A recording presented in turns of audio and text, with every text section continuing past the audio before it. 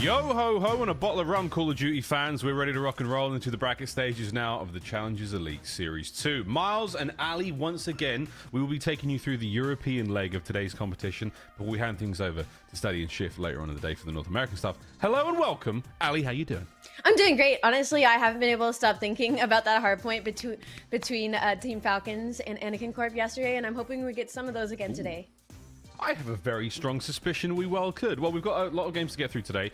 We've got winners brackets to get through. First and foremost, a look back, though, folks, at what got us here. These are the team standings from Group A on the left-hand side of your screen and Group B on the right. And there we go. Both Omid AU and 5 Media Clan. Absolute perfect runs through their groups, Ali. Yeah, perfect runs. And I think one of the most impressive things, especially about AMA EU, is they're undefeated in Search and Destroy right now. So there's going to be some teams that are maybe going to try and first and steal that map number 2. Ooh, map number 2, we'll worry about that when we get to it. But for now, yeah, looking across everything, a very, very solid day of play yesterday. But this was definitely one of the more exciting highlights, Ali. Team Falcons taking on Anakin Corp. This is a 2-second Rio hardpoint. I mean, if you need to go rewatch any of the matches yesterday, again, I will say you need to go and watch this hardpoint. What's crazy is the first hardpoint in this series wasn't close whatsoever. It was a sub base. It was an 80-point club. Like, it did not seem like Anakin Corp had any hope when it came to these respawns. But man, was this map for something exciting. Yeah, we saw nearly everything, some incredible individual plays and good rotations. I think, again, Anakin Corp with a wonderful comeback in yesterday's action. Not quite enough to close out. Some bodies being shot as well. And yeah, it really did come down to a final few moments here. P2 has always been exciting with seeing the way spawns are certainly coming into play. And you see the benefit of having the top right-hand side of the map spawns coming in from this top plat section. Far more valuable. As the clock ticks down here, you can really see it's a difficult funnel coming out of that burger alley in the top burger window. And kicks here, good shots, a lot of damage. It was a perfect finish, Ali, to a crazy series. It really was a perfect finish. And I said it yesterday, you know, Falcons did get kind of blessed with that P1 spawn so that they had that staircase. But now that we're here, we have our bracket all set out, and to be honest, like, we're already set in for a banger. Team AMA EU versus Team War. Team War, you know, some story players on there. I'm excited to see Bance and Afro back in action, but even as you go down the list, like, again, Falcons made their way in. They're going to go up against Exceptional. We're going to have some really good matches today. Yeah, really good stuff. Again, this is the winners up first. Omid EU will be one of the first teams we see going up against War, Ali, and Omid yesterday against it was excellent. It was a very exceptional. Sorry, it was a very, very spicy start to the day. 100-point comeback from Exceptional there. Omid looking good, looking strong. The search and destroy was outrageous. The game on Highrise Control here also incredibly clean. Were there any sort of glaring weaknesses in their game? Not so much. Obviously that first hardpoint was a little bit of a misstep from them, but that's the only mode I believe that they have a loss in right now. So maybe cleaning up some of those fundamentals in the early of the series. But AMA EU has just looked disgusting. I think the most impressive thing for me about this roster is it has some storied players on it. You know, Tuck and Hixie, Weeman, Vortex. I've been around for a hot minute, but kind of shining light for them has been Mythics, and that's a player I don't know too much about, but he's like their main slayer. He has a 1.23 right now on hardpoint, and we can even talk about the search and destroy. He's averaging a 1.43. Shout out to the rotation, by the way, for these stats. Like, he has been that guy for this team. I'm excited to see those guys get going. Vortex, Mythics, Weeman, and Hixie. Actually, my first event, Black Ops 3 Champs, way back in what, 2018, 17, something like that, 16, way back. That was my first tournament. Watching Vortex go absolutely crazy, representing the Brits back there. But that is, yeah, wow. Am I feeling old? Don't know, mate. Been doing this for about 6 years now, 7 years, feeling old. Very, very excited, though, folks, to get into these games. Extraordinarily spicy start. Team War, Ali, you've also got their stats. I know we've been talking about them. We've got some highlights from their day of play. A team that doesn't really need an introduction here in the European Challengers scene. They've been very, very much a front runner in many occasions. Strong branding and a lovely org, all things considered. Yeah, I'm excited to see how these guys go today as well. Yeah, me too. Again, I'm excited to see what Bance and Afro are doing down in Challengers, but it's unfortunate because you would think a roster like this would be doing more than expected. I believe they're sitting at like 2 and 3 right now, just barely able to slip their way into that top 4 from groups. Yeah, they're actually not doing that great. The only one with a positive KD right now is going to be Afro on that side of things, and it's been the hard points that they're struggling in, 2 and 7 across the board. So I'm raising some question marks when it comes to Team War. I'm really interested to see their gameplay later today because I'm going to need to break it down. Yeah, that's why you're here, Ali. Let's face it. But yeah, it's going to be interesting to see that go down as well. Of course, it's a new team. Afro leaving the LA Thieves, joining up the boys on Team War. A little bit of time under their belt, but already results are certainly there. They've made it this far into the bracket side of things. And again, Team War. This is one of our many matches we'll be watching today. This is a winners bracket starting things off. Omit EU versus Team War up first. 5 Media Clan taking on Revive. That'll be an interesting one. And then later on throughout the day, we will be looking at the losers bracket round 1 and of course winners bracket round 2. Plenty of games, folks. We'll be diving back and forth. Of course, Bravo stream going to be running as well. Should be an absolute delight, folks. Hope you're very comfortable. We started things a little earlier here to make sure that things are all good for those of you on the other side of the world. We have our Omit EU versus Team War maps and modes ready to go, Ali, and another 6-star. I'm just so happy we're getting so much 6-star, but I know Team War is not excited about this map, one, because they're 0-2 when it comes to this hardpoint. So remember I said they were 2-7? Well, 2 of those losses come to that map number 1. And then you kind of raise the questions. Omit EU, again, undefeated in that search and destroy. They're going to get the Karachi. They're very, very comfortable on it. Team War, maybe not so much. They are 1-1 the map too, so maybe an opportunity there. But I'm just worried because Omit EU's slaying is so strong. And once again, I'm looking at this map set. I'm looking at the Rio search and destroy. I'm looking at the Highrise Control that comes down to the slaying. I'm looking at the 6-star that comes down to those very aggressive SMG plays. So I'm leaning on the Omit side of things looking at this map set. I think you're not too far off there, but the map set is locked in. Vito's done. If we get to go to a Rio for a game 5 here, that will be something. But a true old school throwdown here. Omit EU taking on Team War. A lot of old names in here and a couple of new ones. Whatever happens, it's going to be a good time. Nearly ready to get into that one, folks. We appreciate you rocking in here. We've got maps and modes actually for our second series of the day as well. So our other winners bracket matchup taking place, which should be a lot of fun. 5 Media taking on Revived.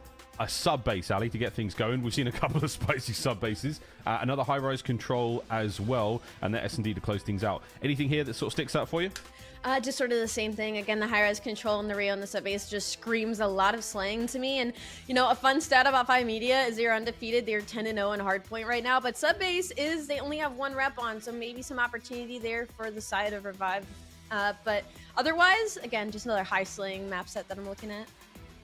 High slaying, high octane gameplay on its way. We're not talking about a level below pro. We're looking at the fast and furious. That's what we're going for here. That invasion S&D, we've seen some crazy invasions in Series 2 so far, but crazy stuff, Ali. Exciting, though. Very, very exciting. Bracket's going to get going today. We said goodbye to 2 teams yesterday from groups, both groups, and now we get to say goodbye to a few more losers bracket matchups a little bit later on today.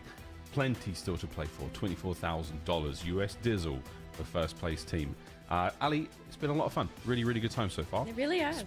Spicy feels going into this one. I know the chat's got their strong feelings about the way Team War and Omit are looking. I do as well. But, I mean, you're obviously feeling the slaying power. Do you think there's some kind of, you know, hope or light there for Team War, or are you writing them off early?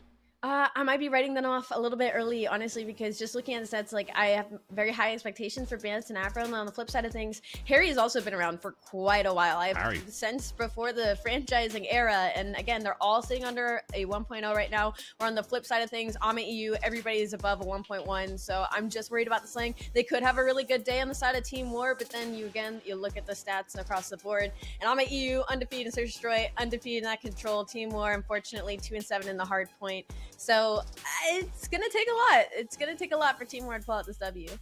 Hey, anything's possible. Plenty of practice under their belts. We'll see what happens. Of course, Team War will be playing the winner of the first matchup takes on Falcons or Excellence in their second winners semis game. We'll see who gets to walk forward there. Early predictions, possibly. Of course, Falcons looking very strong after yesterday's games. A couple of moments needed to be tightened up, I think, especially in Control. Let a few things slip. The search and destroy, though, Ali, looking very solid as well. We saw great, depth of strategic play when it came to their invasion game. And same could be said, for Excellence. Those guys had a really, really good sub base. There's no way the Falcons play them on that, surely. Do they square up? Possibly, actually. They had a pretty good sub base as well, so that's going to be a real good throwdown. We'll see how that goes. I believe that was on Bravo as well. So still tons of good games ahead of us, folks. I don't know which way you're dressing for that one, Ellie. I think that's going to be one of the matches that will easily go to a game number 5. You talk about scoring up. I mean, Exceptional certainly has a deeper map pool, so I don't think they mind playing them on that sub base or really anything. They kind of have the advantage when it comes to the vetoes. So I'm kind of sad. I hope we're able to hop into that match a little bit later because again, that is a very close matchup. Exceptional is sitting at 3-2, Falcons sitting at 4-1. But the slang from Falcons that we saw yesterday, I don't know if they have been in the US for, you know, and not the US, excuse me, in the EU for just the bracket play or just yesterday or just got there yesterday or have been there the whole time, but they showed something special when we were watching over them, so I'm excited about that matchup. Yeah, really good. The final, but the bottom matchup there, that is Clutch Rain taking on Noctum. We saw Noctum playing yesterday, squeezing out some solid victories, but again, a little bit of I think back and forth in the hard points, some really tough 2v1 situations they managed to lose on that Rio S&D, which I think they're looking back now and going, all right, well, we got clipped on there, but it's not going to happen again, surely. Lots of Call of Duty to be played for today, folks. We're almost ready to get into our matches, but first, a quick break. We'll get ourselves ready to rock and roll. So will our players. We hope you'll be there as well. We'll be right back.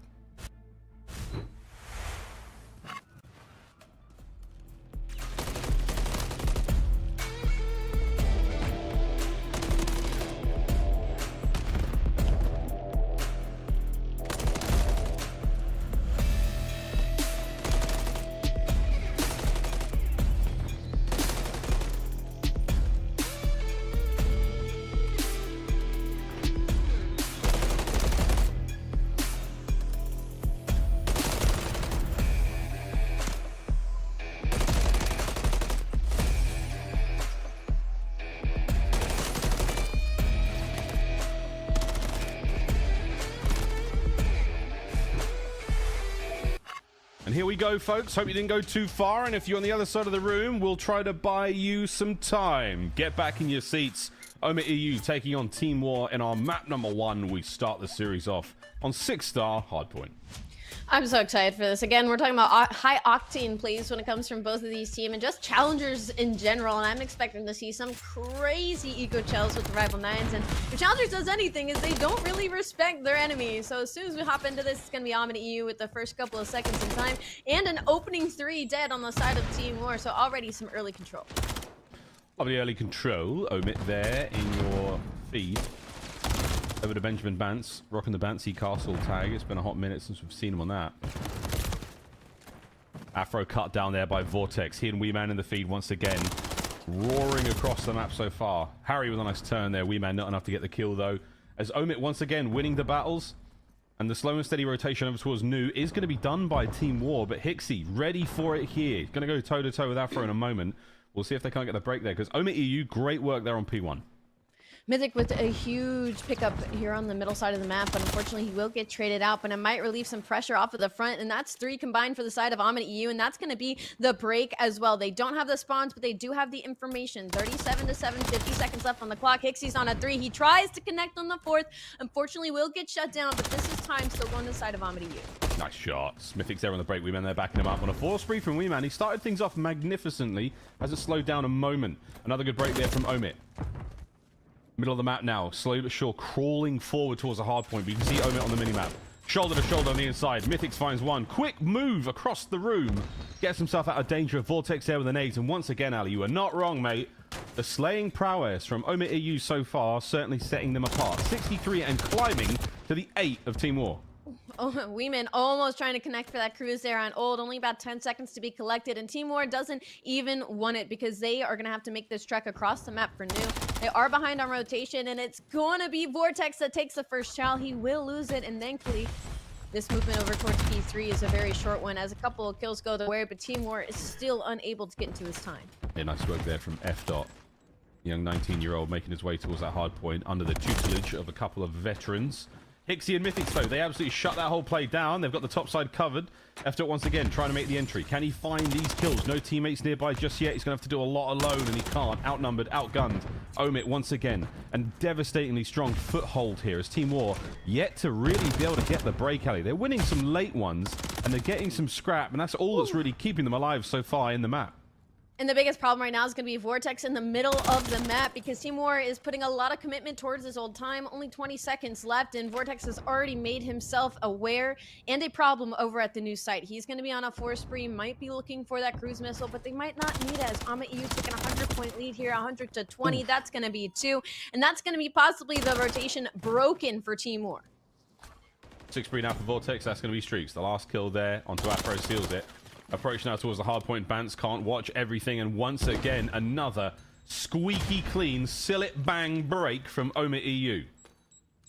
I'm about to turn my monitor off at this point. Team War trying to force their way through a front. Unfortunately, a team kill comes through with the nade, but they did get them off the time for just a moment. But Vortex is hitting the routes of all routes. It will get read by Bance. He will get shut down, but not before he collects that cruise time. 30 seconds left on the clock. That's going to be 3 down now for Team War. But Afro, he's going to find 2, but he can't connect on the 3rd. No help from his teammates. Time now still going to the side of Omit. Yeah, Omit. It is seemingly endless. The Control. Big time out slaying here as Team War are on the ropes. Big rotation though for them, Ali. They're chalking this one up. Statue's not been kind to them. Across to the pool they go. Can they bathe themselves and be reborn anew in a brand new hardpoint? I mean, they're going to do their best. Again, it is very difficult, especially in this pool hill, not only to get the break, but the problem is that Omit has a streak to work with. We saw it yesterday how pivotal these cruises have been for this pool side. It's going to get called in. It's not going to connect somehow on the guy in the water, as it's going to eat that explosion in time now. Maybe finally a breath taken for the side of Team War, but there is a lot of made-up ground that they're going to have to go for here. But yeah, well, 1 kill at a time is going to be getting them. Oh, my word. Bance, F. down. Wee Man up next. Can he get his? No way. Surely. In and amongst the splash. Beautiful tags from Mythics. He gets himself a 2 there, and sadly, it's a depth charge from Hixie to eliminate him there in the play. Nonetheless, Mythics gets himself a cruise of his own. They get the break, and look at that. Team War right back at it. Yeah, right back at it. It's a big 2 out of Bant, and Harry's going to be there for the cleanup, and maybe 20 seconds going their way, but they're still about 100 points down. When we talk about mid-map control, though, Afro's going to be here, and so is Bant, with Harry watching the rotation from old. So this could be an early setup for a successful P1 on the side of Team War. Oh, indeed. There's a clean 4 down for Team War. We have seen comebacks like this on this very map. Can this be the start of something special for the boys in red? Struggle streak so far. Omit a little too strong. Afro, nice 2-piece. Another one there from Bance in the background. Plenty of time here for Team War. Still going their way. So far, this is about 6 kills for the hands of Team War, and this is them possibly breaking that 100-point mark. Trophies are going to be here for Dodge. Bance is going to dodge a couple of stunts, and he's going to try and stay alive as long as possible. Here comes the push from Amit EU. There's going to be trades back and forth, but it's going to be Harry and Afro that come out on top, and that's a good another 30 seconds going to the way of Team War. Beautiful shots. Afro's got himself streaks now. Harry's on a 5. Turned the game around massively. We've cracked over 100 points. Ali, Team War was so down and out. It was life support. They have been brought back to life. It wasn't a kiss from Prince Charming this time, though. It was Afro on a 7. Yeah, and he's going to have that cruise to work with for that next pool hill. Again, we talk about how pivotal those cruises can be when it comes to that breaking. Now it's 152 to 105. We head over to P2, and Omit's going to have this early rotation, this early setup. Team War, do they invest the cruise, or do they just try to hit this from the front? Wee Man, he's going to get taken down from mid, maybe release some pressure, and it's going to be a full frontal push from the side of Team War. Full frontal. Here we go. F. Caught unaware. Pixie. Can't get any more out of that life. Afro keeps the play going forward. Mythics drives forward. Lovely work with the Renetti. Not enough to get the kill, plenty of damage. Harry keeping his play going as he has turned his game around massively. The spree's now finished. Mythics, will he get another set of streaks? No. Big wins. The Bance brings him down. Vortex, oh my, nearly gets it with the hip fire.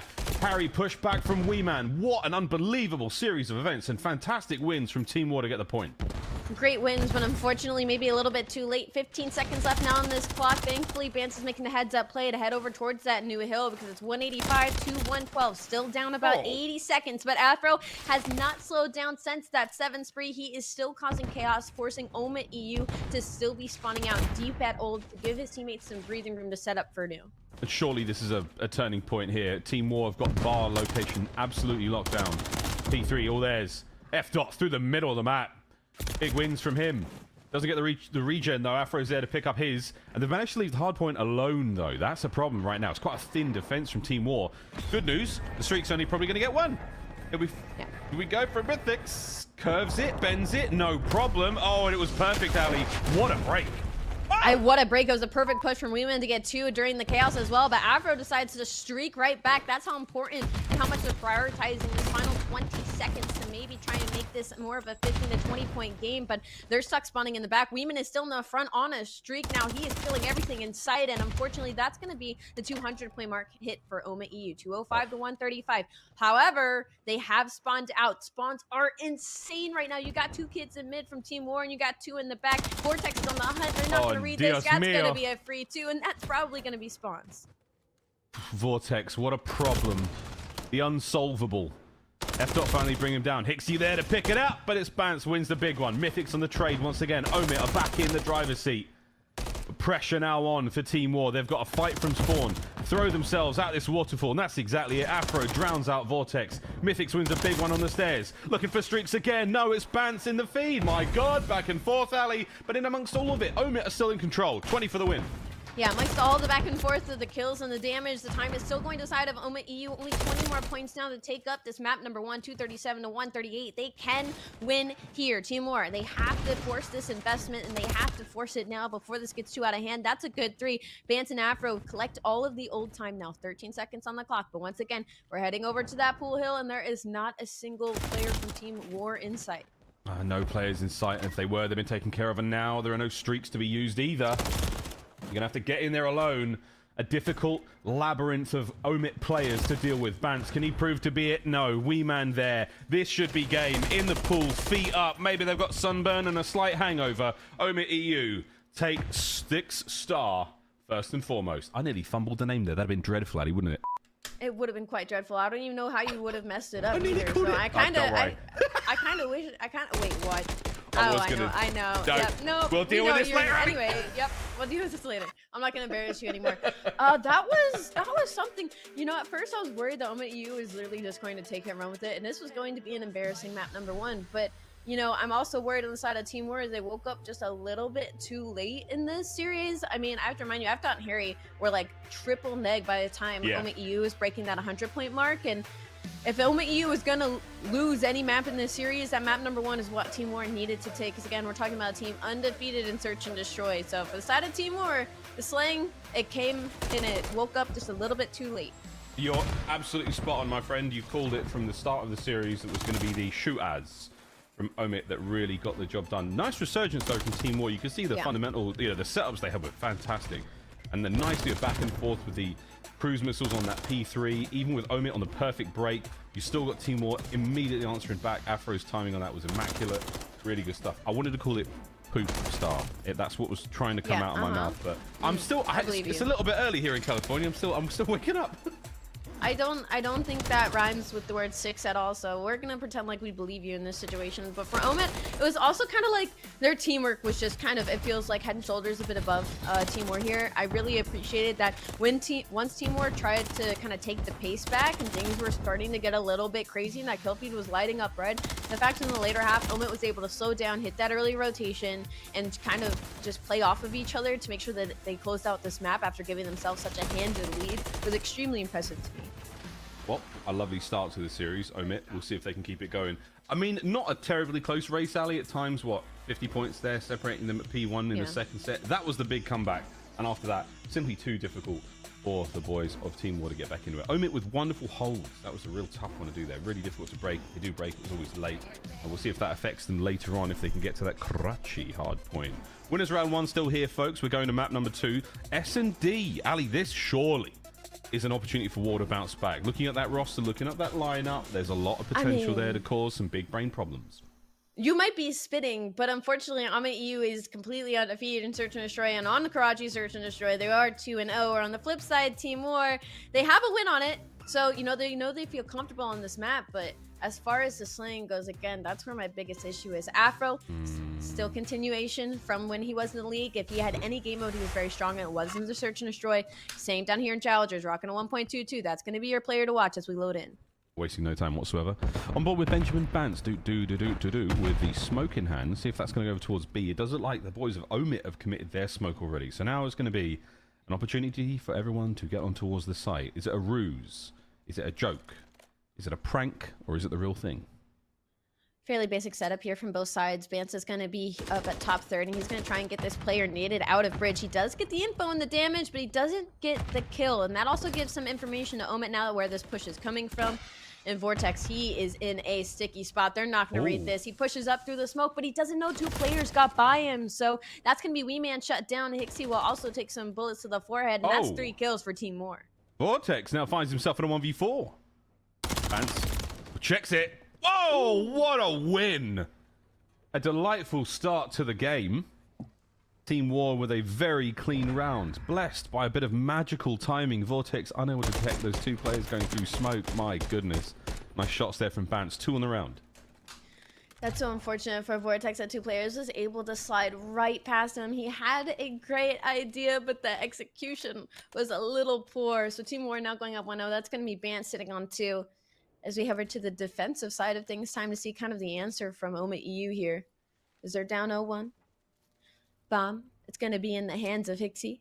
I feel like that's a pretty traditional. And that's the one thing I worry about sometimes when it comes to these challengers players is like the same person has a bomb every single time. If they get that first blood, it's a lot of information you're giving away. But again, I completely agree. Same with the pro teams as well. You start to learn the team's tendencies. And this is where you see those sneaky bomb handoffs, those little deals taking place in back alleys where they exchange that crucial piece of objective play. Afro, never going to read that. Vortex from the sneaky spots. Catches out his first. A man advantage now for Omit EU. What will they do with it? Yeah, unfortunately, Team War leaving the middle of the map kind of wide open, allowing Vortex to push up as far as he did on P1. And even Hixie, I mean, look at your minimap. He is all the way laid up in church just waiting for a player to make a mistake. He has a lot of information and a lot of ground to cover. Smokes out. Hixie does get cleaned up by F-Dot. That's a good kill. But bomb, it's making its way over towards the A side. And the only player here is going to be Harry, but he gets the info on Mythics. That's going to be the kill, but he doesn't know Vortex is coming from the mid side. 2v2 now. Yeah, 2v2. Neither of these trades in the last few kills have gone down, so playing very slow, but that's an A-bomb plant now. F-Dot knows full and well that it's not going to be on B. This gives them a decent amount of momentum for Team War to get across that map, and there's an opportunity here for a 1v2. Can they take care of Wee Man sooner rather than later? Vance didn't see him. He does now, though. Might be time to hop on the bomb. Vortex now from up top. The check. Yeah. Planted behind the bus. So they're not going to see it. Oh, damage. Not enough to kill F-Dot. The nade might get the job done. At least pushes him out of cover. There's the win. And nice shots out of F-Dot. 2 on the round. Plus the defuse. Good work again out of Team War, Ali. Back to back. Yeah, great retake from side of Team War. And you're a little bit worried now on the side of Omit. You're down 0-2 and search and destroy. And I'm almost a little questioning there on the positioning of Vortex. You do have a rival 9. I understand it can, in fact, cross-map sometimes, but he was a little bit out of dodge, leaving his teammate kind of alone in gas once that pressure was there and once that information was there. Maybe need to come in for that assistance a little bit earlier, but I digress as we move forward. That was a cool round as well. War showing that SND clean gameplay. A lot of players being able to get away with their lives after these individual fights. The trades not as lethal as they have been in this tournament so far. We'll see if that changes. We're hearing the smoke in the background looking towards that B side of the map. So another hit. This time, though, it's Team War, and they've not at all going for the usual hits. We're staying very patient. We're waiting for Omit to make a play and hopefully catch somebody on the sprint. Yeah, extremely patient play from the side of Team War right now. Bomb is trying to make its way over to the B site, but they just want to pick here first before any smokes or any information goes out. First player going to be there is Vortex. F-Dot unfortunately takes a little bit too high of a jump and gets a haircut. Banso's able to push his way over towards bridge, and they don't know this player's here. Smoke's going to clear. He's going to get a kill, but unfortunately, he's going to have to take this second gunfight. Tags are in. I don't think he knows where he went. Oh, wow. Bance, you slippery devil. 5 spree. And he's got a great power position here to help Harry maybe maneuver in. Gives up the high ground. Still has the bomb to play with as well. 20 seconds on the clock. The nade connects. Hixie's in trouble. A nade of his own. Eaten by a trophy. 15 to go. Harry brought down. It's a 1v2. Bance trying to stay alive for the streak, let alone the round. This would be ideal, and they might be able to keep it. Or he could just get it, Ali. Yeah, I think he's just going to play for a streak here in this situation. Not a lot of time to work with, and it's a very unfortunate situation as he's literally put in a box by both these players. So they're going to give up that round just for the fact that Bance might be able to get that streak here in the following. Yep, and the boys of Omit will be completely aware that Bance is on that spree. yet to drop. So that's a massive advantage yet for Team War to capitalize on. If Bance can get one more, that'd be great. Maybe a team nade at the start of the round. But Omit, not been superb in the first blood department. Let's see how it goes. War quite spread on the defense. We'll see if Bance can find that nade kill. Hits a trophy, gets a trophy of his own out, and it's back to stock standard. Smoke down towards B. Oh, he's playing this sneaky, but bad time, and Wee Man might be able to punish him. He able to get out of dodge with his life. Now he's going to play back bridge, and he's going to eat a couple of nades, but I don't know if he knows the player came Slam. up, but it's the snap out of Bance. He gets the streak. Slammed. That is Benjamin Bance. Looking for 7. He's looking like the Bance of old. The BO3 Bance. The Cold War Bance. Who was a sneaky devil as well. Still keeping the play going though. Omit not having any fun in Search and Destroy so far. And Afro, oh, he's let those players go around him. If he times this right, if he gets the call from his teammates, yeah, here we go. You know you've made it through. Last man left alive, Hixie, is in a sneaky spot. Afro's overshot though. He's gone through junk. He hasn't gone back towards the A bomb site. He's looking for the tail of the snake, let alone... You know, he was actually looking for the head. Hixie's going to get 1, and oh, he's out. But 20 seconds to get to 3 of them, Ali. There's no way, right? Bance is still going. I mean, he has the information. Unfortunately, though, he doesn't have the time to work with, and he's kind of put in a box, and his teammates putting him in a 1v4. It's not the most favorable thing, but a very, very convincing and very strong showing from Team War in this Search and Destroy. They have not been getting overzealous. They have not been overchelling, and they have been doing extremely well when it comes to this first blood. So now they're up 3-1 in the Search and Destroy. Again, this is extremely impressive because Omit EU is undefeated from the group stage when it comes to SND. And right now, they're down. And Bance has a streak to work with as well. We've seen cruise missiles here on Karachi, really handy. Even if it's just for information, like time and time again. Here we go, though. Other sort of stock standard look here towards... Actually, no, there's nothing stock standard about this round whatsoever. 3 players here on the attack towards A. Bomb was going back and forth. Bance might be able to catch these players out. Hixie's gone on the roundabout looking for him. And they knew something was up. Harry was there for that first blood. So good job out of Team War. You have made the best of a weird situation. Bad news, it's 3v3. I wonder if Harry heard him there. That was an insane timing from him. But Bance is actually going to invest this cruise in this 3v3 situation. Whether for information or whether to maybe try to get a blood for a life advantage. But unfortunately, no players are going to get caught out of dodge. And this is a lot of map control. They might know Vortex is here, but I don't know if they'll be able to clear him out. Afro's going to win that gunfight 3v2. Bomb going to make its way over towards the B site. And the only person kind of in a position to do anything is going to be Mythics. Harry, once again, another great kill on the round, the first. Mythic, so nice landing. The nade connects, but the smoke is just going to obfuscate the play there. Bance, great concealment, gets away with it. Mythic's now in a 1v3. Harry gets his 3rd this round, and that was an absolute delight. Team War, start to finish. Not a single thing could have worked out there for Omit. And I mean, it is extremely convincing rounds. Like, it's not even like they're getting stuck in 1v2 situations or 2v3 and having to clutch up. Like, they're getting the first bloods, they're getting the information, they're getting the bomb down. And by the end of it, Omit, they just don't have a lot to work with right now. They're kind of getting put into a box. They tried to do something special in that previous round, push up the middle side of the map, just try to abuse any open lane that they can find. But unfortunately, Team War was extremely ready for that. We saw it on the first blood from Harry. And then they're able to get the bomb down over towards the B side because Omit's playing so extremely spread out. But bomb, once again, now making his way over towards the B site. Smokes are going to go out. And once again, it's going to be Bance here for this early engagement. Again, he throws the raw frag. No cooking on that whatsoever. Just to buy himself as much time as possible to get over towards these steps. It's up play. Second set of smokes going out. Wee Man sends it forward. But as does Bance, the timing here could be great. Has he outsmarted them? No. They have smothered him. Finally, Omit get themselves a first blood. Hixie with the bomb as well. Opportunity to get this bad boy down because there's no one from War even vaguely close by. Mythics gets there a little too late. Here they come, fellas, right through mid. And that even things up to a 3v3. Now Team War have taken some space here on street and in the middle of the map. And Vortex is caught out as well as he was trying to hit a pinch through the A side. Unfortunately, they're going to be able to read that very easily. Bomb does get planted, though, so it's very doable. 2v3. Hixie's going to be over towards the bridge side on the bottom. He's going to have Weeman up top. And if there's any gunfight I don't want to get in, it is with Weeman. But he is 1-5, struggling so far in the second map of the series. The good news is his Boogeyman band is out of the round. Good damage. It's a 2v1 situation here. Hixie by the back stairs as well. F-Dot saw him on the cross.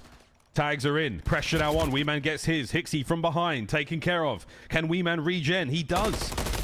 He has got no more time or teammates to deal with that situation as Afro and F-Dot drown out Omit. And another defuse. Map point alley. We are going back to square one in a moment. Wow, what a brilliant search out of Team War.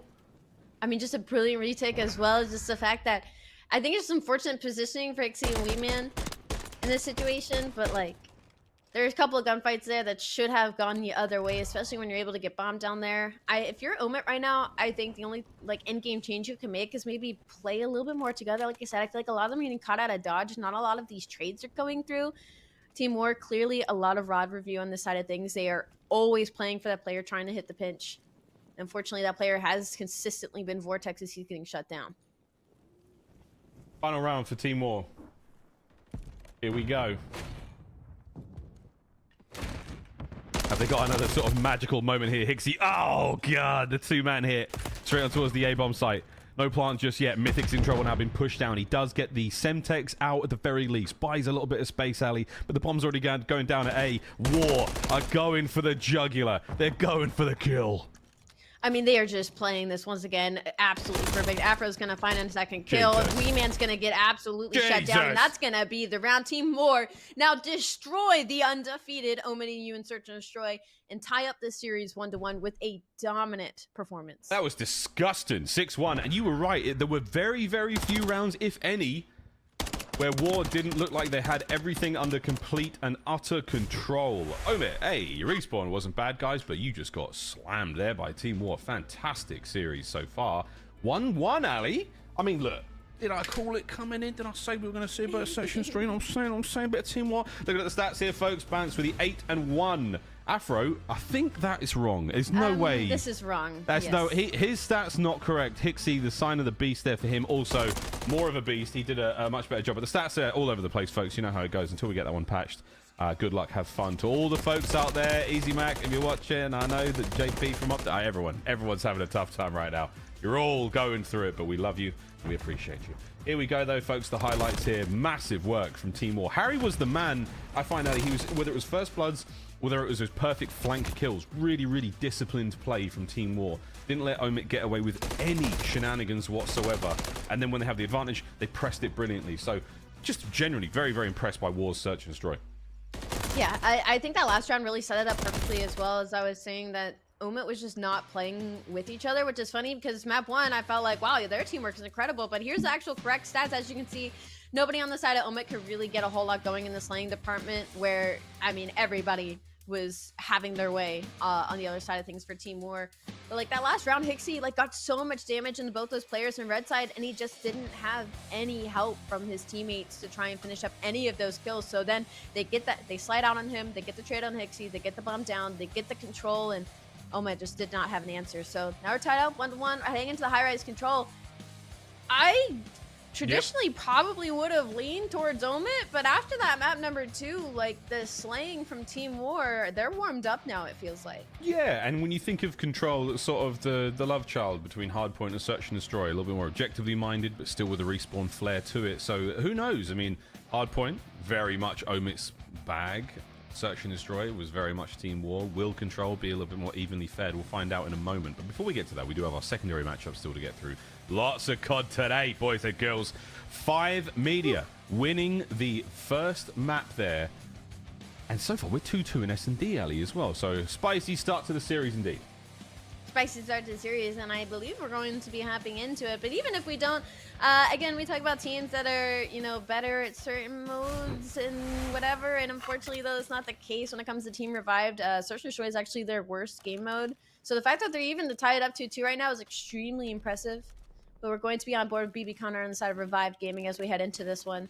And it's going to be them on the attack as well. And already he's going to try and put some damage. He is on a force spree, so I almost wish he'd play his life a little bit more because of how useful that can be on an invasion search and destroy. I know, it's one of those moments like I'm on a 4, like I'm feeling good. I'm shooting good. I'm taking these chows. 5 Media Clan, though, they did go perfect throughout groups. So you cannot give them an inch. Dizzy, you are being hunted down. Journey somehow getting that one. Trade from Connor. Gets his 5th. Looking for the 6th now. Can he stay alive? Oh my god, he does. Reinforcements in the form of Pack show up as well. Disarray over towards the bomb site. And Disarray has the bomb. So we're trying to slow down the players in the flank here. Oh, Connor caught out by Yucko. 45 on the clock. Pack trying to move towards this bomb site, and that's the bomb down as well. Super's done. That's going to be the lead for 5 Media Clan. I mean, that's just an incredible retake from side of 5 Media Clan. They got that information, they played their life, they wait for the teammates, and then they do that collapse. And I understand what Revive's trying to do here. Unfortunately, Bomb is not able to go down either. It's tough when things start to get chaotic, especially when you go for that one player in dark, and then suddenly, you know, 5 Media Clan instantly sends somebody through the backside of your spawn. You're not expecting to read that when you're on kind of the regen after getting that information. But it seems like maybe it's just been a defensive trade back and forth then. Obviously, we missed the first half of the search and destroy, but good thing for the side of 5 Media is they also shut down BB Connor and the streak, so there's no cruise missile to work with. Bomb, though, making its way over towards the A site. That's a very good first blood from the side of Super to make things 4v3. Yeah, you want as many advantages as you can when hitting the A-bomb site. It's a war of trades. Directly on that site, we see the sandbag position. Oh, Connor stuck out. Aye, wins the fight somehow, though. There's the trades. This is where the numbers really come to play. And Journey, frag, that should connect. Does indeed. Doesn't slow them down, though. Here comes Pack flying forward. In and out. Finds the kill on the smoke and dips brilliantly to give him a 2v2. Wow. I mean, the fact that he was able to stay live there in that situation, when you literally saw Rencor watching over in that situation, it was his one job. You had one job. But unfortunately, the smoke works against you in that situation. It is a 2v2, though. Plenty of time to work with. And I believe Super has just kind of made the call, like, hey, there's nobody on this B site. I'm over by tank. Like, you can go plant this bomb down.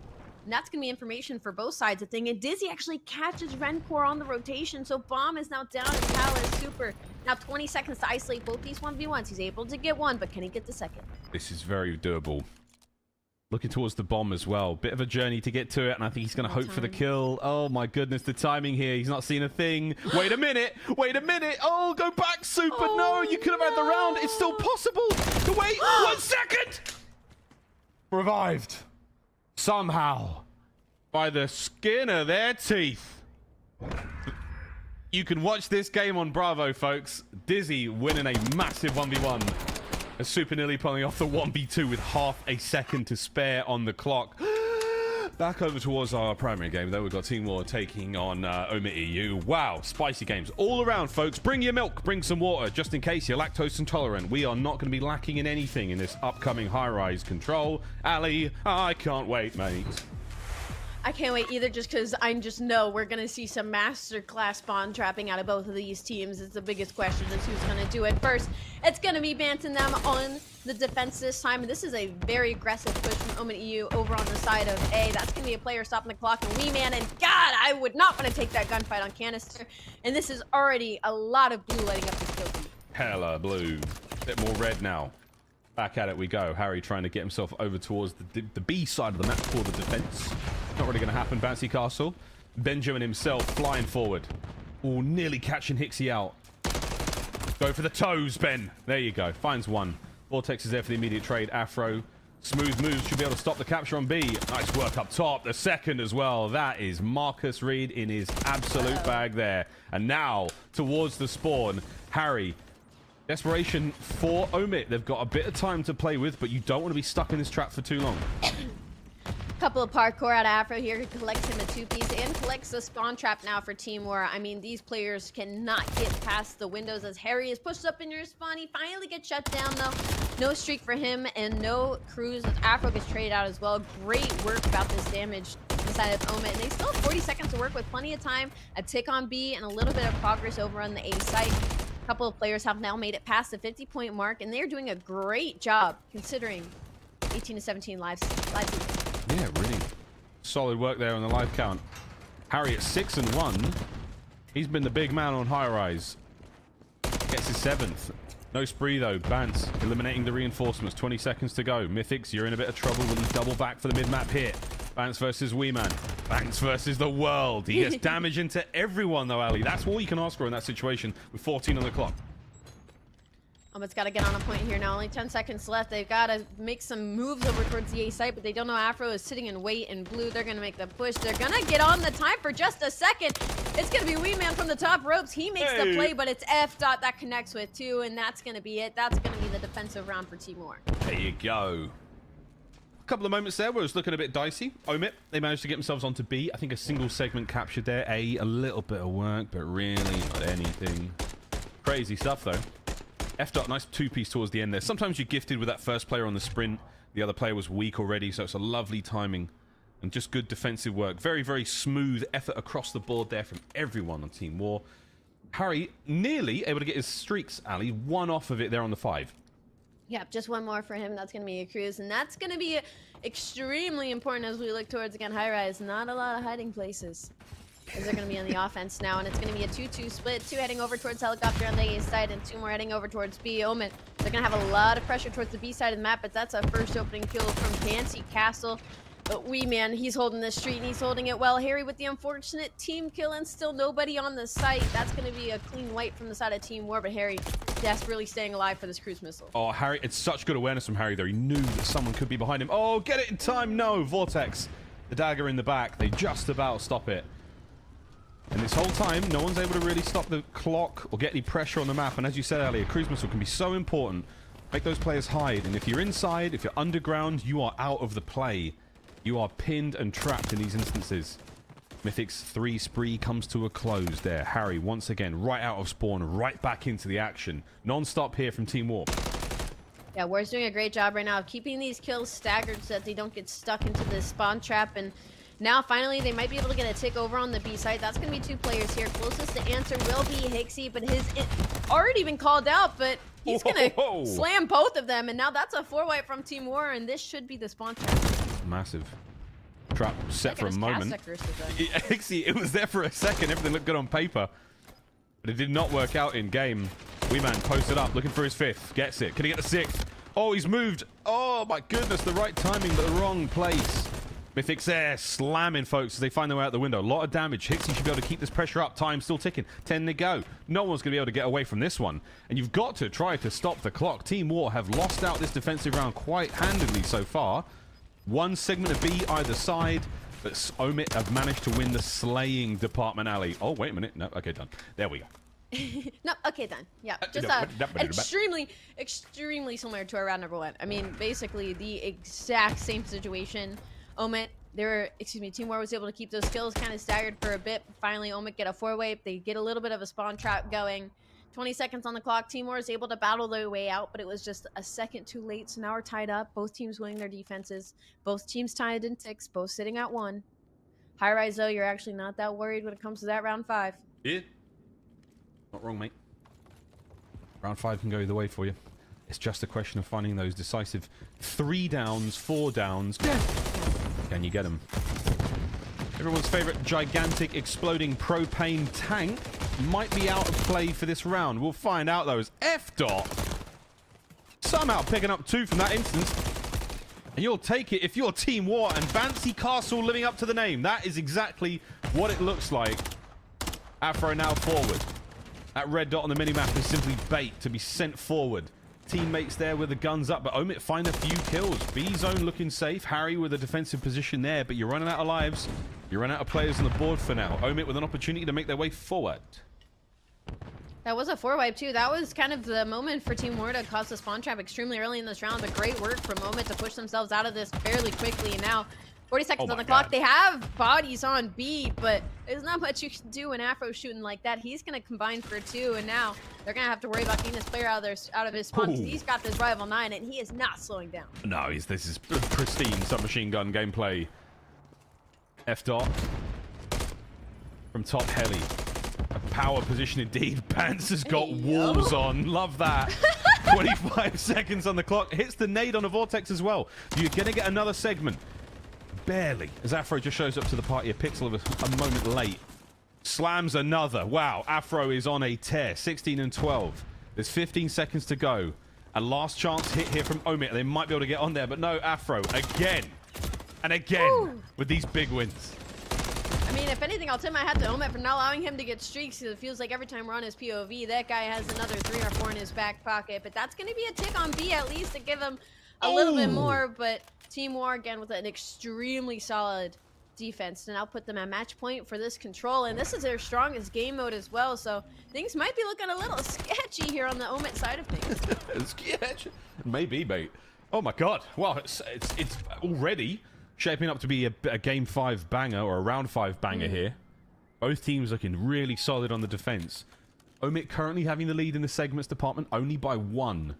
So Team War, grab a seg, maybe look towards defense, because right now it's very possible to get a capture, but both teams' defense is so sound, Ali. One's the record.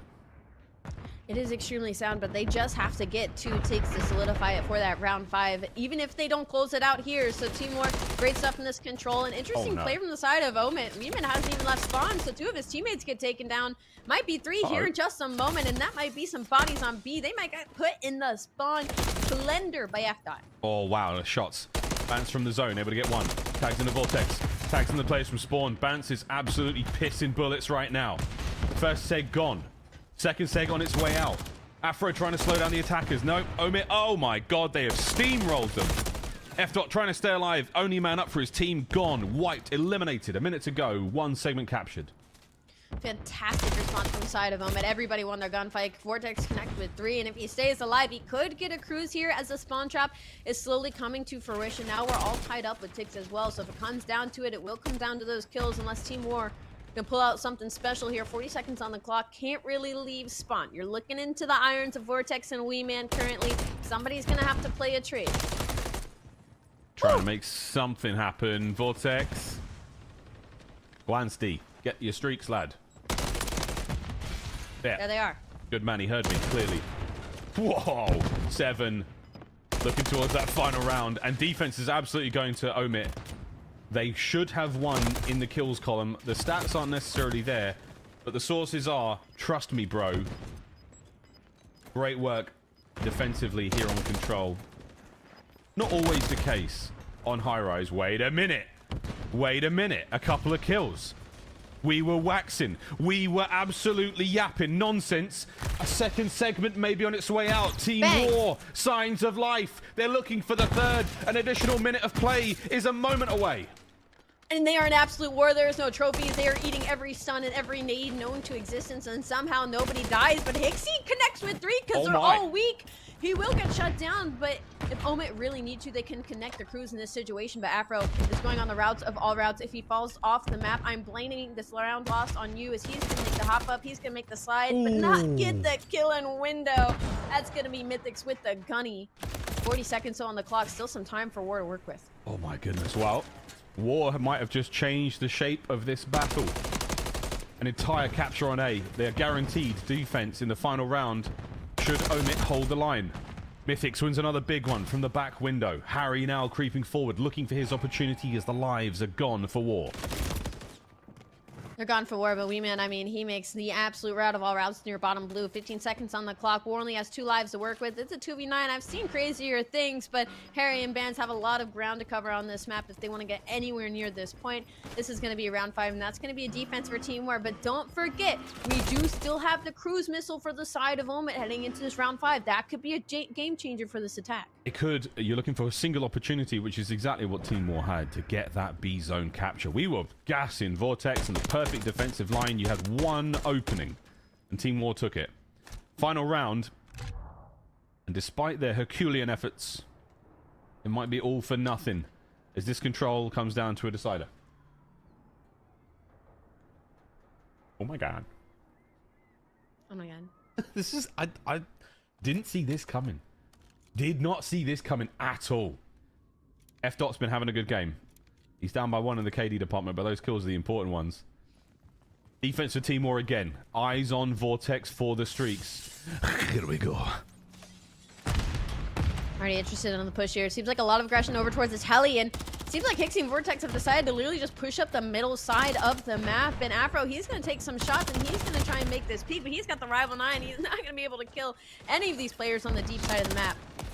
Hixie, damn. He will get shut down, but some kills are going to the way of Omit. And Afro's weak here. Do we check our corners? Do we check our elevators? We do check them. That's Mythics with 2. F-Dot, he's a little weak. He's going to be under the B site. Closest player to make some noise, but he's also stunned. So that's information as well for Omit, and maybe a tick on B. shots from F-Dot. Cruz connects, doesn't get a single thing. Pushes them back in, but War with 3 big kills. The single segment on B gone. Wee Man has been spotted out. Vance has got to win the fight. Gets it.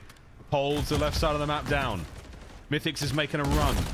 Can he get out of his spawn? A lot of damage, but not enough for the kills. And Afro, oh boy, this could be the dagger. Is this West Midlands finest? In on behind your spawn. There's the first. The second on its way out. Wee Man heavy tags, but he goes out fighting. The trades are there, Ali. 35 on the clock. And Team War have got it.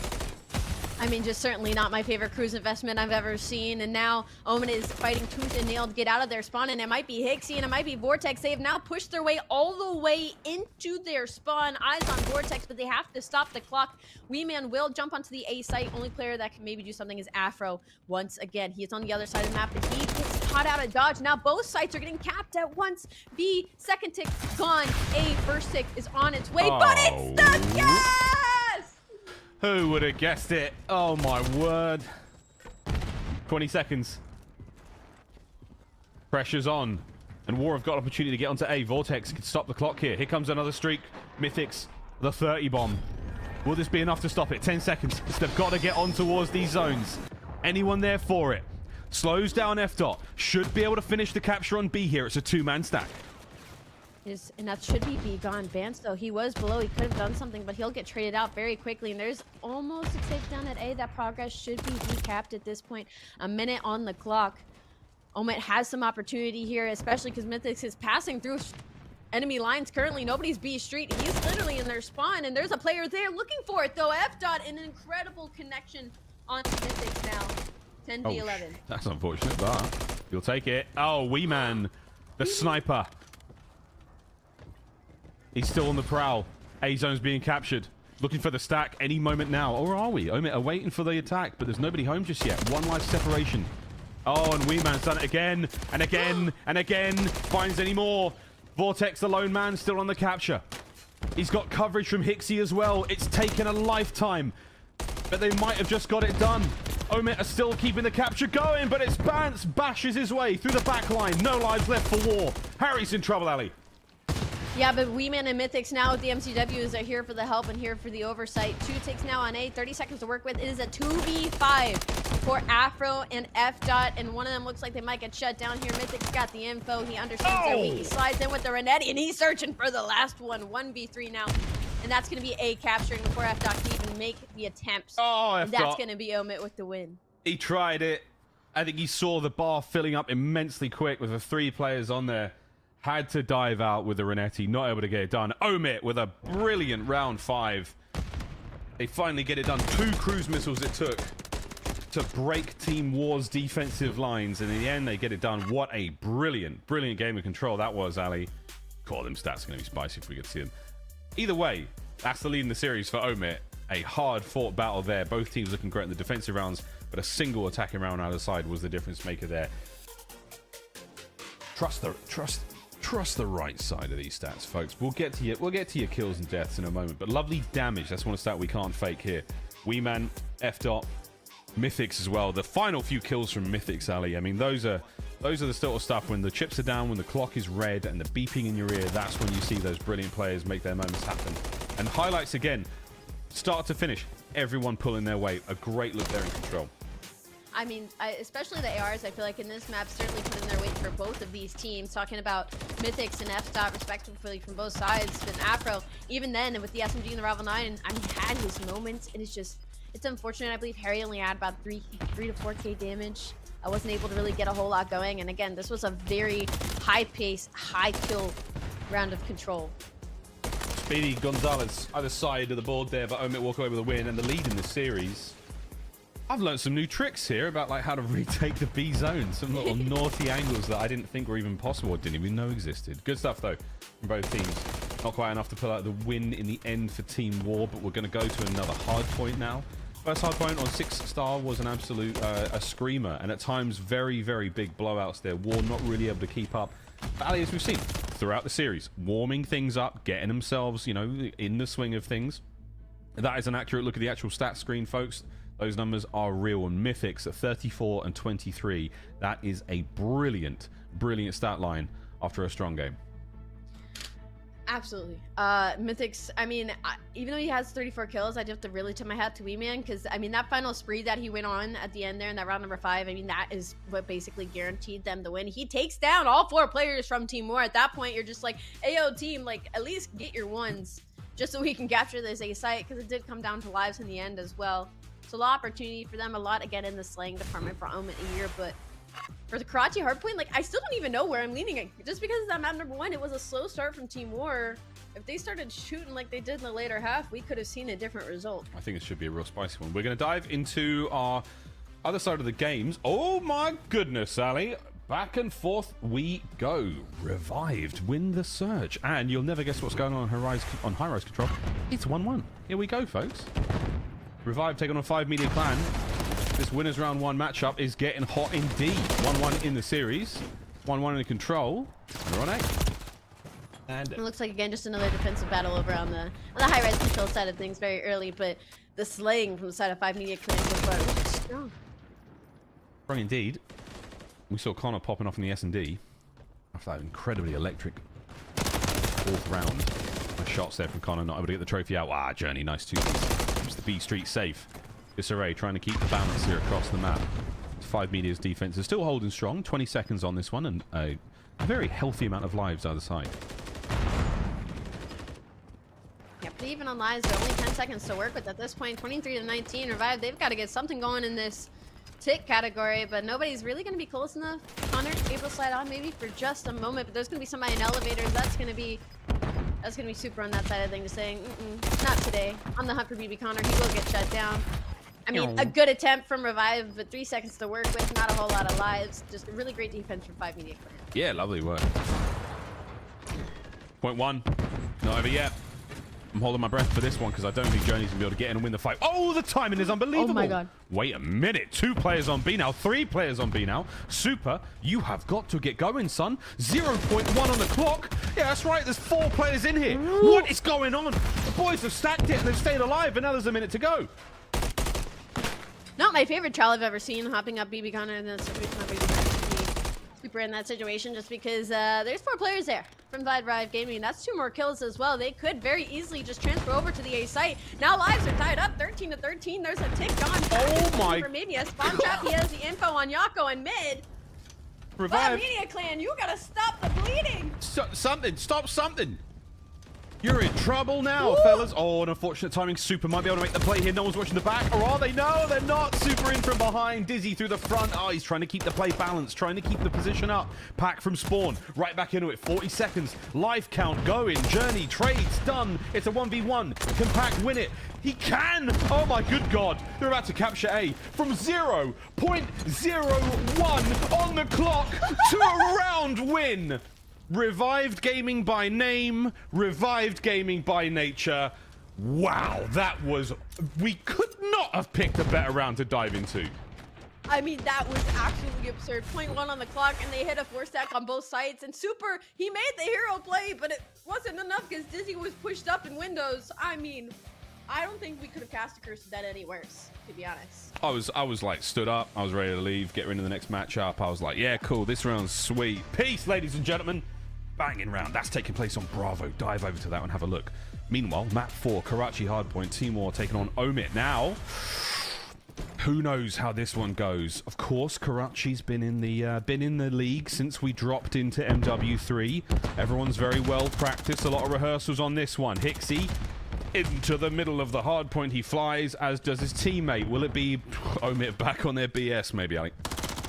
Maybe. They do have the favorable side of the map as well for spawn, so they're going to get this early time on P1, and Vortex is trying to cause some chaos in top 3 because that control is extremely important for the early couple opening seconds of this match. But kills back and forth, but once again, like the first hardpoint time, still going to the side of Omen EU. And not only that, they're having some heads-up players over towards the top side of the map for this P2. That's going to be Weeman first on rotation. Good stuff over towards the second hard point. But just as we saw on 6-star Team War with the late breaks and scrap time, it's not necessary enough to keep the nourished here in this degustation of a map. Oh, nice work from Afro, though. Can you keep this play going? Check the bus stop. Nice shots out of Afro.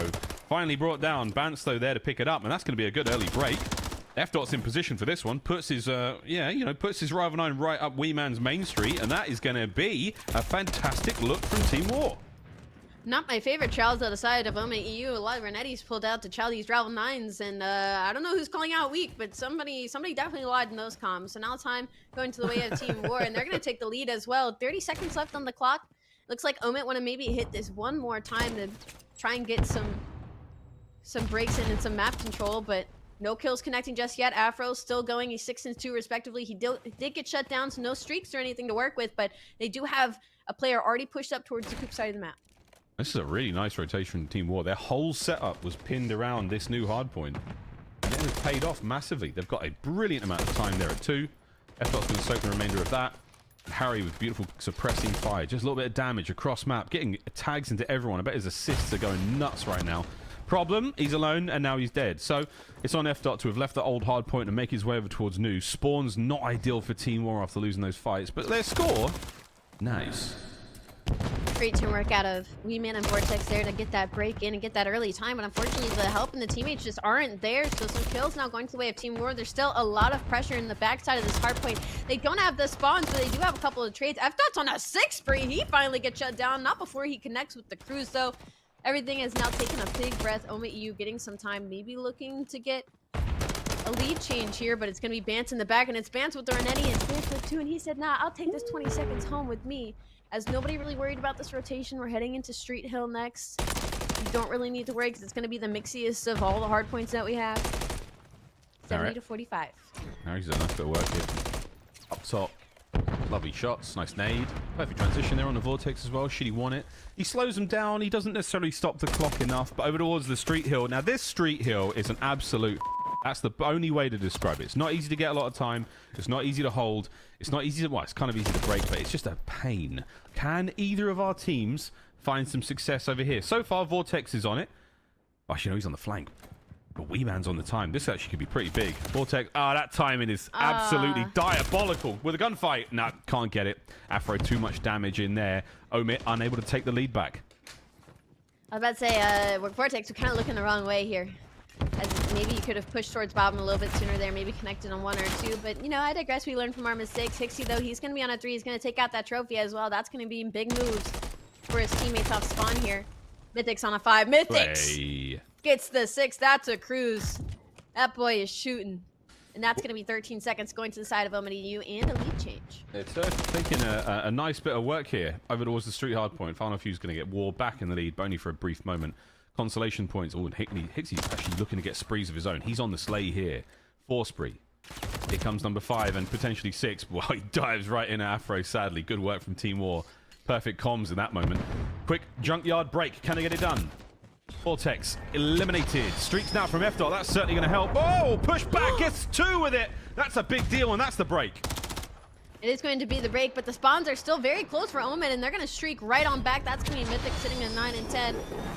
See if he's going to be able to connect on at least 1 player. That's going to be a second by Wee Man as well, and that's going to be the break for them. A lot of pressure here from the front, but things are still completely tied up on both sides. 20 seconds left to connect from this final kill, and nobody's really getting it. Ooh, non-stop.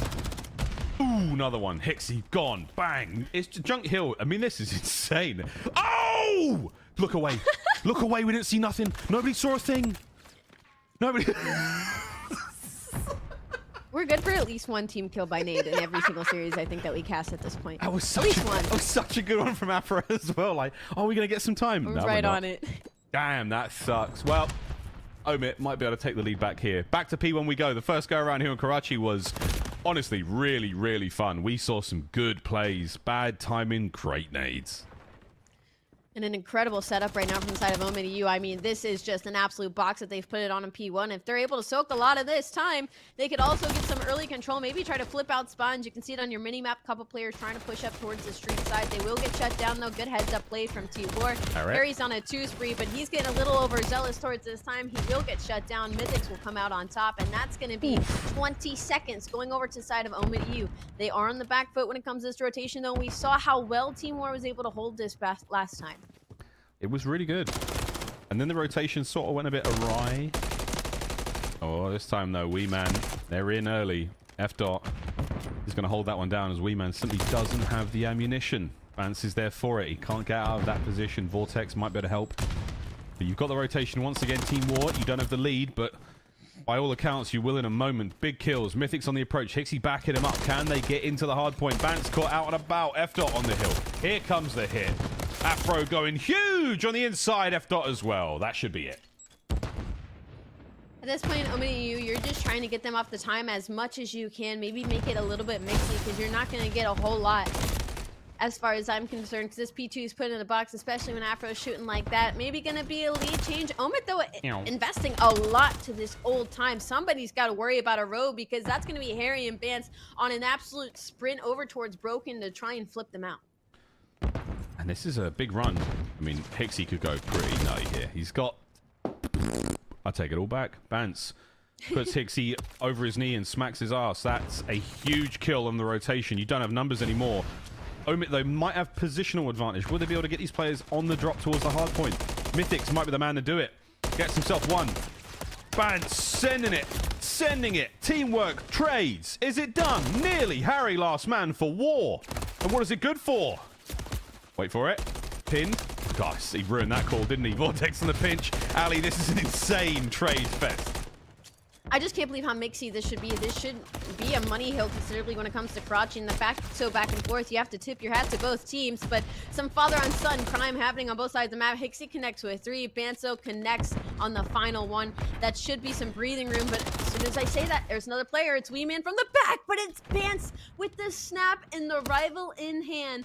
19 seconds, but even after all this chaos, it's still going to be Omid with the lead here, 160 to 140. It should be about 10-point game after the final moment, but we're still throwing bodies towards this hill. It's a 20-point lead for Omid, and they're looking towards the new hard point. It's that dirty, dirty street again. Good news for them. They got a decent amount of time last time, and it was one of the deciding factors that actually got them in the lead and is keeping them in the lead so far. Vortex.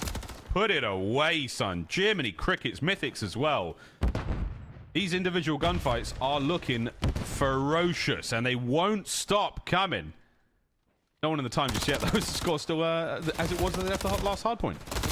It's still the same, but the kills are lighting up red currently, as that's going to be the streak shutdown on Vortex. No cruise missile for him.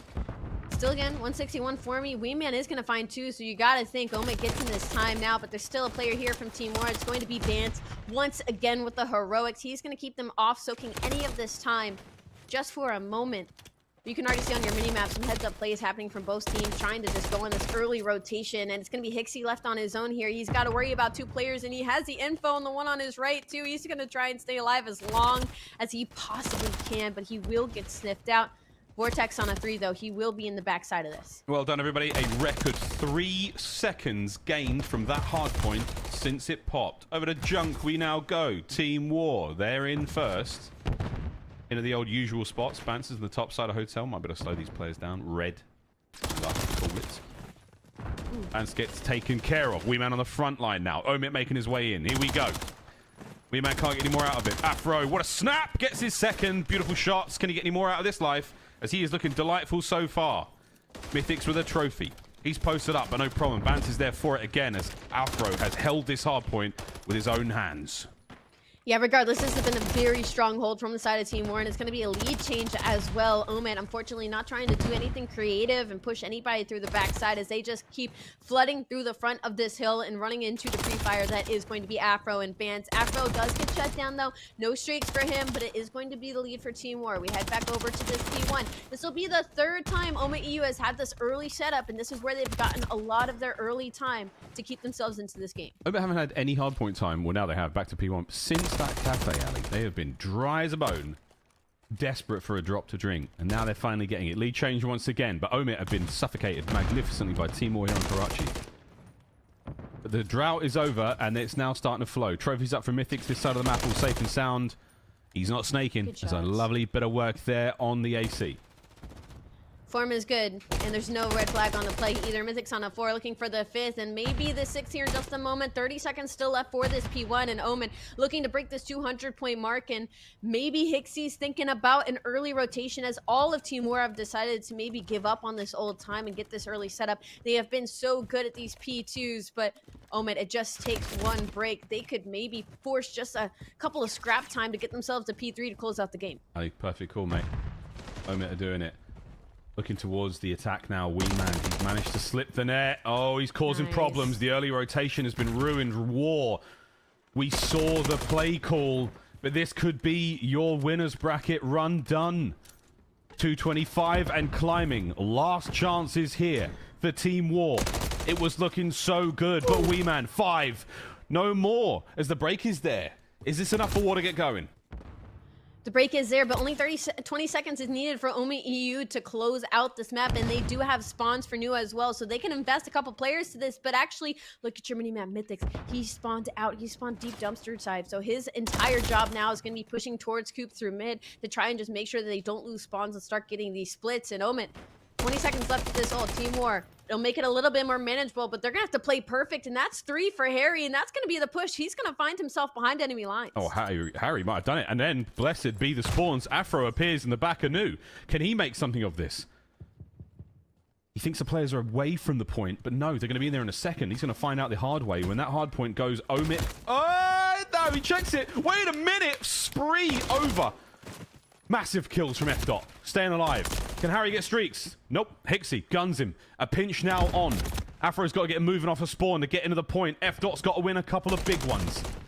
There's the problem number 1 dealt with. Here comes the next. Stay alive and don't let the player from mid-gun you. The second tags. Good work from F. Dot. Is it enough to hold on the point? War alive and kicking.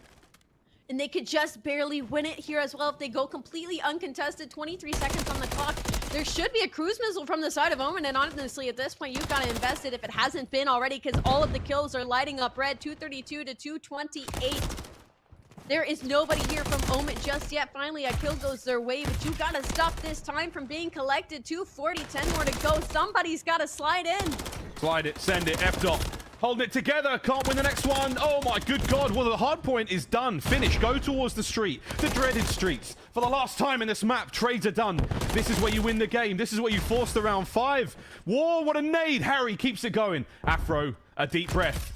As the hit is now on, Omit have got the numbers. Oh, the possibility to make the comeback right here and now. Back and forth we go, Ali.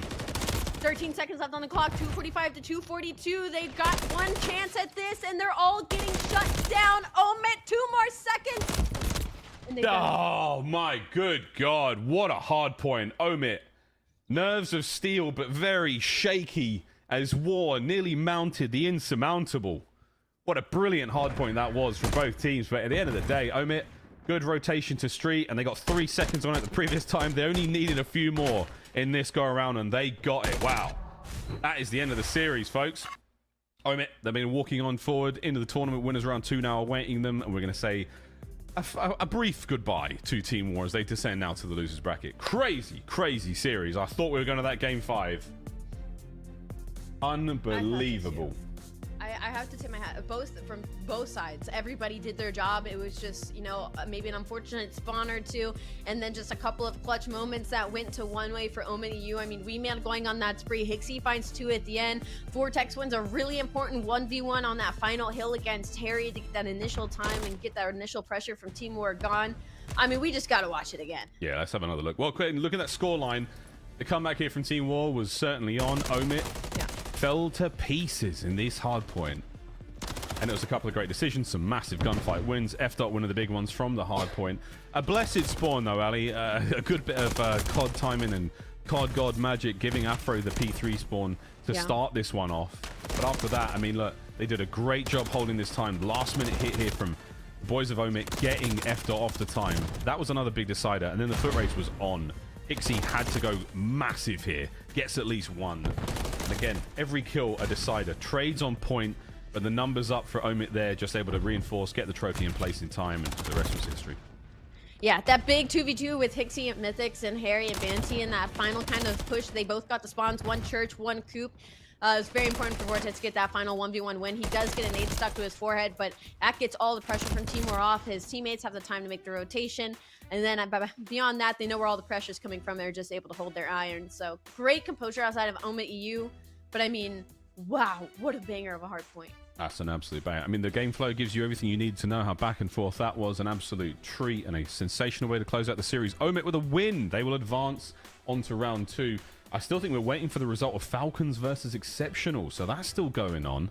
But there's your series look. Incredibly close. after a blowout to start things off, and on the Karachi as well. That is game. No need for the Rio S&D. I'd have enjoyed it personally, but in the words of Mick Jagger, you can't always get what you want. But there we go. We're still waiting on the result of Falcons and Exceptional and 5 Media Clan taking on Revive Gaming, which, wow, are we going to look at that production? Is that something we can share with the folks? That's a maybe. We've got a spicy score update there. One result though has also come through from winners round 1, and that is Nocturne, who have 3-0'd Clutch Rain. We got an update.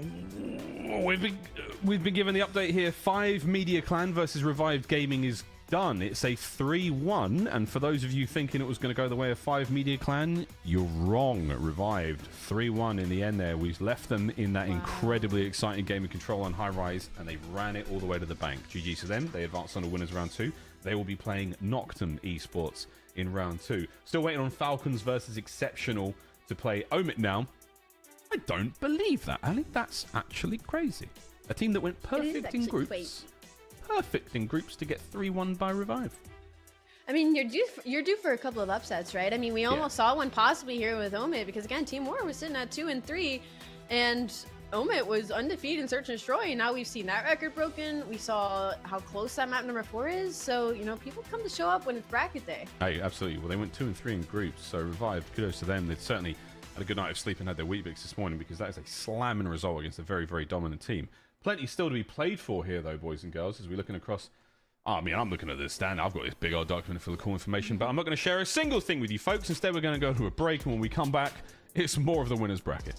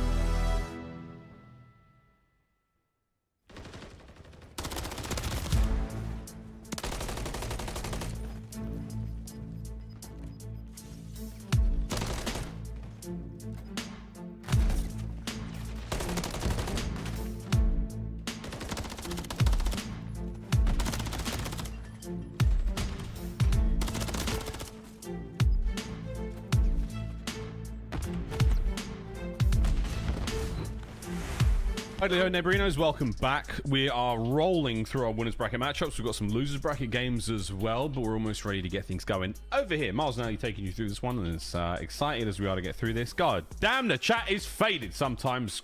Jiminy cricket as well.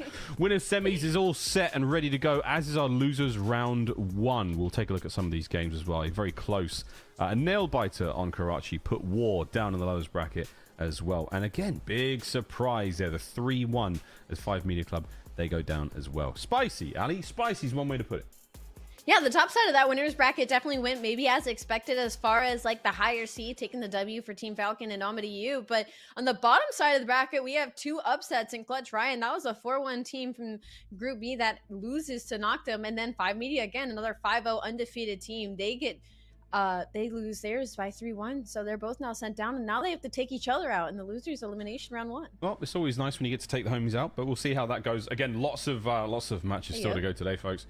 5 Media Clan, they are going up against Clutch Rain. Vista, Highrise, Karachi for our first 3. And then we go to Rio and Karachi to close things out if we have to. But Ali, so far, a spicy series. I'm shocked. Frankly, 5 Media Clan, they walk through groups perfectly. And they find themselves in a very, very tough spot now with losers round 1. We're ready to get into this one ASAP. Clutch Rain taking on 5 Media Clan. Let's get it. Yeah, and this is actually a really tough map 1 for Clutch Rain because they have yet to spawn in on Vista Hardpoint, and on the flip side, 5 Media, they're 4-0 on it. It is their best Hardpoint to date. Again, 5 Media Clan, also Hardpoint is their strongest game mode as well, so I'm excited to see kind of what they pull out right off the bat on this next of a map, but already a couple of shots going back and forth. That is your kill feed lighting up. Wipe, the 5th man in the stun, is going to hit a team kill on Denza, but that's Killy with 2, and that's the early time going to Clutch Rain. Yeah, early time. 5 Media Clan going to try to bounce back on this one. P2 on this map. We've seen it, folks.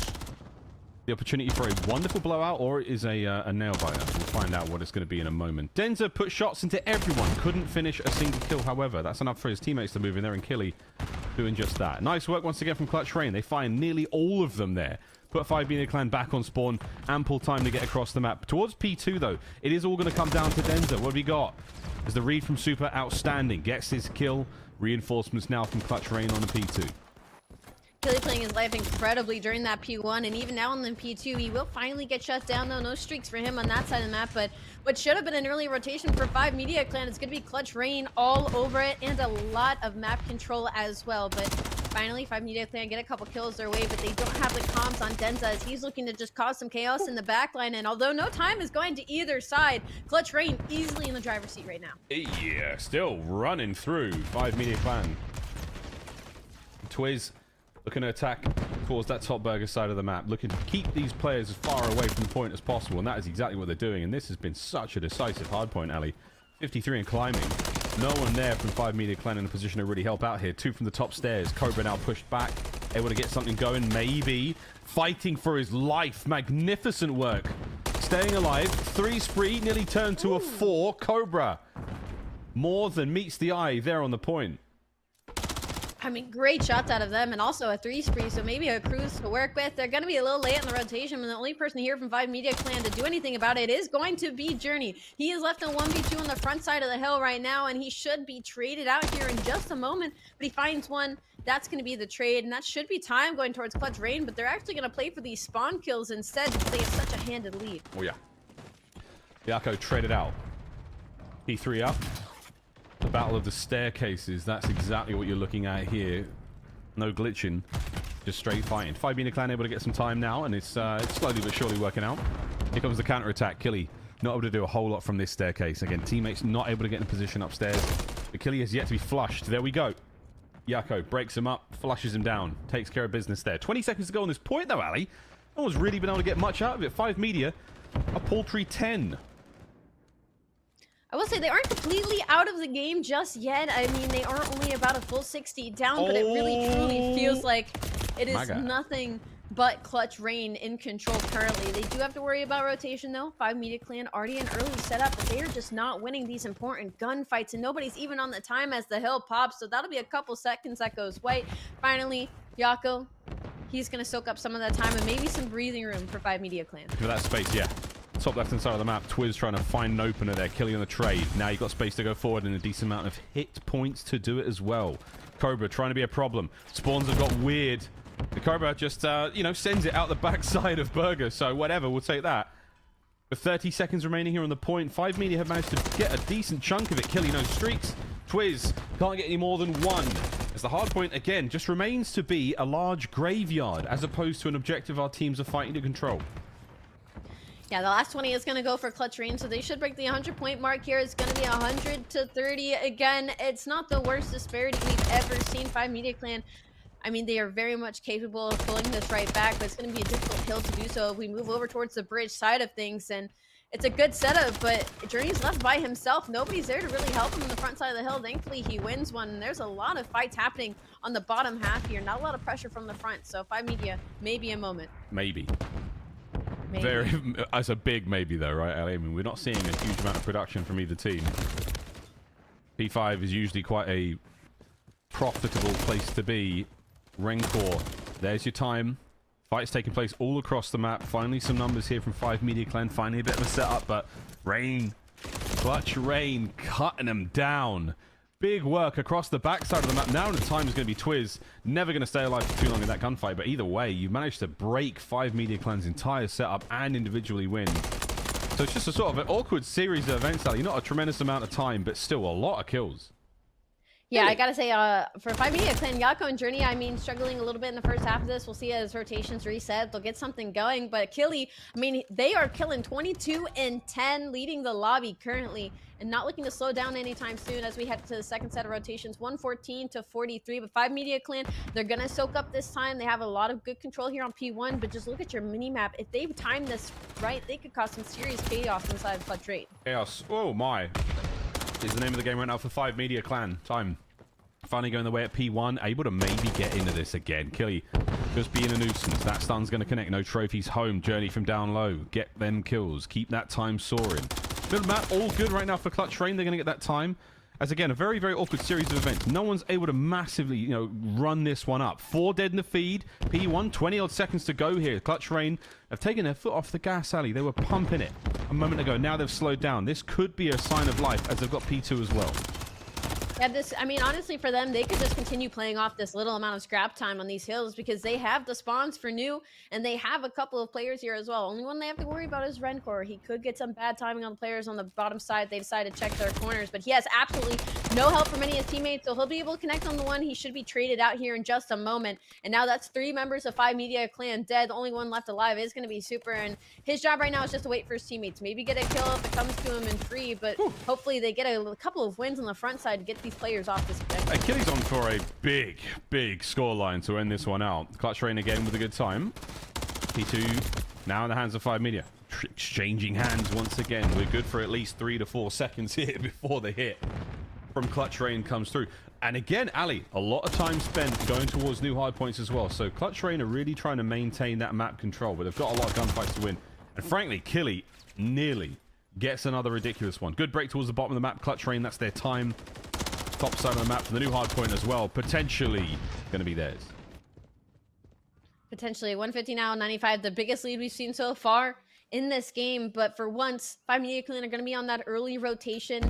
Yako and Journey slowly but surely trying to climb their way up in the slaying department, and Super should be in a great position here for at least 1, maybe 2. That's going to be his first. That's going to be his second. Great 2 kills out of him. Great patience and trigger discipline. And now 5 Media Clan, if they get this full 60, they are right back into this game. Nice shots, Yako. A full 60, very doable, Ali. Very doable. Clutch Rain have, again, they're still murdering everything that you come across here on the map. But at the moment, not really able to get too much time. Journey dips in. Hardpoint now. Crossfire done. Trades complete. The pinch, though. Oh, Journey. Nice shots under the second player. Cobra, the last person up for Clutch Rain. Dips out. Going for the roundabout play, but it's good reads. And oh my good God, they have sent nearly everything to take care of him, and that's going to be that. Final few moments here on the hard point, and Journey is on just that. A worldwide tour of Vista. Picking up kills, picking up time as well. We are almost back in the lead. Nice. Now this is what 5 Media Clan needed. They needed their SMGs to start getting hot, and Journey is now on a force break, and he's on the hunt for that 5th as well. A cruise would be huge for the final hill on this map. Unfortunately, he will get shut down, and On the rotation, again, it's going to be Clutch Rain. However, there is a couple players on the back. Spawns could get a little bit weird here. It's about who thrives in the chaos. Rencor's on a 3, so he's going to try and play his life, but he's now left by himself, surrounded by Clutch Rain players. Solo for now. Clutch Rainer in. Yako pushed off the point, maintaining the lead. Journey from spawn. He's damaged. Oh, it might not matter. Exchanges a few shots. Yako unable to clean up. Twiz picks up the MCW. Makes the feed a very fun one indeed. 25 seconds left here on the bottom side of the stairs, Hardpoint, and that is still very much in control for 5 Media Clan. And 20 seconds, Ali, is huge. They're looking towards the rotation for New as well. Yako could get there. We could be looking at a lead change. Cobra, though, says, nah, I'd rather we didn't. Oh, no, Rencor wins that fight. So, again, a very, very unusual hold across both sides of the map here from both teams, but they are making it work. 5 Media Clan, they are knocking on the lead change here. Oh yeah, it's just enough, right? 176 to 153 as we go to this bridge hill. It's gonna get mixy. Yako had done just enough winning that first open gunfight on rotation, but it's Cobra that connects for 2. Nobody's gonna be on the time. It's gonna stay white. Spawns are a little bit all over the place, but Clutch Rain, they're answering incredibly well in this chaos. Cobra's gonna go on a hunt. That's gonna be his 3rd, and that's gonna be time. Denza has left for free to soak this hill time. Denza soaking, shooting, beaming, gunning, working, streaking. Denza, he's looking for a few more. Clutch Rain. Sorry, Ali. No, it's okay. I just wanted to call the red flag on the play. I mean, this is egregious. I mean, this is... I need a flag on the play immediately, but that's going to be 3 down for 5 Media Clan, and that's going to be the 200-point mark broken for Clutch Rain. As this final 8 seconds might go to 5 Media. I mean, Clutch really doesn't want to give it to them as they are pushing through this whole time to set up for P1. And Super, he's across the map. I mean, he is on the other side. I don't think anybody is reading this. He might be able to kind of be the spearhead for this break into P1. On 3rd set, Hardpoint's upon us. We're over 200 for Clutch Rain. 5 Media, after going perfect in groups, you're struggling here. This is a lower bracket matchup. Yako. Can we find a cruise missile here? There are no more members of Clutch Rain for you to farm on this side of the map for a moment. Oh dear, Journey with an unfortunate nade. Killy though. Another major problem dealt with. Back over to the time we go. Huge damage there as Twiz might be able to make the approach. Nice nade. Not enough for the kill though. Hit points very, very low in general for 5 Media Clan right now as Rencor still finds the time. We are very close once again to a lead change. Snaps on the second. That was disgusting. Looking for streaks. Denza, one more bullet. My God, can he get it?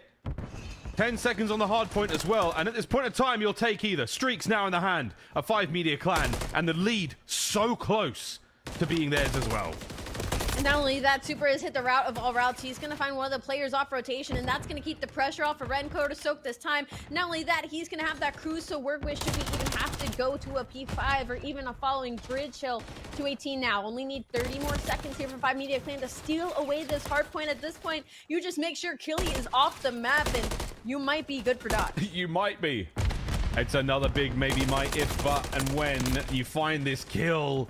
Clutch Rain with the numbers now to the point. Oh my God, Rencor springs in alive, nearly gets 9 in a row. That's huge time though, either way. 5 Media back at it. Time still ticking their way. A 3-man hit now, 4-man hit. A Super pushing them forward. Big damage, not enough for the kills. Last ditch attempt, Rencor brought down. Yako, last man up. The contest is done. That could be game. The kills are finished and 5 Media Clan have stole it from Clutch Rain. I mean, what an absolute comeback from 5 Media Clan. And it was that one P3, right? That one very early rotation from 5 Media Clan. They get a full 60, put themselves within about 20 points of that lead. And then it was just Redcore going on an absolute terror from P1 to P2. Went on a 9-3, got the cruise, didn't even have to invest it. And that's all they needed. They just needed to step it up a little bit in the slaying department. Journey and Yako had a very slow start on the SMGs from the side of 5 Media. Clutch Rain, unfortunately, you gave yourself an inch and you weren't able to close out the mile. I do have to tip my hat, though. Killy, I mean, a menace throughout the entirety of this map one. Yeah, really, really big work. But Rencor at 7k damage. The highest spree was 8. That was an insane performance with 2 minutes and 21 seconds in the hill. It does help on Vista, where basically most of the fights do take place in your face. But brilliant work there from 5 Media Clan. They were down horrendous. The game flow is going to be very interesting for this one. Clutch Rain, a brilliant lead. Not really able to make too much of those big rotations or even the kills they were getting. 5 Media Clan, a great work there in the hard point. just to find time wherever it was possible. Really, really impressive scrap time. Really impressive rotation. Good stuff either way. Highlights though, Ali. Whew, this was a banger.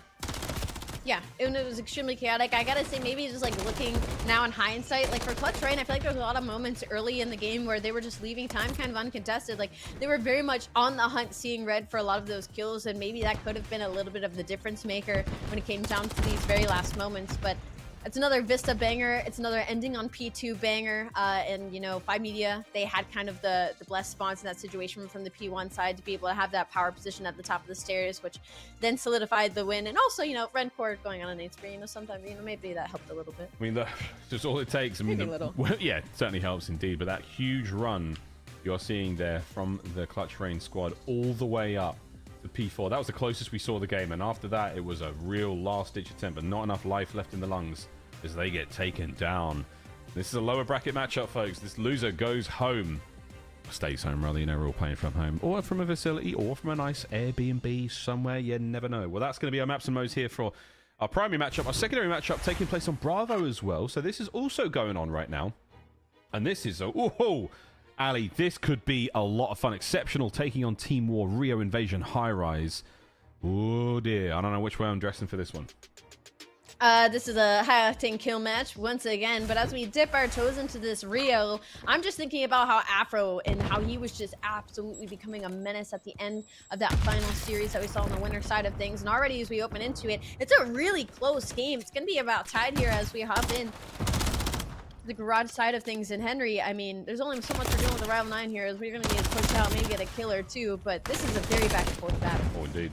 Rafi with the last man standing here on the point, turning it a nice shade of blue for Exceptional. They will be the blue arrows on the minimap. Bright red though on the approach. Here come the boys of Team War looking for the break. Bant's not able to get it. Trophies, you can hear them just smashing around in the background. Don't forget, folks, this game is taking place on Bravo right now. Dive into it. It has just begun. Those of you staying with us here on the primary broadcast, we're about to get ready to dive into map number 2. Ali, search and destroy between these two teams. 5 Media Clan, obviously very, very strong. Wonderful comeback. Clutch Rain, though. They fought tooth and nail to get here. High-rise SND awaits. Yeah. 5 Media Clan, they're pretty iffy, pretty 50-50 when it comes to search, but they do get their best search and destroy in this. Highrise 2-0 undefeated on it right now, where on the flip side of things, Clutch Lane, a lot of reps on this map, 2-2 respectively, and already as some gunfights are going down, we've evened things out. It's going to be 5 Media Clan on the attack, bomb trying to make its way towards the A site, but again, very rarely will you see the bomb actually get planted, as we're just going to be going for these bloods. The bloods. Cobra, the last of his team to get blooded. And he's going to land, and he's fighting tooth and nail. He is kicking and screaming. Wait for the full regen. Oh, you saw them, son. This could be huge. Get in position for it. Oh, he didn't see how far they've gone. 5 Media Clan go for the deep route. Cobra has so unfortunately missed out on the play here. Oh, we'll see, though, because they've lost him, too. Oh, Journey. Nearly. Wonderful shots from Cobra, but not enough for the kill. Wonderful shots. Unfortunately, nobody is reading that. I mean, I tip whoever the heck made that play call on the side of 5 Media Clan to absolutely go to the depths of your spawn to make that wrap towards the backside. And that's going to be Super with 2 on the round as well. Great shots out of him. Cobra, unfortunately, unable to finish that one. So 5 Media take an early lead. But it's just the first round, Miles. We've only just begun. You should drop a single. I think you're right, Ali. I think you're right. You know any good producers? No, I don't, but I can help ghostwrite for you. Ah, sick. You can be my, I can be Taylor Swift, you can be my ghostwriter. Alright, in the round. I don't know anything about anything anymore. Smokes, though, from Yako. You have managed to slip through. Oh my god, this position is going to be a pain in the arse. Unless Twiz checks it from that mid window, there is no way. A really, really good chance of picking up a kill from here. Or just hitting the flank and getting 2. I would love if he just pushed up right now, because absolutely nobody has any idea he's gone this far in the middle of the map. And little does he know, on the other side of that AC, there is Cobra and there's Killy, and that's going to be the first blood. He also gets out with his life, so great stuff out of 5 Media Clan. That's also some information in bottom blue as well, just keeping them on their toes. Toes, eh? Toes. 10 toes down. Super. I think... Is Super able to see players through the wall there? I'm not sure. Very possible. No. Very possible in this game. Yako, shoot. 25 on the clock in this 3v3, and you are hoping to keep those players downstairs. No one's going to be going for the hit up top now. Cobra might be running into it. Top side of Propane. Denza's bomb, surely looking to plant it. He won't be able to stretch it without Yako knowing something's up, but something's on now, mate. Oh, Denza finds it. Journey finds two. That's a big one. Gets away with his life, and he might be able to get the third. There's no way you get the plant either. Journey. What a round. What a play. Hang it in the Louvre. Oh, Journey, you lucky bastard. I mean, that was just, I mean, that guy's peripheral is bottled. Whoever was watching on the ladder side. Also, why are we putting our back to the open ladder window? I don't have any questions. Journey, incredible play, great two-piece. The ego chow in the third and be able to get the kill. That puts him on a 3 spree now. Cruise missile could be very, very pivotal on this match. Unfortunately, on the side of Clutch Rain, this is Highrise SND specifically. You have to play for these kills because once that clock starts going down, you know you're in a 3v3. Trying to plant is basically impossible, especially at this level. Bang, back to back from 5 media. And Yako looking to get himself forward as well. Journey gets absolutely eviscerated there from a series of nades. And now you're looking for Yako once again. The first blood wizard for 5 media clan. Last round, he put himself in a wonderful off angle in the middle of the map. Now he might be able to hit the flank, and if he cracks that door quietly, he has Deddy to play with as well, just in case. I love that how quietly and diligently he closed the door. He didn't actually close it, because that is a sound cue. So huge work from him there to just push it and make it look closed. Either way, the jig is up. Recovers the bomb quickly. He is going to be pinched here, and there's no way Twiz doesn't get this. And there's no way that he reads that as well. But also, he was the bomb carrier pushed up to this side of the map. And even though he dropped it out of respect for his teammates to try and hit this flank, Cobra reads it a million times over. Now there's only 28 seconds on the clock, and it's going to be Rancor stuck in a 1v2. Bomb is down and literally being laid on top of by Twiz. He knows it's down, and he's not going to play for the kill. That's going to be Clutch Rain put on the board. Just, I have to tip my hat there because honestly, if Cobra does not read that flank on that side from Yako, you're looking at a much different situation. That's gorgeous stuff. Twiz, though, definitely, yeah, saw the bomb go down and was like, I'm going to keep this here for the remainder of the round. And he closed the door, too. He was like, let me just shut this. Yeah, doors. They are in the new game, folks. There's not as many of them, but they do exist. Journey on a 3. Or is he after that round? We'll find out when we get to look at his POV. But a 3 spree from Twiz after that wonderful objective play, just managing the other team's bomb. It's very difficult to win the round without it unless you do just absolutely slay out. Ooh. Nice shots as well. Not enough to get any kills, but that is going to slow down those attackers just a smidge. Trophies are there, going to be in play. So 5 media. Whoa, Rancor. Somehow managing to pull that one out. Over to Denza now from top heli. Not going to do much. But yeah, good shots, mate. Where's Bomb? We have 2 players, 5 media clan all the way in spawn, and Bomb is now literally in their back pocket, and Cobra is going to get pushed out, and that's, you blink and it's over, folks. 5 media clan giving themselves a handed lead now during the search and destroy. What is with us in taking the bomb to the other side of the map? I don't really know, but I guess it doesn't matter because it's Highrise, but it kind of matters. Yeah, I mean, it would matter if the slaying wasn't so on point. Rancor continuing the success they had on Rio, or Vista, sorry. Here on Highrise, big kills there, 5 and 2, and that 3 spree there. They've taken care of Clutch Rain in a big, decisive way. And as much fun as I think Clutch Rain were having early in the respawns, now in Search and Destroy, things are way slower. And 5 media clan, a team that seems to thrive when things get hot. Yeah. Good shots either way, though. The opening salvo is not a lot of fun. You're never getting towards mid-map without catching a bullet or 2. Yeah, and it seems these AR battles as well, they're taking place on the outskirts of the map, seem to be going to the favor of 5 media clan. You know, specifically, you have to shout out Rancor in that situation. Like you said, just continuing hot from that previous Vista. Bomb, though, trying to make its way over towards the A site, maybe playing for a pick. Denza, though, will connect on a Journey, a cheeky angle right there. And Super, though, he's going to be top heli. This is going to be an opportunity for a lot of information if he can catch a player from Clutch Rain out of dodge. Well, as long as he stays undetected, he's going to be able to make something of that one. You're good for 1 before it all rains down on you. Yako will be able to plant the bomb here. Unbeknownst to him, he's alone. The position it was choosing as to where he plants it is going to be the decider now. Flying towards elevator side. The smoke is late. The smoke, though, is going to allow Clutch Rain to fly forward. Denza, surely you check this. A very obvious location to find a player, but Yako with a gun at the ready. It's going to be a 2-man hit. We're outside. Here they come. Killy finds it. And they have swarmed the bomb site. They've completely overtaken it now. You could jump on it, and they will. Denzer's going to be there for the defuse. No, Super, the bomb's on the other side. Ay, no, that is a stinger. Maybe some miscommunication from the side of 5 Media Clan, because he went for that wall bang and the bomb was planted from the other side. And hopefully they don't start yelling at each other over that and start losing some comms. They still have the lead, but Clutch Rain, great opportunity to try to just hop on that bomb, knowing that you have the numbers and you have the aggression. You got that player out of elevator. Close enough. Rencor. He still managed to be on a 4 though after all of that. Ali, it goes up and it goes down. You were so close, but I feel you, mate. Rencor's 4 there. Nice work. And the retake was a delight. Gifted a bit of a mistake there. Cross-communication issue. Now it's nice tags from Rencor. Not going to amount to a whole lot. Yako's trying to make a play on the outside, and this could get very annoying. Killy's going to walk into it as well, so the bomb going over towards B. You've been spotted, and this is a lovely spot. Uh-oh. Finish it. There you go. 2 kills right off the rip. Put Clutch Rain in a bad spot.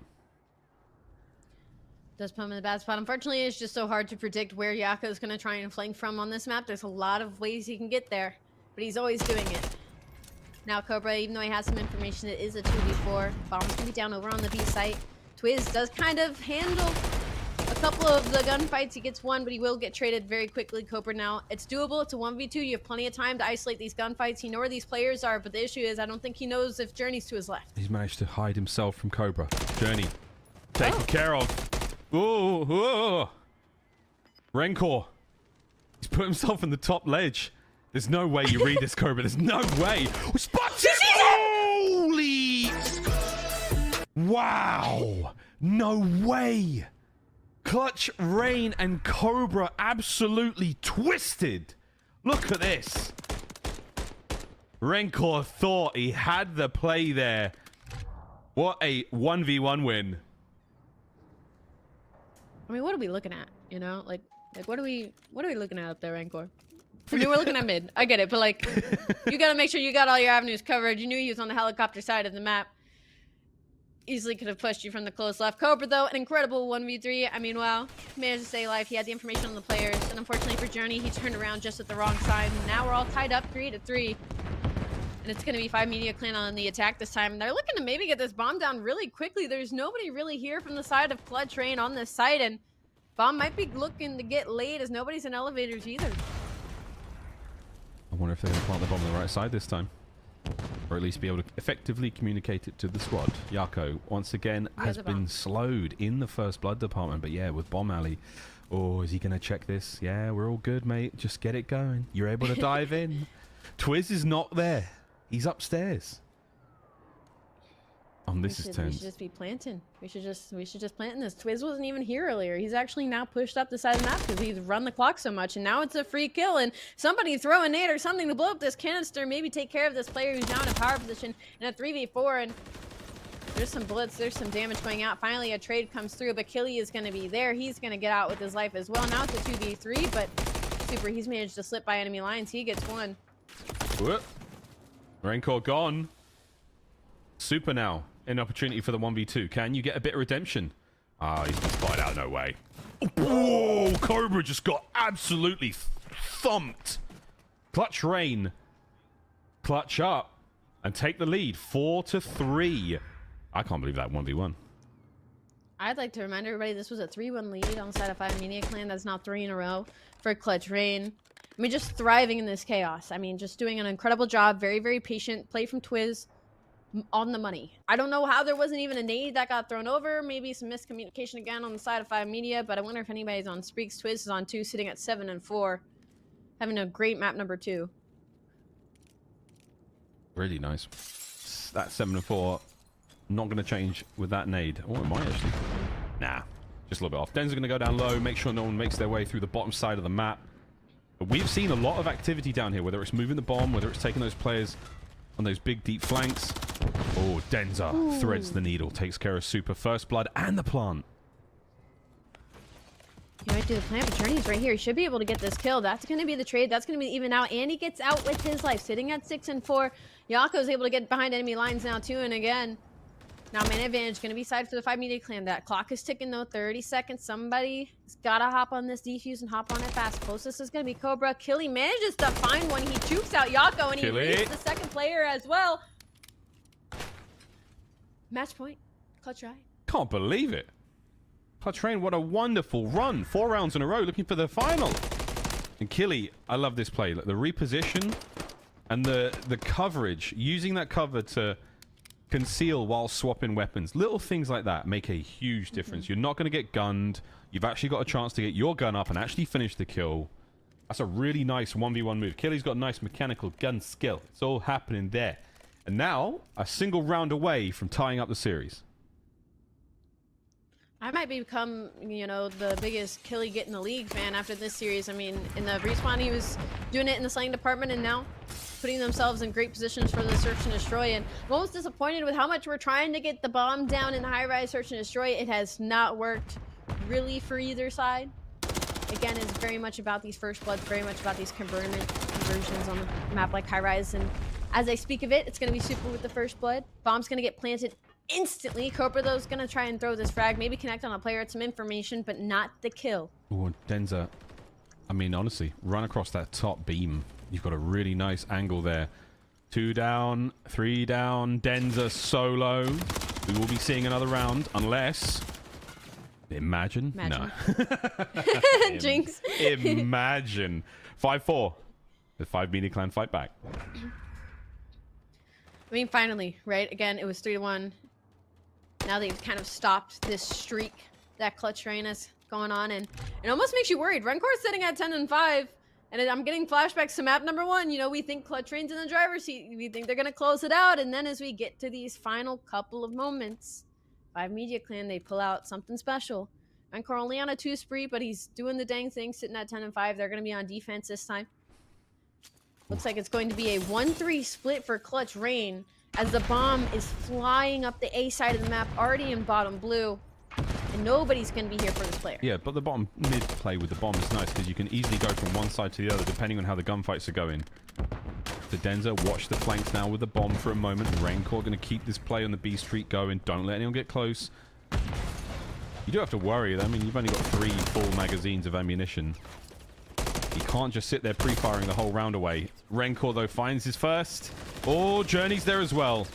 Super now getting into the play, as is the rest of 5 Media Clan. Aggression is there, and it's such good controlled aggression. You've got Cobra now back in spawn. Done. Toast. No problem.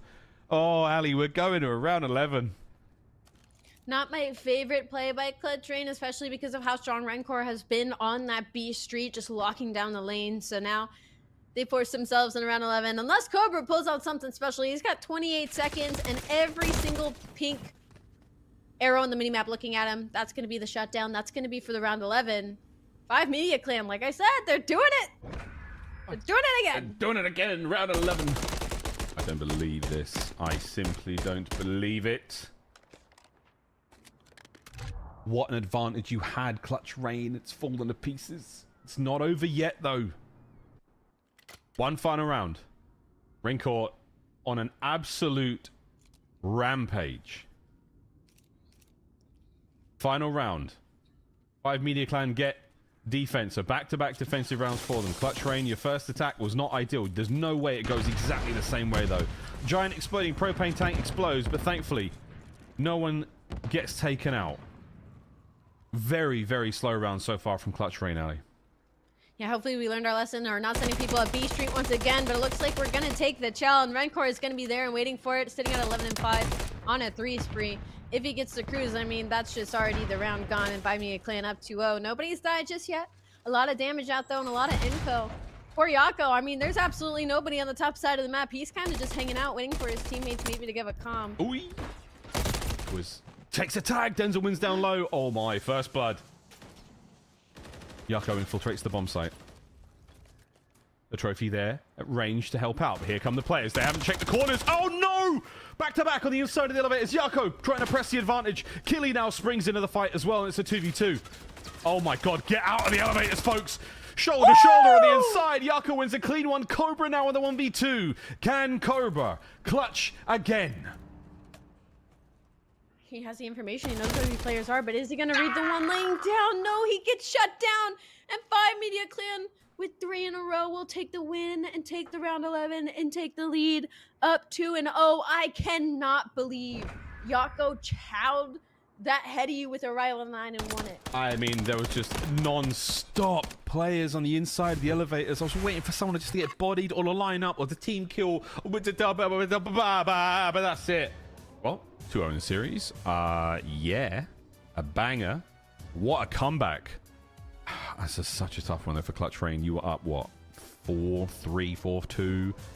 Bad times. A brutal one. Forget all about it. Move on to the next map. Wow. Again, as far as first bloods though go, Ali, both teams bringing it. A single differential there. 5 Media Clan only up by 1. Pretty, you got to be feeling decent about that one. But again, the comeback is all that matters. Here were the highlights from the search. Yeah, 6 first bloods for 5 Media Clan. They were able to converge. Is that the right word that I'm using? Why does that sound right? Convert. Why does that sound wrong in my head? That's convert. right. Convert. Thank you. They were able to convert all 6 of their first bloods. On the flip side, Clutch Rain with 5, obviously able to convert theirs as well. But I think for me, the biggest thing was the final 2 rounds. The fact that Clutch Rain just back-to-back on both offenses just kind of hit the same play over to that beach street. And like, if it didn't work the first time, it's highly unlikely that it's going to work the second time. There was a lot of the same pressure from the side of 5 Media Clan. But you forget, they were in the lead in the first place. It was 3-1. And then Clutch Rain pulled back 4 rounds in a row. 5 Media Clan able to finally stop the bleeding and go on 3 rounds in a row on their own. Great composure out of them from that side of things. And also just shout out Rencor. Just continuation from that map number 1. Just the absolute slaying and the way he's able to show up in the latter of these rounds. Just great stuff. Yeah, an absolute warrior. Really, really good stuff. Well, 5 Media Clan, composure, the name of the game. These stats are true. 12 and 5 from Rencor. A great team effort there from everyone. And not able to really find the dub. That's a tough one for Clutch Rain. You've had 2 perfect moments of an advantage, of a lead, of a chance at victory, and it has been stolen from you by the Spaniards. Beautiful stuff. We got 5 Media Clan now looking at the 3-0. Karachi Control is all that lies between them and that. Rio and Karachi, if we have to go further back again.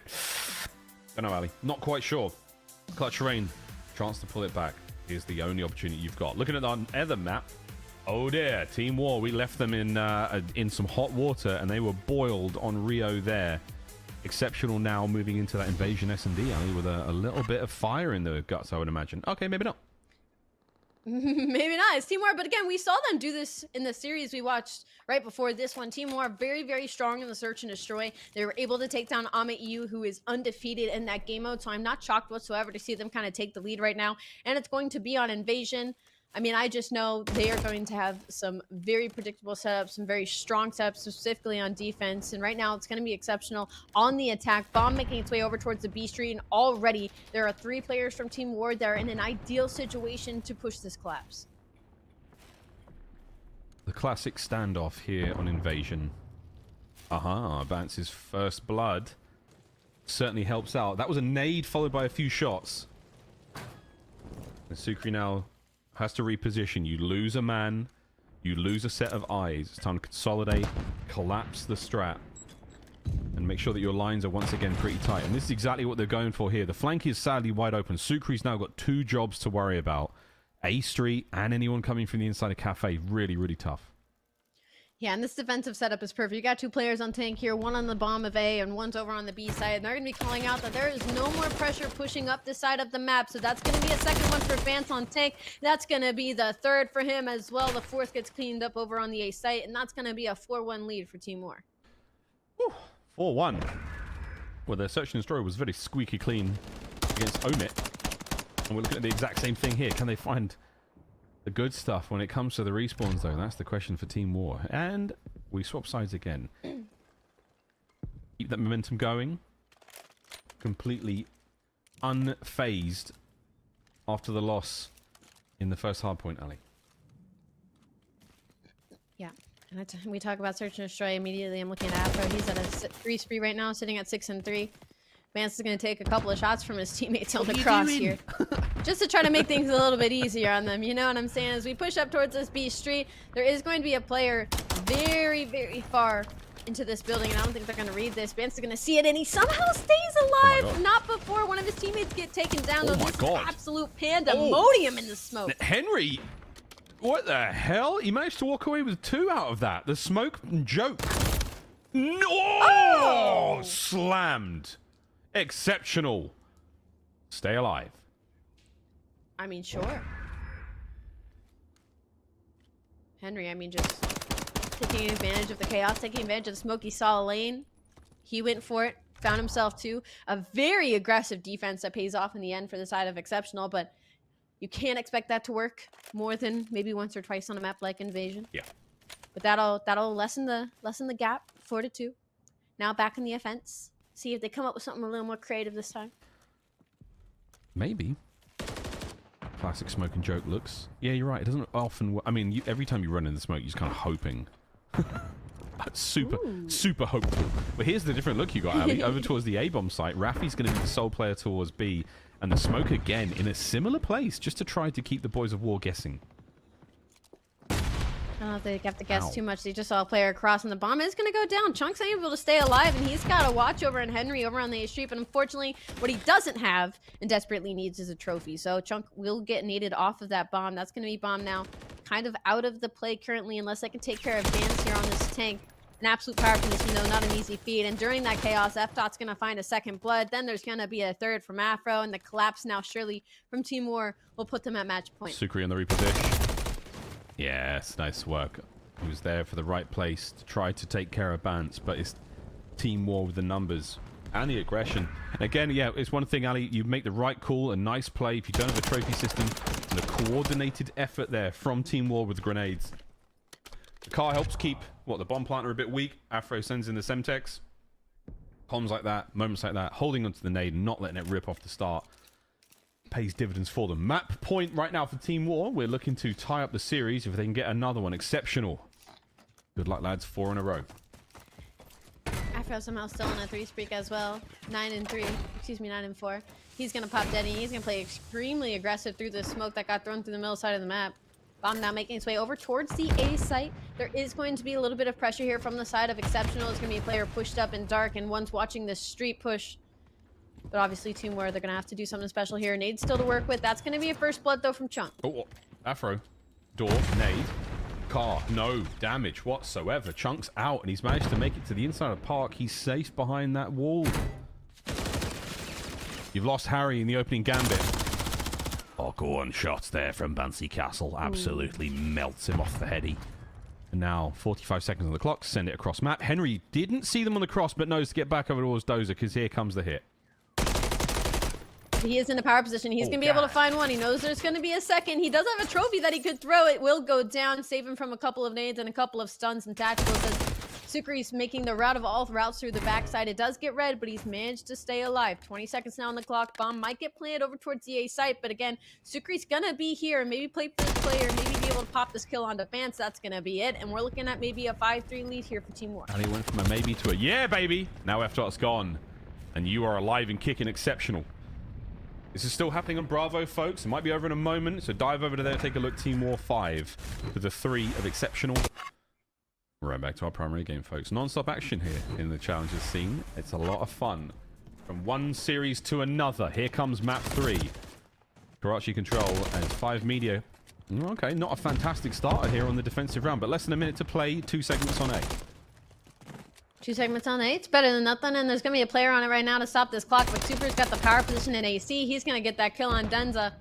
He's on a 6 free. That's going to be a cruise to work with as well. I mean, just an insane defense from 5 Media Clan that we have popped into already as they're continuing kind of the momentum from the first 2 maps of the series.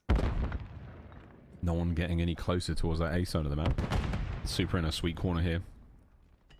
You have less than 30 seconds to go here, Clutch Rain. You did a decent amount of work over towards A. Can you break through the coop side? Journey's got a lovely spot to be in. He's about to be stabbed in the back. Oh my god, Journey! Spidey senses tangling. They finally get themselves on towards the A side, and that should be a capture. So you got enough kills, you bought enough space. And now Super on a 7 spree.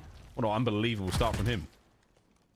Yeah, that's going to be now, I believe, 2 cruises to work with on the side of 5 Media Clan. And he's staying alive. He's pushed up in your spawn, and this is a player you're going to have to hit a route, hit a nade. Somebody's got to take him down because there's only 50 seconds to work with. 17 v 13, not a whole lot of lives.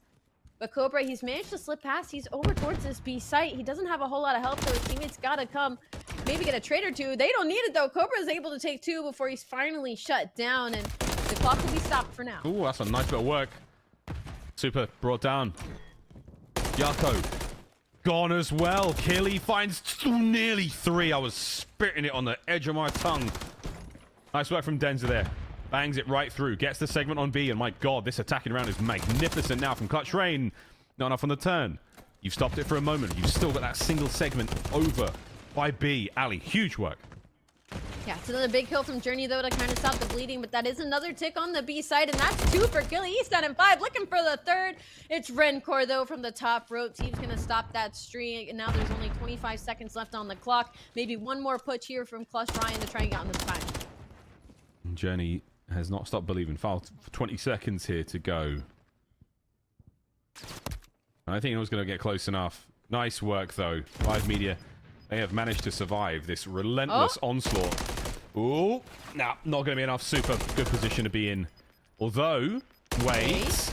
No, done.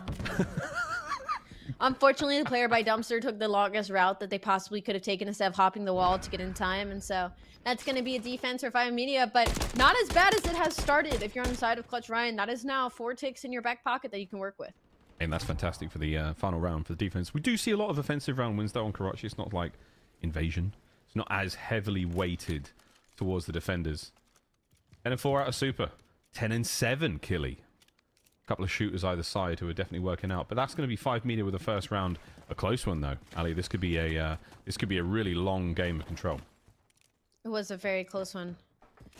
However, though, that's kind of been the tale of every single map in this series so far. Clutch Ryan might put themselves in a good position, but they're unable to close it out. And as we start off, 2 members from 5 Media is able to slip by. They're going straight to the B site. I don't think anybody from Clutch Ryan are going to be able to read this as now they're going to start that cap and stop that clock. And they're all over by the A site. And there's not going to be a lot of hope here winning that gunfight. Denza with the rival 9 in hand. You're going to have to get a little bit more close quarter as Rencor is trying to watch this cross. Yeah, bad news. You got to go close quarters. Whoa, Killy, though. Somehow finding 2 out of that one. A absolute slayer.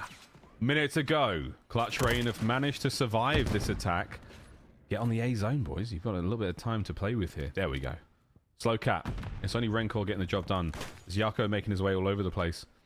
Not a lot of coverage, though. It's on Rencor to basically win these individual fights alone, and that's fine, because it's exactly what he's doing. No one else here for the stack. Journey sends it to B, hoping to cause a little bit of discourse there in the lines of 5 Media Clan. And Clutch Rain still defending well. A's on its way out. Yeah, Clutch has done a really good job right now. Even though there was a 3 wipe from the side of 5 Media Clan, sure, they're getting 2 ticks over on the A site, but you haven't allowed a player to slip by over near the gas side of things. So as typical and as ideal as Karachi can go so far, they still have a tick lead as well, and they're pushed up into the spawn of 5 Media Clan. A great setup if you're on Clutch Rain here, and they even are able to stop the progress on A. So that was only 2 ticks, but still 50 seconds to work with here. Oh, 5-3 for Super. Just get in that zone, really. Capture that bad boy. Journey's back on towards B. Let's go. Tagged. Not dead, though. His teammates are not here to back him up. It's your boy Rencor. Into the feed. Finds a few. Journey out through the door. My God, they're about to team wipe. They have. 1 player left off spawn. Killy's going to be there. Can you get a kill out of this? Through the back alley, they're flooded. Guns at the ready. Rencor with 2. My God, the round just turns to ash. 5 My God, Media capture the point. My God, I mean, it's just Journey from the top ropes once again. I mean, he is just spree after spree. And unfortunately, even though 1 player maybe made it past Miles, even if he got 1, I mean, that was 3 other players that you had to hopefully take down. What an attacking round from the side of 5 Media. Now they put themselves at match point. They don't even have to worry about ticks. They're leading in ticks. They're leading in kills. Super's on a 5. 1 more, and that's going to be a double up on Cruz. So he's going to have to call that in here fairly soon, as they're going to head over towards the street side of things, just to make sure there's nothing weird, nothing creative coming from side of Clutch Rain. That's exactly what we're going to see from Super here. Wait for the time. We're going to make A safe. Yep. Call out the player that's also going towards B. So super nice. Early round. Information called in there. 5 Media. Everyone's on a spree as well. This is such a good look. This is the same team we were expecting to see, who went perfect in groups. First segment on A. on the way out. Oh, no. Stopped in the nick of time there. Super does get the second cruise. It does get taken out. B's getting captured as well. Twiz doing it alone. Despite all that, I mean, Clutch Rain is doing a great job right now. They have a player over on the B side. Nobody from 5 Media has really made it their priority to head over to that side of the map. So that's a tick gone at both A and B. Rancor pushed up and spawned. He's on a 3 spree, but Twiz is winning the gunfights over on gas. Finally, he will get traded out by Super again. He is 16 and 5. He's going to decap over on this gas side, but A, the clock has been stopped. There's another tick coming through. A lot of pressure on the side of the map from Clutch Rain. Oh my god. It's Rancor again. 16 kills now. Contest. Done. 5 Media. Buy some more time. Just over a minute to go here, and you're looking at that A segment not getting drained out, so that'll be an issue if anyone from Clutch Rain can get in there. But can they get out of their spawn? Super. Okay, not able to take anyone with them. Rancor now the next line of defense here on the B side of the map. Loses the fight to Cobra. An open field to play with now, Ali, and numbers. Denza could go huge here. No, gets slammed. Super from spawn, the savior, right now for 5 Media. Yep, incredible stun out of him too, just to slow that player down, to give him the opportunity to hop that dumpster and get that kill. And Clutch Rain, they've got to focus on one site here. Only 40 seconds left to work with. 22 v 18. They don't have the lives either. Finally, though, Killy's going to be on this A site, just try to close out this catcher at a minute to the clock. But they do not have a lot of map pressure, and 5 Media Clan do not want to give this up for free. They have taken over Fire Building currently. Yeah, well, there's 1 more minute to go. You've only got 16 lives, though, Clutch Rain. And the problem you have to deal with is getting out of your bloody spawn. That's a real tough one. And Rancor shooting the way he is. Journey now on the reinforcements. And it's just tremendous pressure from 5 Media Clan. Middle of the map's a bit open more. You've got an opportunity to make your way through there. Twiz wins a big one. They're now trying to get going. They're 7 and 19, though, Ali. Twiz is getting bullied. Yeah, Cobra and Twiz were in the biggest 2v2 of the map, and that's going to be all 3 players dead. They combine at the same time. This should be a stack. 3 are down, and Cobra, he's going to play for those crosses into the mid site. He could have a free 1. He could have a free 2, but he doesn't even need to. That's going to be the B site captured, and that's going to be a round on the board for Clutch Rain. Wow. Hey, not only that, but Cobra's a couple of kills towards the end there, contributing to a spree. A singular moment, despite being outslayed so heavily. Clutch Rain, they find a sign of life here. They are not looking to get 3-0'd. Can they battle through a few more rounds? It's not going to be easy, Ali, but it is possible. I mean, it is possible now. If they want to lock this up quick, they are going to have to win another attacking round. As they're just going to immediately force their way towards the A site. Nothing really creative here. Just trying to kind of keep these players off. Twiz, though. He's going to wait for a kill. This is slowed down tremendously. Don't want to give too much information. That's the first blood for Killy. He's on a 3 spree as well. Could be playing for the cruise. A little bit of an overchill, though. Journey's going to clean that up. First tick from A. Might come through. Denza has something to say about it, though. And he's going to play for the player top AC. Somehow stays alive in the situation and decaps A. But Super from the top ropes, he gets 2. He has the high ground, 20 and 9. Cruz in the back pocket on a 2 spree once again. I mean, he is everything. Absolument. 3 spree, 21 and 9. I mean, lie down, call the cruise, and help your teammates maybe make their way over towards B. Bottom side of the map's all safe. I'm not sure if you have that information, but we really do through Codcaster. Nyako has been an issue as well. Cutting up the lines of Clutch Rain. Now making his way towards B. He has been spotted, and he has been dealt with. A's nearly finished, though, so good work again out of Rancor now on the slow capture. Super making his way forward. Continuing the sprees here. My goodness, the damage and the kills are preposterous. I mean, just the pace that 5 Media Clan is setting right now. The kills are all going their way. Super's on another 5. 1 more, and he has another cruise. He's going to double up here. He's going to clean up this player in red. And obviously, you can't actually double up, so he's not going to have a second cruise. Still going to have 1, but he's on the 6 spree, 24 and 9. Gonna need some help here over onto this B site. We slowed down things a lot, which has allowed Clutch Rain to push themselves into gas and kind of retake control. Control for a moment, but it's back and forth. The 5 Media once again looking for that single moment. Yako.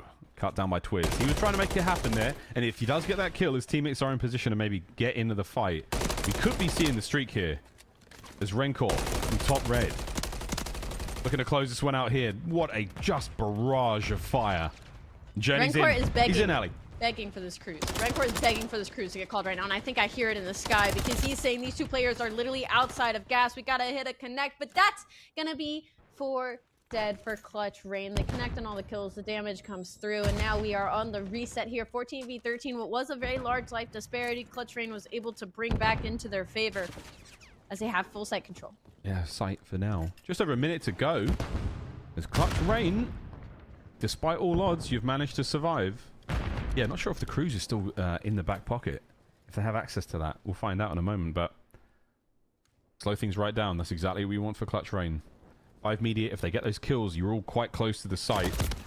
If we're looking at 2 to 3 down at a singular time, it is going to be a problem, and this is not what you want. Yako with the damage. No one sent in for the kill, but here we go. Journey, he's hungry for it. Killy, what a 2! Big 2 from Killy there. Unfortunately, Yako hasn't been able to get anything going, but Super literally just hasn't stopped. This guy is double positive. He's just asking for some help, Yako. It's not about how you start, it's how you finish. He slides through the smoke, maybe able to kill one, but Killy from the top rope is going to take him out. We're on the site, though, but it's Killy on a spree. I believe he's on 4, might make it 5 in just a moment. 8v10, 30 seconds on the clock, and once again, Clutch Rain has able to stay alive and keep this defense incredibly solid. That's so tough. You nearly lose out on those fights, and it is absolutely over because they're so close to the zone. If you die on it, that's a problem, folks. Backline defense. Killy on a 4 now. Final few moments here. Did you get these kills? It's very doable, but Cobra and Killy, what a duo. Slaughtering 5 Media Clan in the final attack here. Huge work from them. We go to a deciding round, and I don't think it matters, Ali, who's got defense or offense. It's such a solid effort from both teams. This is going to be a treat. This is to stop the 3-0 for Clutch Rain. On the flip side for 5 Media, like, you're kind of punching yourself, right? Because you were up 2-0, and now you're set up for possibly the reverse sweep in this control. And, you know, you never know, maybe in the series. But that's looking very far ahead. Let's get this one map over with first, but you got to think, like, Super is doing everything he possibly can right now on the map. I don't know if the cruise was invested. It didn't sound like it, but I wouldn't be shocked if it was. And now on the flip side, like, Cobra's on a 3-25-16. Clutch Rain are starting to heat up. I mean, Killy is just going on a spree in every single life. So they're going to be on the attacking side, defensive side of things here, excuse me. Attacking side of things. No, I was right. I was right in the first place. Oh, dude, trust the gut. You're right. Here we go. Capturing A. Clutch Rain have done it before. They can do it again. Yako's going to make his case now to defend it. But Killy, the shooter, able to get 1. Contest is done. Denza wins it. And now the 2-player stack. Progress at A. Starting to work out. B now sneakily from Twiz. Yeah. Ali, this could pay off.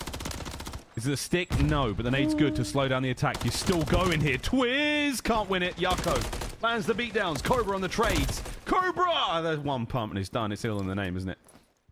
But even after that, Killy, he may manage to die and come right up spawn and head over towards this B site. So A is almost basically gone. 2.5 ticks to its name, and B now's got a tick gone as well. And it looks like Clutch Rain has decided to commit completely to this B site and try to get this cap early, but it's Super once again from the back lines. He's going to get 1, but he'll get melted by Denza, but he's kind of in a 1v1, and that's going to be the second tick of B gone. Nobody's close enough just yet. Clutch Rain, second segment gone. Denza throwing shoulders. And 9 mils into the point. Journey can't get any more. Cobra stays alive. You've nearly captured it. No more kills. Super streak lands as well, and they just managed to stop the capture at B. You've still got a lot of work done, though, and Denza not giving up on it yet. And I mean, he's kind of by himself in this situation. Super's going to be on the point, and the 3 members going to have to hit this rotation. Denza looks like he might want to make it towards A just to stop the clock, but still a minute to work with. Plenty of time, and lives are about even. This is chaos over on the gas side of the map. It seems like 5 Media Clan might be coming out on top. Cobra, 30 and 20. Not over here, Ali. Denza punches a hole once again. Sheer force of will. A's nearly done as well. Both points could get captured simultaneously. Cobra the front line. Oh my good god. And 5 Media Clan have got no hope whatsoever. It is done. The old AB special as Clutch Rain do the unthinkable. What an offensive round to stay alive here in this lower bracket matchup. And it wasn't just 1 either, it was 2. And on Karachi, that can be an extremely difficult feat 5 Media able to go up 2-0, but is a reverse sweep in the control that comes through for Clutch Rain. I mean, Cobra. God. That was Great sick. stuff. Really good stuff. That was sick. Really, really good stuff. Wow, they buy a lifeline here in this series. We'll get to see another hard point at the very least. Clutch Rain, plenty of fight left in the team yet. Damn. The damage. Cobra going clutch. Denza time and time again throwing those bodies over towards the B side. And it worked out. I mean, you break through eventually. All it takes is 1 or 2 kills and then hoping your teammates can take care of the reinforcements. The replay now, Ali. This was a lot. There were many moments in this map. Yeah, I think obviously the most impressive one was that last round just because it felt like every player was making the right decision off of respawn. Like the fact that they were able to continuously keep this pressure over on the B site and then just be able to send a straggler over towards A just maybe to stop the clock, maybe just to cause some chaos. And by Mia Clan, they just didn't know what to do with it. They just didn't know where they wanted to prioritize, especially because there was 2 ticks on both sites. There's only so much they could do. They had to commit, they had to give one up, and they just weren't able to do so. Clutch Rain, I mean, just really impressive attacks on both sides. Yeah, really good. Boundless attacks. We'll get to have a look at the stats in a moment, but we know a couple of very, very big numbers. Again, Rencor going big. 5 Media Clan, Killy, Cobra. Huge work from both of them. Cobra's 32 as the game finished there. Crazy stuff. Well, we're going to see another map at the very least. Yeah, 32 and 20 from Cobra. 28-25 there from Killy. Big, big work, Ali. Enough to secure those 2 attacking rounds, and with that, an opportunity to fight further into the competition. Now, I mean, if you're the 5 Media Clan team, you've had a really nice first map. The second map was a real nail-biter.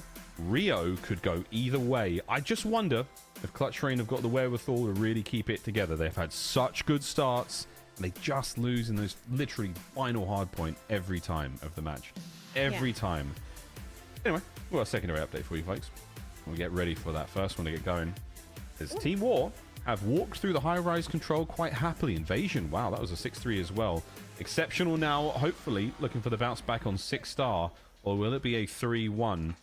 Are we able to dive into the game? We'll find out in a second, folks. We're going to dive in. Get your flippers ready, boys and girls. Into 6-star we now goes. Karachi to the game 5 as well, Ali. That's going to be very exciting. We know the Team War are very good at Karachi, so that's going to be a hot one indeed. We come into a P2, and we come into Harry rather, trying to make the breaks. I already see Rafi sitting at 8-1. I remember watching them yesterday on Exceptional. They love this map, and already you can see they have taken kind of a handed lead here, 46-11. And they're going to have this pressure on the P2 as well, as they're going to get a little bit of time. And it's Rafi once again, 9-1, not able to get the second, but only 20 seconds left at this old time. They could very much just give this up and head on the roto, and that's exactly what they're going to do, as you see Sukri and Rafi on the switch. And they've made it over there very quick. Rafi's double backed. Oh no, and he's been taken care of there. Vance.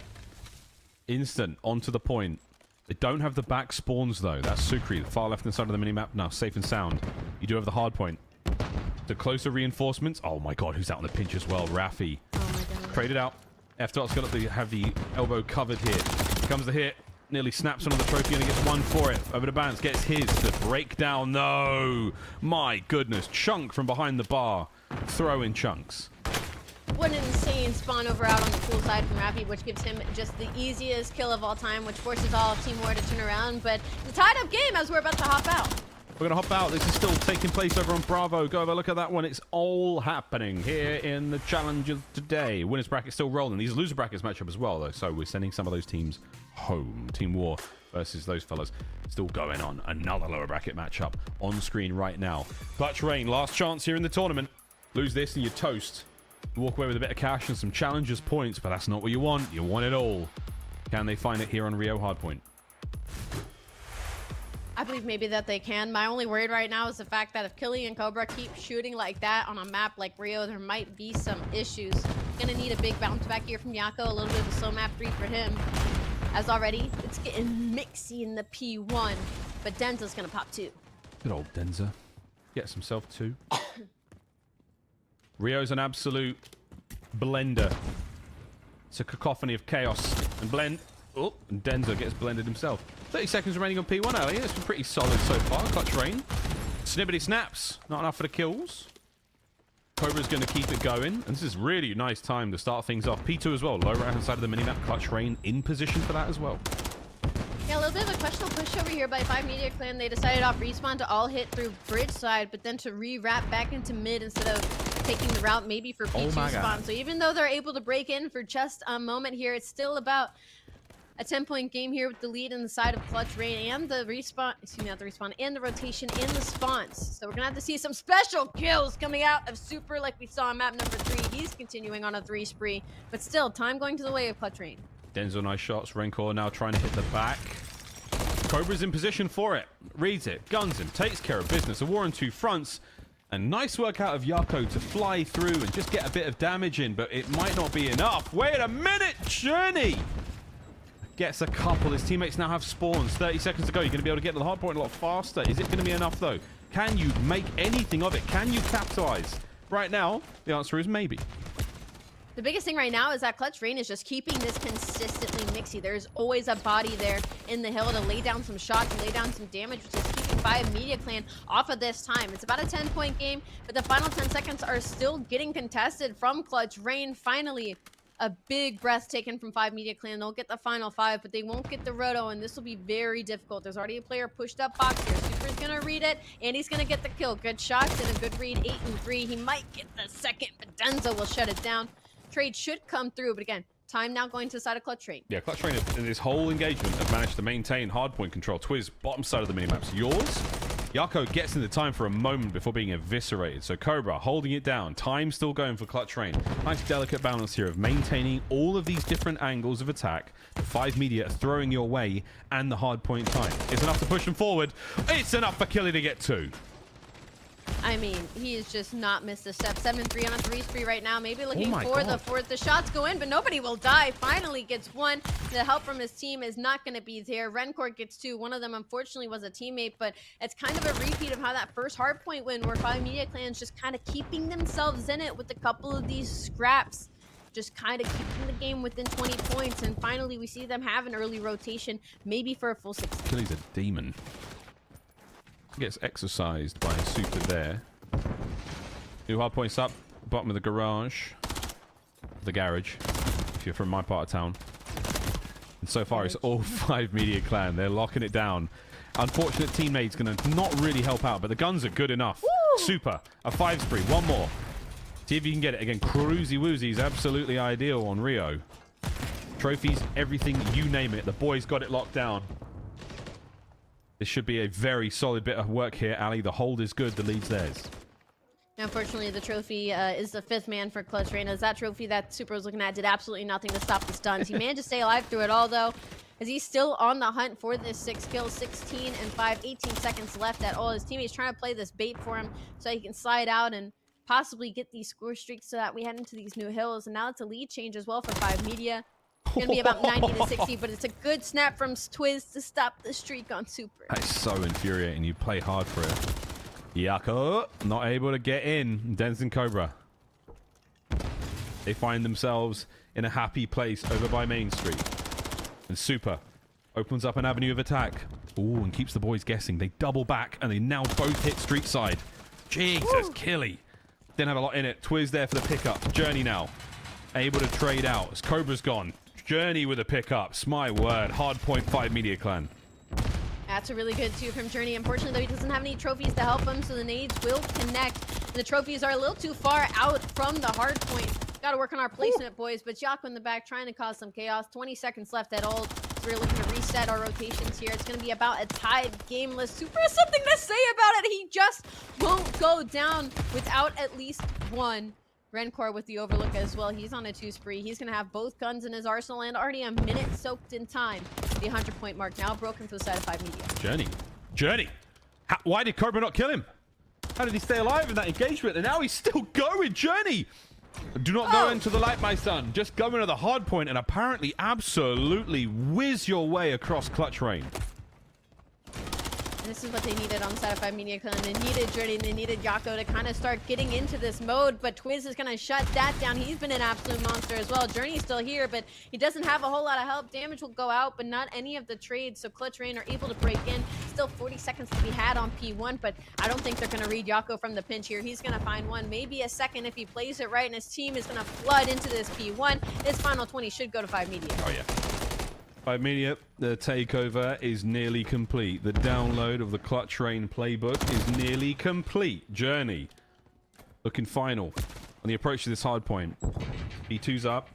Clutch Rain have managed to get spawns. They've got the row down. But Rencor now looking to battle into it. Trophies at the ready. Clutch Rain should be able to find some time here, Ali, and they're pushing it out.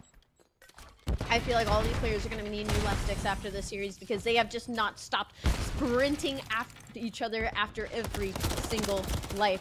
Clutch Rain, though, an opportunity here maybe for a lead change if they're able to get all this time, but the kill feed's going to light up. Pig is going to be killing by himself. He has a trophy, but unfortunately not the kill, so now that's going to be a spawn flip. But Journey's got the blessed pinch of all time. He's going to find one, maybe even a second. No time to be had from either side, but Journey maybe looking to go in for a streak here.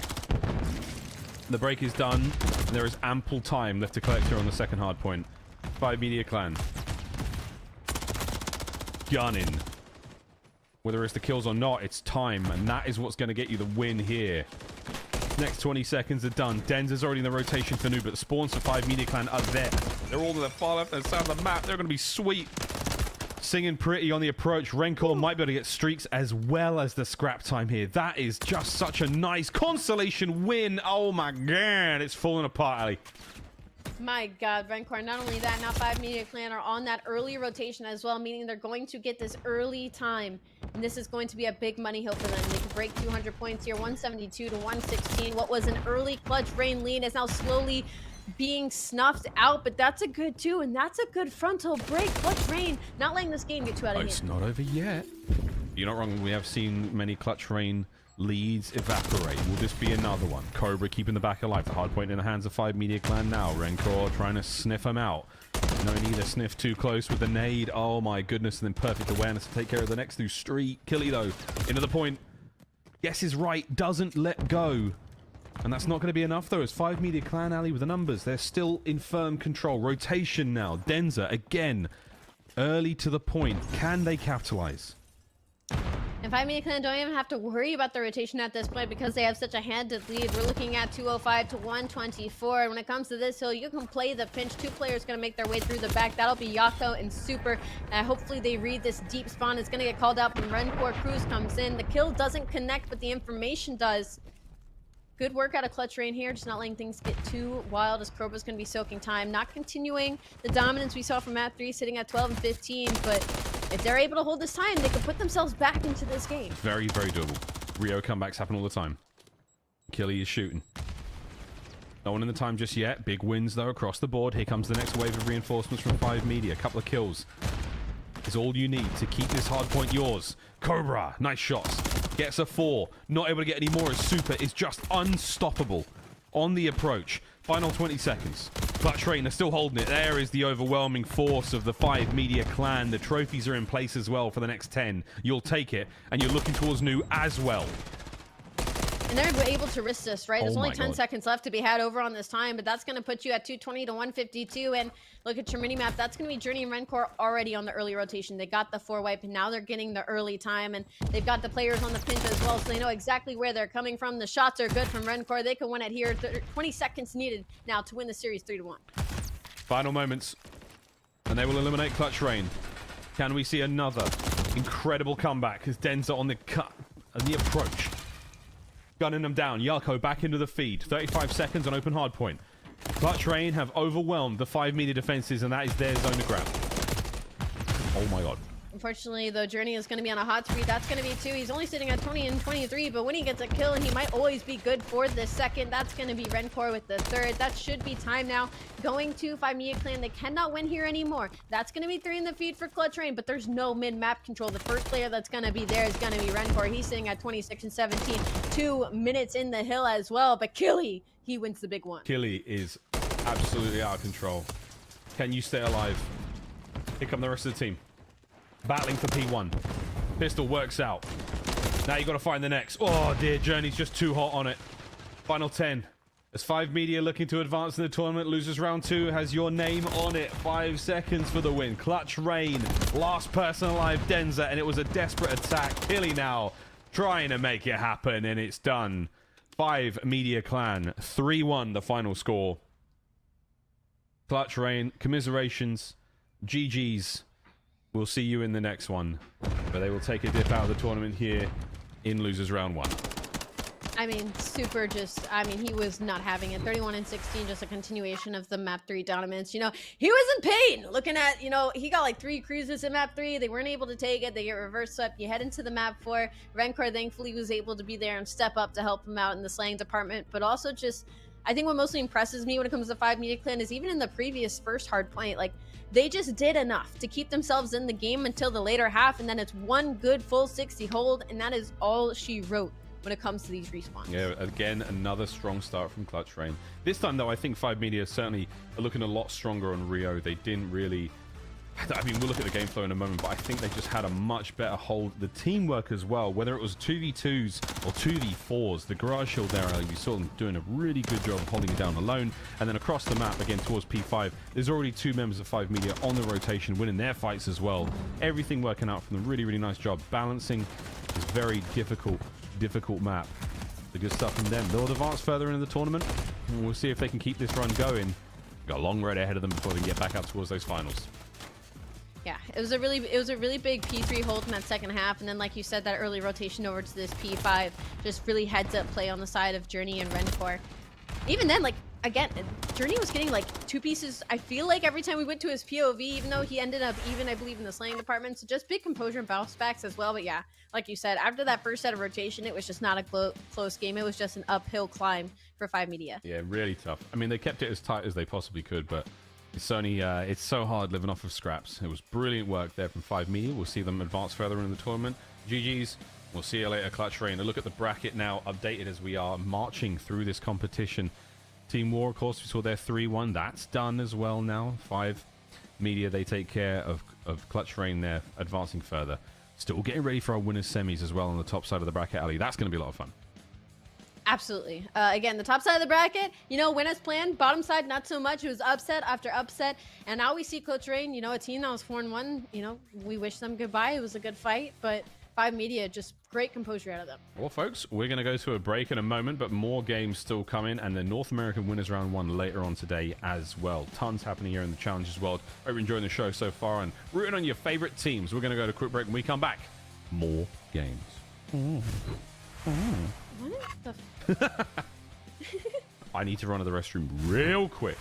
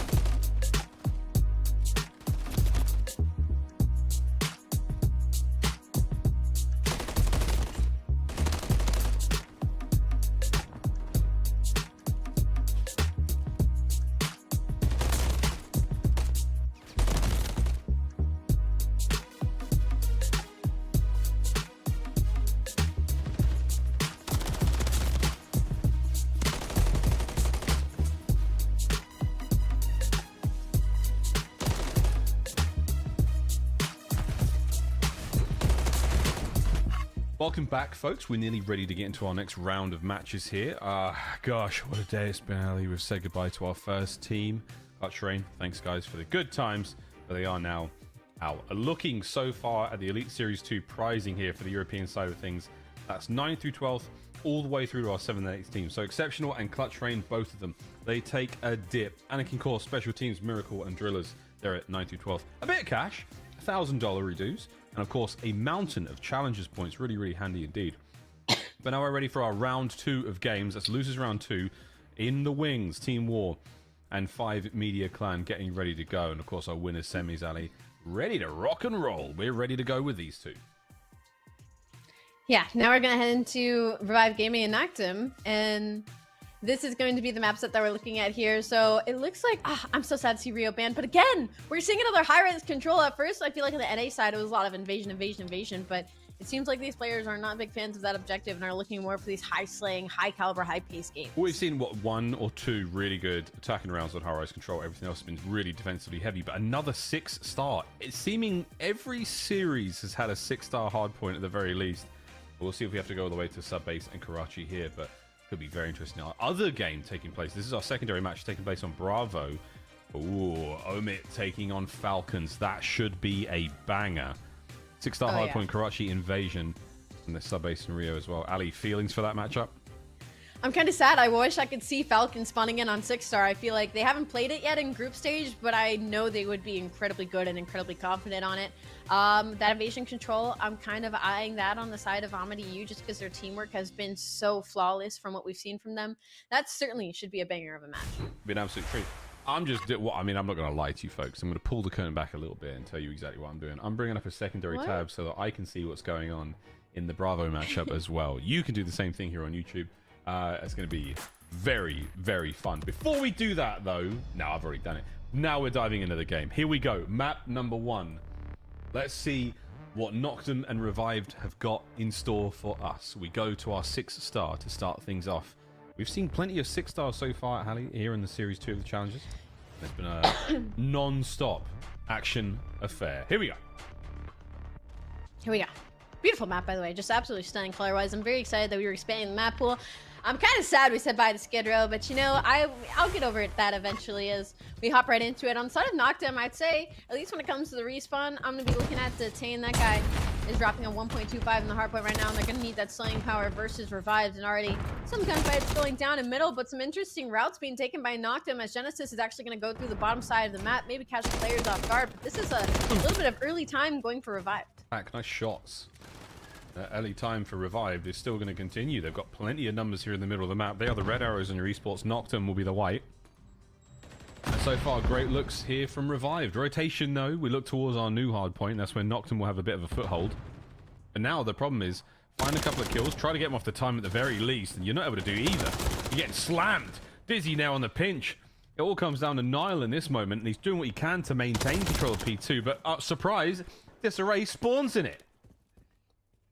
He spawns literally in it. I was gonna say, like, that was quite the P1 that you've just given so much time to and knocked him and not really made any noise towards that side of the map. So now it's a 38-0 lead to Revived, and then a blessed spawn to Disarray right on top of P2. He catches a player off guard, and he's managed to stay alive.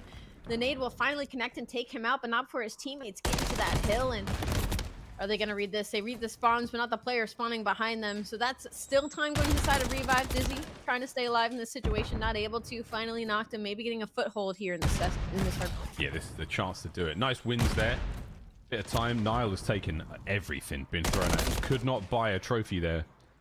Quick break from Revive. 25 seconds left on this. Again, similar situation to we saw in P1, Ali. And Noctum really struggling to find the time.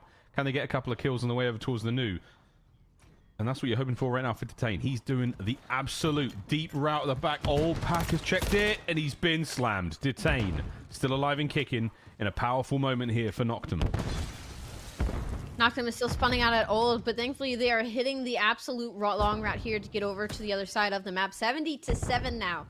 A handed lead on the side of Revive. Just great plays all around. Great teamwork as well, but here comes the collapse inside of Noctum. One player's on the pinch. That'll be Genesis. He connects on one.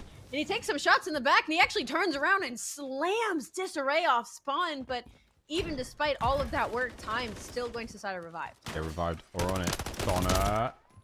Oh, Renetti doesn't pay off. Genesis wins a big one. Disarray from spawn into it. Stops the clock again. Nile gone as well. But again, trades. You'll take that if you knocked him. Trying to get back into it. Again, no trophies. So tough right now. Everything Revived to throw at these hard points is landing uncontested. Which makes the gunfights a lot more manageable. So if we can't get some more trophies in play for the next few hard points in 15 seconds, we will see it across the map. A breath to be taken for Noctum as they now kind of put themselves back into a safer spot in this hard point, but the rotations just have not been there for this team. Revived is going to be here very early and extremely set up. No player kind of being able to hit a route right now for Noctum, and if they do, it's going to take them at least a good 15 to 20 seconds. So that should put Revived over that 100-point mark and give them a couple of kills in their pocket. Dizzy, he's on a 3, maybe looking for the 4th as he is taking over the middle side of the map. Middle of the map. Sweet. Dizzy does a little 360, spins it. Keza finally down. It's Disarray there in the feed with a 40-second climb now in this brand new hardpoint. Revived with an iron grip on it so far. Through the side windows you go. Pack though still on the stairs, looking for a spree here. 4 in a row. Here comes number 5. Detained though. He and Keza find those big kills. There's an opportunity for a break here, but you've got to hurry up, lads. You're running out of hardpoint to soak. Perfect spawn read out of Revived here in this situation as they realize how long it was taking for them to get any engagements on the front side of the hill. They push it out, they kill one player, and you know they're spawning now in the back because they've hit it. And that's going to be all the kills going to the way of Revived. 130 now, 237 as we head over to the final hill of this first set of rotations on the pool side. And it's going to be Noctum here first. Going for a swim is going to be Genesis. Problem is now is they're going to have to worry about number 7, Connor. Not only a lot of time to work with that they can give up and set up this break, but also just the fact that he's going on the pinch. He will get picked up. Keza with the kill. Number 4, that's going to be detained. Might decide to hit a route here. Might get bad timing, though, as there's a player off spawn. And with our pool once again ready to go, Noctum have managed to find some sweet early time. Disarray bides his time on the kills now, but Genesis from the deep back of the pool there. It's a nice infinity pool. The views are absolutely insane. I'm surprised it's not more windy up there, you know what I mean? That you should be hearing a constant, like, wind at all times.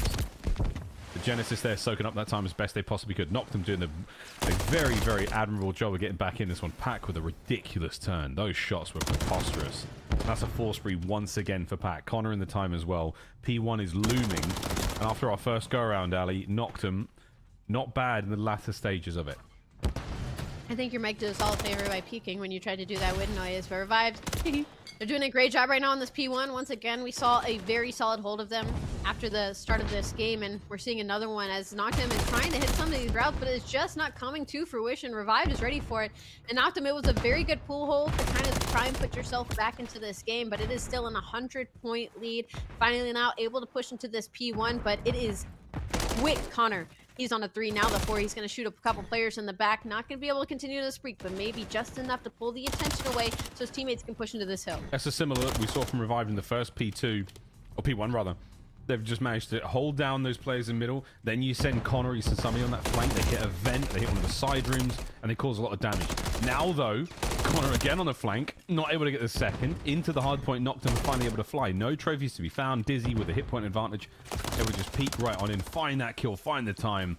And now the remaining members are Revived from spawn directly towards the new hard point. No one spawning inside P2 this go around. Noctum, they are going to be able to get the opening time, and here's the hold.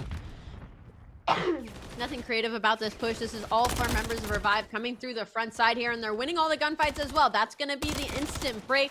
Number 4 detained, deciding to hit a route, but a little too late as all of his teammates are going to fall. And it's not going to be a spawn flip. They're still going to be stuck in the back, and this is not going to be an ideal situation if you're Noctum Esports. 188 to 101, 30 seconds left to be collected. And not only that, Pack is just hanging out. He's just chilling by the pool, maybe getting a drink because he doesn't really have to push towards the top side, as he can just play for these spawns and knew that's how much of a lead they've given themselves, how much of a cushion that they have. 2 perfect breaks. We're looking at another break here. Pack from spawn straight towards old time. And Revived are looking to make this nearly a 100-point game, as Noctum have done a really nice bit of work to get back into it, but now they've got to do a tremendous hold. Over by P3, this bar has got to be squeaky clean. First go around, not ideal. Revive now, trying to hit the backside. Detain, can't get 2. Genesis there with a pick up on 1. The second, melted. The third, so close to it, but Keza's there. Now over to Detain, straight from spawn, straight onto the new attack. I mean, that was a big 2 out of him, and even the third. And now maybe they can start making their way to push back into this game, but I think they maybe lost the player count because Connor has made his way to the outside, and he should get this player out of time for literally free. For what should have been a full 60 for Noctum, because at minimum, that's what they need. Connor blows it right open, 211 to 136. He has the help from his team in the front side now, and that's going to be all the kills going to the side of Revive. That's a really unfortunate turn. Revive, what a break. Connor with a big 4. At 20 and 13, he's looking to close out this hardpoint with a bang. The rotation's on, though, and Noctum have managed to make their way over. They've got solid positions across the board here. Disarray has been kept back with a series of nades and stuns. Detain now trying to keep Dizzy out of the fight as well. Slow but surely, Noctum have managed to hold this point. Here comes the attack. I mean, but just watch the minimap. This collapse is perfect from the side of Revive. They're waiting for each other, and they're waiting for the distraction, and the kills are starting to go their way, and now they have the spawns as well, and they're gonna have the time. Closest player is going to be Detained. He has been that guy for them in Hardpoint, but there's only so much he can do by himself. Dizzy on a 3. That's the break. 240, 146, 10 seconds left. Nobody's really close enough here. It's gonna be Genesis, but it's gonna be a little too late. Donna, final kills. Final moments in the opening. Hardpoint revived. Strong start, strong finish. As Noctum, a few signs of life for them, Ali, but not really enough to make that Hardpoint super competitive. Great job there from Revive. They are very much going to be happy with that. Yeah, I'm really shocked with the way that this first Hardpoint went, simply because I'm looking at the numbers on the HP side of things. Like, the fact that Noctum got so heavily outslayed is extremely shocking. Looking at Detain, he's averaging a 1.25, Geza a 1.14. Like, everybody's over a 1.0 for this team, but not so much during this series versus Revived. I mean, mainly Connor, 24 and 15. He's usually a pretty even player. For him to go positive, you know, you talk about the comparison of the Celium numbers, you know, how much teams win when a certain player goes over a 1.0. Connor might be that X factor for this team. He really was. I mean, we'll see in the highlights here, but Connor, a lot of his kills found on those perfect flanks, knowing the sort of setup that you're going to see Noctum have on these hard points.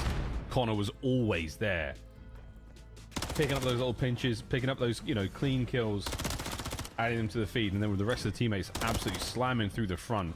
Good comms from everyone there in Revive, clearly knowing who's taking shots, who's got damage, and very smart gunfights as well. Good stuff out Revive, whether it's the rotations or the gunfight wins, everything looking fine. Yeah, their breaks, honestly, were probably most impressive for me, because at the later half, Noctum started to be early on those rotations. They had those early setups, but just kind of the slow, methodical approach from Team Revive, making sure that they were playing off of each other and playing off of kind of the distraction of these pinches. Just an extremely solid map number 1. Yeah, look at that clear cut. That is the clear cut game flow there as Revive took the lead, never once looked back. We'll see if they can do the same thing here on Invasion, because this is a map that we have seen plenty of in this tournament so far, Ali. And again, I wouldn't be terribly surprised if this is the one where we get to see a bit of a bounce back here. Noctum, you fought hard to get here. Now let's see what you've got. Revived going into this one with a plenty of confidence, I would guess, my friend.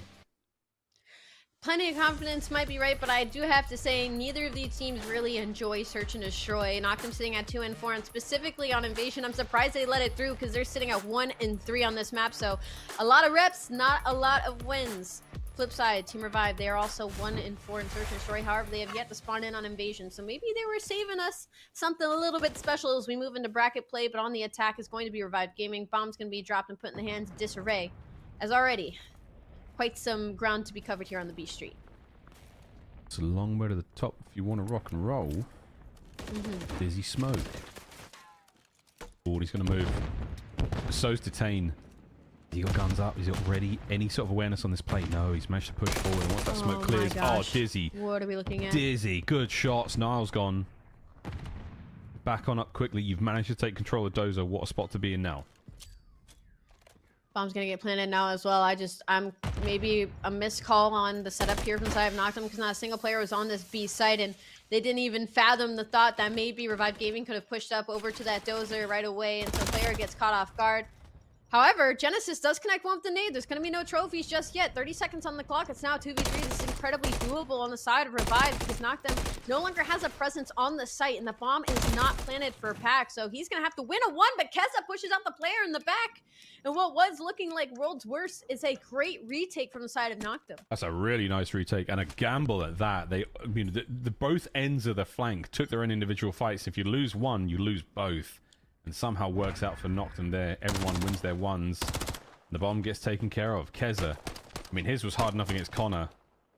And that was the final kill there. An immediate turnaround. Both of them just quick check towards the bomb. A ballsy play, but it plays off.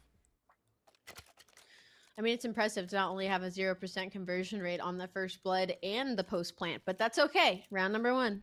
One down. Still got at least 5 more to go.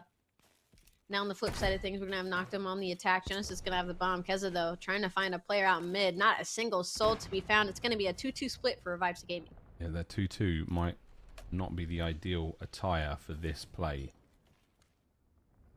Noctem still on the creep forward. A looks to be the hit. They've got 3 players over there. Keza the sole man at B. Let's see what he's made of, because he's going to run into some serious adversity here. But a tough one for Noctem, Ali. You lose a fight or two over here by A, and you are in serious trouble. Connor's got to be careful here, because if he gets some bad timing for Disarray, he could get shot in the back from this player. Now pushed up in the street. The smoke will go out. Throughout the chaos of it, we're not checking our corners. Disarray finds one in the chaos. He will get traded out, but Connor and Pack combined for 2. Pack with the beat down through the smoke. That's going to be bombed down at A, and now Keza's stuck in a 1v3. And that's a classic move. You know, you call for the smoke play, you just run through it, you gamble it every time. It does not pay off for Noctem there. What could have been a glorious, glorious round has now become a tough one for Keza. Trying to keep his spree alive and trying to get the bomb. Not going to spot that player out in mid, and that's going to be revived. A nice bounce back there. They're on the board 1-1. Noctem, a couple of misplays, but a really strong defense from the side of Revived here.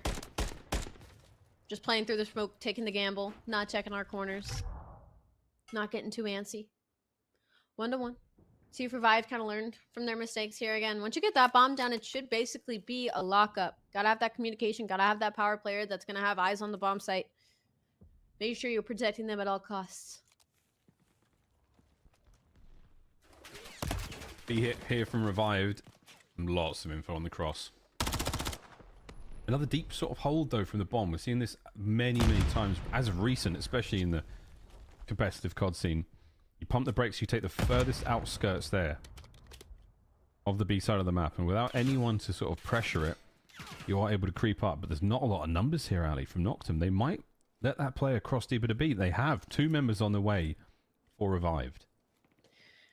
What's kind of a scary situation is they're extremely spread out as well, so nobody really here to play any of Noctem's players' trades if should one of them get kind of put in a box by Revived here. Bomb, though, still trying to make its way up B Street. There might be the call to hit the rotation, though, as Connor's trying to clear it out, maybe get some info. Shot's not going down just yet, but he is technically in a 1v1 with Genesis in that deep, deep A Street. Yeah, almost a minute now. No one's already been spotted out. You've thrown a lot. You're waiting for some info. Niles. Oh, yeah, there's plenty of information. But final 30 seconds. Here we go. Revived. Oh. They've stacked on up towards the street. There are no trophies to play either, so this could get ugly real quick. Niall nearly brings down Pack. The first blood is on. And here comes the fight. Keza able to get some damage in. Watching out for the flank as well. Detained on the front. Gets his second. No, he doesn't. Genesis is there for the trade. The bomb's still active, but not been planted yet. Here we go. Keza could go huge here. He's got Genesis to back him up, but again, the nades are down. Still no trophies. Bloody madness. 1v1, Ali. Bomb did get planted. Oh, no. It might be a recreation here. Pack's going to be on the bulldozer. Genesis. He's in dark right now. He's just trying to play for this player, maybe pushing out back street, but Pack's in a power position. He has no reason to move from this spot. Tags. Oh, Genesis, push him out. Charge, send it. Wait for the kill. Pistol there, ready for it. And the Dozer once again reigns supreme, Revived. It was an ugly round from both teams, and it comes down to the wire, but that is a win. I mean, an insane win. The drop shot and everything. And the body shots too. Maybe a little bit too early. Oh no. We are up 1-0 in the series. We now are up 1 round in the search and destroy. It was 4th there from Pack. Massive round. After a wild back and forth. But Revived, I mean, that's an attacking round that, I mean, I'm not even sure if I would give a tremendous amount of clearance to. Bomb though, making its way over towards the B site. Still kind of in spawn again, just a very, very slow push. A is not getting a lot of love. Pac though, he's on the 4, so they're gonna try and play for this streak here. And this defense, I mean, this is strong. I mean, Disray is pushed up all the way through the A site. Maybe looking to go on the flank here. There is a player in detain playing for it.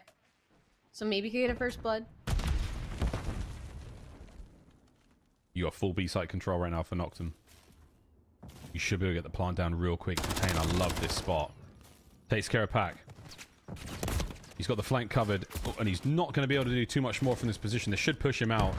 Oh, the stun connects, slows them down, but still a lot of information gained. On the approach, though, Revived are still finding kills, so it's all down to Genesis. Now it's all down to Niall. Niall's got a lot of work ahead of him.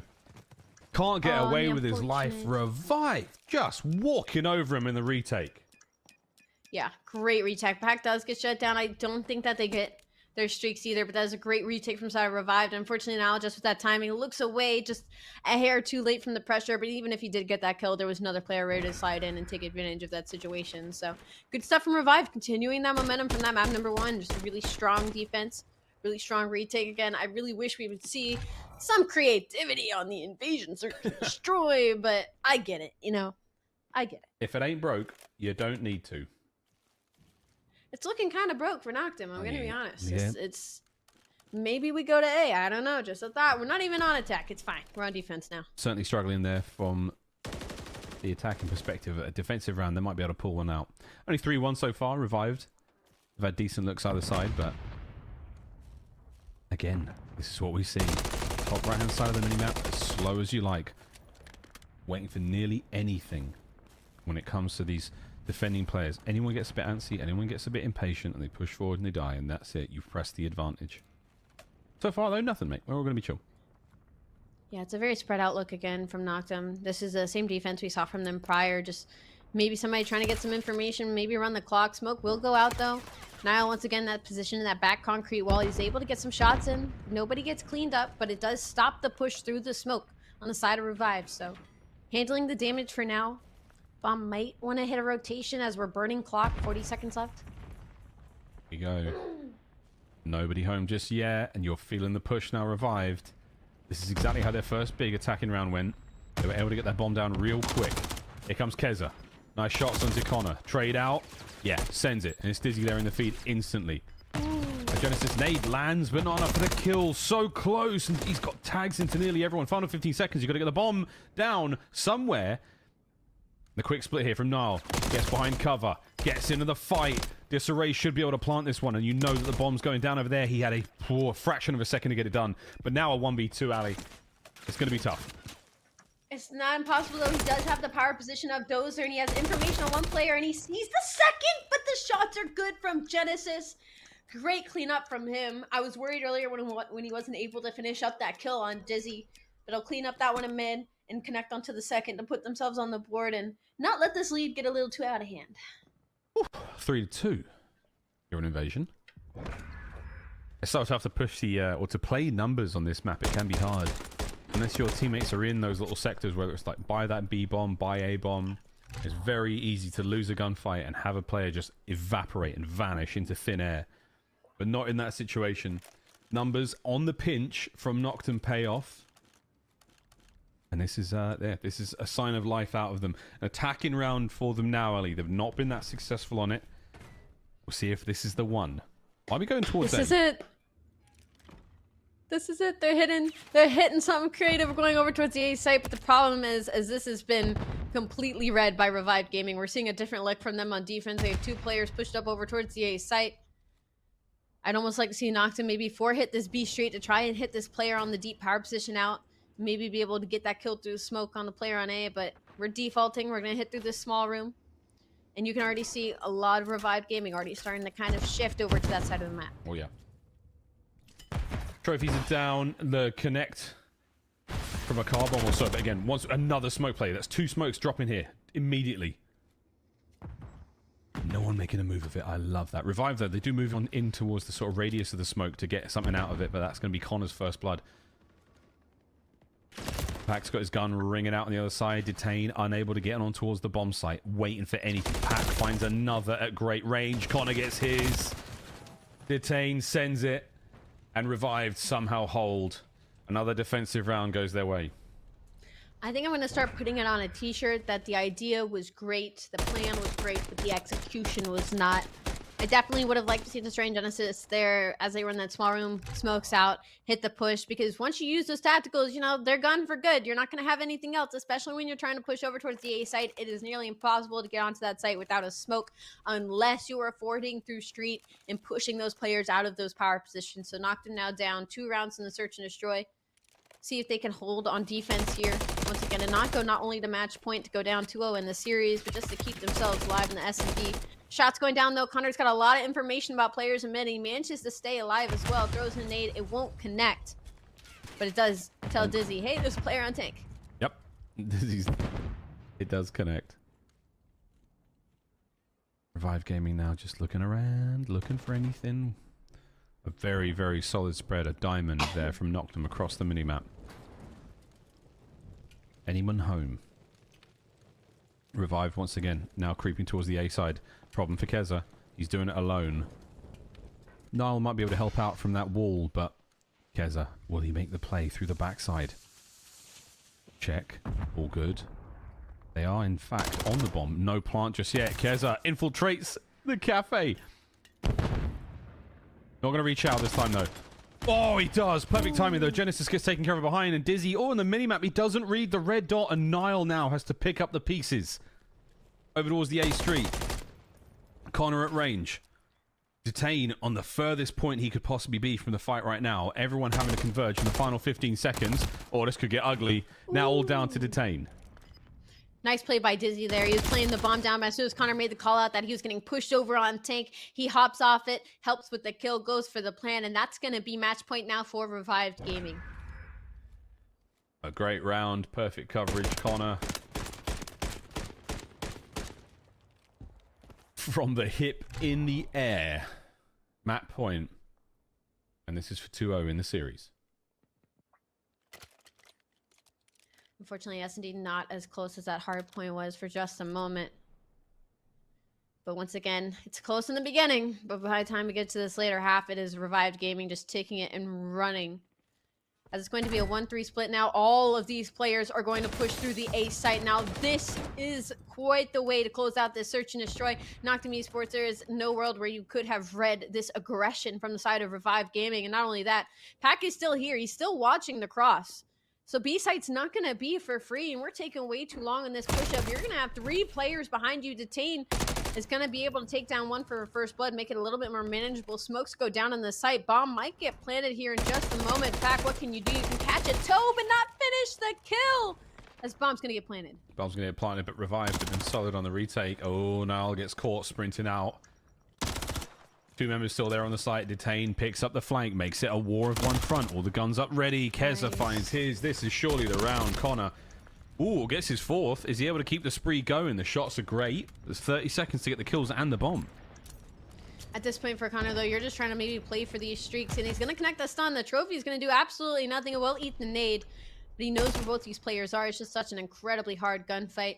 He's, again, going to maybe trying to play for these streaks at this point. Oh, my God. Ooh, good shots. Peels him. Final 10. Keza's going to play this safe and sound. You do not need to die here. The bomb can't be defused. The round is yours, but you do not want to give Connor the streaks either. Wow, what a round. That's it. We'll get another one at the very least for Noctum. Can they keep this going? They might. A great adjustment to the fact that Revived Gaming was just hounding through flank, through A site. And honestly, he was off the back to Detain, who's able to get that first blood, get that kill on the player at mid, and then wrap all the way Palace to get that player in Ice Cream to kind of give them a power position to take the opposite side of the map since they were getting pushed from flank. However, though, the defense has not been easy for them. And Connor, he is hunting for that final cruise, but there's not going to be a single bit of presence in the middle side of the map from Noctum. Now, whether you had presence or not, there's a smoke there to take care of that as well. Genesis, nice shots. Knew exactly where Connor was going to be on the heady, and that's going to be an easy read and a wonderful kill. That stops the spree in its tracks. This keeps Noctum alive and kicking the round with a man advantage. And it's a really good setup on the side of Noctum. They're now kind of playing a little bit more close-knit. Everybody here has the possibility to get each other's trade. Now is able to peel off Pack from the deep back of the street. Detain's in a great spot. He could overchow here if he really wanted to. Maybe get a free kill. This is now turned into a 4v2. This is for the 5-4. This is for maybe pushing for that round 11. Noctum, great in-game adjustments. Dizzy, he saw that player's elbow. He's going to get the kill on Genesis. That's one. Ooh. It's only one. And my feed is going a little crazy. I don't know about you, mate. Your what? My feed. It's gone crazy. Oh, my feed's going great. Dizzy's in a 1v3 right now, and Niall's going to sniff him out from back palace, and that's going to be another round for Noctum. They've stopped the bleeding for now. Maybe a little bit of momentum. You might be solo casting this one for a minute, mate. I'm going to refresh. No worries. I got you. Don't even worry about it. Now, way to clean up that final kill now to go 5-4. Still a little bit more work to be done here. Their attacks have not been that strong. Previously, Revived took a very aggressive angle in the defense, pushing through all the way into the A site, and it was detained with the heroics to kind of stop the aggression. We'll see if they'll be able to do it again. Bomb, though, I wonder if they're going to default. They are heading over towards the B site on B Street, and Revived is certainly going to read this. That's going to be two players here pushed up on top of the site. Not even on Bulldozer. They are all the way pushed up Street. This is two of them. They've smoked it. What a beautiful play. Niall's not going to be ready for this, but he's able to snap with the Renetti. That's going to be a first blood. Niall's, welcome back. I'm back, baby. One more round. Tie this up on the round 11. This is a really nice man advantage to have for Noctum. Are you finally able to find a sweet attack? Less than a minute to go. Keza starting to feel himself. Pressure there on the corner. Nays going to be there. Going to overshoot. Is he and Detain are actually able to stay in this fight alive and kicking? Nala's got the flank covered as well, as does Detain now. So you have the opportunity to make this happen. You've taken the wind out of Revived sails. Yeah, and there's nobody on the B site, so little do you know, like, two players are watching dark, but number 3 and Connor, your AR is completely backed up towards the A site for some reason, so this could be a completely free plan if you're Noctum Esports. Unfortunately, Niall does get caught sprinting once again. That's going to be Pack with a kill. Genesis with the trade, though. Pack with 2. Now suddenly it's a 2v2 situation. Genesis is on the hunt, and he's getting aggressive, and now Detain is left by himself to save the game. 19 seconds on the clock in a 1v2. Oh, dear. It might have all fallen to pieces. They've definitely had eyes on the bomb in the corner of the map. They're right behind the dozer. The fight is going to be on Detain. Good luck, mate. No hope for the bomb plant. No hope for the recovery. And they are shoulder to shoulder on the back of the Abrams. And that is going to be that. Noctum unable to stay alive in the search and destroy. Revived Gaming get it done. And they take the lead 2-0 here in our series. Some really big plays out of Pack there. They able to use the fact he was able to find 2 throughout all of that chaos. I really love that smoke play where both those players pushed up the B Street, kind of fully gave up Dozer and Chain and just went for it. Niall just had an insane reaction. Noctum, they just are unable to close it out. They start getting a little bit of momentum and they're unable to keep it up. They defaulted, unfortunately, towards that B Street. And it's going to be Revived Gaming now with a 2-0 lead in the series. Nice work out of Revived. Good bomb plants as well, forcing the hand of the members of Noctum a couple of times. Some ridiculous 1v1s as well. I mean, this one from Pack, he can see him the whole way through that dozer. That is so tough. Some nice works in the first bloods as well. I mean, everyone from Noctum doing what they could, but a couple of bad timings there. The final moment there from Niall. He had 2 players coming through dark. The second he looked away from it, they both blasted through him. There's not a lot more you can do other than have, you know, seemingly, you know, omnipresent, omniscient awareness. Don't let go of the irons no matter what. Either way, crazy stuff and nice looks from either team. Not enough though to keep it going, as now we find ourselves in a difficult place for Noctum. You're staring down the barrel of the 3-0 as Revived Gaming, I mean, they just took out 5 media clans, so good for them. Noctum, you take care of Clutch Rain. Now you find yourself in a tough one. Highrise Control coming up next. Yeah, and the biggest issue with that Highrise Control is going to be it's going to come down to a lot of slaying, which we already saw in that map. Number 1 was handedly in favor of Team Revived. Update on our secondary match going on. If you're not already on Bravo, Omit take the 6-star Hardpoint 250 to 151. A very, very strong show from them. But now we go towards the SND, where lo and behold, it's 3-3 on Karachi Alley. Falcon's sitting at, Kicks on Falcon is sitting at 8-3 as well. Not on the street though. Apparently did get shut down in the last round, and they're going to be on the defense. Though making its way over towards the A site, and that's a quick opening 2 from Vortex and Weeman, continuing from what we saw in their last series, just absolutely bodying. Now suddenly it's a 4v2 with Bomb Planet. Oh yeah, that and Zoo. Perfect nade as well. Eyes on Roxas and Kicks on the approach. Enough for the kill, but nice tags. Kicks was tunnel vision for that kill. Walks right out into it, and that is a very clean round from Omit. They take the lead by 1. This is happening on Bravo as well, folks. If you haven't already, go check this out as well. These are the winners bracket semi-final matchup. Absolutely, pop a second tab, if you will. I know most of us are sitting at some 2-monitor setups too, so obviously you got a full screen on both sides. But with the way that round went, I'm honestly shocked it's so close. That looked extremely dominant from the side of Omid EU.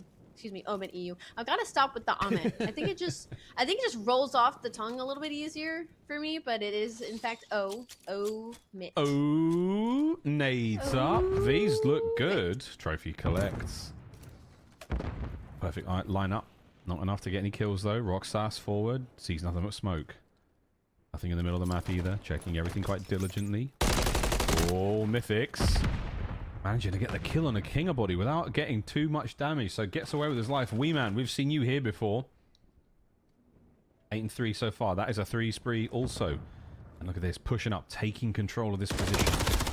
Certainly feeling bold. Vortex though on it, and that's the pinch from Weeman. Glorious work from Omit. They really do press the advantage. Roxas now in the 1v3. And again, if you can isolate the fights, there's a possibility. Not able to, unfortunately. Just way too many players, too much pressure over on that B side. And now suddenly it's match point. What was a really tied up even game, we've come in and absolutely destroyed as Omit EU is looking to take this to a 2-0 lead. Well, folks, we're going to go back to our primary game as that Bravo matchup's still rolling on. By the time you get over to it, by the time you alt-tab, or by the time you go to annul the device in your home, because I know most of you are on your mobile phones, we're going to go back to our primary game, Revived. Taken on Noctum. Map number 3, here we go. Into what could be the final map of the series, unless Noctum can turn the beat around. They've been having a difficult string of things so far, but who knows? Ali, as we've seen, Highrise Control, dumb litty, things happen. It is dumb litty and it is dumb high kill, high pace. So already as we hop into it, BB Connor already laying down the shots in the middle of the map. It's already chaotic. The helicopter's already blown up. Things are already kind of hitting the fan, and nobody's really touched the site just yet. But Zatane and Genesis for Noctum will open with the first 2, but they got to get this player Dizzy out of helicopter fast. And Dizzy is schmoothing, slip sliding across the map. Connor's going to find one over towards the B side of the map on Keza. That keeps that side of the map all good in the hood for now. Just over a minute to roll. You've got a lot of space to be still worked for. Noctum on defense though. Keep getting their kills. They haven't sniffed out Dizzy yet. Or have they? No, Dizzy he's right behind their lines. And he's aiming towards B. Perfect timing there from Keza. Not enough to stop the Genesis kill though. It's nice looks out of Noctum so far here on defense, Ali. Yeah, Hussein's on 3 already as well, and he's looking to maybe go on 4 and maybe go for streaks now as they're putting them in the spawn blender right now. Not really a whole lot of shock there, as this is how Highrise tends to go, especially on defense. But that's a good 2 kills from side of Revive, but they need to get onto a point. 26 seconds. Genesis is going to be top helicopter. He's going to find one, and he drops down into chaos. That's going to be 2 dead, and maybe an opportunity now for Revive. Well, to take nice shots. I respect the hit there from from Genesis, like maintaining his centering. He doesn't look down at the floor or anything. He just backs up, like, yeah, I'm just going to keep prim and hopefully find these kills. It could have worked out, but sadly, it meant you lost a segment of B. Keza from up high with a Renetti. Rat-a-tat-tat. Lets a couple rip, as does Nile. Not enough for the kill, though. Contest. Genesis is gone. Second seg out. Detain. You can't win it. You didn't look at the right ladder. That's unfortunate. Keza wins a big one. But Dizzy, the last man alive now for Revived. If he loses this fight, which he does, the clock reopens. 1 minute to go. No. Disarray's on A. Can you swing over? Yes. Genesis gets it. Beast reaction. Oh my good God. Keza going huge. My goodness. I mean, just when you think Revive is taking an inch, Noctum just absolutely slammed him. That's 3 kills down, and that's going to probably be the round. If you're on the side of Revive Gaming, it could have been worse. You did get 2 ticks onto the B side, but I mean, you just got absolutely slammed in the slaying department. What a blowout. Revive, though, a couple of good looks. They managed to get a couple of toes, a couple of dips. 1 seg on B, so we'll keep that in the backs of our minds, folks. Got a rip-roaring opening round from Noctum there. Switching sides now as we move towards a defensive answer from Revived Gaming. Wondering how quickly maybe they'll get the spawn trap going or maybe not. We'll have to see. That wasn't a very convincing slaying round from them. No. We're going to be on board with Keza. He's on 3. Maybe looking at streaks. Null has more than 0. Again, folks, the feed is a little busted right now. Contain down low, 84. Disarray was a big one. Actually, no, Null was on 4. Now he's 1 and 4. Good stuff, Null. You're on the board. Quite the head he's taken as well. Maybe looking for another kill here as he gets some damage in, and he reads the second player. I mean, just great heads-up play out of him. He'll take one down before he gets traded out. Clock, though, is going to be stopped. A little bit of pressure on B, but a great defensive hold so far from Revived Gaming. Detain, trying to do all that he can. 9 and 4 right now. Now, this is certainly your player to watch in this game mode, as he's rocking a 1.131 in groups with this map. Damn, that's a lot. There's a lot of games to be played as well. And Genesis trying to hold down low. Not a lot of work here from Noctum on the attack, as Revived are keeping him back. Connor's essentially out of the play right now, but Genesis could be an issue. Oh no, he's up top. He wasn't down low. One of the blessings of a multi-tiered map. Genesis down. Disarray finds 2. 25 seconds on the clock, and Detain thinking about getting on the zone. But he's got to do something about this map control. You can't capitalize on it. As Disarray... Oh god, Disarray. He could go huge here. There's the 4th. He guesses wrong. Player behind him, still 14 seconds to go. Able to get on one of these zones, maybe. Dizzy wins a big one, and the attack for Noctum has been snuffed. That should be that. Go for it. Oh, he's alive, Ali. Nah, not fun. He is alive, but Disarray's running in with a Rival 9, and that should be it. 1 second left. Nile could maybe slide in for a point second. He is a little bit too late, so that's just a trading of defensive rounds now. Pretty solid on both ends. Nothing too crazy, but you got to think for the sake of Tech Revived so far in the lead. They were able to get 2 before the round was over. Knocked him not so much success on the attack side of things for them. No, the attack, I mean, it can be very difficult. Like we saw in the opening series of the day, the Omit taking on War. Defense, and then a couple of attacking rounds really gets you towards the end line there, but not an easy thing to do. Level of play, everyone's making good reads. It's hard to make a really concerted and coordinated effort on these attacking rounds. To get 3 down at the same time and then make the most of that, really, really tough. Here we go, though. A lot of love towards the A side for Revived, and they are in. That's trophies, everything, you name it. This could be good. Love this play from Revived Gaming, as you saw them all nade over the top to try and blow up that gas canister before they made it to the site, and Pack is now on a 4. That's going to be a tick on it, and maybe a second. There's somebody that's hopped on the B, dude. That's going to be Connor. This might be an incredibly fast attack round, as they are winning all of the gunfights off of spawn as well, and maybe get some streaks. This is insane. Oh my god, that was a 2-2, and 2 players on A now done. They can make their way over towards the B side of the map. The 2 members on B cooking with gas. Revived Gaming with literally the perfect attacking round. They've only lost 2 players. You have to win this big one, Detain. You cannot. Through the B street now. Send it. Running out of time. Running out of chances. Absolute perfection. Revived Gaming. What a banger. I mean, wow. You blinked. That was maybe, what, a 30-second long attack round? I mean, incredible stuff from Revived. I mean, it was a risk for sure to full push towards that A site, but it pays off in very, very large dividends. Now they're going to be on the defense. Not only that, Pack still has not died. He is on a 5 spree continuing off of that round, so 1 more, and that's going to be a streak. And not only him, looks like Connor might as well be on a 4 spree as well. I don't know how true that is because of the top left. Can we look at Connor's POV for a mo? Just find out for the numbers. We'll see if I think it's Fike. Can you hear me, Fike? 5 spree left for Pack. Disarray, no spree. Oh, he's gonna go big though. Pack. Oh, and Connor finds the kills. That's going to be Pack with the first blood, and he's on a 5 spree. The game has confirmed it for us. Disarray now making his way up top. Oh, my good God. The trap might be set now. We'll have to worry about this Detain on the right-hand side of the map. He makes his way in the audio spawn. Disarray from the shots tags. Nile brings him down. That's a big one. Just over a minute to play. See?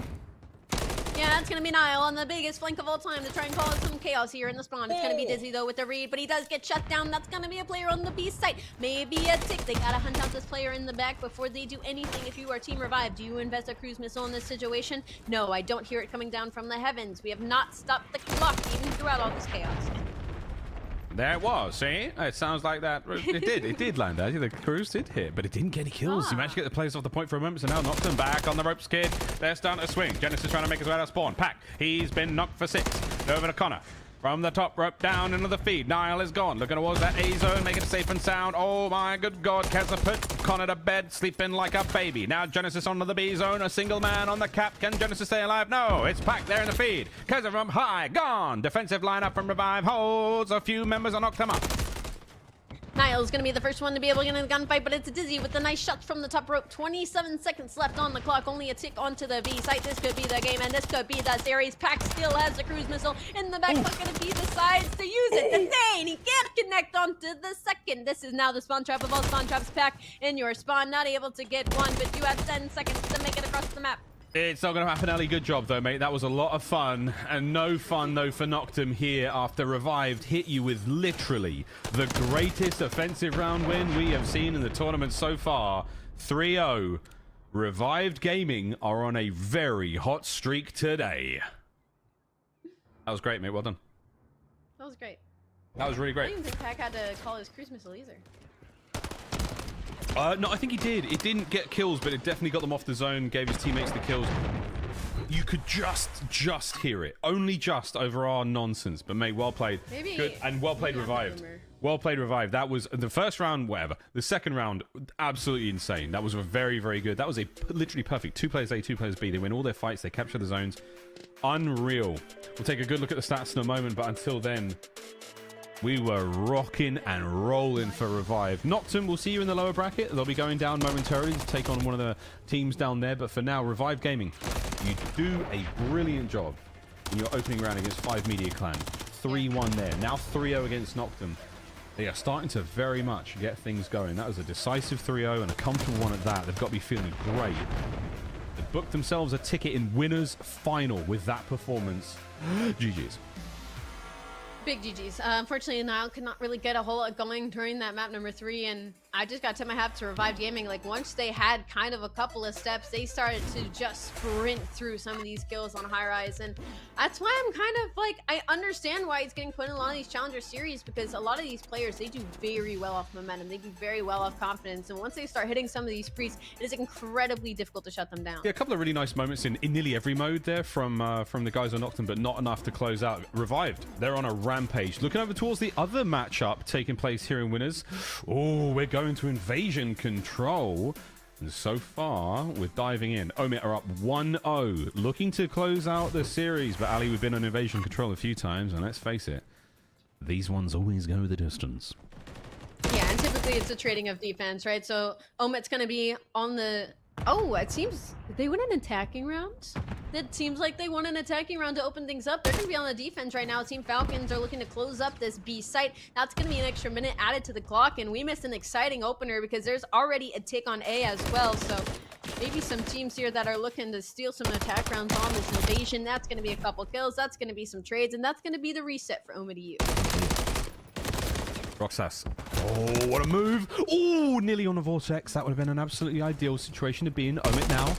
We've lost the B zone. Shuffle up on the defense. Falcon. The white arrows on the Codcaster right now. They're making their way forward. Hixie and Mythics find their kills, but they're pinned on the inside of Cafe. Exnid catches out Hixie. Over towards the middle of the map. And, oh, Kingabody now on the flank. He has snuck through the entirety. Line up. Oh, for a moment, we made good job. He must have heard him or something running up the side of the street, because that was a big turn and burn. And unfortunately, Falcons are kind of running the clock and all the time that they bought themselves. A minute left, 12v11. They have a single extra life to work with. Rosas might get a free kill onto Hixie, but nobody is close enough to the actual A site to stop the clock. So although a couple kills are going their way, they've got to start making this trek. And it's going to be Mythics. He might get caught out of guard here from Rosas as he's going to find one. And he knows the second player is going to go for this trade. It'd be huge if he could connect them to the second. Unfortunately, not able to. Now with only 30 seconds to work with. Good shots out of Roxas, but not enough to stay alive. Mythics, trophy down. 30 seconds to go in this round. This is a 2-0 lead. Don't let any shenanigans get past Falcons. Trying to go forward. Kingabody, nice damage into Weeman, but not enough to stop the kill. Kicks, capitalizes. Mythics bounces back as well. Trades on trades, and not where you want them to be taking place. Roxas is pinned. There's Vortex and Co. They should be able to hold this line. Kingabody able to get across, maybe. But 5 seconds, Ali. It is looking unlikely. And Omit They have managed to hold it together, a 2-0 lead here in this winner semis. Yeah, unfortunately, King Bonnie dies to a 5th man there on his own teammate's name. So even if there was even a glimmer of hope of sliding into that A site, it doesn't come to fruition. And now that puts you up 2-0 in this evasion, not only in the series, but now looking to maybe close it out. It is incredibly unfortunate that we weren't able to see that first attacking round that Omit was able to steal away, because again, on Invasion, it is extremely difficult. And it seemed like Falcons maybe had some opportunity in the early moments of that round, as they did have a tick over onto the A site, but now Omit maybe looking to close it up here. They are going to be on the attack once again, see if they can pull out a second as they're going to push over towards this B site. There is 2 players kind of lurking towards A though, so this might be a little bit of a bait out to pull Falcons away from the pressure of the A street. Oh, steady. They managed to win the first one. They can do it again. Omit are a very well-rounded team. The battle on B, comes to a close. Falcons win their fights there. They win their fights across the map, and now the pressure towards the spawn of Omit should be able to get a bit of damage here. Beautiful 4 from the side of Falcons. That is a full team white on top of Omit EU's forehead. And not only that, they've taken a lot of power positions now. Kicks pushed up over on the B site. Rosas is completely pushed up in Street Night now, playing around these trucks, trying to play his life. Maybe take one before he gets traded out. That's some good aggression from the side of Omit to get that player out of dodge. And now maybe an opportunity. That's going to be a second kill. Do they ring King of Body behind this concrete wall? No, but he will get traded out. That will allow Weeman maybe to slide onto the point, get the trophy down, but he goes for the reach out. A little overzealous. The reach out was an admirable attempt, but the Falcons win their fights. Towards B now we go for Omit. You've done a decent amount of work in the capture progress of the first round. You won the defense, but right now you are being slaughtered. Not a lot in the life department. Nothing in the time either. So, Omit, your tricks paid off in the first round. Can you manage to get yourself on towards A? That would be something. Kicks has got to win a couple of big ones. No one through the middle of the map. Vortex now looking towards the pinch. The spawner's going to be in trouble. Okay, we could be on A in a big way. I mean, that's quite the trial from Vortex, but it's just enough to allow his teammate to clean up that kill. And now there's 2 players, but we're chowing out of time for some reason. Now, everybody from Falcons is going to hound onto this point. That is a tick, but the second one does get stopped. Hixie manages to stay alive, though, so he'll be able to finish this. Never mind, he stepped off the point. However, clock is still going to be stopped as all the players off spawn has been able to hop onto B. Yeah, the work from the Falcons was so strong. You're able to pull them apart if you Omit, and again, it helps. You manage to get over towards A. They've drained the segment. Kicks has stayed back for that while maintaining this defensive line. But the bad news for the Falcons is Omit have managed to hold on to B. The second segment long gone, and now the zone is theirs. 1 minute to go, and 12 lives on the attack, Ali. This could be it. And that's really good shots at Mythics to clear out that player. And they're going to try and push through the spawn. That's a good 2. And that's almost a 3rd. And during all of this chaos, Pixie is now once again onto the A site, maybe looking to get that second tick. Closest player to help him out will be Vortex to watch this cross. He's going to connect on one. Maybe connect on the second. He makes the read, but unfortunately doesn't get the kill. Hixie, though, able to once again almost get that second tick on A, but it does not come through. So close. So close to the second segment. 6-14. Omit. Another nice creative attack towards the A side of the map. And now it's just straight gunfights. Exnid is alone in the middle. Have they snuffed him out? Are they able to find him? I don't think so. On the inside, he might be able to cause some damage on the attack. Nice work. Roxas wins his. Exnid gets 2. That's huge. So Hixie now has to slow things right down. The final 3 lives for Omit. You were saying, Alex, sorry. I was just going to say, you could tell they were player counting because they were on the hunt for Hixie turning around for their spawn, but it is a 1v11 now. Mystics will eventually get shut down, but, you know, it's a solid defense from Team Falcons, but they have to win an offense now, and we saw how dominant Omni EU kept them held back, so it's possible. No cruises to work with, though. Omit doesn't want to get caught slacking. Still some opportunity here, though, for this side of Team Falcons if they keep shooting like that. Oh, yeah. I think with the squad like Omit, Ali, we haven't seen them give away too many leads. You know, once they get going, it seems to be fine. Falcons, though, they have had a very good run in the competition. They've turned a lot of heads and certainly made a lot of fans. Can they continue here? Can they find a unprecedented comeback against Omit in this matchup?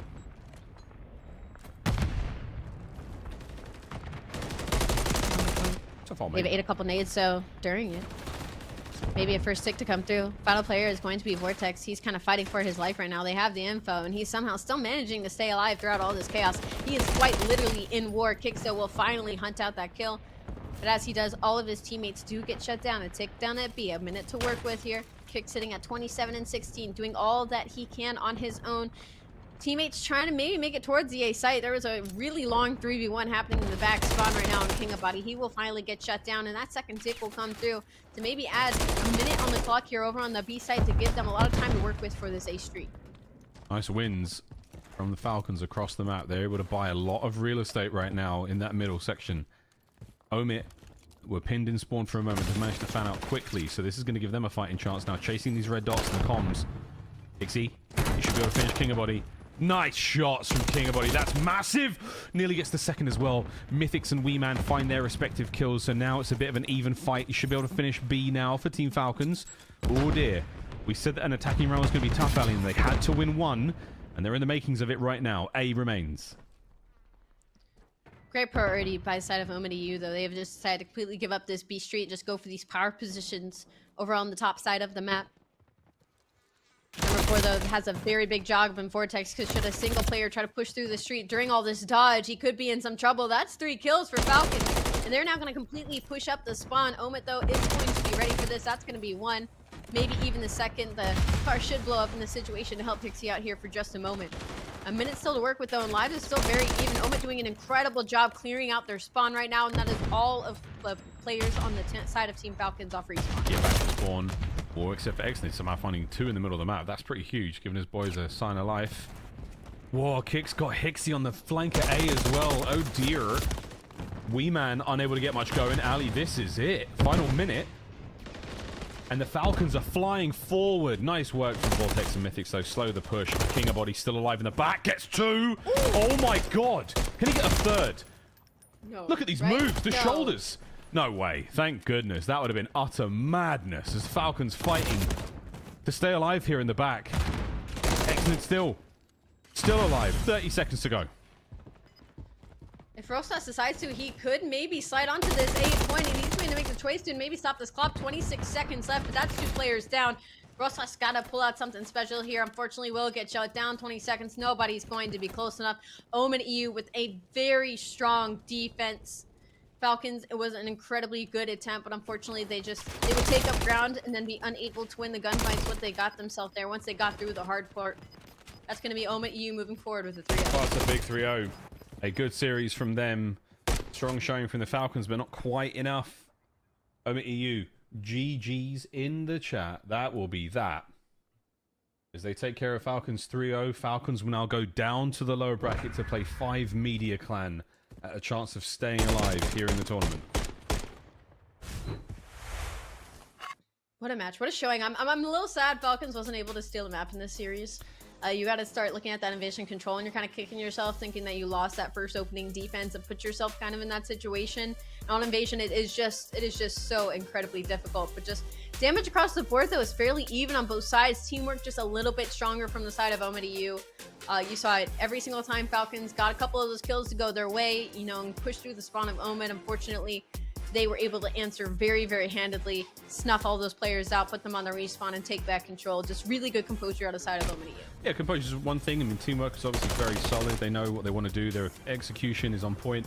I think one of the key marks of the gameplay here for Omid was not letting anyone from Falcons stay alive in the back of your spawn. That was always going to be a problem. I mean, it is a problem regardless, but they were very good at sending players off spawn to deal with that, whether it was the 3 players or 2.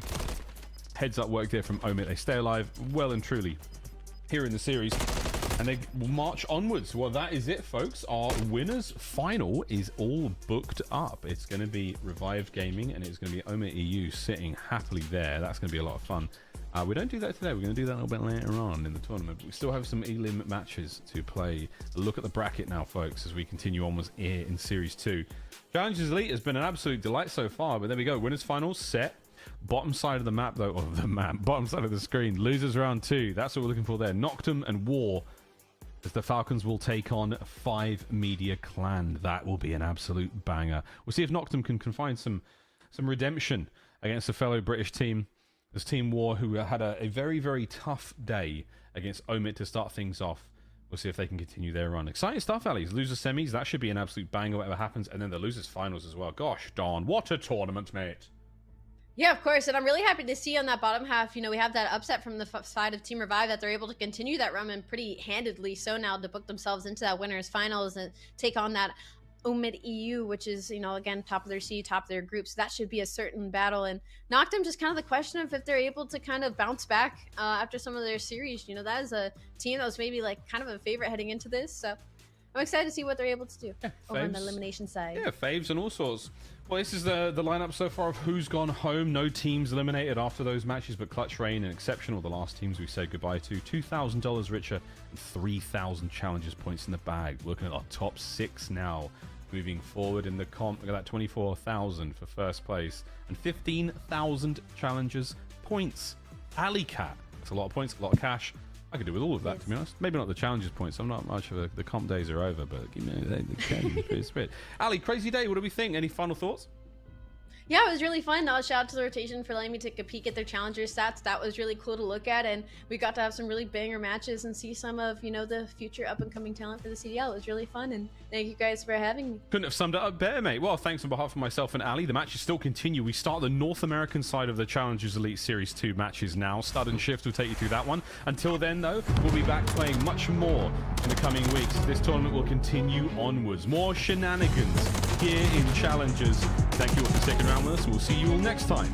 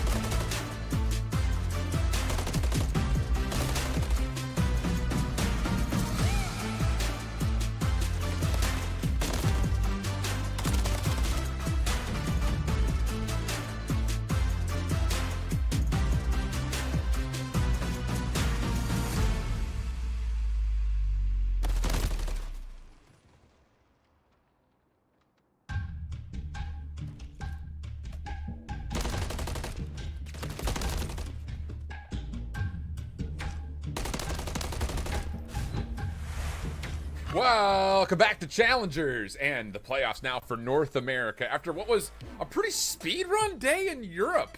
Surprisingly so. 3 1s and 3 0s, it felt like, almost all the way throughout the opening couple of rounds there. I don't want to, challenge the universe here, but I don't think we're going to get the same things here in North America. I expect barn burners from start to finish. My whole shift with me, I've got Jeremy Stud. Brother, you're looking good, looking fresh. How you feeling?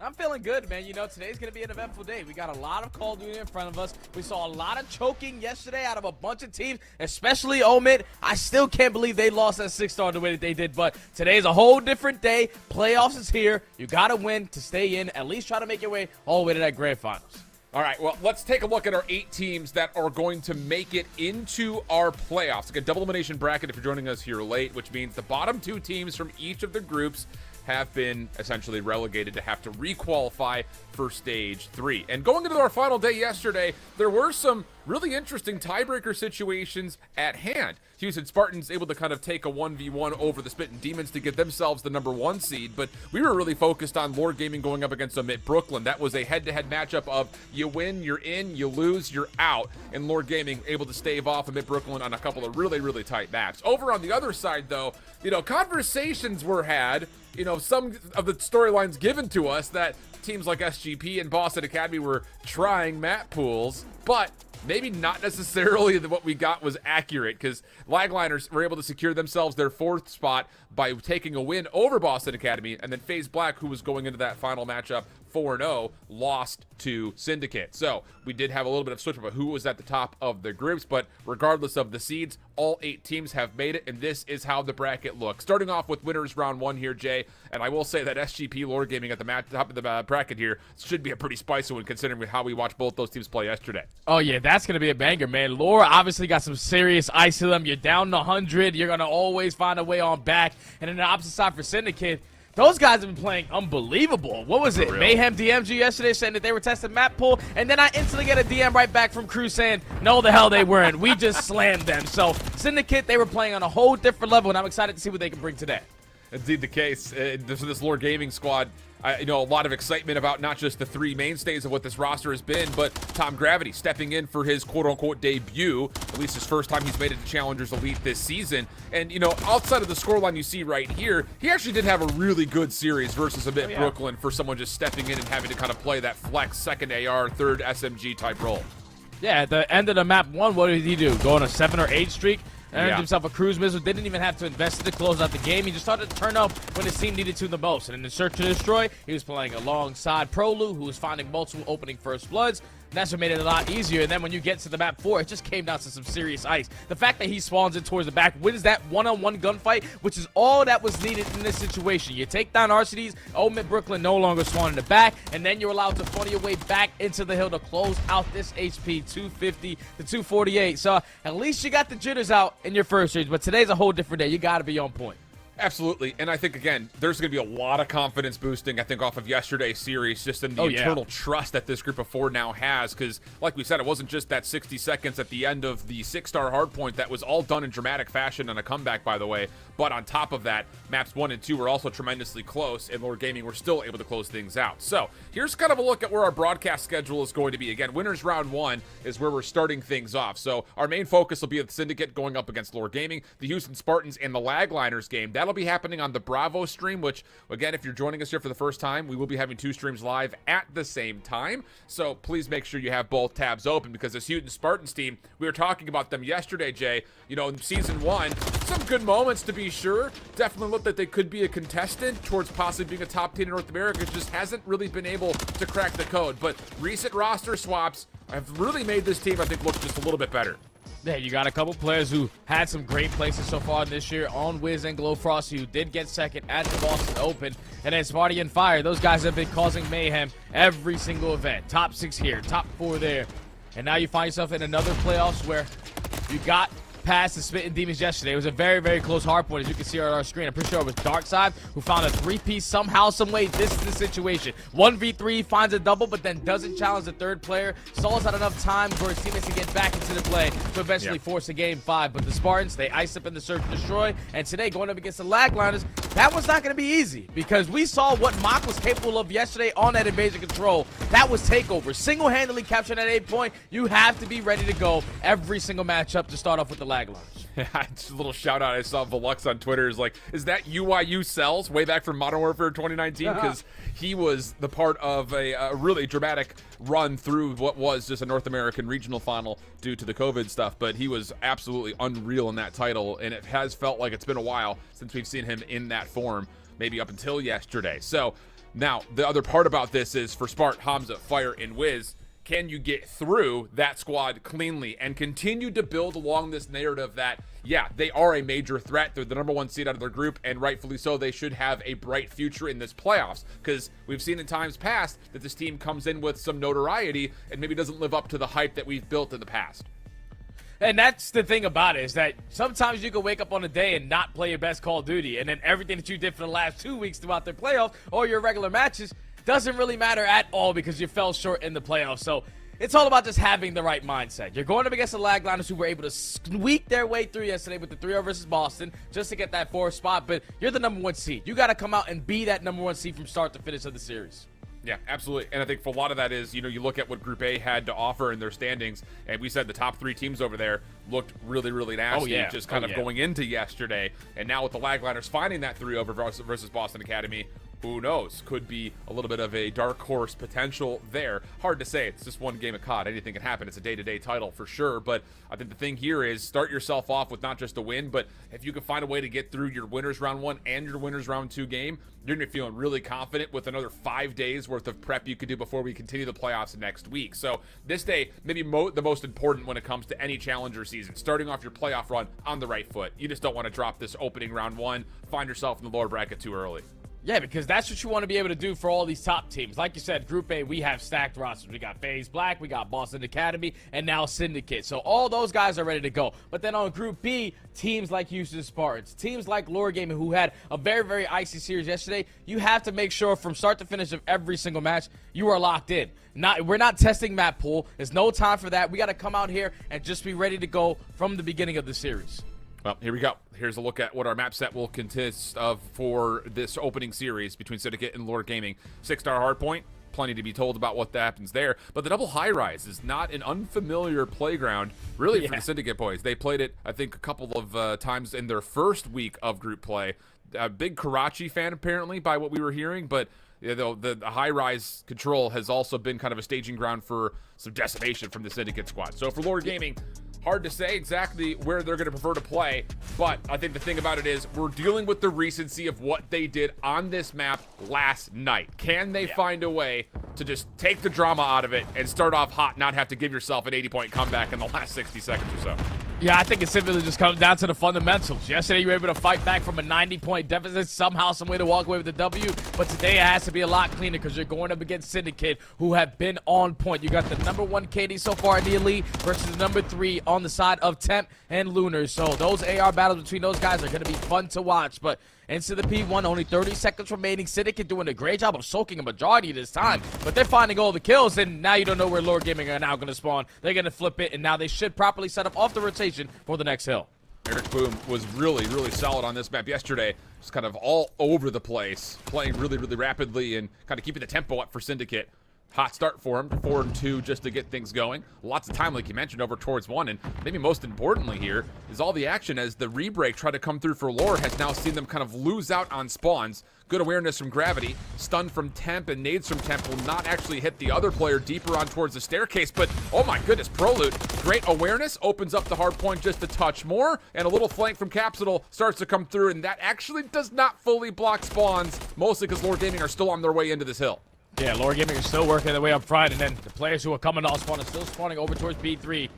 So as long as you're keeping them off the point, that's already job well done, but you get all the kills at the right time. Unfortunately, Temp does fall, so no cruise missile going to be earned, but Syndicate now know we have to apply pressure to the Yo, but we have to start thinking ahead. You can already see the route coming in from Eric Boom. Early off the rotation over to P3. He's going to get already past the gameplay of Gravity, while the rest of the teammates still holding it down at the old hill. But it's a one-on-one towards the next. Eric Boom wins it, and now he's going to be by himself because you see those spawns for Lore. They're all over P3. And this is just down to, does Prelude find the isolation? Yeah, great stuns coming through. No stone left unturned here for Lore Gaming. Really clean. And the follow-up, the extra read onto Cruz after the trade came out into Prelude, absolutely beautiful. But the numbers, not necessarily concentrated on the setup, so every kill a big one over the top of the hardpoint. Gunzy not quite able to double up, and Prelude will finish off the rest of the reinforcements. So great moment here for Lore Gaming. There's still 40 seconds to fight. And this is where they can start to pull away with the game. You have the perfect setup. No one's going to overextend and try to flank and go for a setup on a pinch. But you know exactly where all of Syndicate are attacking from. 30 seconds already done at P3. Syndicate trying to body stack through the middle of the map to find an opening. Lunar and Cruz find a double, so they're going to be here to attack from multiple different angles. It's going to fall into the hands of Gravity, and Capsule only able to take down 2, but with only 20 seconds left, Cap, what else can you try to do? Yeah, and really at this point, it is just kind of him being the front line on this last hit from the back, and that might be enough. Cruz low, Prelude able to finish it off, and that is an immaculate hole for Lore Gaming. And just again, tip of the cap to how quickly they picked up on those long routes for Syndicate. That was the large majority of how that break was trying to come through, and really it didn't find any success at all. Lore Gaming also over towards New with a chance to contest, and how about top frickin' Gravity? Remember the name, friends. He is shredding early, and Prelude nearly finishes off the 4P, but Syndicate will have a chance to reset up here for the break from the front. Yeah, they need this break too, because with 40 seconds left, P4 is not an easy hill. Trying to find success breaking, especially when no one's hitting routes, but the route out of temp through bottom secret, only able to take down 1, but at least you're backing down the rest of Syndicate. Keeping your teammates alive a little bit longer on towards this point, but their guns are shooting completely different right now as Gravity finds a double with that Rival 9. 5 in a row, final 20 gonna go in favor of Lore. And they're just starting to run away with this game, man. Syndicate have to stop the bleeding, and they have to make it count here at P5. Yeah, absolutely do. Big elimination from Cruz, backside of the DJ booth. Opens up the middle of the map for Syndicate to at least have some sort of control on. Gunzy also stepping into Palm Tree. The question is, does he get a read on the double stack or on the back? Doesn't make a difference. Prelude absolutely blows him away. And now the hit, looking to kind of unfold from 2 different angles. You got the hit over towards the old P2, but most of this is actually coming through the front mid stairs. Eric just trying to float, find shots with the MCW. Gravity looking for his 6th elimination, but does get shut down, and Syndicate have done a nice job holding to this point. Oh, that's good stuff right there to Syndicate to find all the kills, make it 3 dead in the feed. Now Temp has to slow his pressure down. But with him finding the double, and now the teammates are already here, they're going to instantly put themselves in a position to try to re-break. Head towards the point. Great route coming out of Capsule. Finds the double. No longer on the point. Give him 3. Trying to go for the 4th. Cannot get it, but Cruz is going to be one shot. And you will take that great play out of Capsule to lead to the break. And Lore Gaming, even without the cruise missile, set it up properly for some much-needed time to walk away with this final 15 and keep that 100-point lead. Yeah, this is looking like straight destruction at the hands of Lore Gaming. Hardpoint opens here for Eric Boom and the Syndicate boys, and boy, do they need a hold. I mean, even getting 30 here would feel like the right step towards maybe a potential comeback. Gunzy, good elimination towards Prelude. Gravity, Temp trying to work their way in, largely from the front. Temp pushed off the mid staircase. Semtex in. Eric's going to get tagged by that, and a follow-up will take him out of the picture. Kills from Gunzy, though. Keeps Syndicate at least in a chance to hold this hard point as neutral. And yeah, the trades are decent. Syndicate will work their way back in.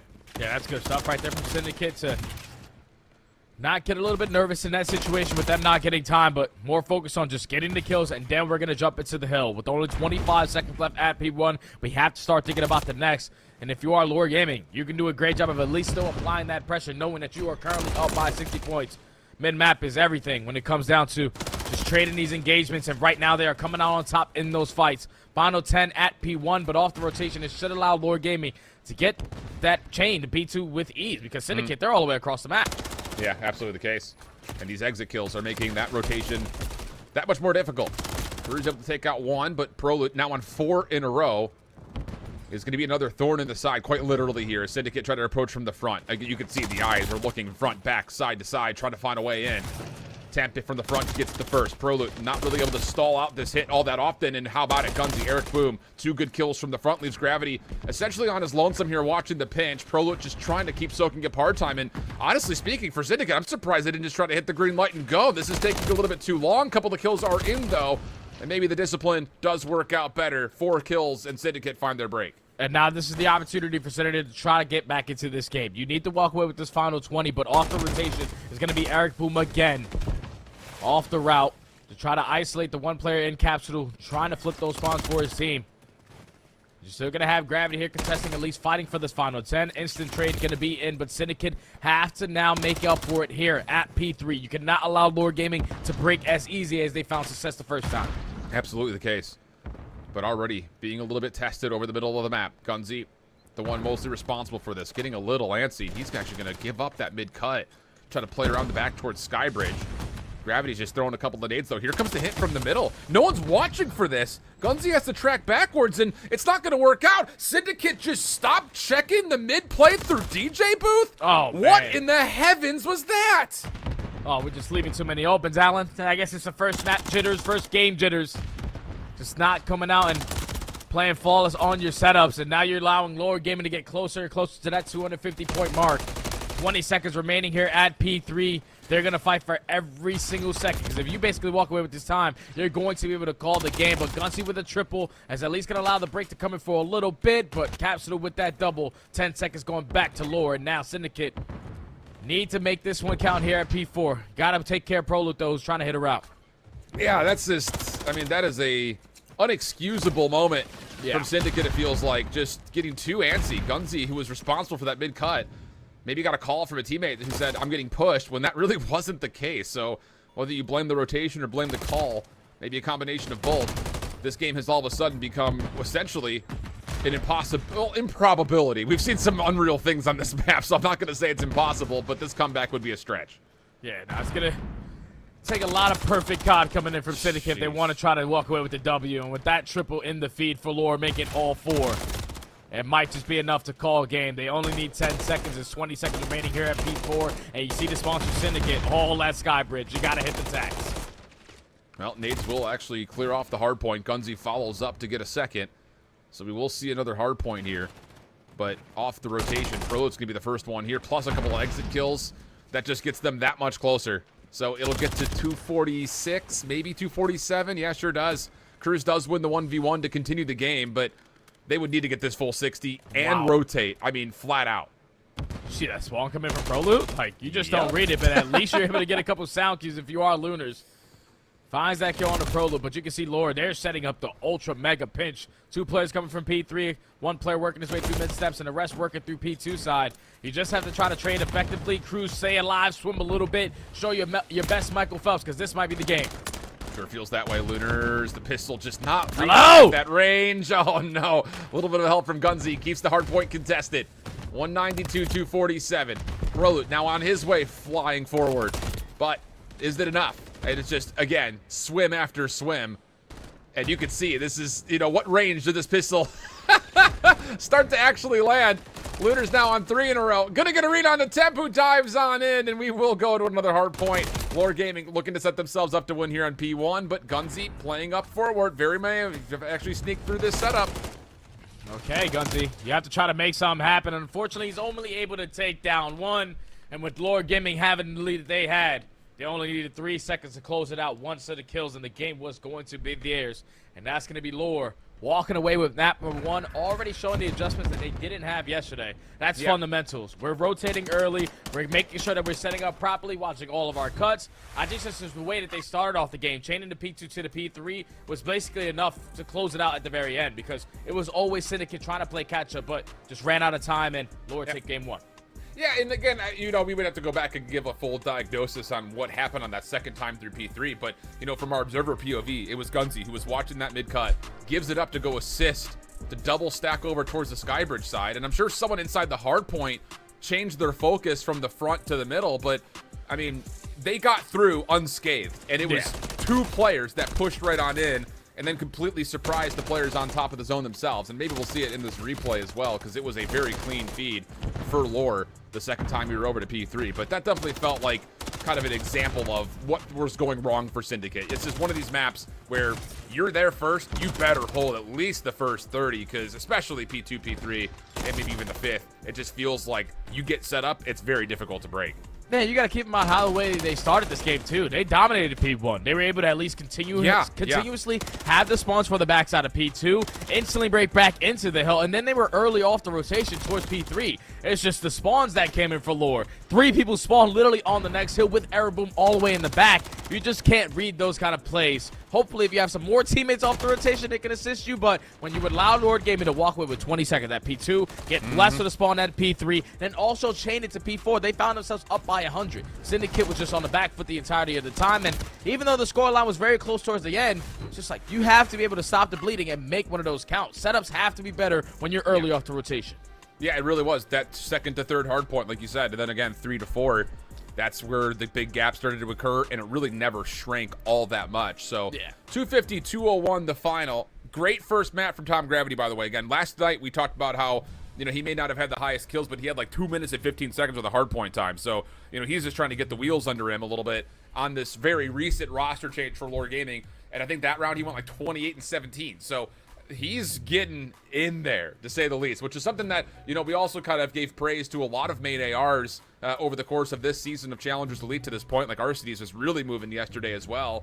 So it's one of those things that if your AR players could really start to get active, you're going to have yourself a good day. And we may very well carry that conversation into our Bravo matchup, because we talked about Cells and his ability, or Mock rather, and on the Lagliners team, he was just different yesterday. And if he could continue to move like that, this team could be very deadly here today. Oh, but they already found themselves down by 60 as we jump into this game on Vista. I love myself some Vista, and Vista and 6-star, because they're so damn fast. I love the pacing that both maps bring in. Now with Lagliners being down 50 points, you have to make up for it here at P3. Unfortunately, they lose the back spawn. Spartans are instantly able to break their way on in, and this becomes a lot more difficult for the Lagliners to try to break, because you have to either do underground, work your way all the way around through the P4 side. That's exactly what Big Head is going to do, but that is going to waste a lot of that game clock. Yeah, very much so the case. And every second is an important one right now for the Houston Spartans. Fire on 3 in a row. Spart having himself a really good game as well, 25 and 21. One moment of contested Wiz just snaps over and blows Dimensions, or pardon me, Big Head, completely out of the hard point. So 14 seconds of scrap time looks to be pretty guaranteed. The problem is the rotation also being looked at. Spart's going to transmit that information, but the Lagliners, they need to find a way to flip these spawns around, and they actually do get a block over towards Spart, but can they find the break from the front now? That's the big question. Yeah, that's the big play. They already are applying pressure through the front end, and Mock, at least pushing his way through the old hill, is going to block those spawns for his teammates to get the closest spawn through the backside, but now you're forced to break in and try to use your attacks to get on in when you have multiple players from Houston Spartans all over Burger Town. It's going to be Fire at least sliding down to get one. Smart there for the trade. Smart is able to find a double, and if you don't, be careful right here. If you are the Lagliners, you're potentially going to spawn out, but if you are the Spartans, only need 25 seconds to close out this game. Exactly. The leader's advantage is just don't do anything too crazy here if you're looking at this from the Spartans' point of view. Wiz on the corner. Assistance from Nades will make this job a little bit easier, but does get a little bit called out. And that's enough to neutralize the hard point a touch, and a follow-up elimination with the proximal spawns. We get the Lagliners back in for the scrap time. Thing is, look at the line of scrimmage being set by the Houston Spartans. They are just throwing numbers forward into the middle of the map, trying to cut off this next rotation to new. And in the meantime, Spart has made his way what looks to be kind of through the catwalk side of the map. And yeah, he's going to pop up from behind. Stun gives Big Head a chance at that gunfight, but tough to track at close quarters. And with that, the Houston Spartans find the opening time here. Yeah, that might just be the game. You see the spawns for the Lagliners, 3 players over towards the bottom side of the bar, and Mock actually is going to get a free pin spawn. So can you get to the hill in time to allow your teammates to potentially get this player off the point? But even with him finding the kill, now the spawn's flipping. It's still Houston Spartans in towards the point. 5 seconds till they take map 1. Yeah, looking pretty confident for it. Split spawn situation means that this is going to be in pieces for the Lagliners, and neither side of the hit will get there in time. So we wanted convincing and some conviction out of this Houston Spartans team. We got it right there by the look in. I mean, the domination on the rotation from 2 to 3, that obviously at the current score that we jumped into was enough to kind of put that game a bit out of reach. Yeah, you could just tell, at least when we jumped into the game, that the Houston Spartans were doing the fundamental parts correctly, because lagliners looked like they were simply on the back foot a majority of that game. When you're forced to break in on every single hill, when you're forced to challenge all these gunfights with people on head glitches that are very, very difficult to win, that's when the score starts to get away from you. You start making some boneheaded plays by not rotating early or ego challenging and then instantly getting broken off your setup. And unfortunately, if you are the lagliners, you fall short in map number 1. You're going to be needing to bounce back in that 6-star Search and Destroy game 2, but the Spartans, they're one hell of a great roster in S&D, so you have to be prepared for that. Yeah. Okay, so again, that's happening over on our Bravo stream. We'll do our best to obviously give us as many look-ins as possible, but our focus will largely stay with our primary match. And I think on top of that, hey, you know, out of a 3-0 yesterday from the Lagliners against the Boston Academy squad, don't fully recall what that map set was, but like you said, the Search and Destroy looked convincing when we looked into their into their map count yesterday. So yeah, bounce back there, reset the series, find your way into a neutral control. And to be fair, we're going to be talking about the same exact things here with this SGP and Lore Gaming matchup, because Syndicate have to essentially provide the exact same things as we head to a high-rise search. And high-rise search is always going to be a fun one. I feel like every single time we're casting a series in Challengers, high-rise search and destroy is going to be in it. And the majority of the way that these squads play it is all about dominating B Street. Lore Gaming, they have players who do it all the time. Capsule loves to roam around bottom pit, jump into the B site, just be super annoying around that area to not allow that bomb plant to go down. And on the opposite side, just have to be prepared for what Syndicate are going to throw at you, because Lunas, he's been fantastic. Gunsy's been fantastic. And Cruz, he's been taking over in Search and Destroy. You have to be prepared for them, because they're definitely looking to bounce back here in this game too. Yeah, have to have it. Highrise Control could also, obviously, as we know, could get out of hand quickly with just one good wave of kills. Rio Hardpoint also going to be playing with a lot of quickness and speed, which, you know, again, the other part about this conversation is not only are we looking to see who's going to be possibly a champion here in Season 2 of Challengers Elite, but these are loaded rosters, and you have to have some sort of an itch to really prove yourself, especially in quick respawns that we have here. The 6-star Hardpoint, and especially the Rio. Like, I think in particular, looking at Eric Boom, you know, a guy that's still technically on the sub roster, he could be subbed back in at any moment in time. Like, you kind of feel like as a main SMG, you better pop off there. Otherwise, like, your value and your stock start to fluctuate just a touch. Yeah, I completely agree with you. Your main SMG who roams around and has a lot of fun when you're talking about those up-and-close personal gunfights. Yeah, Eric Boom, if we get to a map number 4, you have to make sure you take over, but we got to get through this Search and Destroy first. As Lore Gaming currently up 1-0 in this series, Syndicate looking to bounce back. And the good thing for them is, at least in the Search and Destroys, they do have a player who tends to stand out a little bit. But on the other side for Lore, it's been Capsule. He's done it in the Pro League. He's doing it again in Challengers, and that's the guy you definitely have to put a lot of focus on. 100%. Stories almost tell themselves at this point, it feels like, with how long they've been in and out of the space around Call of Duty.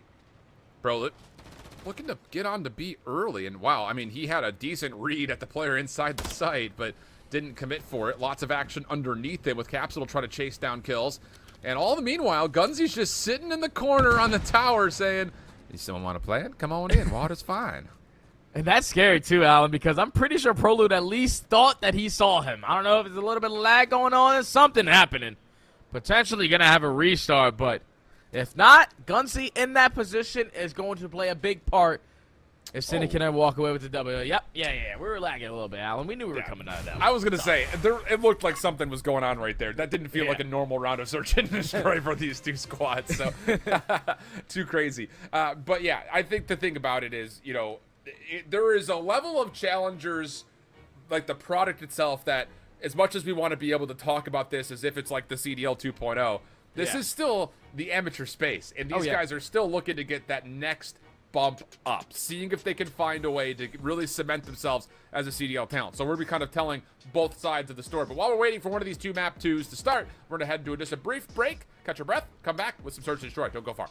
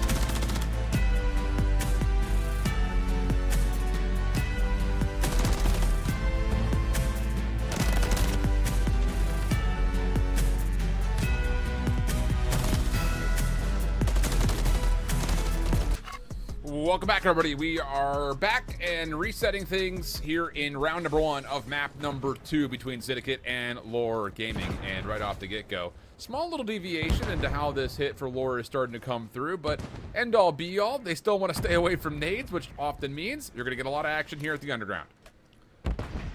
Yeah, the underground is going to be the opening for Lore, but they ended up getting picked off all the way across the map. You see Gravity drops in their base. That's not a gunfight you want to lose in that scenario. At the same time, with Temp finding one, Eric Boom finds his second. So it's still numbers in favor of Syndicate. 3v2. Lore Gaming now have to retrieve that bomb, work the objective. But Capsule is just going to go for a gunfight. Another one for Eric Boom. Yeah, Temp up top. This was a position he played a lot yesterday. And it looks like this time he will be thrown pretty much into a moment of inconsideration with the opening elimination, kind of giving Syndicate a defensive advantage. Really no worries whatsoever to follow up. And Syndicate used the numbers advantage to stave off a very quick attempt from Lore Gaming. Very clean defensively to stay. Yeah, that's good stuff right there, especially from Eric Boom. Usually finds a lot of success with the Rival 9, but MCW still works in that young man's hands. Across the map for the first blood, and then another double, shutting down that pressure over towards B. Secures the round for Syndicate. And now they are on the attacking side. Did he switch to that Rival 9? Going to probably get aggressive a little bit through bottom blue. But he is going to use the stuns, the nades, to make sure he's at least trying to get some info for his team. But the push is definitely going to go over towards B. Well, ooh, Cruz able to take Proloot, who was just kind of caught between a number of utility nades on his direction over towards this B street. Capsule, oh, he's got a good look here. I think he may have actually seen a second player. Pistol out. He really wants this kill. Yeah, he does know that 2 players are down to the pit. Lucky to be alive, but he didn't, as I was saying, had no one covering his back. So Lunar just steps up, finds a free kill. And now once again, Temp is going to be the one that has to make a hero play to try to save this site up and over. That'll work for the first, but everything else is, again, kind of at that long-range battle where peeking is a dangerous aspect, and really no worries whatsoever for Syndicate to find the final kill. Yeah, that's just tough right there if you are Lore. When you're the team on the defensive side, let's try to not get aggressive up through B Street. If you take that map control on that side, it makes it very difficult for them to even work either one of those bomb sites. But when you're gifting them a free first blood, that's when you're forcing players to reposition themselves, even with Capsule putting on a couple shots, like you said, no one watching his back. That's what makes it more difficult when that early player does fall. So Syndicate with 2 in a row. Back to the defensive side, Eric Boom has yet to fall. Curly on a 4 streak. Gonna make sure you shoot out these early proplanes towards top heli. I love that play because every single time I feel like in SND, especially in rank, someone always puts themselves in that position for a first kill. Yeah, very true. Propane does explode. Gunzi will be tagged by it, but that's not enough information to know exactly where he's positioned. Trophy system down. Lore Gaming look like they're pretty primed to try to take this engagement towards the street side. 1 trophy gets deleted, but there's a second one in place here, so that frag grenade also not going to land, but Gravity gets completely caught off guard. Gunzi looking to play forward, but yeah, that secondary trophy denies utility, and Syndicate may have to draw a line in the sand here and see if they can just hold this defensive setup, as there's going to be pressure through the back. Temp has made the long route. Yeah, Temp is going to be the playmaker here for Lore. Can he try to find some info of what the setup is looking like for Syndicate? Slowly working his way behind enemy lines. Going to get a freebie onto Lunars, but now positioning now is going to be known from Syndicate. They're going to try to send it. Only 25 HP. Eric Boom is there for the trade. 5 in a row for him. Yeah, Syndicate all over this search and destroy right now. Proloot, this is a very desperate attempt for a plant, and as he loses a teammate, has to play for the trade, and now you're kind of caught between both of the remaining Syndicate members. Not a lot of time on the clock either, and yeah, final shots will work out. Looked like a wallbang spot right there, actually. Kind of checking over to see if a plant was happening. Catches him in the window, and Syndicate find themselves 3-0 up. And now I'm pretty sure Eric Boom finds a double on this round, so Cruz missile already earned in his back pocket. Great job from him and Cruz, who simply put down shots, now allow Proloot to work that objective. With only 15 seconds left, he had to commit towards one of those gunfights, but wasn't going to get gifted with either. So now Syndicate on the back of 3 first bloods are up 3-0 and have a cruise missile to work with. So if you are Lore Gaming, you just can't get picked apart. How about we just, you know, play this one a little bit slower and try to play for that first kill? It's a decent call. But Proloot gonna try to play this thing down low over towards bottom blue. Looking for a shoulder. I think he's been seen again. Yeah, a couple of the shots come over from Eric's right. Oh, and then the Semtex over the top works out. Now you can call the cruise missile in. This will at least guarantee the plant. And, of course, read where the defense is going to be backing up into. But You would think no chance for a kill here. Nice curve. Oh, it does connect on the temp off maybe the side of the window. Hell of a little route from the cruise missile, and now this round becomes unwinnable. Oh, yeah. There's Gravity now left in a 1v3. Does take down one, but with only 20 HP, I think this is where you just send it. If you are Syndicate, keep him trapped in the base. Don't even give him an opportunity or any breathing space to rejuvenate that health. But that's going to be Syndicate on the back of another first blood. It wasn't with a gun. This time it was with a Semtex. To get that first kill, you get the objective, and then the moves with that cruise missile. Just gliding around the area, able to find that kill on the temp. Eric Boom having himself a map so far. Absolutely. Wow. I mean, someone get a trade. Yeah. I mean, hate to make it sound so simple, but our boy's 9-0 and on an 8 streak. So that just doesn't make matters any better here, being down 0-4. Hard to say what the kill tally in total is, because scoreboard is not going to give us an accurate reflection of that. Semtex over the top, not going to be denied by a trophy system. And also a look that Gravity has bounced back through the elevators. Oh, nice little opportunity, though. Gravity, hell of a set of shots. And that'll be enough space for Pro to actually get the bomb planted. Oh, you see Gravity? He's just jumping around like a bunny rabbit inside the generator room. Over towards this B point, but that objective is now going to get planted. You already found the first blood, so Lore Gaming in the advantage. Let's just not get too a little bit over aggressive, though. Capture Pro, they're able to find two, so now it's Luna's left in a 1v3. Gruncy from the Deft, though, is able to take down Capsule. Still a manageable play here for Lunars. Yeah. Over the top. Did he see the player leave out the window? Sure seems to have. Pistol works out for one. Only down to 8 HP, but no trade to be found. Gravity has played the backside of elevators. Lunar's looking to hop this. Gravity, do you check it? Gravity, do you check it? Yeah, of course he does. Why not? Yeah. For a moment there, it was starting to get a little close, though. I'm not going to lie. Alan, if he didn't check that right there, Tom Gravity, you were going to get dropped right after this match because there was no more time left for him to do anything else but stick that defuse. But the round started with Gravity and it ends with Gravity. As he opens up with the first blood, puts down a couple shots to keep everyone at bay, and then clutches up in the 1v1 finally to secure the first round for Lore. They already dealt with the cruise missile on the backside of Eric Boom. But I can tell you the recipe for success. We get that first blood, we stand a pretty good chance. So, yeah, Lore Gaming, let's do that again. Well, this time, different play from Syndicate that needs to be read and dealt with. Eric Boom has already gotten up close towards a...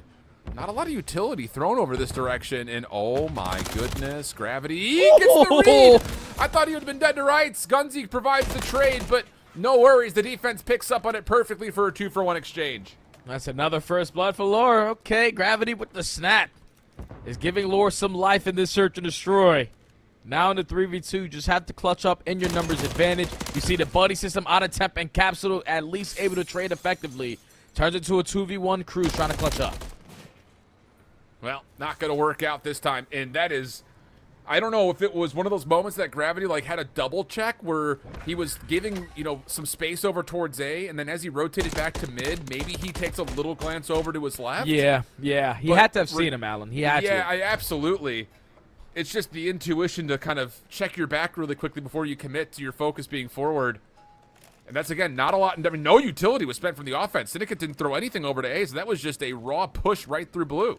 Yeah, and that almost caught them off guard. But like you said, with Gravity finding the time to at least look on the left side of his screen while he was holding that frag grenade, he probably ended up not throwing that frag where he originally wanted, but he walked away with the gunfight win to keep Lore now in this search and destroy. 2 rounds in a row.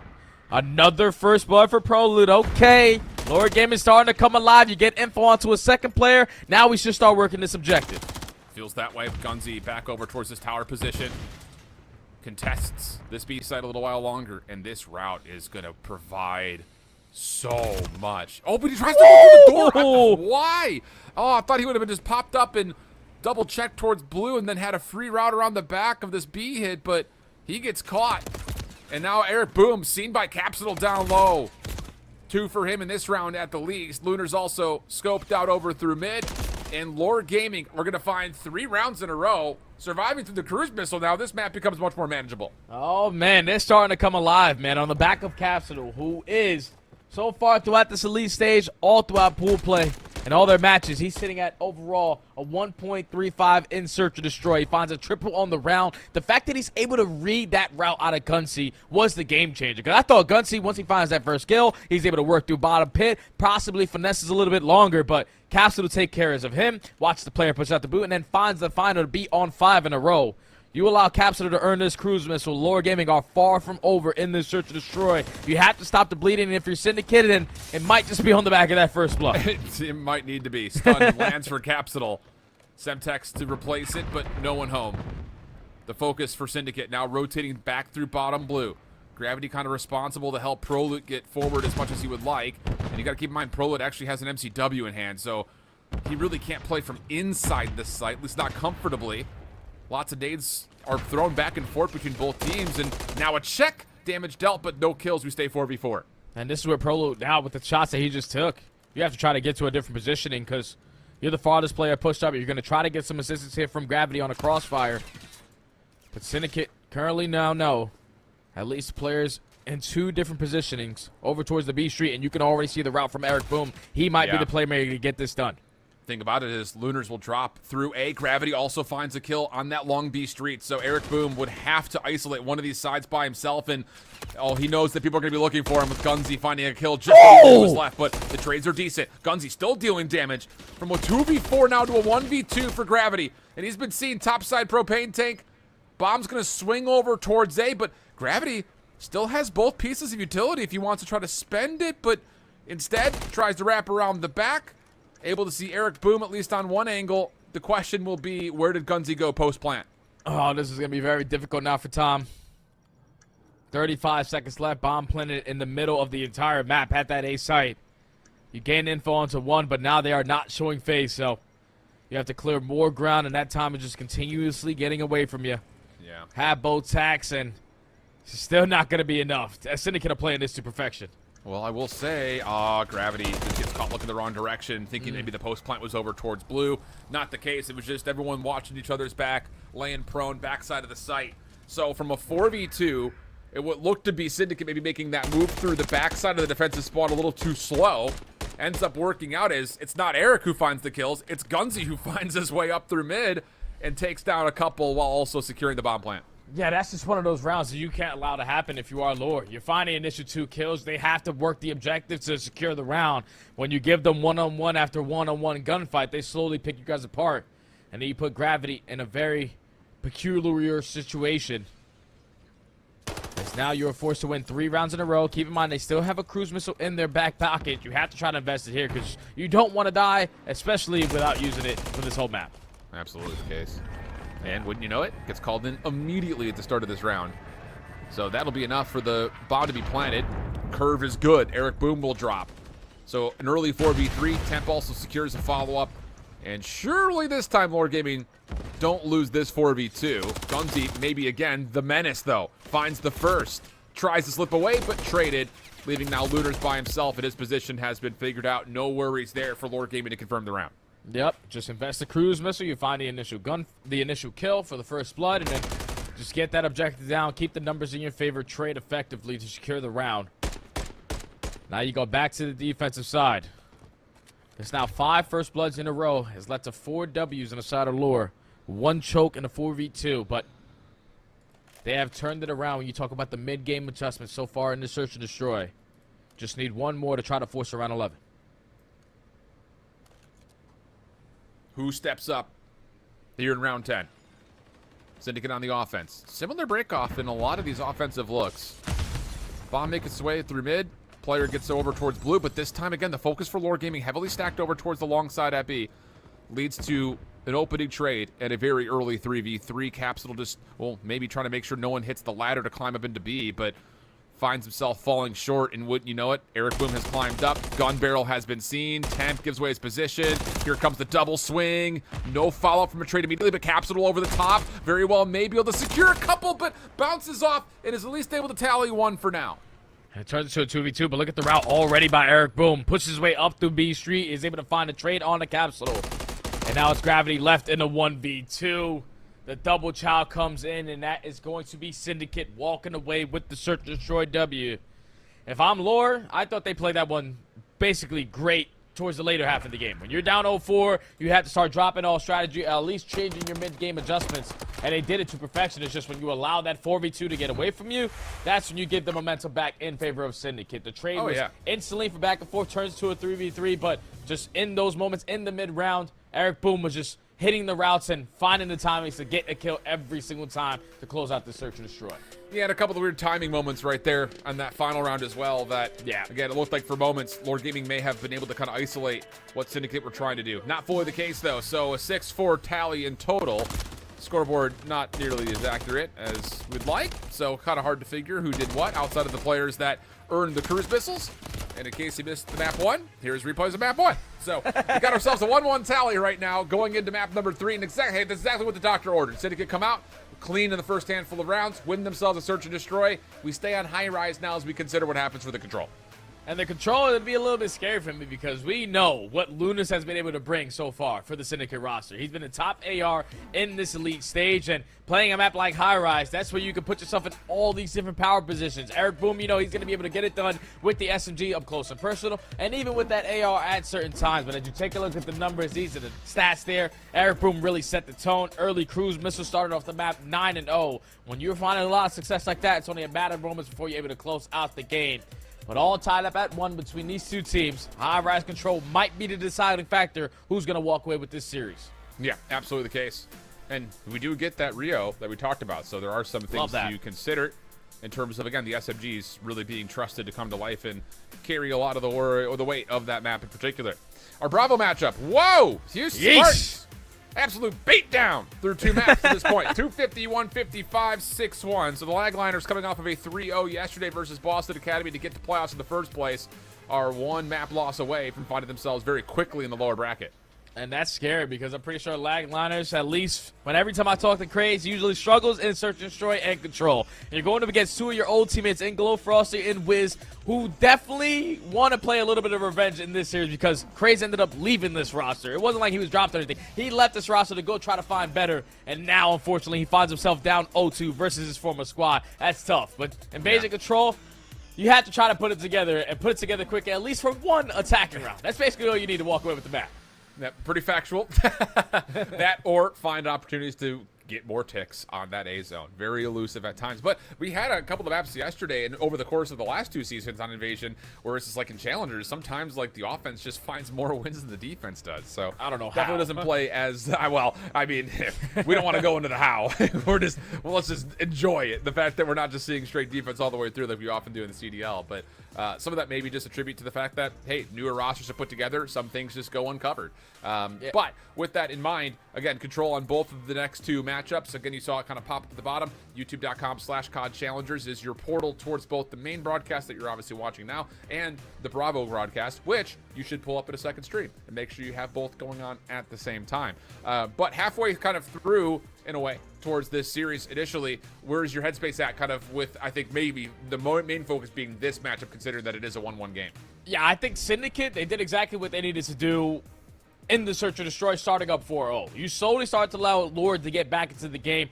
They just really choked that 4v2 to at least tied up at 4. You can use the cruise missile to potentially go up 5-4 and probably go to around 11 to close out that Search and Destroy. But they did a great job of shutting down that momentum from Lord in that game number 2. Now you're going into another High Rise. You just played it on Search and Destroy, so you know all the positions you need to be able to put yourself in. And based off of map number 1, it was Lunas who had a really slow start. I don't expect them to have that, especially on a map like High Rise. I like the call. Okay, so those are things to keep an eye on. But again, we're bouncing back and forth between these 2 series, and our secondary matchup is ready to go for the start of their Control. So we'll jump into that and at least give you guys some gameplay to watch over. And we'll be the Lagliners on the offense first. So a tall task here to try to set the tone, looking to get back into the series. Oh, and this is where you got Mock. We saw the masterclass of him single-handedly capping this A capture, going on the 6-horse 7 spree to get it done for the Lagliners yesterday. But now your backs are against the wall. You are forced to win this Control, to stay alive in this series and not get knocked down to losers bracket. But that early pressure over towards A is not going to be shown. They're just more focused on maintaining the mid-map. If you can find a couple kills, then you're going to make a decision on which point you want to go to. Yeah. Well, this forward presence from Big Head will be what they kind of use as an opportunity to kind of establish as a pivot point. And the mentions will take down Spart on the rotation over.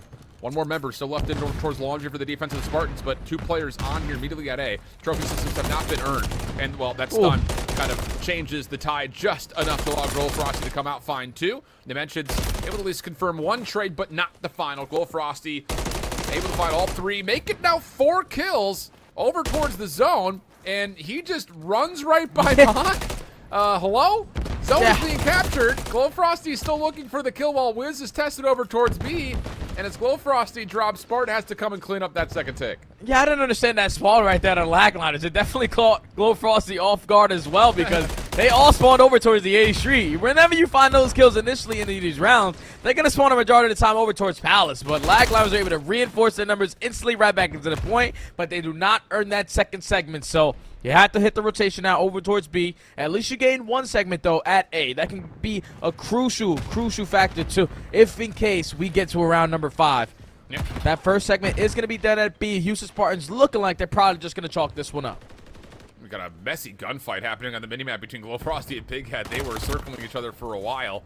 And now all of a sudden, Houston Spartans have a bit of a spawn trap set up, although Craze holds down the trigger, finds himself a double, and the extra 60 seconds is looking very likely here through the capture of the B zone. So it'll be about a minute and a half or so with a 12-12 game to make moves over towards A. Plenty of time, but Craze can't keep the streak going. Gets absolutely put to bed by fire mid-map, and the Houston Spartans will be able to set up a pretty aggressive defensive line here. Yeah, and they have a minute and 20 to hold on, so at least 2 to 3 good pushes coming in from the Lagliners.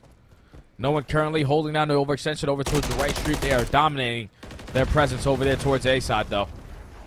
That has already been 20 seconds knocked off the game clock. Mock working his way around backside blue. Trying to potentially put Houston Spartans in a little bit of a spawn trap, knowing that they're all going to be right in front of him. While the rest of the teammates trying to locate where everyone else is. Wiz playing really, really tight over the corner. Is able to take down Craze. And as long as the rest of the Spartans are playing like that, just playing absolute rats on the left side of the street, it's going to make it very, very difficult for the rest of the Lagliners. All these guys trying to push over towards blue. Yeah, I mean, Wiz just continues to find himself over towards the Palace walls. Yep. I mean, we're just playing this map. Legitimately, if you look at the minimap, we're playing it north to south. I mean, Houston Spartans have the entire bottom side of the minimap in their control, with the only exception being now Mock, who's trying to find a route. Good shots to Spartan. I'm sure Mock is being like, someone sneeze on him. He's got to be 1 bullet.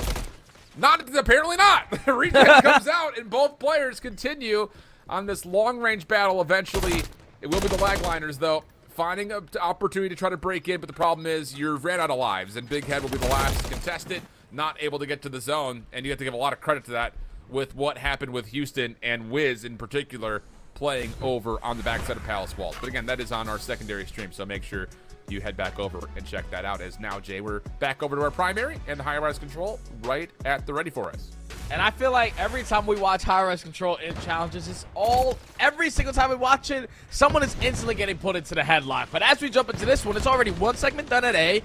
You already have the objective working up progress at B as well, so Syndicate doing a great job on the objective side, just doing the objective work. Yeah. Well, second ticket progress being worked on over on A. Gunzy is still a threat on the B zone. And there is no one there to contest that second tick at A. And Lunars will find himself a double. He can actually work with a second player to get the quick capture for the extra 60. Lore Gaming just completely split here defensively.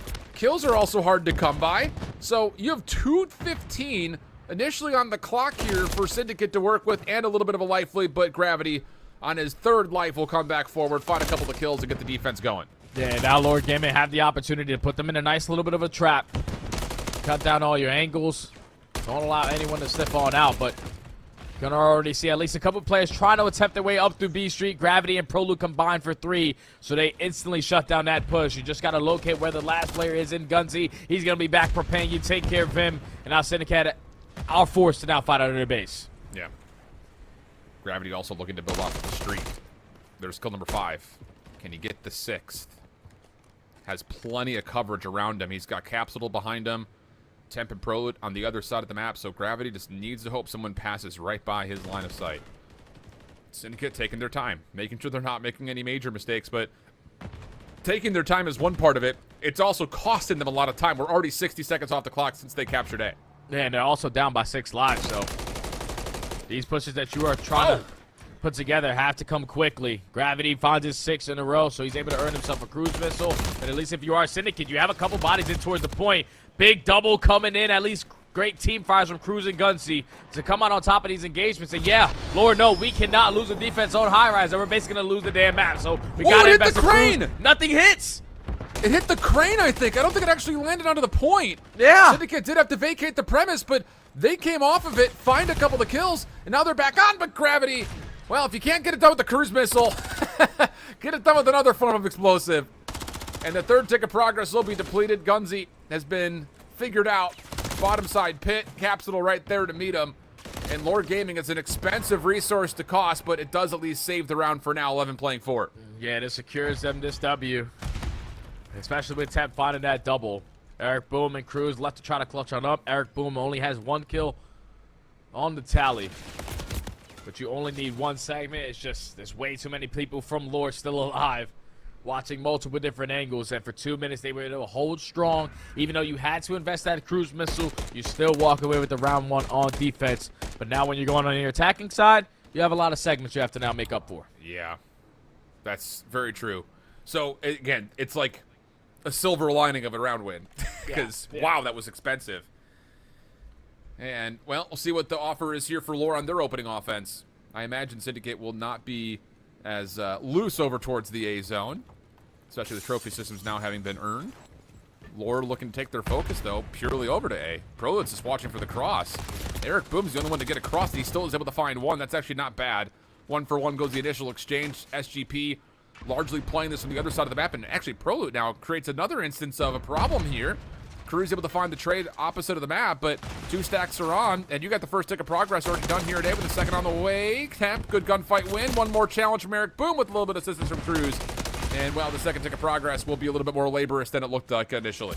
Oh, but they're still here. They're still fighting this tooth and nail all the way to the very end, but Lunars with the triple is going to shut down that push. You gained 1 segment, not the second complete over towards A. But you still have a lot of time to work with. Capsule is currently pushed on out, but your teammates dropping at the same time. You're trying to go for the trade. That's now 3 dead, and now Lord Gaming forced to fight out of their spawn. Yeah, it kind of felt like Lord Gaming was getting a little bit baited by the fact that second tick was so darn close to being captured, trying to force their way over just to secure it. And Lunar's initial triple gets followed up by a collection of Syndicate kills behind it on that next wave. And, yep, like you mentioned, now you've got Syndicate playing deep over towards the offensive spawn. And Gunsy, very familiar to what we just saw from Gravity, working on a cruise missile at mid. Not going to fully work out for him. And Temp will actually secure a kill here onto Eric Boom. So Lord Gaming will get out of spawn, but the clock is the biggest issue, and there's really no headway being made on either of the 2 zones at the moment. Yeah, there's only 20 seconds left. It's cool to find the kills in your spawn, but with Syndicate dropping on your side of the map, they're instantly come back off spawn and put themselves in a position to still contest you. Gunsy with another double through right street. Only going to allow 10 seconds left here for Lord Gaming to try to fight out of their base, try to get something done. Only 1 segment on the round is not what you've wanted. Yeah. But just the response right here from Syndicate on their defensive side. Their setup was basically perfect. Lunar's basically, he starts it off with that triple. Once he finds that triple, Lord Gaming could not get out for the rest of 1 minute and 20 seconds. Syndicate, great to only allow 1 segment get away from them. And at the end here, I want to say this was kill number 4 or 5 for Lunar. So it's not even just the fact that they're down 4 ticks of progress. Syndicate, depending on how their break off from spawn looks, could be working towards another cruise missile. Yeah, it was 4 in a row for Lunar, so could be an opportunity for SGP to kind of hopefully farm a couple extra kills for him. But, man, I'll tell you, that was not at all what the doctor ordered for Lord Gaming, considering how quick Syndicate found so much offensive success. This time, not a heavy focus over towards A off spawn. Again, mostly off the fringe that Lunars is looking for at least a 5th kill to consider more towards this cruise missile. And the unfortunate news here for Lord Gaming is that they do lose Prolut on the opening exchange by way of propane tank. So, Syndicate now all of a sudden looking at Gunsy on 6 has an opportunity for multiple cruise missiles to get earned. Yeah, he's got that cruise missile in his back pocket, and now Lunar's just working his way up to the map, trying to at least hold down one of these angles for his teammates. Temp is able to spot him, but not able to win the gunfight. So now that's 5 in a row. Trophy system down. You're already working progression up at B, and now you're working it at A. If your Lord Gaming coming all spawn, they are panicking right now. We have to try to get towards either one of these points. Second segment done at B. Not looking good. Oh! Lunars peels Prolut off the corner. Caps will make safe the A zone. Follow-up from Temp will make sure of that, but can you get here in time to contest the extra 60? Not with Lunars are shooting like this. Mercy. 8 in a row now for Lunars. And he may be good for 9, but Prolute slides through, finds the eventual trade, and with all the hijinks and hilarity, you actually only have a 1 life diff advantage here if you're lore, so it wasn't as costly as it may have seemed. It just comes down to you have to be perfect around this A-zone defense. But you got to remember, with the way that they found success on their first defense was on the back of that cruise missile. This time you're not going to have any cruise missiles to work with, and all Syndicate need is 1 or 2 attempts to break in for 2 segments at A, but all the kills in the feed going in favor of lore. Lunas is just going to post up over towards the shack, trying to find an opening to allow his teammates to work on out, but that's already 30 seconds wiped off the game clock. Yeah, Gravity outside. Wow, really clean shots from Lunars, just a little late to that gunfight. So 19 plays 17. Good moment here from Lore Gaming. Couple of trades will allow them to stay at the middle of the map. Eric Boom working on it. It's a double for him off spawn. Good read from Gravity, but not able to get the tally that Gravity was still playing, or pardon me, that Gunzy was still playing for the middle of the map. Tough gunfight for Temp, has to back away from it. Now the clock can stop with the player getting over towards the A zone. Cruz try to get up top to try to help from the side of the helo. Read by Temp, but out of ammunition, so Cruz will find the kill, but is not allowed to do anything more towards getting progress at A as Gravity wins the middle of the map back. And I feel like the way that Syndicate are playing this, they're relying more on their gunny. Like, if you can just set up, take a little bit of control of bottom blue, so you know you cannot allow Lore Gaming to take that position and potentially invest one of these cruise missiles. Because if you take one of these attacking rounds, you're already up by basically 7 or 8 segments, so you're going to guarantee round 5 defense. If you can walk away with an attack, you can close it out in the next round with 2 cruise missiles in your back pocket. But none of the kills going in their favor. Lore Gaming doing a great job of finding all of them in the feed. Insane snap right there from Temp, and with only 30 seconds left, this isn't already going to be made for Syndicate. We cannot use it here. Yeah, mathematically, just to kind of reinforce it, it will be impossible for Lore Gaming to get a round 5 defense, even if they get every single tick in the upcoming rounds. So it's going to have to be 2 straight offensive wins.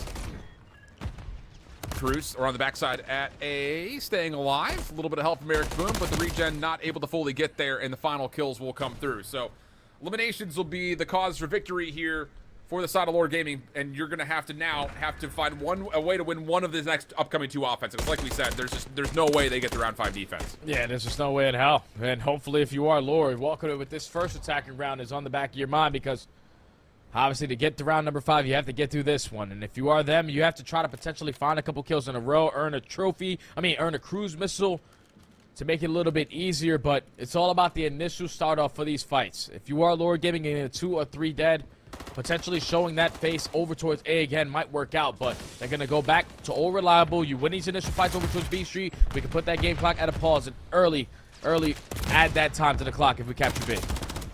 Cruz outside of elevators does well to get the opener. Capsule held in position a little while longer and actually gets enough assistance from Eric Boom, but hold on a second. Oh no! I mean, come on! Oh my god. The propane from downtown takes care of what was going to be surely a double on the pinch play. At least it took 1 from both teams, but wow, that's just different. I don't know what it is on Highrise. These are the propanes from hell. They just kill you from every single ounce of the map. Even you 30,000 feet away from it, it's still going to blow you up. But at least if you are Lore, you're able to withstand that. Already put yourself in a position to work up this progression over towards B. But you see already in the kill feed, Syndicate finding a double. It can allow them to reinforce with ease, and that time is just going to continuously get away from Lore. Even though you are up 2-1, you don't get any segments here, you're not going to get any confidence going into the next. Yeah. Well, time ticking here.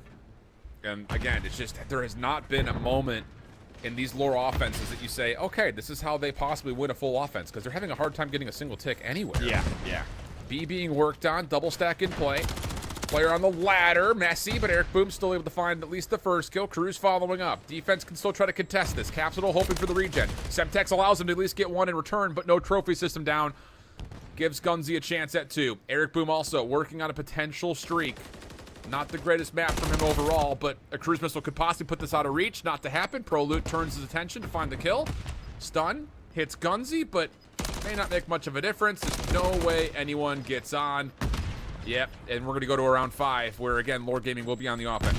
Yeah, this is tough, man, because they haven't found any ounce of success on their attack. That's now 2 attacking rounds where they only walk away with 1 segment each, so Obviously, they're guaranteed attack for this round number 5, but if you're not finding success, it's just going to be very, very difficult. We have to have a better break-off, and I think you go back to that play where you had a little bit of success over towards A. You get your trophies down, you stack it a little bit. Just got to make sure you're aware of that damn propane, because that could potentially end your whole round right off the rip. Well, I mean, being aware of it's one thing. Trying to predict it's another. Let's be honest. Good look there from our observer team that, yep, really all the resources of the extra cruise missiles have already been spent, so we're going into a pretty vanilla round 5 here. Lunar's deciding where he wants to throw his nades. Maybe overcook the frag just a touch, doesn't fully get over the helicopter. A little bit of damage tallied over towards the outside. Cruz right back into the same position he was before. And while these shots are clean, actually forces a player to jump off the map. Pro Loot stuck over towards B Alley. Gunzy will turn that into 4 in a row. And here comes Eric Boom, trying to control mid, and does well to get the first. Yeah, they're already in the headlock. If you are Lore, you have to try to fight out. You got to fight out quick, because keep in mind, Lunas has that cruise missile in his back pocket. Gunzy now finds himself on another 5 streak, can potentially earn himself another. And he does find it on the Pro Loot, so that's going to be 6 in a row. 45 seconds still left. You're already down by 7 lives. Yeah, this is looking like Syndicate, without question, Alan. Sure does, my guy. Yeah. I mean, this has just been so messy from Lore Gaming. And I think some of it is like, you know, you can't discredit the fact that Syndicate is playing this defense, like, really freaking tight. Oh, yeah. I mean, they have been really good at knowing where their advantages are. How are we going to try to exfoliate onto one side of the map or the other? Not taking too much ground when it's not given to you. Not forcing anything that's too greedy. Gunzy earning the cruise missile will say, all right, 27 seconds on the clock. A little bit of focus here towards B. We'll force them off into the waiting arms of the rest of our defenders. And that may just be about it. Pro Loot not able to get out of spawn. Masterclass from Lunars at 28 and 22. Propane tank also just kind of adds insult to injury there with an explosion onto gravity. And the last 13 seconds are going to be absolutely dominated by SGP here in the kill feed. It's just every single time they went on the defensive end, Lore Gaming had not an ounce of an answer. No. To try to walk away with the round win. As get down to 1.8, you're able to stop the game clock, but there's only one player on the point. You just got to get the trade. You still got a cruise missile in your back pocket. Didn't even need it. And that's going to be Syndicate. Even though they walk away with it in a round number 5, they dominated from start to finish of that map.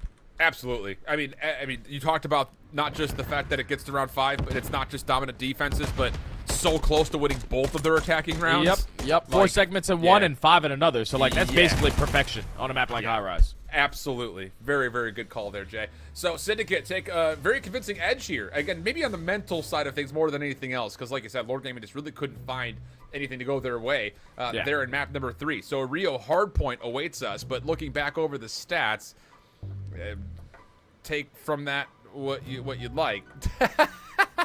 Damage is good. Non-traded kills are fine, but you know, obviously KD. we'll take a look at that here as we get a different look at the scoreboard at the replays. Yeah, I'm sitting there looking at Pro Loot like 2-6. Imagine being 2-6 at the end of 5 rounds in control. Right. Like, I'm sitting there like, there's no way in hell you just play like that. You might be baiting all of us, like potentially could be real, but no, it definitely wasn't. Even though it does go to a round number 5, it was some great plays. At least Lore gave themselves some opportunities on the defensive side, just none on the attack. And now going into Area HP, Syndicate, their guns started to get a little bit hotter at the end of that map number 1. But after a performance like that, I knew Lunas had a slow start in game 1. He definitely turned up in that map number 3 alongside Gunzy. Gunzy earns himself 2 cruise missiles, only had to invest 1. And then Lunas, he didn't even need to use it until the final moments of this game. So Syndicate are feeling great, and now you're going into Rio HP where we did watch Lore play it yesterday. They clutched up towards the very end with Gravity going on a 7 or 8 streak to close out the game. But just the way that Syndicate are looking right now and the gunnies that they are possessing, this is going to be very difficult for Lore to try to force the game 5. Yeah, I like the call.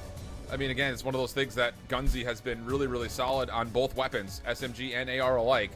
So he's going to be forced to swap over and assist what has largely been kind of a spotlight onto Eric Boom with this squad of Syndicate. Where on the other side, the veterancy that we kind of saw take over the 6-star hardpoint for Lore Gaming will have to find a way to be replicated on the Rio. Are they that prepared with, again, a new player in the roster as Gravity is filling in very last minute with Flames getting the bump up to the CDL? So, you know, how much actual rehearsal and practice have they been able to get across the entire hardpoint map pool? That's my big question. And sometimes you might not need a lot of practice, because if you remember Laura Gold at Miami, only 1 week of practice and they walked away as our champions. So you just got to hope that the honeymoon stage is hitting completely different. I was thinking that we were going to get an update on our second match. I would love to see what lag lines are bringing, because the way that Houston Spartans were walking through that series, what was it? 250, 155 first map. Second map was 62. Okay, lag line, I see you, baby. That's how you clutch up Invasion Control, walking away in a round 5 victory. You're staying alive in the series a little bit longer, but Houston Spartans, you best believe they're trying to close out that series at least in 4. Lag liners backs against the wall have to try to complete the reverse sweep. Absolutely. 6-star hardpoint awaiting. And yeah, you know, you better hope you got some supreme dope built up in that map number 3 for the lag liners, because a 250, 155 on the first, a 6-1 on the second. I'm sure you're sitting here saying, like, wow, we're getting outclassed. So have to play good Call of Duty, very mechanically sound, and I think more on a macro side than anything else as you approach that 6-star hardpoint. So that's what we're waiting on at the moment. I don't know if we have any updates in terms of what's going on with the rest of the playoff games here in this winners round 1 or not. These are just 2 of the 4 games that are going on right now. So you're also hearing...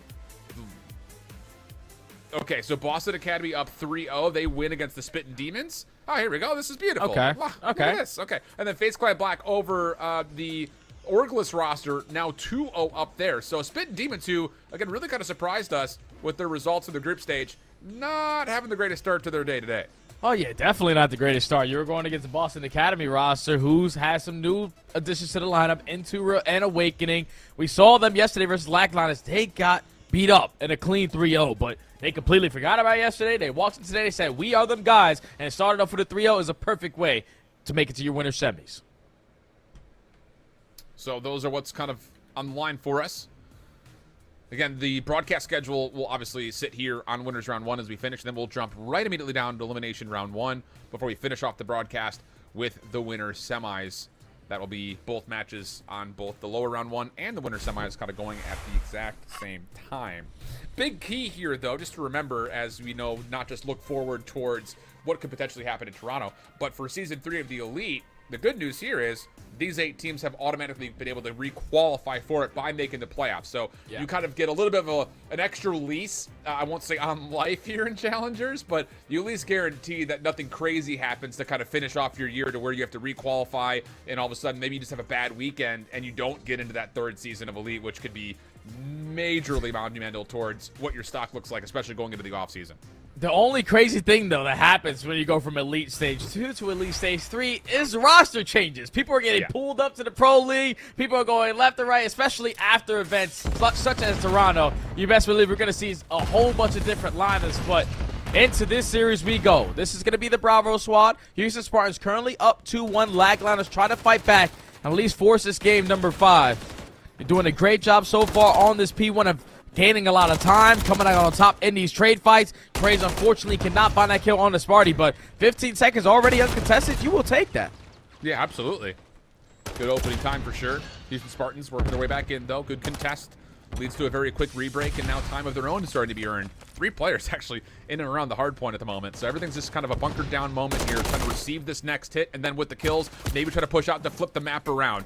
Lagliners not getting the proximal spawns that they want, and wow, the awareness for Glowfrosty, he is staring right down over towards security. Good prediction on where that spawn was going to occur. And now a moment that Houston Spartans can try to get themselves set up around P2. 1v1 with Craze, though, not going to go the way of Glowfrosty, and Wiz finds himself a little bit isolated on his own. Yeah, and Craze is doing a great job of just finessing, forcing the Spartans to try to locate where he is, trying to stall out time for his teammates to get back to him, but all of his teammates are now falling. Houston Spartans slaying out through the front end, able to reinforce their way with their numbers right back through the front. All the spawns for the Lagliners on the backside, but you don't want this. You don't want to be spawning towards the back, allowing Houston Spartans to soak up all this time, because then they're going to be gifted a free rotation to next. Yeah, and I think there's just a moment in there where the Lagliners just are a little bit too messy. You know, you've got a couple of players around the back that are at least blocking spawns, but not a lot of patience being executed on, so the Houston Spartans just kind of pick up individual kill after individual kill.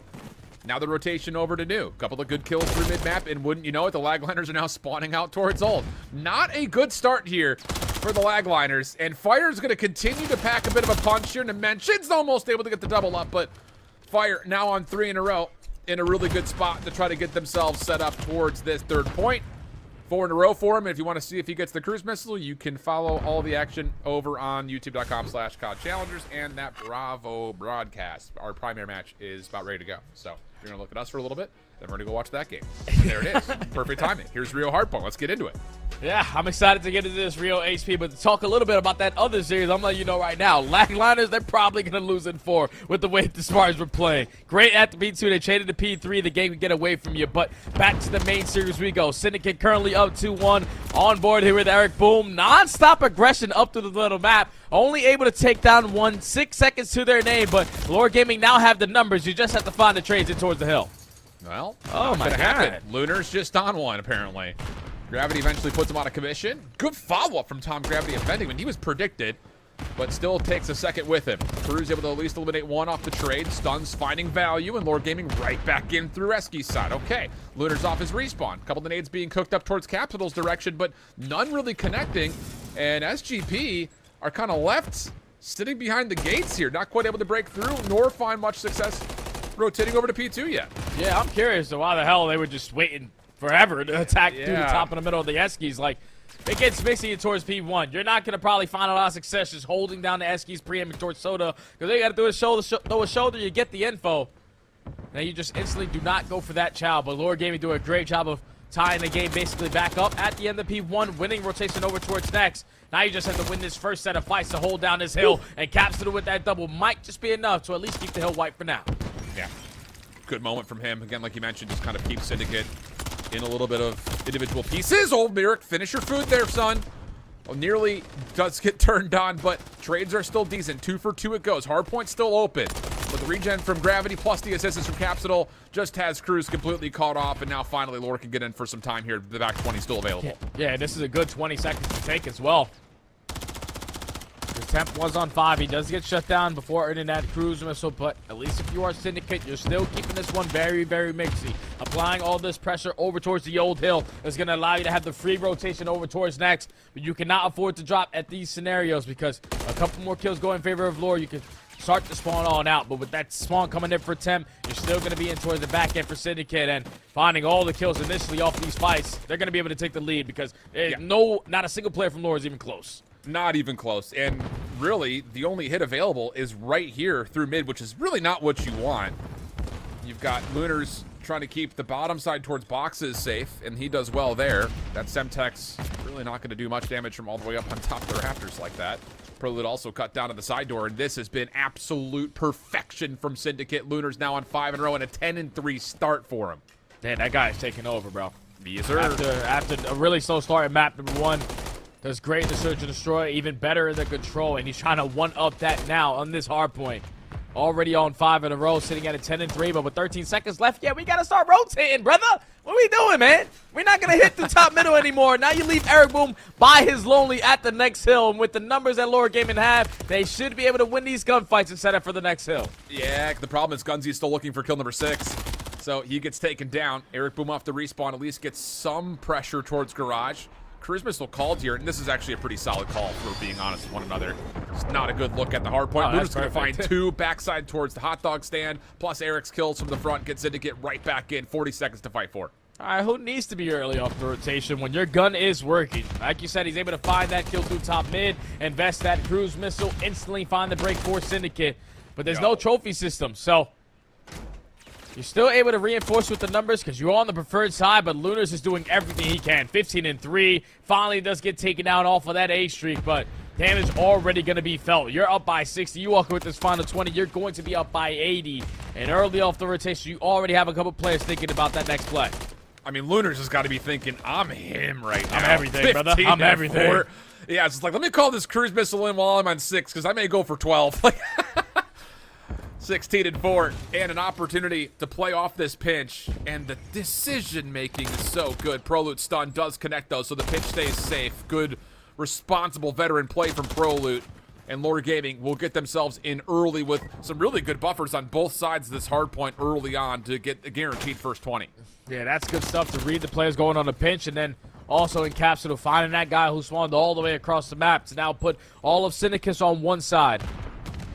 You need this 30 seconds, though. Someone has to be thinking about this objective and at the same time working for your continuous control through top middle. With that double coming in from Gunzy, 3 go down in the feed for Lure. You're instantly able to reinforce with the numbers back to the point. Big time here for Syndicate. Could potentially put this game out of question if they can hold this back 12 and rotate over to P1. And again, like you kind of called out throughout the control, it's just like Lore Gaming are just looking for gunfights. Like almost, I don't know, it just feels like we're sticking around a little bit too long on hard points that are already over. Eric Boom, good opener. Follow-up, though, from Lore Gaming, just a touch better. Temp and Caps able to find a couple, which resets pretty much the establishment of what was mid-map control for Syndicate. Gunzy working on it. Decent snap up top. And wow, what a prediction this would have been, but no, it doesn't actually look to his right. Capsule off the reset finds himself, too. And there's Eric Boom, who has to try to put together an instant rebuttal, which he's good for. Yeah, he finds a double, so now give yourself another opportunity to find a break in towards P1. 2 players coming off the spawn. You just have to reinforce right through the front side, and you have to first get past Temp, who's able to find a triple, Wow. sets up Capsule for the final kill. That should be no more pushes coming in from Syndicate through P1. As they're going to back up, play their life over towards the next hill, but Lore Gaming needed a response, and this final 25 is going to put them in a deficit of about 40 to 35 points. And now you're just looking for another quick break. Prolu taking his sweet time working his way through the front. And why not? He hasn't been scouted out really whatsoever.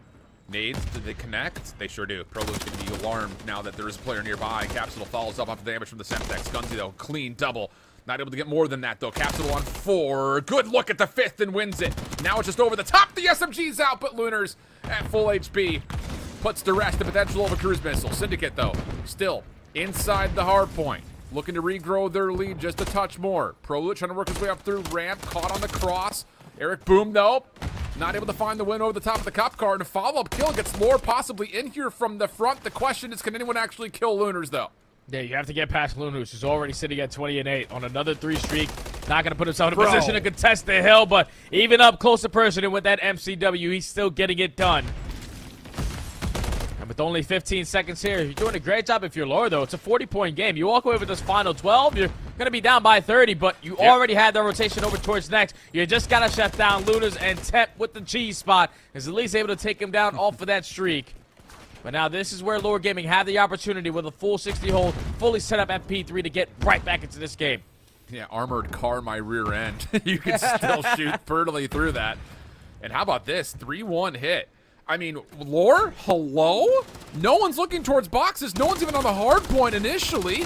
Gunzy, a little bit of trouble finishing up the kill towards Capsule, who may have just saved the hard point. Lunars, though, still alive, and yeah, Capsule will get 3 of the 4. For a moment there, it looked like Lore Gaming had completely left the front doors wide open, but good pickup from Lore Gaming to stay in the hard point. Yeah, that's good stuff, and now you're only down by 20. All of Syndicate trying to rally the troops through top mid to try to execute a push, but initial fights go in favor of Lore. That's now 3 dead in the feed. They should be able to take the lead with this final 16. They have brought this game all the way back. I don't know what it is with Lore, especially on Rio. They just have slow starts, but they find something in the middle of the game to start turning up, and now they're running the rotation over towards next. That something has been Temp and Capsule, flat out. Prolut's been fine, to be sure, but Gravity's having a little bit of a tough time finding the rhythm here as the AR player. I say that, though. Finds himself on 2 in a row and in the hard point. Trophy system down to try to support. Eric Boom, top of the van. Ooh, Prolut saves a life over towards box position. And Syndicate not trying to burst through the front here. Gravity is pinned up in a perfect spot. Capsule helping out. And now all of a sudden, Lore Gaming starting to create a little bit of daylight. And this is where the game can get out of hand, because Lore Gaming, they have been able to chain P2 to P3 and now P4 to take the lead. And with this final 30 seconds potentially going to go in their favor, someone has to try to hit a route. Eric Boom doing so, but he's easily read by Prolu. Another 3 in the feed for Lore. They have brought this game all the way back and now sprinkling some extra stuff on top as they are up 30 off the rotation. Prolu in a position. These guys are playing some perfect hard point on the second half of this game. Hey, yo, Syndicate, what happened? 2 straight hills go against them, and now Lore Gaming have a chance to win the game on the new hard point. Easier said than done, though. Good mid-map focus for Syndicate. They also clear out a couple of players trying to rotate deep through this long street. So you're going to get the opening time. Watch the pinch, though. It's not just this fight from the front. Gravity's working on a very long route around the back. And do they get a read of this? And Syndicate, again, is just bunkered up on the hard point. And Lore Gaming are just waiting. They're waiting to see if Gravity can find an opener, but not to happen. Syndicate find the kills, and the first 30 seconds is theirs. And now you just have to find these next wave of fights. It's a 2-2 split. Now it turns to a 2v2 on toward the point. Lunar is not able to find that kill on the Prolu. He spotted him. He just didn't commit towards the gunfight. And it leads to the break for Lure, potentially for this final 20. Syndicate know we cannot give this up. We have to try to contest over through the bridge. Shot capsule with a one-on-one versus Eric. They're still going to maintain top mid, but 221 to 198. Trying to at least reach 200 is going to be Syndicate. But it's all about this rotation to the next hill. Yeah, and you got to keep in mind there's a panic trophy thrown on 8 seconds of old time for Syndicate, so they may not have one. Setting up for themselves over towards New. May not make much of a difference, but they're still playing. What are we doing? Again, another panic trophy thrown at our feet, so Syndicate will definitely not have a trophy system, even if they can find a break here towards the top of P1. We're still taking gunfights as if P5's still open, by the way. And Lord Gaming are sitting here on vending saying, okay, thank you very much. Chance to put the game away right here. Lunars has been great this map, but could see a 25 and 15 stat line go for the L. Capsule on 5 to finish it off. Holy smokes, Lord Gaming. 3 of the last 4 hard points, nearly perfect for the big comeback win. Oh my God, Syndicate, like that, you would throw up after watching that in the bot session because you were up by 100. You were doing everything correct. You were out slaying them to bits. You were rotating early, properly set up off those rotations, but then you slowly allow Lord Gaming to get back into this game. It all started with that P5. They were able to keep that one scrappy. You chain it over towards P1. You keep P2 scrappy, but the fact they're able to chain P3 to P4 and then a little bit of P5, like, what the hell happened to Syndicate? We just stopped playing fundamental Call of Duty. We even throwing trophies at our feet just to simply play our lives. Like, that's not the way you're going to be able to get it done. And Lord Gaming, no sweat off the brow, able to clutch up again just like they did yesterday at the end of a Rio HP to force another Game 5 for them. I do want to point out as well for Lord Gaming, and I'm saying this with a certain amount of hesitancy, Temp was running main AR for Lord Gaming on this map previously in the group stage. He swapped over and allowed Gravity to run it more often than not. So maybe a little bit of a conversation around who's running what, and Temp dropped over 5k damage, most of his kills untraded. Caps obviously had an absolute heater starting up from the second rotation. At one point we were watching, I mean, if you look at the kill feed right here, he was like 7 and 13. Now he's 23 and 15. Like, he was just on a burner through a lot of the stretch of hard points that led to Lord Gaming putting themselves into obviously a place of dominant control. And that's just one situation where if you are a Syndicate, you found yourself by 100, you can allow Lord Gaming to, all right, you can take this hill. We're going to instantly respond. It's just you never had the response. Like, look at it. They were dominating the beginning half of this game, but then when you got to the P3, that's when you allowed Lord Gaming to start to get back into this game. They basically hold that down to a full 60. Also chain it to P4 to instantly find the break. Like, that's just unacceptable if you are a Syndicate. You were dominating in the beginning of this game. Lunars was playing fantastic. Eric Boone was setting the tone with the SMG. But then you just put the fundamentals away. Like, you just threw them out of the back window, and Lord Gaming took full advantage of that. Guns started to get a little bit warmer. Fundamentals are there. Pro early off the rotation. Even with Gravity having a slow start in the beginning of that game, he was winning a couple key gunfights off the rotations and secured the W for Lore. And now they stay alive in this series, and they're able to force a Game 5 6-star search and destroy. Man, I love these new damn maps. They're so damn great. Yeah, dude. Oh, man. And the thing about it is, if you think back to how the search destroy happened to the high-rise search, there are a lot of very winnable rounds for both sides. That kind of came down to certain timings where gunfights maybe weren't as clean as you would have liked them to have been, or whatever it happened to be. So I think we're in for a grueler here, this map number 5. And again, I think the other question is, what does the preparation fully look like? How deep is the playbook, especially for the Lord Gaming side? Again, the recent swap from Flames going into Gravity. Can he just get into position and let the other 3 guys do what they want and say, all right, I'm along for the ride? Because let's be honest, that's often the way it goes with someone being recently added this close into the playoffs being, you know, right here at the front of us. And that's exactly what I want to see. Yeah, no, I feel you, Jay. Other updates, FaZe Clan Black 3-0. Houston did win their map number 4, Jay. So we've got our first winner semis set up, and it looks like FaZe Clan Black is right back to their winning ways. Oh, yeah, they do exactly what they do best, man. That's just win. I don't know what it is. Like, these guys always find success. Obviously, yesterday versus Syndicate, it wasn't their best performance. Mayhem shout out to DM saying we were testing map pool. I heard from other sources that they weren't, but you still take care of business today in a clean 3-0 versus Orglis. Now you have a dance versus the Spartan, too. took care of it versus the Lagliners on that Rio HP to continue to move on to the winner's semis. But game 5 and 1, we had the Lagliners getting knocked down, the Demons on the opposing side and losers. I don't know what it is, but this Elite feels a lot tighter than it was last season. I mean, it's just one of those things, man. I feel like we often get a group stage that isn't necessarily fully indicative of what the playoffs is going to look like, but yeah. I think you're absolutely right, just due to the fact that that Group A looked pretty top-heavy with FaZe Clan, Boston Academy, and the Syndicate squad. The other side of things, Houston Spartans coming out the #1 seed, Lore Gaming able to secure their own destiny by making their way in, kind of the same thing with that Orgless roster, but yeah, it definitely felt like the Group A, based on the seedings and how they were kind of matched together, did have a pretty heavy top 3, and that has been the case to this point, all 3 of them in a potential spot to make it into the winners round 2 matchup. Other things, again, if you're looking for Bravo matchups, we will be having both lower games and both winner semis at the same time. So again, make sure you head back over to the main portal at youtube.com/COD-Challengers to get both of those streams pulled up. If you don't have 2 monitors, Google Chrome's incredibly smart. Just split them on your monitor, have both of them up at the same time, and you can watch COD all night. We love that. We definitely love that, man. You got to make sure you're watching all Call of Duty. But enough from us. We're going to take a quick break because we're going into a Game 5, Syndicate versus Lore. Who wants more to stay alive to the winner's side?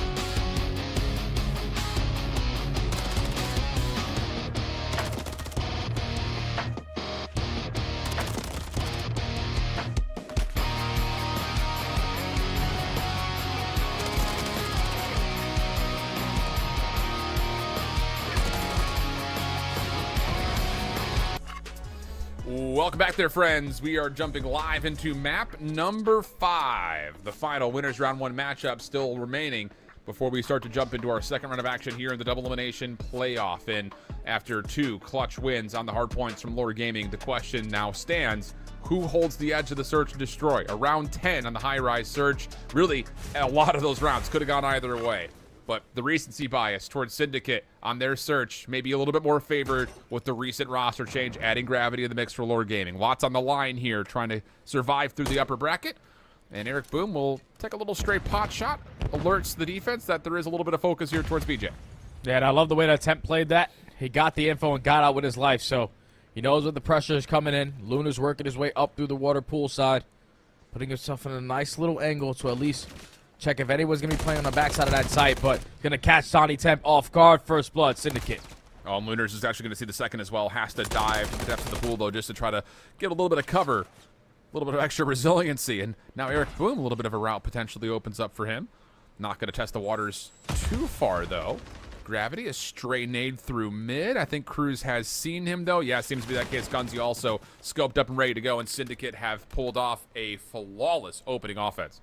Yeah, that was slow and steady wins the race. You show face early on over towards B. You get Temp to reposition himself, and he thought he at least had some assistance, but he didn't account for the routes hit through the water side. Luna's with the first blood, and you find the second onto the player on the site, and then everyone just not getting too aggressive, holding down your angles. Before even thinking about that objective, they were cutting off every single spot, and you're able to find all 4 kills flawlessly to secure the first round. All right. And it's a team ace as well. Everyone getting a kill. Yeah. Caring or sharing is caring. That's what they say. Or gaming, full 4-man focus over towards A. Good deep nades landing all over this staircase. But we did see this a lot yesterday. Syndicate love to get Eric Boom, but Temp just slides through him and then goes to the drop shot. And it'll be a 2-for-1 exchange. Bomb will be planted.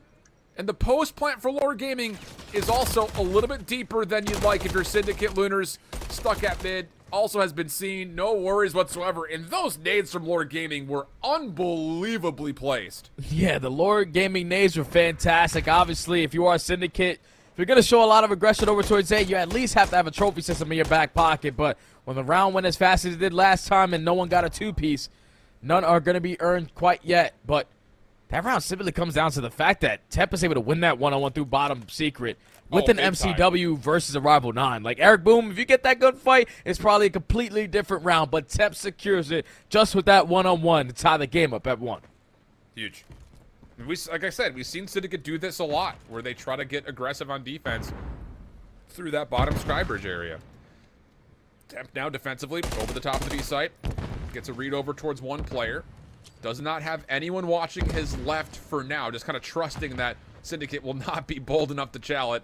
And as he starts to second guess his setup, he will give a little bit of a look as the bomb will get planted. And now it's just down to how do you form this retake, not knowing what's on the outside of Tiki here on the left side of this map. Yeah, there's a lot of space being currently watched by Syndicate. They have all of Waterside, everyone stacked up towards P3, and then already off the route. You see Cruz, he's just timing on his deep pinch. Gunsy finds the first blood. Temp there for the trade, but Cruz is going to be the deciding factor of how this round turns out. Well, he does get dropped pretty quickly, 2v2. Gravity Temp trying to work against Lunars and Eric Boom. And at some point, Lunars is going to have to check this. Goes over the top. I don't know if you saw shoulder or what, but Gravity's going to be forced into the gunfight, and Lunars absolutely blows him away. Pistol out. Temp able to win the first 1v1. Has to go quickly, though, to find the second, and time will expire on the play. No chance for the defuse, so Syndicate will go up 2-1. All offense at this point. That's been too slow and steady. Wins the race. Rounds over towards B as well. So I just think if you are Lore Gaming, definitely the next time on your defense, you are making some adjustments, trying to take a little bit of map control, or having more presence over towards that pool side. Because Syndicate are getting a great read of how you were setting up defensively. They have one player eyeing over towards the A site, making sure no one's going for the overextension or deep clinches. But then they're just isolating Temp and then thinking about that objective, which has been their priority now 2 rounds in a row on their attacking side. Do they have a response now on the defense with a couple trophies this time to save them at A? Yeah, I love this call as well. Shout out Paradox over the top, watching where those nades are being thrown from. Same positions being kind of utilized. Eric Boom, once again, deep over towards the bridge side, gets pushed off. Smoke is there, and Eric Boom's stunned. Has him kind of rooted in place. Capsule eventually finds the kill. Prolud also deeper, finds another. So, bomb will be placed likely here at A. Needs to be collected first. Prolud was the bomb carrier, but shouldn't really be much of a worry here. And Syndicate's the last 2 defensive members are going to try to re-wrap this and hit from the offensive side of the map. Yeah, the bomb's going to get planted for free, and this is going to get a lot more difficult for Syndicate to try to clutch on up as Gravity takes down Gunsy. Now it's Lunars left in the 1v3, and I think if you are Lore, you try to give this one to Temp. He's currently on 4 in a row. Potentially find himself a cruise missile. Let's just throw a couple shoulders, at least try to set him up for that kill, but Lunars, he's got a read on it, and I'm not going to give it to you, Temp. You're not going to get this cruise missile off me. Lore Gaming, again, finds success on their attack at A. It's been 2 attacking rounds for Syndicate at B, 2 for Lore at A. Yeah, and that just begs the question as we jump into round number 5 here. They have to have an answer for it. Defensively for Lore, have to stop this play towards B. Defensively for Syndicate, have to do something besides send Eric Boom down towards the Sky Bridge. That's just it. I mean, you got to find a way to be a little bit more resilient on these setups. Syndicate not going with the motto of if it ain't broke, don't fix it. They're this time going to go over towards the A zone. Trophy systems are not down. Prolud's going to get a couple of tags, and the defense will start to rotate on over. That's a lot of early information for Lore Gaming to set up their defense appropriately. Yeah, now this is perfect right here from Lore because you already have a lot of mid-map control. You already got the info that at least Syndicate was showing some presence over towards A. You can see the route again from Eric Boom. He loves himself some low secret. Prolud finds the first blood, but Eric Boom is your time to strike. Makes it a 3v3. But Capsule through the smoke. Able to find one. Cruz, decent trade. Tested, though, by Prolud. Pistol battle! And Cruz finds the double. Temp now, last one left. Going to have a little bit of time to rotate as the bomb has not been planted yet. And actually, it's rotating right back to him, but not ready for the gunfight. And Syndicate gets away with one after what looked to be great utility usage from Lore's defense. Cruz kind of steps in and saves the round. Yeah, and if you are Lore, you got the initial gunfight. You open up with the first blood. It's just there's another opening and no one was accounted for. You're not going to expect them all to just conga line up through the top side of statue. Someone has to be going for a route, and most likely Eric Boom has been hitting bottom secret 5 rounds in a row. You have to try to account for him, but the fact that he's able to walk away with first, making it 3v3, and then Cruz wins some insane gunfight win to put them in the numbers advantage, just catches Temp off guard, off the rotation. So, all-out attack so far in this game, number 5. And it's been a complete mirror effect as well. Yeah, Syndicate, they went Thursday last round. Lore Gaming, this time we're going B. And I love this from Lore. They're not just going B. They're going B quickly for an immediate plant. They've definitely caught Syndicate trying to stack the deck over towards their A defense. So now it comes down to the post plant. Cruz able to win back this top kind of patio area. And, well, interestingly enough, Temp is really far outside this play, and he's going to have to move back to this quickly. Also, have to have a 1v1 here from Proloot. Does well to get the win, plus smoke himself out to keep his life. That is crucial. Has to check over the top of the bomb. Temp right there to help out. Now we get to the 2v2.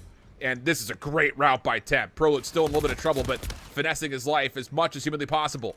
Temp just needs to make sure the bomb doesn't get defused. First kill, clean. Predicting the second. Pistol out. Oh! Meets him with just enough time to come back to get the defuse. Oh, once you get that first kill, all you got to do is run away with your life, Don. I know you know that. Because the second player, he's definitely not going to be sticking on that defuse. But finally, we see our first successful defensive round win. As Syndicate, great off the retake, but it just comes down to this one-on-one. Temp knew that he was at least going to be on him, like white on rice. But Eric Boom up close and personal with that Rival 9 is able to secure the round for Syndicate. I just think, like, if you're Lore, you get the bomb down for free. There's no reason why Capsules would be trying to push up by himself. Because that's all information that you do not have. You do not know if they're going to be playing towards the back of the spawn. But once he falls, it forces Lore Gaming to try to clutch him in a 2v4, which they almost had. Yeah, that's a really good call. Chef's kiss on the breakdown. Woulda, coulda, shoulda. Capsule this time playing forward on the bend, and Eric Boom now on 5 in a row. And interestingly enough, outside of the couple of rounds where he's defensively played through that kind of bottom skybridge, he's had an MCW more often than not, and he almost lines up the entire team. Finds himself a second. That was enough, I believe, for the cruise missile to be earned as well. So an extra resource potentially earned here for Syndicate, and Gravity and Temp are having to play retake over towards A. Oh, that's a big stun. That's a big stun, so at least know that one player's positioning is going to be very, very close, but he spots a second as well. So you know, as he has to be a team fire setup on this side. And he's just waiting for Temp to potentially find a timing on this deep pinch through mid-U, but Lunar's able to take down Gravity. 1v3 for Temp. Does take down one with 27 seconds left. Yeah, Lunar's is just not going to challenge this. You could give him an invitation on stationary, and he is not RSVPing yes for anything beyond playing off the top of the stairs. So 5-2 now for Syndicate. Dire moments for Lore Gaming outside of the 2 offensive rounds that they found over towards A. It just has not been as complete as you'd like to see. And this is where it gets even more difficult because now you're going on the attacking side. If you are Lore, to try to clutch on up.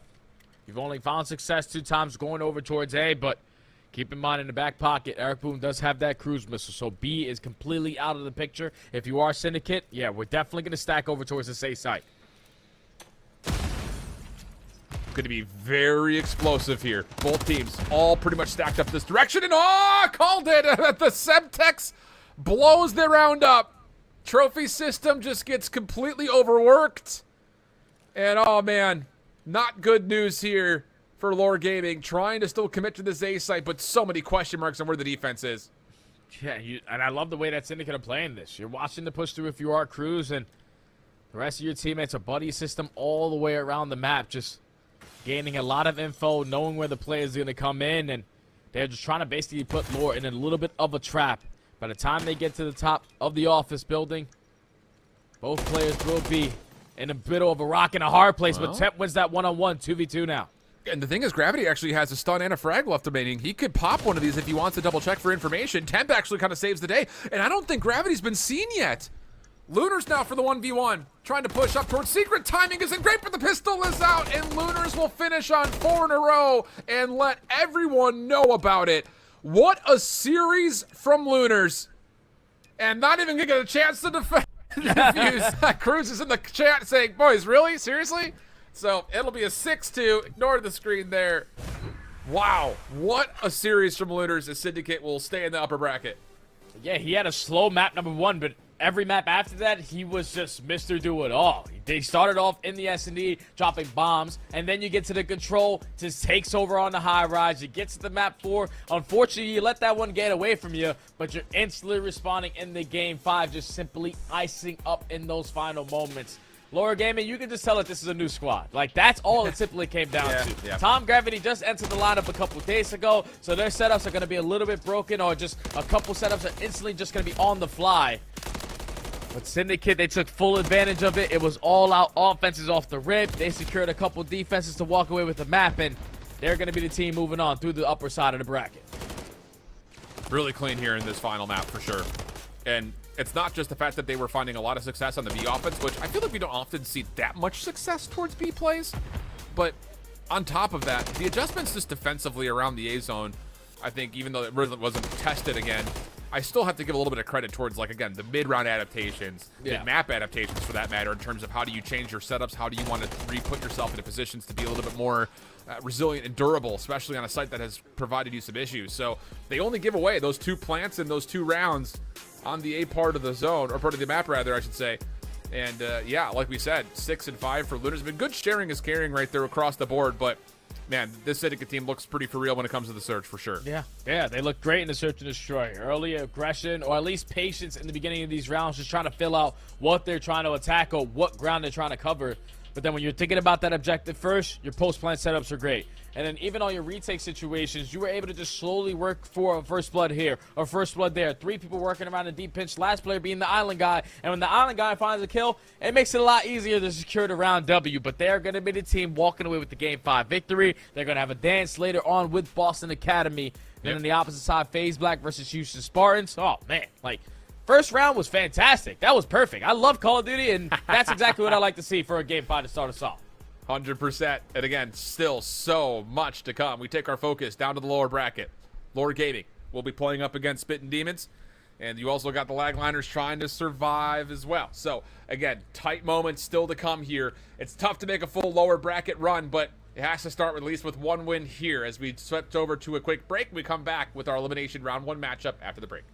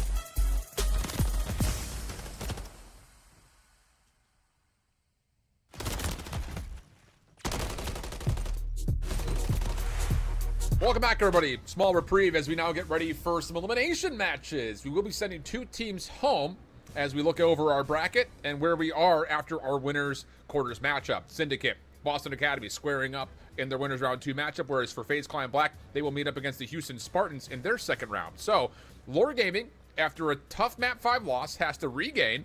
Host ended the game. They didn't like what happened in that Map 5. Yeah. Now they're going up against the Spittin' Demons, who, even though they got 0-3'd, I think the thing about it is that Spittin' Demons team put together a good group stage. And on the other side, Orglis and the Lagliners also squaring up. That'll be actually our primary focus here, and this is the map set for us, Jay.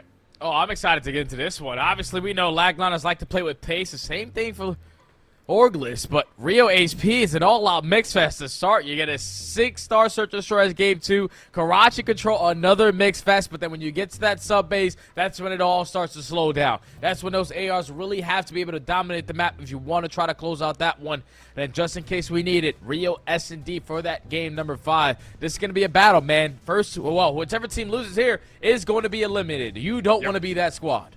Nope. I mean, top 8's fine.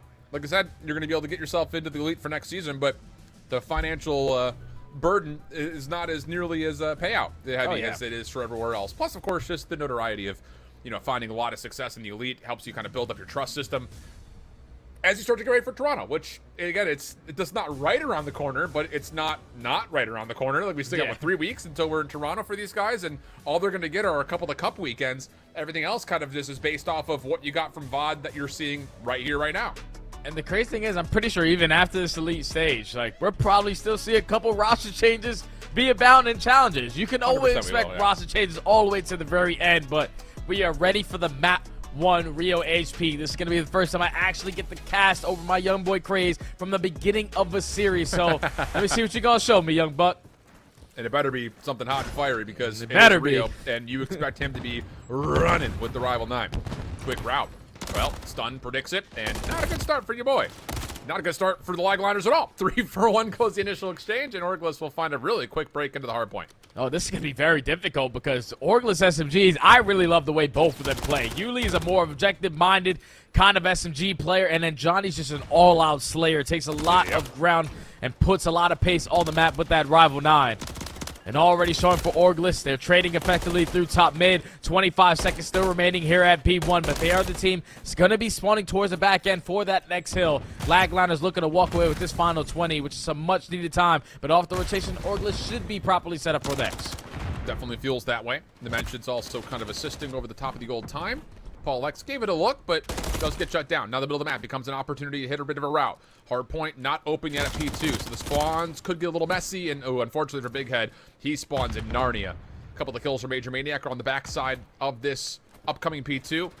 Also helps kind of lock things in just a touch, but things starting to get a little bit messy here. Major Maniac chased down by Craze, who turns that into a double, and all of a sudden, the Lagliners go 4 for 2 and flip the spawns and the hardpoint simultaneously. Yeah, and now Orglis have to figure out their way on in. It has to start with the tax. Hopefully you're going to get past the trophy system that Lagliners are going to have down. Big Head actually doesn't invest his there. Would have stayed alive if he had one in his back pocket, but it's still Lagliners holding on to a lot of this P2 time. And an early off the rotation, Craze trying to be the hero. Trying to catch a couple players off guard, only able to take down one before falling. But he sets up his team to walk away with all this time remaining here at P2. They're going to have a nice little lead. Gives them a couple of chances to find a break in towards P3. Yeah, very much so. A good bounce back after a slow start for NYSL Lagliners. But Orglis, like you mentioned, very comfortable as the third hard point will open. Major Maniac just kind of playing a window spot, checking to see if this back door is going to get hit. Does he get the timing on the check? Sure does. Okay, a couple of stray shots, and Major Maniac is just going to go back and do what he does best, which is anchor.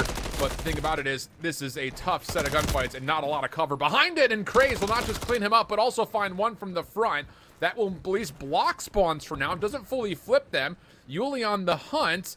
And maybe he gets a little bit of Spidey sense that Craze is around the back corner. Doesn't make much of a difference. How annoying is Craze right now? Oh, he was finessing for a long time.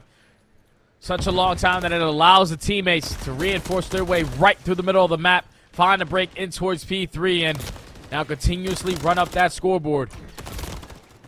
They're going to be able to find all the kills in the feed, and you see those spawns for Orglis all on the left side towards Bridge. They're not going to be early off the rotation towards next, so Lagliners have an opportunity to chain P3 to P4 and blow this game wide open. Craze on the heater, 10 and 5 starred. Ooh, the stun comes through. Dimension's able to at least use that as a chance to get the trade, but the push through the old time for Orgless will work out. Major Maniac by himself over towards the banana side. Able to find one to cut things off, but back and forth. Pinstripe kill feed. Orgless still in the hard point for now, but not with a lot of numbers. Trophy systems also not really fully in place, so nades are starting to land. Yuli in a bit of trouble, but finds a bit of sanctuary. Front side of the hard point, and the Lagliners are splitting this focus on the hit, and Major Maniac gets the perfect read on it, and Orgless are ripping them apart before they can find a way to break. Yeah, I don't like that play right there from Lagliners. It sent 2 players working up to the middle, and then basically slow down your break to try to get in towards his P4. Even though Craze is staying alive through double doors, the rest of the teammates can't find any success through the front end. You take care of Craze, now you just have to set up off the cross, and Orgless, off the back of an early break with about 45 seconds left, are going to be able to tie this game up and potentially take the lead if they walk away with this one-on-one. And now off the rotation, they are going to be set up again over towards the next. Lagliners a little bit slow now. Yeah, that was not an ideal hard point, to say the least, from the Lagliners. But good punish from Orgless, taking advantage of the mistakes. Woo, tough gunfight for Yuli, who is destroying everybody, by the way. 15 and frickin' 6 on 4. 58 seconds in the hard point.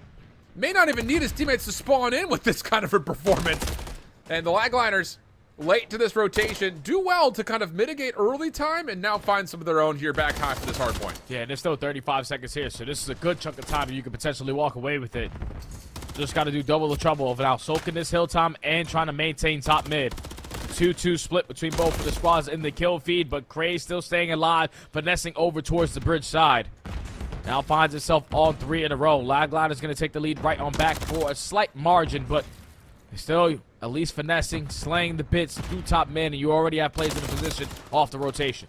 Yeah, Nemi trying to play a bit of a corner, but overwhelmed. Quick play from Orgless. Good timing on it. Turns into 2 straight eliminations. Mock, backside bending, trying to hold on to some ground to work with. Not going to work out really whatsoever. Big Head could only muster a single kill. Nemi also off the respawn, pushed out as Johnny starts to catch a little bit of heat, and he's really utilizing it, pushing extra forward and making sure the Lagliners are tested before they can even see the hard point. Yeah, they're not even going to be close to it. Now you have to figure out a way on to get on in. And Johnny at least doing a good job finding one before falling. Now you know exactly where the pressure's coming in. You spam your stun, you spam your nades to the lower side of the Eskies. Just got to do a great job of just simply playing your life to the best of your ability. Crossfires are going to be set up. Paulex and Major Maniac combined for 2. And now Lagliners are going to be a little bit slow on this break attempt because they just simply do not have the numbers. And again, it just, these moments are so frustrating because it's scrap time plays you're looking for, and we're just going in one by one. Yeah, I mean, where's our teamwork here? Oh, man, Dimensions must have been hit by a nade of some sort before they can make the go call, but that's just another one of those moments you look at and say, not great. Orgless will get all the scrap time, put themselves up roughly about 50 points, but there will be a long rotation here for Orgless, so the Lagliners will have at least some early control here at P2. Just comes down to can they receive this hit, which is going to be all from this top patio side. Yeah, but their plan is very, very tight. They don't have anyone working over towards the gate side. Yuli starts it off with the first kill. You just have to find a trade onto the player on cop car and then set up the pinch through the right side of the gate, and that's exactly what Johnny's going to do. He's only able to take down 1, but Mock is sitting at 14 HP. This is one of those gunfights you have to try to send it on, but it's already job well done. You are keeping them off the time, keeping it white, and Orgless have no issue with that. None at all. Dimensions trying to work on that, though. Steps on in for a moment, and at a certain point, the Lagliners just need to get to the hard point. No one really wants to jump into it. And finally, Mock destroys everybody.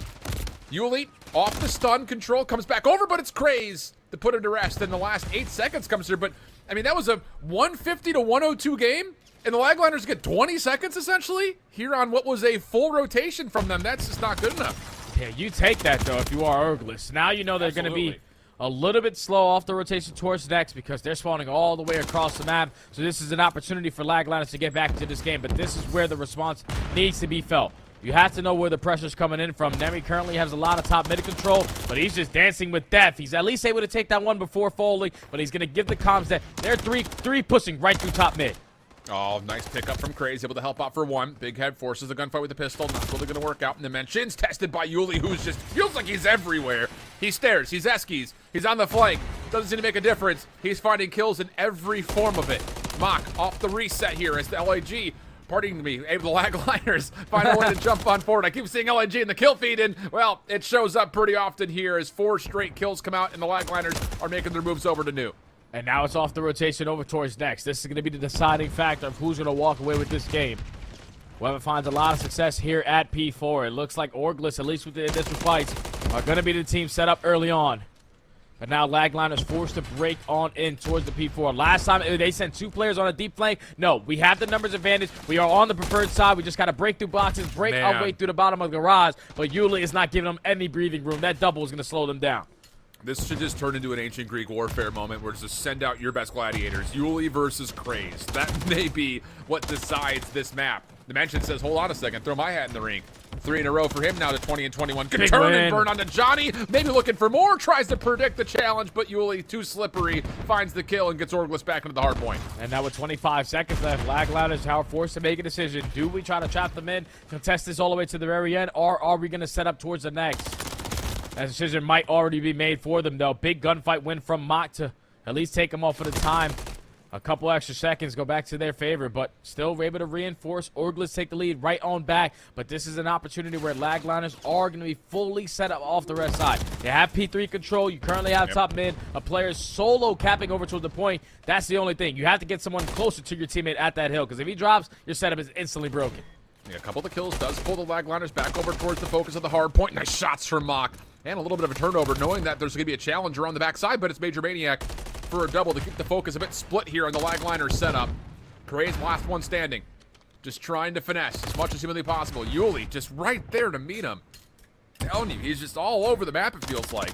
Big head stun, doesn't care, still jumps in. Finds a little bit more time, but help is not here fully, and Orgless will find a way to re-break. And if you just seen the play that Major Maniac made, like he hits the ultra mega route to re-flank his way behind P5, finds a double. Even though the Lagliner still spawned right next to him, he repositioned himself through top mid, and now finds himself on a 4th Street and soaking up the hill time. So, gotta try to slow down his presence because Major Maniac always has those fundamentals in the back of his mind, and Orgless currently are gonna find themselves up by a little bit. But off to the 3rd rotation, the Hardpoint's Crazy somehow, some way able to win some insane gunfights. Lagliners in the hill first. Yeah, that splits up this Orgless approach towards this P1 time. 211, 198. Looking like a very well maybe a tie game here, depending on how this break attempt goes. Yuli around the back. Tested from the backside of Eskies. Doesn't really have the opportunity to do too much from this position. Has to wait for the regen, and, well, the Lagliners will not allow that to happen. Unfortunate team kill comes out, but Craze still picks up the majority of kills. Johnny the only one to contest. Big Head able to find him at a bit of range, but the shots are decent enough to at least allow him to stay here a little while longer than you'd expect. Nades to follow, though. Doe put him at about 1 point of health, but no one's able to actually challenge him out, so Yuli comes back into the play and finds 3. How does he keep finding ways to do it?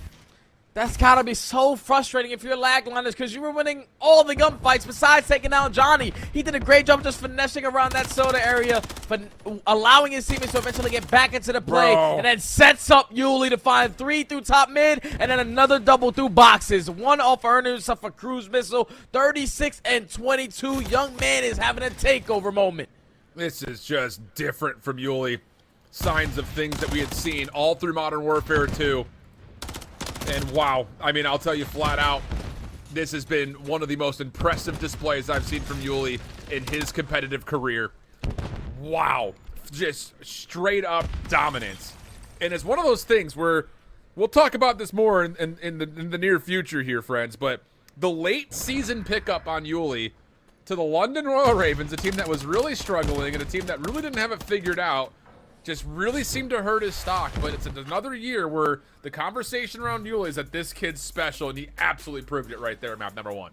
And that's the thing that's really scary about a player of his caliber, because he usually has the objective in the back of his mind at all times. He's playing for the W. But sometimes you get these kind of performances out of him that take him to that next level, because that means he's able to slay with the best, always think about getting the W at the very end. But the fact that he has 27 non-traded kills compared to everyone else on his squad and doesn't even break even close to 20, that is what you call a takeover moment there. He was shutting down the aggression on the opposite side between Nemi and Craze, but then even the times when they were late off rotations, he was the guy single-handedly finding a couple kills to lead to the break. So that's one hell of a performance right there out of Yuli. And Orgless take that map number 1.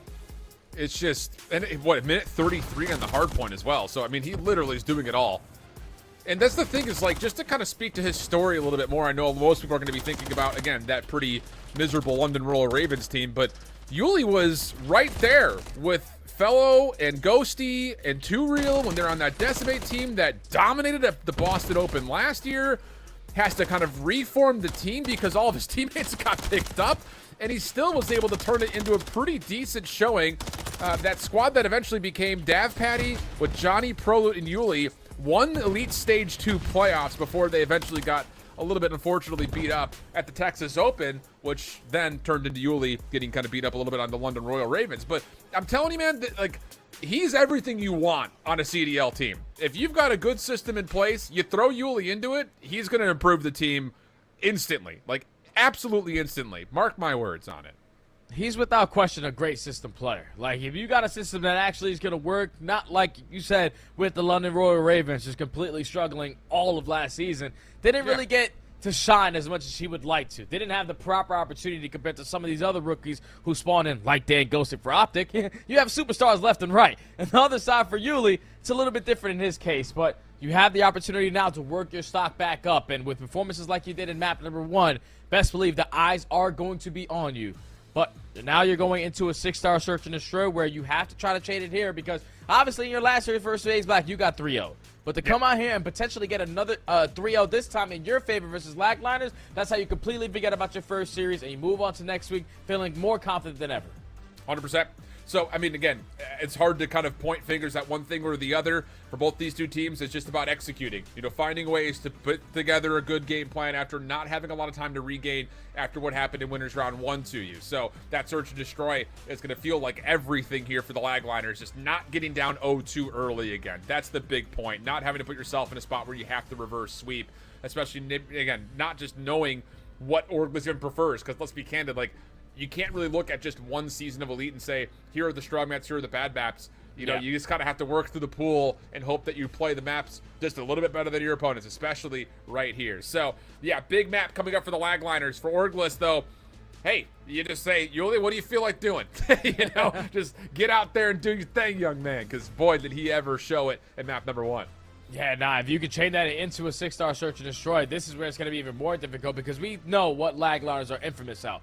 It's usually through the respawns. SND is where they tend to struggle. Yesterday, they were up 5-2 in a search and destroy, and somehow, some way, it went all the way to around 11. They were able to clutch on up in that one, but that's the first time Craze ever told me, like, I'm up 5-2, and we didn't get comebacked on. But now you're down 0-1, and you looked at that map number 1, and there was a lot of opportunities for you to walk away with a W, but it's just your breaks weren't the best. Your break attempts weren't the best because the routes were just way too damn long. You're giving up a lot of time, and then when that break gets shut down or your pitch gets shut down, you don't even have a second opportunity to work your way in towards the hill. And on a map like 6-star, we saw that at least in our last series, it's usually a lot about the attacks, the early aggressions, and one player who really does set the tone, and I'm always going to talk about him, is my young boy Craze. He has a really good first blood percentage at 25% of the time. He's finding that opening kill. But after he finds that opening kill, he usually falls. That's something that he definitely has to work on, especially in this series where you don't want to fall down 0-2. So it's like Father Jay and also Coach Jay coming into play here in a certain way. Okay, so there's the things to kind of keep your eye on, friends. Again, our secondary matchup is also going on in the Bravo stream, so make sure you keep both of those tabs open to keep in touch with what's going on in this elimination round number 1. 6-star, search and destroy. Moving our way through the cinematic right into the breakoff, and it will be Orglis on the opening offense. And a lot of focus here off the get-go towards mid. I mean, this is not just mid. This is everyone over towards the overseas position at Nest. And Johnny will find first blood. Dimensions cut out towards DJ. And Yuli will also confirm a little bit of extra information that there's another defender nearby with a stun landing. Craze off the check, and Yuli with the elimination. Yeah, Craze knew that the pressure was going to be on him, but Yuli finds his first one around, instantly puts his team in a 4v2 advantage. Bomb is going to get planted for free at A, and I don't know how the hell Orglis are going to lose this round. You have to try to clutch up and make a miracle happen if you are mocking Big Head. Well, missed opportunity for Big Head. Lots of damage tally, but can't quite confirm the kill. And now we're red dot chasing. This is the last thing you want for the Lagliners with not a lot of time remaining. Hey, how are you? How's the weather today? This is such a meme. Door does pop, though. Doesn't make much of a difference. Trades are decent. And there we go again. I mean, what's up, brother? How's it going over there in the back line? You look good out there on the backside of that bulletproof door, brother. Fortunately, at the 4v2, not enough time left on the clock. Lagliner simply stood no chance once that bomb gets planted over towards A. And I love the tone-setting round right there out of Orglis. You just all-out aggressive up through mid. You basically shut down the Lagliners on their aggressive push. And now next time on their defenses, they're going to definitely be slowing down. But now if you are Lagliners, you're the team on the attacking side. Do we decide to go over towards A? Nope. We're going to work over towards B, and this might work right into their favor. Yeah, but look at the thing here from Orglis is that they're not just playing at mid-defense. They're trying to get aggressive and see if they can find some contact here. And the longer they don't see contact at mid, the longer they don't see contact at A, the more you start to be sure that the play is towards B. Good shots from Johnny. That's your bomb carrier Dimensions, who cannot commit further forward, and the Lagliners now have 0 map control. Outside of this position at pool and the Tiki Bar, they're stuck. They need to force some sort of a cross here. Yeah, you can't even think about the objective, Alan, with the way that Orglis are set up around this B site. Yeah. Like you said, taking a lot of the map control early into the round. And now you know exactly where the pressure is coming in. That's already been 45 seconds knocked off the game clock. Nemi's going to throw his shoulder, has to back down with his life, and that time just continuously is getting away. Lagliners had to try to make something happen. Probably smoke out these meat steps, but that's going to be the first blood going to Yuli. Just a perfect setup from Orglis. I mean, look at them. They're literally leapfrogging on each other right here. But Big Ed could only see one, so the first kill is a decent one, but is it enough to fully clear out the middle of the map? And Mock may have just provided the opportunity. A kill deep over to the sole defender on the patio of Major Maniac. Leads to a 2v2 situation. Mock with the plant. Resets the clock now in favor of the offense with 40 seconds remaining. Big hit off of a second. Now it's just down to, can Paul find the trade and follow up? Did he see Mock in the water? Does he check the full pull? Oh no, doesn't check the stairs. And I don't know if his teammates have also seen the information. And of course, he's smoking up bright yellow for us, but that was a tight angle that it didn't look like was ever fully scouted out. Yeah, and that round simply comes down to the plays of Big Head. It was turned into a 4v3. It was about 30 seconds left before you could even think about that objective. Big Head was the player watching the deep pinch to make sure no one was going on that flank. But he said, once my teammate got first blooded, I now have to make a play. He works his way up through the little map, makes it a 3v3, and then Mock at least finds that trade to work the objective, and then Big Head with the final 2 to close out the round. I thought that one was definitely going to go in favor of Orglis, but Big Head shuts me up. All tied up at 1. Currently on a 3 streak. Yep, they're not going to show presence this time through middle of the map. All out aggression up through A, and Orglis on the complete opposite side. Well, how much space does Orglis get here? The answer is they're not really committing to getting too much. Just going to play for the plant. Post-plant position will favor largely actually over towards the middle of the map here. It's kind of covered for Major Maniac's assistant, so he's just going to watch over towards the staircase. Yuli's not even going to leave the bomb. He's going to wait for some shadows to come across the screen, and him and Johnny will combine for 2 of the 3 contestants from this top waterfall position. And again, the Lagliners just struggling to find a re-entry into the site. Now with the man disadvantage, you can set up Yuli to set up those plays on the deep pinch. He knew exactly where the last 2 players from the Lagliners were going to be located. And once he found that kill onto the player on site, he instantly hits the rat right through the middle of the map and finds a double to close out the round. Not slowing down after that map number 1. That was a perfectly executed attacking round. It was all out aggressive for the Lagliners over towards A. You just think about that objective instantly if you are Orglis. And Yuli again on the back of another triple in his feed. Orglis now up 2-1. Hey, this guy's stupid, bro. He's so good. He's smart. He's great. And that's the thing, is it's not just running around finding kills. He's finding perfect timings. Yeah. And this aggression from Orglis defensively, by the way, we haven't seen a lot of teams like really try to pull this. Like a 3-man stack. On the defensive side, they get full U-turn control. And now Yuli's saying, okay, no nades over to the top of A. I'm going to push through. You guys just play a passive setup here over at B. And we'll just kind of pinch this up. Here comes the retake, if we want to call it that, because the bomb really hasn't even been planted yet. And oh my goodness, this is absolute dominance from a defensive setup.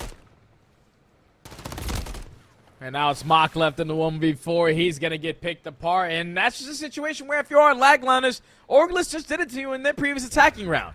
They see no face over that B site. Let's just put that objective down before the rotation comes in, because then as soon as they get there towards top 3 plat, They instantly drop the smoke grenade. Johnny drops down. The objective is still not getting worked on. It's just like Lagliners are expecting to spot someone and then play off the contact after that. But if you're not seeing anyone, let's get this objective down so then we can play a post-plant setup. You're just allowing Orglis to waste a lot of that game clock, slowly pick you guys apart, and starting to run away with this SND as Yuli finds himself on 5 in a row. Unreal stuff. So potential for a cruise missile to come out. Same offensive hit. 3 players up towards Nest. This mid-map focus for Orglis has not been countered, has really not been tested. And these shots that come through for the Lagliners, Orglis are going to have an idea in terms of where this defense is set up, but Craze, very patient, finds the shutdown on the cruise missile. Johnny also caught good follow-up stun for the defenders, and this play has gone a bit awry here for the Orglis offense. Oh, and that play simply would have got shut down if Paulex gets to this window positioning a little bit sooner, but great shots to at least find that kill onto Nemi. Puts them in a 3v2 now. A more manageable play, but that bomb is going to be down towards mid-U. And Craze has his eyes lined up on it. Have to try to locate where anyone else is. Major Maniac is watching that defense, but with only 35 seconds left, both players have to start working this objective. Yeah, and that information right there is enough for the Lagliners to really not feel like they're in any form of doubt that this play is moving over towards A. But Craze takes a lot of damage, has to be shrugged off his angle. Problem is, how do you push past this with 2 ARs? That's the real big problem point. Major Maniac does well to get one. Does not get blindsided by Craze playing a little bit deeper, taking the engagement and pushing forward. Major Maniac, 18 again? Finds himself a second kill, but time will expire on his ability to get the bomb in plant, and Big Head very wisely just stays out of the line of fire. Hey, you better stay alive, because Major Maniac was looking a little bit diff right there to go for that chow onto Craze, but with that bomb being down towards mid-U, he couldn't find all the kills and work the objective. So Lagliners on the back of Craze's double right off the rip with the perfect positioning in the backside of that statue. Secure the defensive round, and they're able to stop the bleeding. But now they're going back to the attacking side. If you go over towards B again and you don't spot anyone, work the damn objective. Yes. Absolutely agree. It definitely feels like this map should be a little bit more convincing on the scoreboard in favor of Orglis based on how they played it. But the Lagliners have done well to kind of recover, adapt, find ways to stay in. But can you find a way to control some of the tempo, some of the momentum that we're starting to see? This time they're kind of taking a page out of the Orglis book, and they're playing right through mid, but here comes the reclaim attack. Whoa! What a prediction of pre-fire. Oh! Big Head, and the snap to Paulex. Holy cow! Oh, that's how you secure a round right there out of Big Head. It's the snap on the Paulex, not going to put your team in the advantage. 4v2 scenario. Craze wins a one-on-one. Now Mock in his one-on-one engagement will fall to Johnny. But that bomb is going to be planted over towards B, 1v3. Johnny has to try to do some insane things here. Yeah, good luck, have fun, I'd say. Yeah. I mean, Craze still holding over towards the middle of the map. Big Head playing deep to play safe in kind of a clutch position over towards B. And Dimensions just checking everything. And Johnny will be heard by Craze. No worries there. But wow. The prediction shots from Big Head, that's just one piece of the puzzle. It's the snap over to the DJ booth. Not missing a bullet to get 2? Unreal stuff. Yeah, that basically called the round right there, Alan. The fact that he wall bangs through a smoke grenade, finds a free B, and then, like you said, the instant snap on the Paulex. Yeah, put that one in your bingo card, because that one was a guaranteed W. As now we're all tied up at 3. Lagliners back on the defensive side. Orglis have had a lot of opportunities over towards that B bomb. They have just been working that objective for free, but finally Lagliners are going to spread the map a little bit. Someone showing face through middle. Yeah. And Big Head is going to have a lot of focus over towards B because that's where the objective is coming in. Yep, that show force through middle is a nade and a stun. It's not as much as has been tossed in the past, but realistically, the offensive looks for Orglis have not been behind a lot of utilities, so a little bit of doubt maybe starting to creep in here. Difficult through smoke. Maybe not. I mean, dude. Just hip firing Big Head, doesn't really miss a bullet, and now has the plant, and the post-plant setup is looking pretty good. And now they're in the 4v3. You got Paulex in a very, very nice spot. To at least watch the ultra flank. Should be able to get this freebie on the Craze, but that's such an insane read to bring it back to a 3v3. I mean, does Yuli just have to do it all? It's starting to feel like that. Johnny makes life a little bit easier with the kill towards Mock. Split retake setup remaining here for the Lagliners, and Dimensions will give himself away. Yuli, that's double-digit kills, and we still have quite a bit of search and destroy to play. This guy may be good for 15 plus. Probably guaranteed for 15 plus. He's 10-3 for crying out loud. Hey, he had 36 in map number 1. Already said he had 10-3. Finds the hip fire to start us off in the final freebie of the player jumping off of the top plat. But once he gets that first kill, I would have liked to see Big Head in that scenario not drop down, because I know you have a smoke grenade in your back pocket. You're simply trying to shut down the objective work on the side of Orgless. But once you fall, there's not a single one of your teammates in a position to even contest it in the closest time. And that allows Orgless to take the advantage back in their favor, up 4-3. Back to the defensive side. This time Lagline is a little bit slower, not showing face to the map, and Johnny has read that to perfection. Yep, absolutely. This timing is unbelievable. Hey there. Hello. How are ya? How's things going over here towards A? Oh, nice shots from Dimensions. Johnny, I thought it was going to be a guaranteed two-piece, but now the defense all of a sudden is like, hold on. We actually don't have much of a look over the top of A. Good shot from Paul X. Tao is another. And now, actually, look at Yuli. Oh, man. This kid is just so smart. So smart. That's bomb down. Big Head left for a 1v3, technically. 2 left to find. Yeah, Yuli also gets the info that is going to be bomb down. So if you are Paul Lex, let's try to get closer and closer to our teammate, not get caught off guard and turn it into a one-on-one. But with 30 seconds left, Big Head is going to have a trophy system to work with, covert sneaker there as well. So it's going to be too loud, but you have to start thinking about retrieving that bomb. Hello. Yeah, dude, this room is such a meme. I'd get checked, Alan. I'm telling you, bro. Like, I'm working deep pinches. Like, if the doors are closed and the bomb is down inside of that room, they're basically saying GG. Because you can watch the flank, you can watch the front, and simply not get shot because the doors are indestructible. It's like the Temple of Doom. Oh, my God. Wow. 5-3 the tally. And Yuli gets to 11. I almost want to see the search and destroy go a little longer just to see if he can break a kill record or two. It's very selfishly speaking. But here we go. Right back to the same play, man. This is, you know, remember this setup here, friends, for your ranked play with friends modes, because this is a really cool setup, and it just completely catches up the defense off guard. I mean, this is a thing of beauty. I love this play.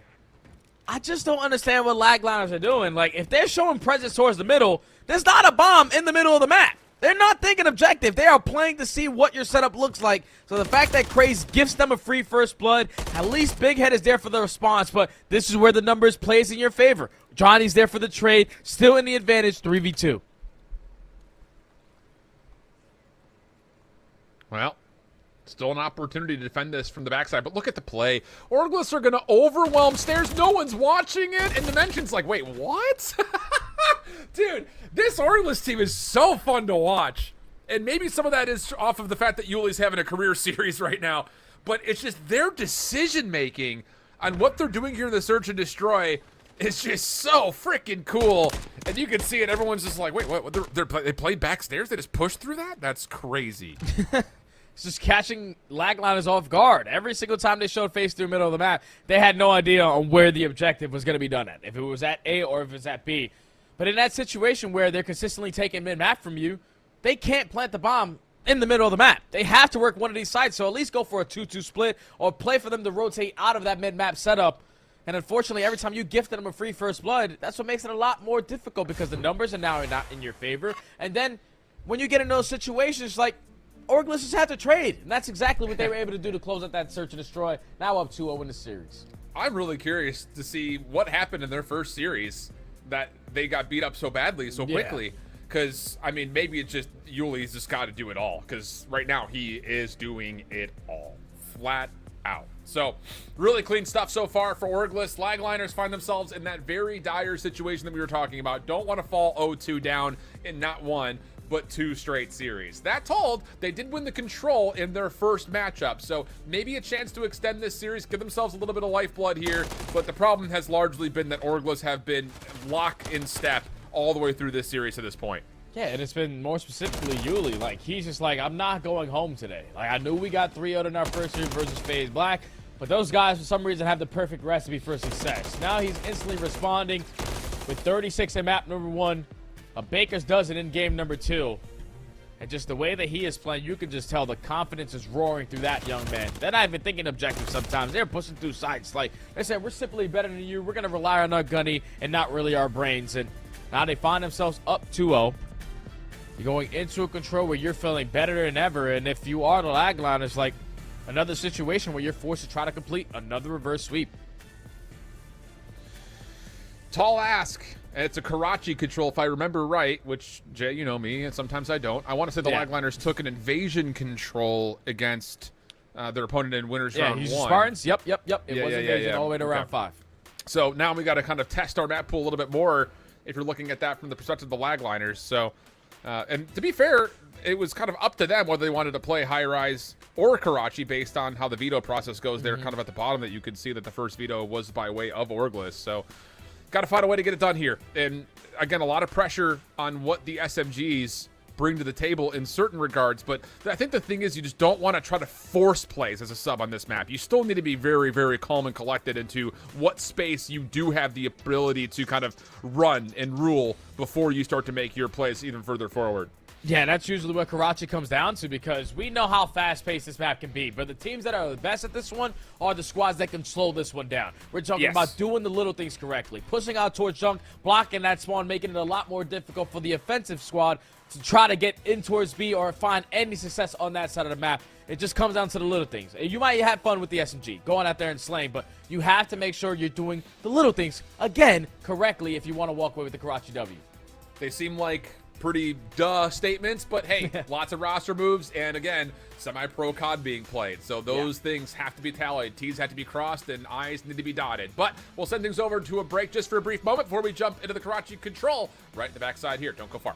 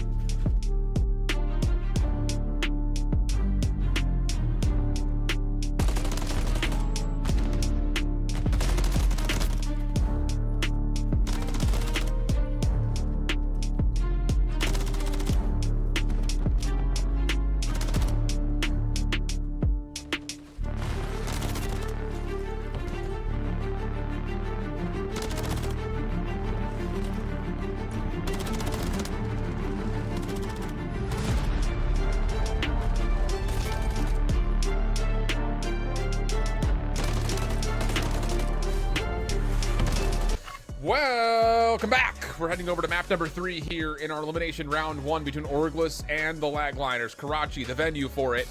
And well, the Lagliners down 0-2. Obviously, the easy thing to say is it must-win map, but it needs to be with some conviction because Orglis have been in the driving seat from start to finish of this series so far. Yeah, you have to be able to get this one and get this one, like you said, in some dominant fashion because going forward, you're not going to have any more SMG maps to work with.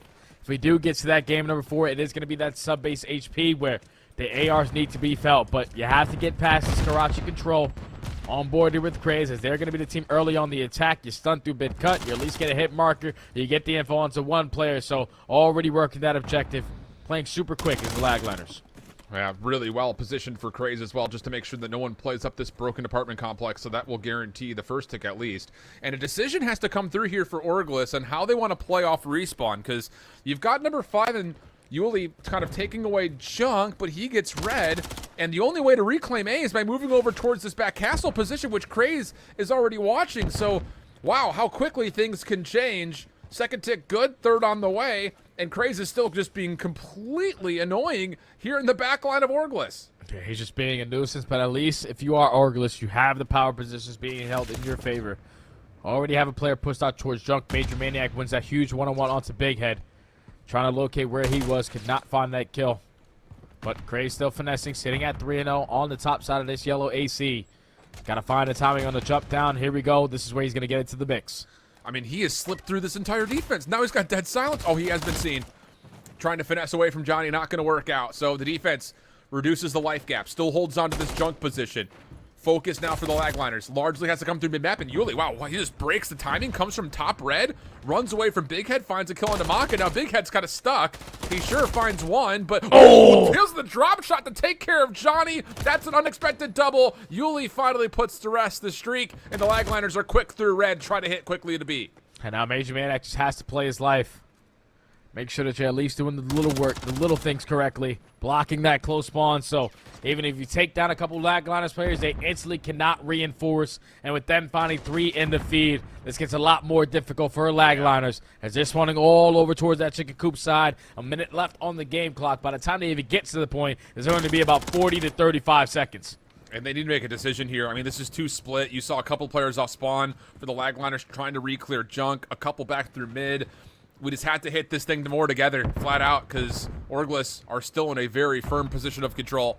Johnny playing top single, watches one run by Bry, predicts the second. Craze underneath, pistol out. Oh, goodness. Johnny also misses the jump out the window.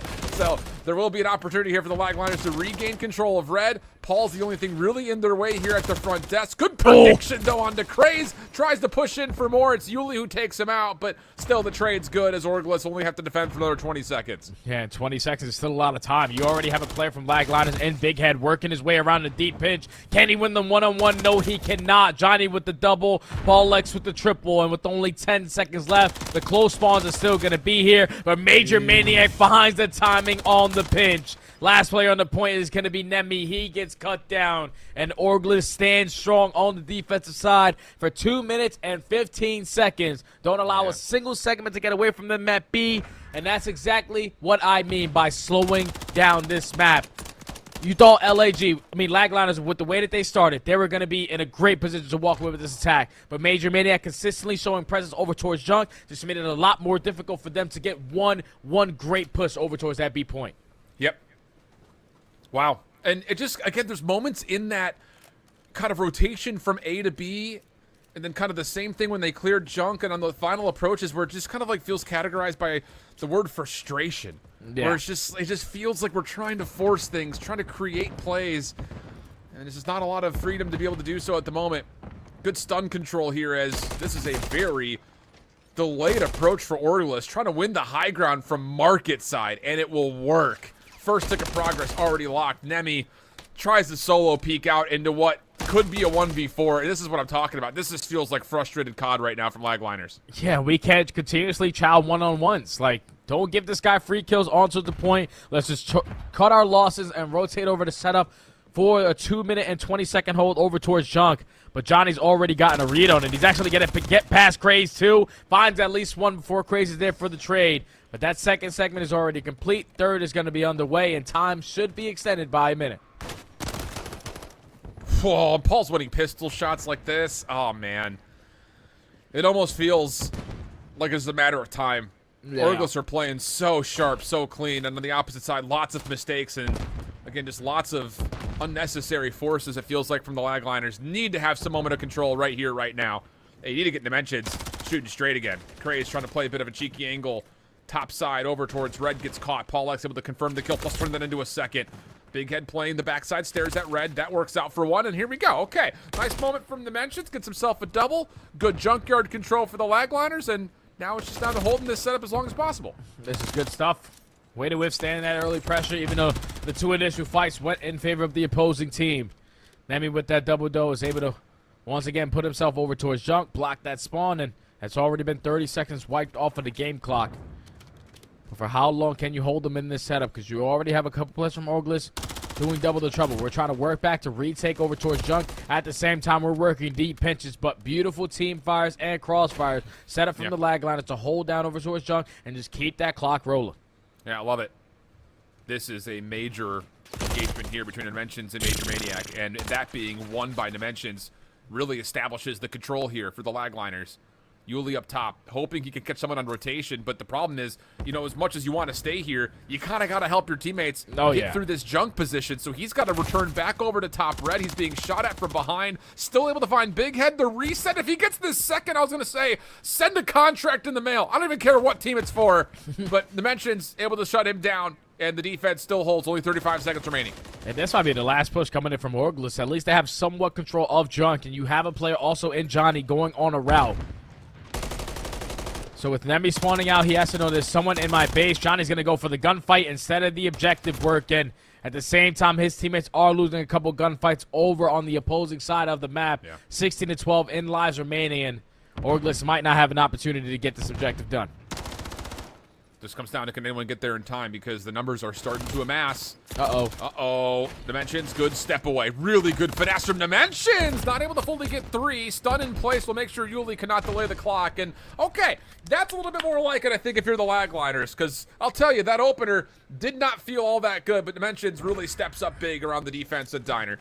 Yeah, I got to teach people how to play some Karachi Control, because I'm telling you right now, whenever you are pushing up the left side of the map, trying to play for a couple spawn kills, that is probably the worst play you can potentially make, because you're all out playing for the timing. You want to take mid-map control, find a couple kills that are in that area, and then repinch to take top Red to flank up through Junk so that you can get that close spawn. But when you have players doing two different things on the map, we're fighting for Junk and at the same time we're playing for spawn kills, that's a recipe for an L, not recipe for success. So stop playing for the kills, think more about the objective and how you're going to assist your team out of getting out of the base.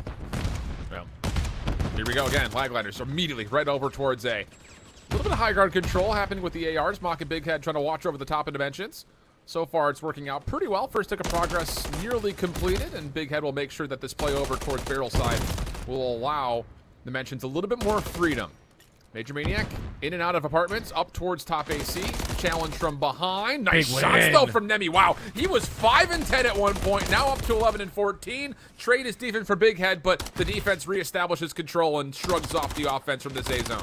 Okay, this is what it looks like when Craze is not able to roam around your fountain area. And now you're basically put into a headlock. Yuli already in his Junk positioning. Fortunately, he does fall, but that's been 30 seconds knocked off of the game clock. And now Lagliners have more opportunities to think about two different points. You're getting all the kills in the feed. Big one from top Red as well, as the kill feed has been all yellow. Now they're able to put the game clock at a pause at this A point, but now Orglis know we have to chalk that up. We have to reinforce over towards Cafe.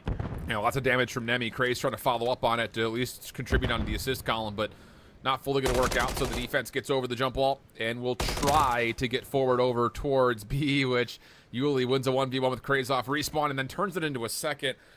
I mean, what are we doing if Yuli's not in the league?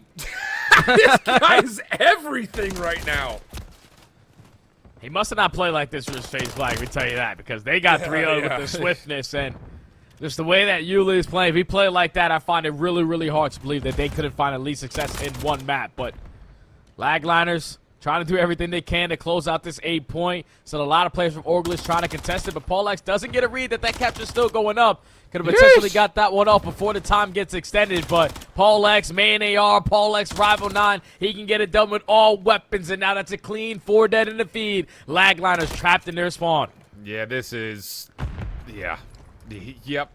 This is a sledgehammer to the face of the Lagliners right now. Big Head able to shut down Yuli from potential streaks, but there could potentially, I think on top of that, be a lot more to be earned here for Orglis. Oh, boy. Oh, knock. No, not like this. Major Maniac now on the hunt. Yuli beats him to the punch, and it's a 16v6. Yuli is shooting nuclear weapons of mass destruction out of this Rival 9. That one got me a little scared. I thought he was going to walk away with that one as well, but only 5 lives remaining. Make it no more respawns for the Lagliners. It has to be picture perfect if you want to try to walk away with this attacking round, but Johnny's able to find one. Crazy's positioning is now going to be known. Major Maniac with the Rival 9 is also finding success. These guys are just shooting, firing on all cylinders right now. I'll say. Major Maniac, ooh, just dropped on by Big Head, but inconsequential kills, it feels like, at a 13v2 with 20 seconds remaining. Dimensions, again, just trying to regain a little bit after that slow start, and he's done well to this point. Good prediction towards Johnny, but team shots just that much better. And Orglis have shredded both of these defensive rounds to this point. Lagliners, again, kind of put down and having to reset. And now if you are Orglis, so far the way that they've been showing, it's been all-out defenses on a map like Karachi. Usually, this is the only control that we have that you find a lot of success on your attacking rounds. But if you are Orglis, you have 3 segments to make up. You've already been outslaying the hell out of the Lagliners, so you should have that in the back pocket just in case you do go to round number 5. But just one set of kills, and the majority of those kills need to come over towards the red side. So I'm really curious if they can start us off with the B push. Yeah, that'd be cool. I'm here for it. And, I mean, hey, there's going to be no one home. Except for one, just Dimensions. And he is... Is he around the play? He is around the play. Oh, my goodness. How about that from Nemi? Just breaks the timing, slips away from the stun. And this opening approach over towards B comes up completely empty. And now Craze is playing right down mid-shoot. That was such a beautiful route right there to Nemi. He knew that the doors broke through bottom ticket. I'm going to jump my way through the window, find the timing on the repinch. And shuts down that initial push coming in from Orglis, and that's already been 35 seconds knocked off the game clock. So we cannot commit to go over towards B again. We have to try to extend time here at A. Great shots from trying to find that kill onto Mock. Nemi there for the trade, but just want to make sure you're doing the little things right. Yeah, we're pushing out Chunk. You're not getting these close red spawns. Yeah. Problem is, there's a 3-man hit already starting to develop over towards the A zone, and Nemi, wow, he's just not going to take junk control. He wants to stop this A progress, and to be fair, they kind of need to if they want to have a chance at a round 5 defense. Uh-oh, this is not the finesse fight that you want, and Orglis will come away with a number of eliminations, and Yuli already making some early headway, trying to get to B and break the timing of the defense, and he's not even going to alert them that he's here. Doesn't step into the zone, the trigger discipline, the heads-up awareness. He's on the red dot chase, doesn't quite find the kill that he wants, but still is able to tally Nemi, and slips away. Chase down, though, good, as Mock Craze tallying a couple of kills with the extra 60 has been added, and Paul has found his way into the A zone, B zone, pardon me. Oh, yeah, and unfortunately he does fall. There's just too many players from the Lagliners around him. But at least you have a lot of time to work with, and you're currently outslaying the Lagliners in this situation. 2 go in the feed in favor of Orglis, make it 3, so they're able to cross over to the point. And Lagliners, you better get a move on it. Tack's got to be hitting. You got to hit your jump overs on the wall, or this might be the game. Johnny able to find one on the cross. Pistol out. He knows that Craze is playing somewhere around the bus. Just can't quite find him. And Nemi able to kind of win back, or at least contest this back out. Still up, and oh my goodness, the pre-fire is good. Yuli also following up on it. Big Head hoping he can find some way to keep Paul weak. The stun is decent, but the pistol is better. Maybe not fully, though, as now the follow-up comes out. Major Maniac considers the push-out, but instead has a teammate with him. The double stack is forward. Lagliners need to make their way onto the point, and no one's going to get there in time. Orglis take the capture, and wow, I'm telling you, this team is just moving a little bit different right now with a 3-0 here in the lower round 1 matchup.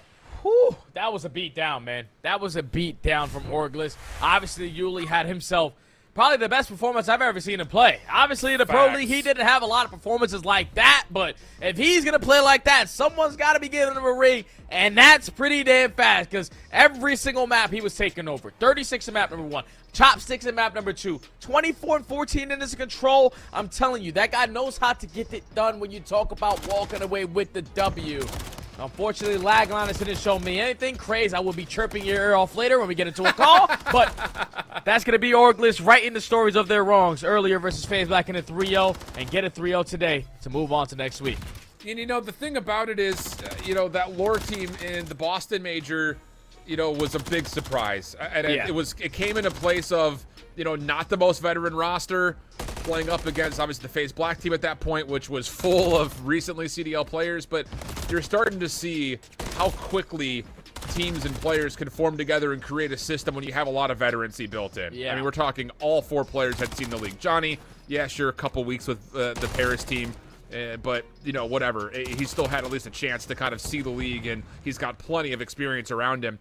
And, you know, the other side of it is, like, you really can't discredit players that find themselves, we talked about this last broadcast yesterday, where they find themselves as part of a system or a team that doesn't have a system. I mean, Yuli stepped into a team that had Scraps on it. And not to throw shade at Scraps, but, like, guy didn't play for like a year and a half, and then all of a sudden finds himself on a pro team, and the team just didn't do very well. So it's hard to save teams that are like that, is really what I'm getting at. But Yuli really showed up in a big way here, and it all came in the way of a system. He was always part of a play, not just running forward and just shredding everybody.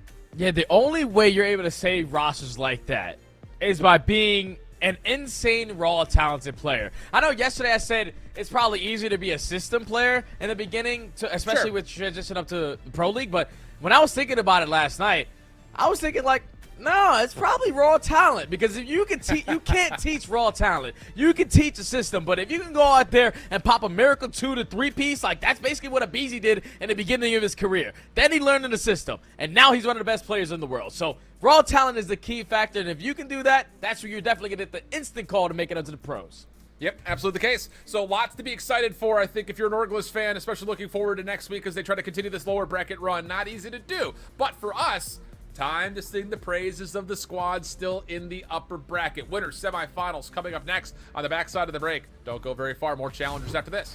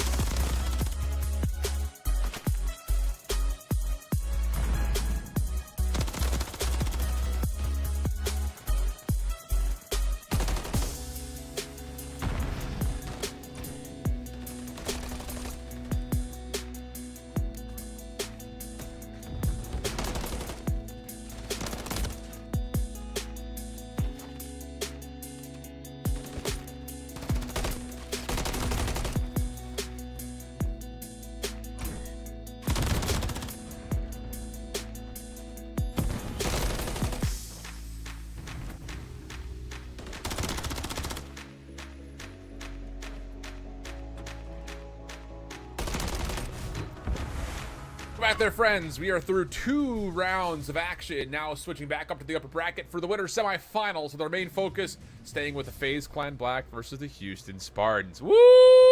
Should be spicy. Taking a look at how both these two teams had started off their upper bracket round 1. It was a 3-0 sweep onto what seems to be a good Orgless team from FaZe Clan Black. Whereas with the Houston Spartans, they only dropped a round 5 in the Invasion Control, leading to a 3-1, and now their entry into playing up against one of the best teams on the other side of what was the group stage. Also, just to kind of mention, we will also be taking looks into Boston Academy going up against Syndicate.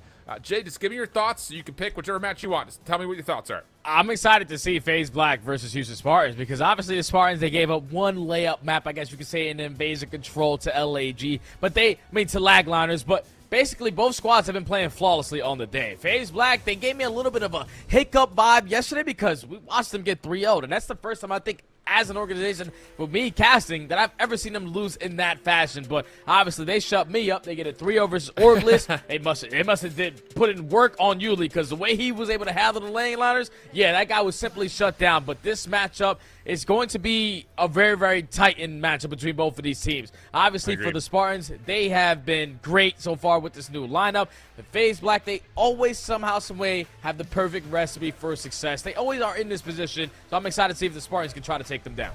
Did the case. I mean, like you said, it's just kind of a revolving door of players moving into the league or players that are coming out of the league, always finding it by way of FaZe Clan Black. So now you look at the other side of things. Again, good experience here for the Houston Spartans. Of course, Spartan Fire, long time kind of playing with one another at this point. But Hamza and Wiz, the more recent additions, I believe. Hamza in particular going as Glow Frosty in game. He was at the Boston Grand Final stage. Could not quite find a win. But, hey, still there, having himself a great year, and he finds himself a really good set of teammates with him. Whereas, talking about that revolving door, Exceed and Brack have stayed place in the FaZe Clan Black squad, but Purge joins them after the drop from Vegas, and Dylan Rex also gets bumped up at the beginning of this season to join the squad. Yeah, and this is what makes this FaZe Black roster very, very difficult to go against because Exceed and Brack, those guys have been winning since the beginning of time in the beginning of this game. They just figured out a way, a winning recipe, and it's been successful so far in this title. And then when you add a player like Dylan Rex, who's been very talked about AR, potentially the next main AR step up for the pro scene. You add that guy to the lineup, you're going to get very consistent with your team. But then you're bringing in former players who were professionals. Like, it's not like Purge was terrible in Vegas. They found a lot of success. He just wasn't the best when it came down to the slaying ability. But for some reason in Challengers, the guys who struggle in slaying in the Pro League, they figure it out here, and then if they get the call back up, they're just a completely different player. So this FaZe Black roster is very, very difficult to deal with. Yeah, and I think the thing about Purge, it's not just the fact that, like, individually he, you know, had moments where he was maybe letting down the team. I think, in my words in particular, I'll throw my own shoe in my mouth. I definitely said those words exactly at one point in time. But he was in a difficult spot because there was also a little bit of a role mix-up going on in terms of he was running a really slow AR. Okay, we need you to have more pace. And you kind of heard it, I think Attach was saying, like, you watch this guy play the map on his own, by himself, in his POV. It's like, this guy's a sub player by the way he moves around the map. So they give him a main sub, and really the performance improved, but like just marginally so. And again, the fit didn't really feel like it was fully there, especially I think, you know, seeing what Geo did as part of that addition, you know, making that Vegas team look a lot better than what they had previously. So a little bit of like reestablishing what is Purge's identity. And I think getting into this FaZe Clan Black squad, he will be more like what he was on a mid at the end of the Modern Warfare 2 year, where, he's mostly likely going to be pulling up an AR, but his ability to flex has only gotten greater since the Modern Warfare 3 year. And that's what makes it very difficult to guard, especially if you're in the opposing team, because if you think about Joe Deceives, when he got knocked down in Challenges, he's strictly a submachine gun player, but when he was in Challenges, he was able to figure out a way to run the MCW. Then when he got the call back up, he's doing it all now for LAT, so I think that's another perfect comparison for Purge. Like, you went with a couple different role changes at the beginning, went from a flex player, then to a submachine gun player, so you have a brief summary of how to run both, but when you get knocked down in Challenges, that's where you can take your slaying ability to the next level, so I'm really curious to see how he's able to perform here today. Especially with the map pool that we saw there for a moment. I mean, we've got a lot of 6-star to start things off, so definitely going to be kind of relying on what that tempo looks like. Here's a reminder, as we're still waiting for map number 1 to start up. The Invasion Control is a part of the picture, by the way. Just kind of throwing that into the mix, considering what the Houston Spartans, you know, unfortunately we're not able to fully pull out a 3-0 by way of that Invasion Control, but 6-star Invasion Rio for map number 4 should be another really interesting map if we do get there, and then a Karachi Search if we need the 5th. So Yeah, I'm excited, I think, just to see how, these two teams square up just generally, let alone what kind of tone is going to be established right off the get-go with the 6-star Hardpoint to start us off. Yeah, and I'm excited, too. For the first time, I think, ever in our elite stages, we don't have it Highrise either in the Control or the Search and Destroy, so that should be pretty damn fun as we are looking at these massive modes with double 6-star. Rio has that game number 4, and Karachi to close it out. So we have 4 super aggressive maps besides that Invasion Control. We all know how that one goes. You just play for segments. You try to get to around 5. You just want to be the team on defense if you go all the way to the very end. But this on paper, with the maps and modes and the teams that we have on both sides, this should be a banger series where I think minimum we are going to a map 4. Yeah, I think you're absolutely right. It would be hard to figure that there's going to be a 3-0 here. And if it is, I guarantee you at least 2 of the 3 maps are going to be very, very tight, and we'll walk away saying either team could have won it, because based on what we've seen on paper and what we've kind of been able to kind of reestablish in terms of what these two teams did during their group stage, yeah, lots of confidence that they should be very, very evenly matched. But we'll see what happens. FaZe Black will be starting off from the left side of the minimap. Houston Spartans in their categorized red. And it will be, of course, FaZe in the Hardpoint first, but a big focus here for Houston through essentially the S&D site, trying to work their way through. U-Haul Purge reads it perfectly, and there's that flexibility we're talking about. AR to start and an opening double for him. Yeah, so on the side that Houston Spartans spawn off the rip, you want that side 30 seconds after this P1, because for FaZe Black, you're going to get to this initial time right off the rip, and with them finding all the kills in the feed, this is where it can get really, really scary already, because FaZe Black are setting the tone. They're walking away with all this time at P1, and you're forcing Houston Spartans now to play a little bit slower, just so they simply don't lose the spawns for the next hill. And this is domination, straight up. Oh, yeah. 4-1 start for Purge. Brack on a double, looking to work his way around the little side pool. Purge follows, and again, off his second life, he has an AR first, now a Rival 9 in a second. So again, just really highlighting what he kind of has been able to manifest throughout the last year and a half. And well, so far, a pretty flawless start for him, holding down the side stairs. Holy it's not moly. stopping here. Maybe just the lack of ammunition to finish off Fire. Dylan trying to find the chase down, but eventually will tally the kill onto Fire and give his teammates a chance to try to rejoin him here back over towards the palm tree. Yeah, Houston Spartans, they better come alive, and they better come alive quick, because FaZe Black, they are swinging out of the gates. Another double in the feed from Exceed. Purge is already sitting at 8-2. These guys are bringing it into this map number 1, and now with the Houston Spartans again on the back foot, 58-14. I don't know if my feed is tweaking or it's just it's both of us. Okay. Well, FaZe Black, they're still doing a great job of keeping them trapping towards the back. You have Exceed already off the rotation, watching that overextension, and Houston Spartans already might find themselves down by 100. Get the heck out of here. I mean, this is just a different level of speed. Hello. Oh, what an appropriate time to say speed where everything freezes. We're good. Codcaster, it's on Codcaster side, friends. It's not on the in-game client, so don't you worry about that. The players are still having a seamless experience, as far as we know. But speaking of seamless experience, FaZe getting points. That seems to be pretty much a guarantee. And, I mean, how do you even call a game like this? Houston Spartans from the front. They do secure a break, and boy, was it needed. Yeah, it's definitely needed, because you have to stop the bleeding. You can't find yourself down 100 points. Even though there's no cruise missiles to work on the side of FaZe Black, the guns are just ready to go so far in this match. But Houston Spartans looking like they're gaining a little life here at this P3. All the kills in the feed are going to go in their favor. And with only 20 seconds left, you're able to flip the spawn. Wiz now finds himself on 6 in a row. Cruise missile to work with in the back pocket. And after such a slow start, you're only going to find yourself in a deficit by 35 points at the end of this hill.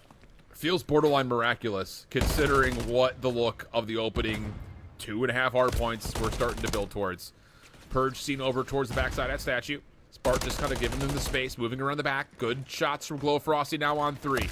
Able to get some control here. Backside security. Rex is the one watching it.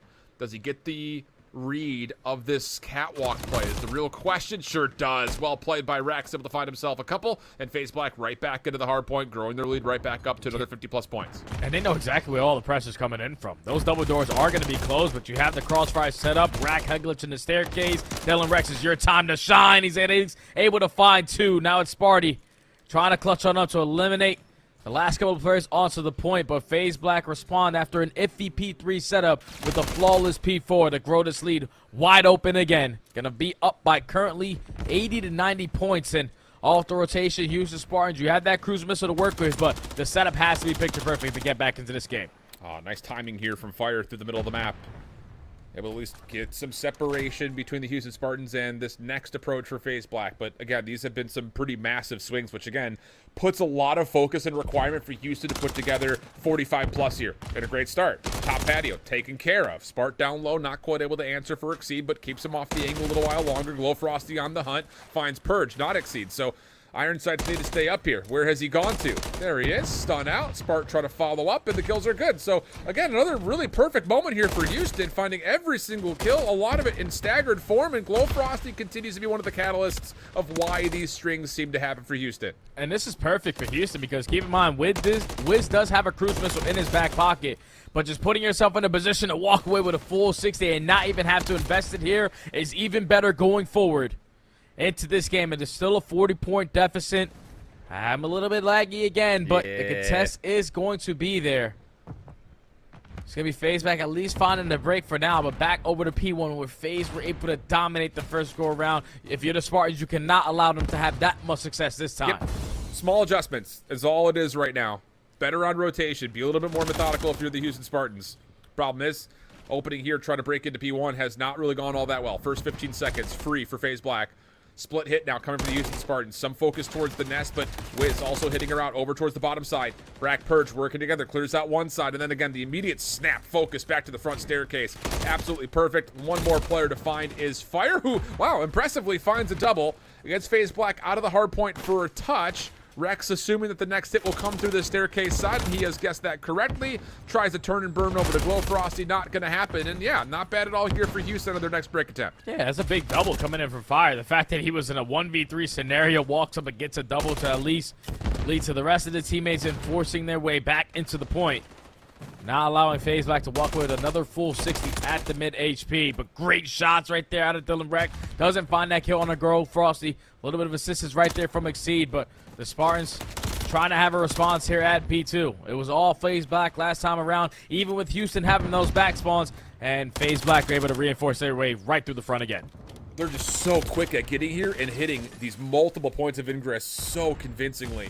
And again, these little step away finesse moments, able to get a little bit of regen for Rex, who finds himself a little bit stuck, but able to provide one, almost the second. Brack following up, but caught with the pistol out, can't swap back to the MCW in time. Houston right back in. With the proximal spawns, they reinforce so darn quickly. And boy, do they need this back 24 seconds or so. Kills are once again going the way of the Spartans. Last attempt you would think here for FaZe Black, and it'll be a little bit in shambles. Last one left is Bracket as he drops. Players off spawn for FaZe will have to hit rotation. Yeah, and the Spartans are playing this to perfection because keep in mind, Wiz still has that cruise missile, so you definitely want to invest it into this next HP while you also have two players working to flip these spawns. Fire finds the first. The trade is going to be there, so Fire just simply has to play his life, but that cruise missile is getting called up in the air. And I think with Wiz dropping, he's not going to be able to control it, so that cruise missile is not going to be felt. Fire 40 has to try to get back to his teammates, and this might have worked out to perfection because all of FaZe Black swung in towards the back, but there's only one angle of pressure that they can walk into. Yeah, that's the tough part. Glow Frosty just is over the top of the jump wall, and he has made sure nobody hits through this back alleyway. Now the next focus, through the bar side. Nade comes out, Wiz tagged by it.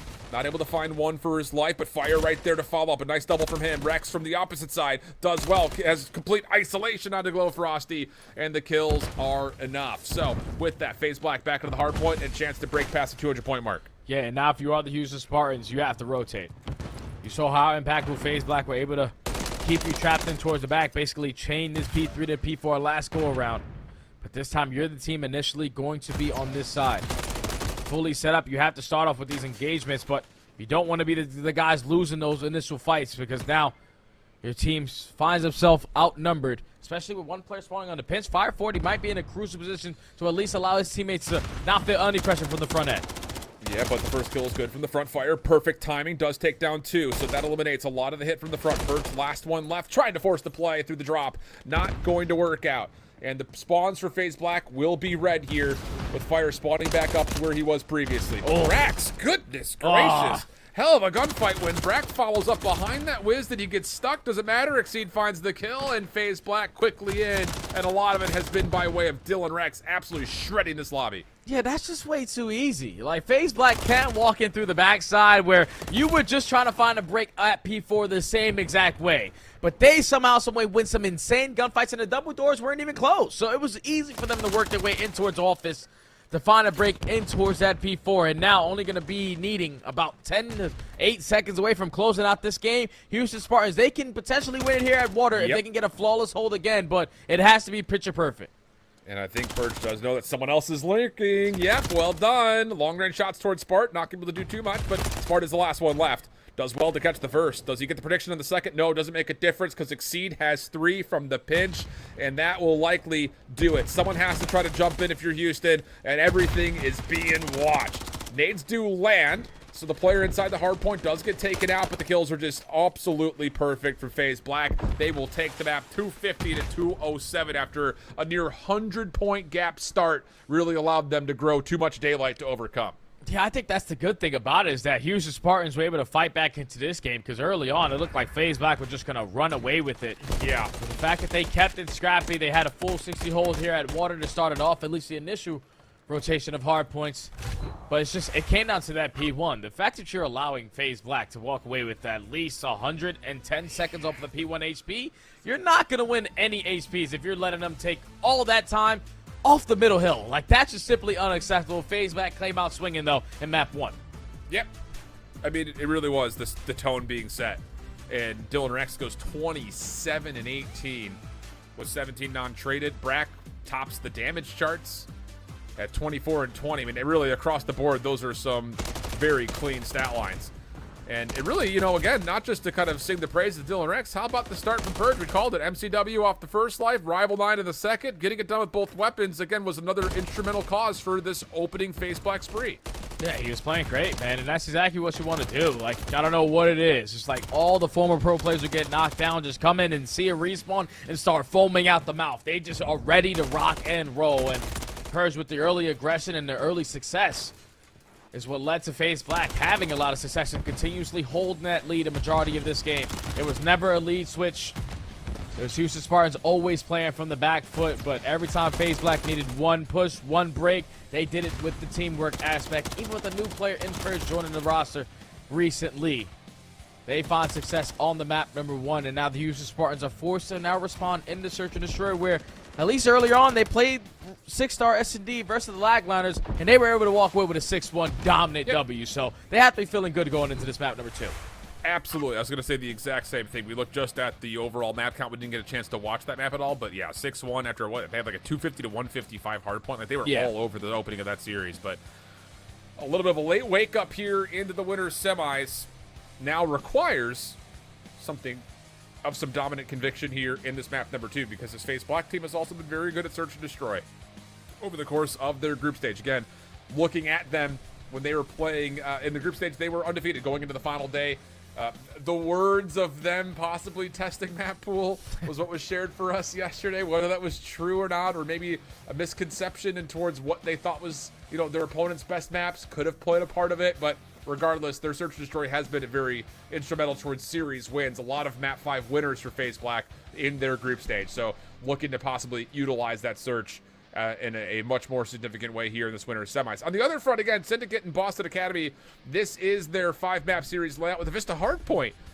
Jay, have we casted maybe more than one Vista Hardpoint together? Nope. I thought you were going to say, have we casted Vista yet? We casted earlier, but only one time. This is our second time into this map, even in the Pro Division as well. I'm pretty sure we never get any Vista HPs, but this one is a nail-biter. Basically a tie game at the second rotation of HPs over towards P2. Only 20 seconds remaining here. Awakening, finding a couple kills through the top of the middle of the map, but with only 14 seconds left, at least if you are Syndicate, you are on the preferred side, so you should have the free rotation over towards the next hill. And I will say, again, this sub-duo of Yeez and 2Real is going to be really fun to keep our eye on. Yeez in particular is just doing whatever the hell he wants! Wow! What? Oh, Eric Boom just got put on the COD equivalent of a poster. Unreal stuff. Syndicate will still have a little bit of opportunity to play for this rotation early. And they're going to have the spawn control plus the follow-up here through the bottom side at bar. Two real, the last one left, and nearly doubles up, but shut down as Boston have to find their way in from the front. Oh, and they're doing a great job of doing so. Cammy finds a triple, working his way through the underground. And that leads to the break now for Boston Academy. You see the spawn starting to flip for Syndicate. And this is where the game can get out of hand. Eric Boom has to try to get more than just one kill in his back pocket if he wants to seem to still stand a chance, because the spawns with that have flipped sets up Boston Academy to have a free rotation over towards P4. Absolutely.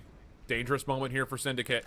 Gunzy off the regen, trying to play over towards the staircase. Awakening there to meet him, but MCW not getting the job done for Big Wake. Two real, still looking to contest this with Cammy, and wow, they immediately clear things off and still hold on, at least largely to spawns. Yep, they still will. Fourth player in Cammy will spawn up pretty darn close to where the old hardpoint was. Gunzy just trying to finesse as long as simply possible. They have a little bit of help from Eric Boom, but it's not fully focused, and it's just one of those things of where are we trying to hit here, friends? Because you're not going to flip the spawns back. And I just don't love that route from Eric Boom. Like, just help around the back. Yeah, that's all you got to do is just assist your teammate, because it turned into a 2v2, but Boston Academy, they're doing a great job of holding this from the front. Obviously, if you want to watch this, make sure you guys go tune into the Bravo stream, youtube.com/Call of Duty Challengers. Go check out how this one is going to end, because we're jumping back over to the main game. FaZe Black trying to go up 2-0 in this series versus Houston Spartans, but the Spartans love themselves some 6-star search and destroy, so let's see how this one breaks down. I'd be curious to see who's got some other what's up their sleeve strategies like we saw from Orglis with that hard mid focus from the offensive side. This time, nothing crazy. FaZe Black just trying to play the trades off nades. Smoke down towards the front side at Statue. Exceed trying to push around it, but sneaky Glow Frosty sitting on the other side of the smoke, and no one sees him. Glow Frosty will get an opener. 1-for-1 is fine, but Purge! Oh my goodness, how does he get two? Off the reload and the regen, looking for a third, but Fire will also still drop to the trades, and FaZe Black will come away the offensive round one winners. I feel like FaZe Black always love those mixy kind of rounds. When the chaos is abound, they thrive in it. Even with Glow Frosty finding the first, Purge finding a double, getting that third player weak, or at least setting up Dylan Rex to find that trade. And the numbers advantage consistently always in favor of FaZe. Brack is able to win the one-on-one and secure the round for FaZe Black to go up 1-0. Now they go to the defensive side, and this is where I want to see what the Spartans can show on their attacks, because winning 6-1 is not easy, especially on a new map that was just recently added. Absolutely. Well, they're going to kind of pull the same thing that FaZe did. Oh, this defense over towards the middle of the map. Gets caught a couple of opening tags. Sees Purge just toss a nade right essentially into the back of Exceed. So first blood will be kind of gifted over to the Houston Spartans. And their approach towards A looks pretty darn comfortable, unless Purge can find some timing here.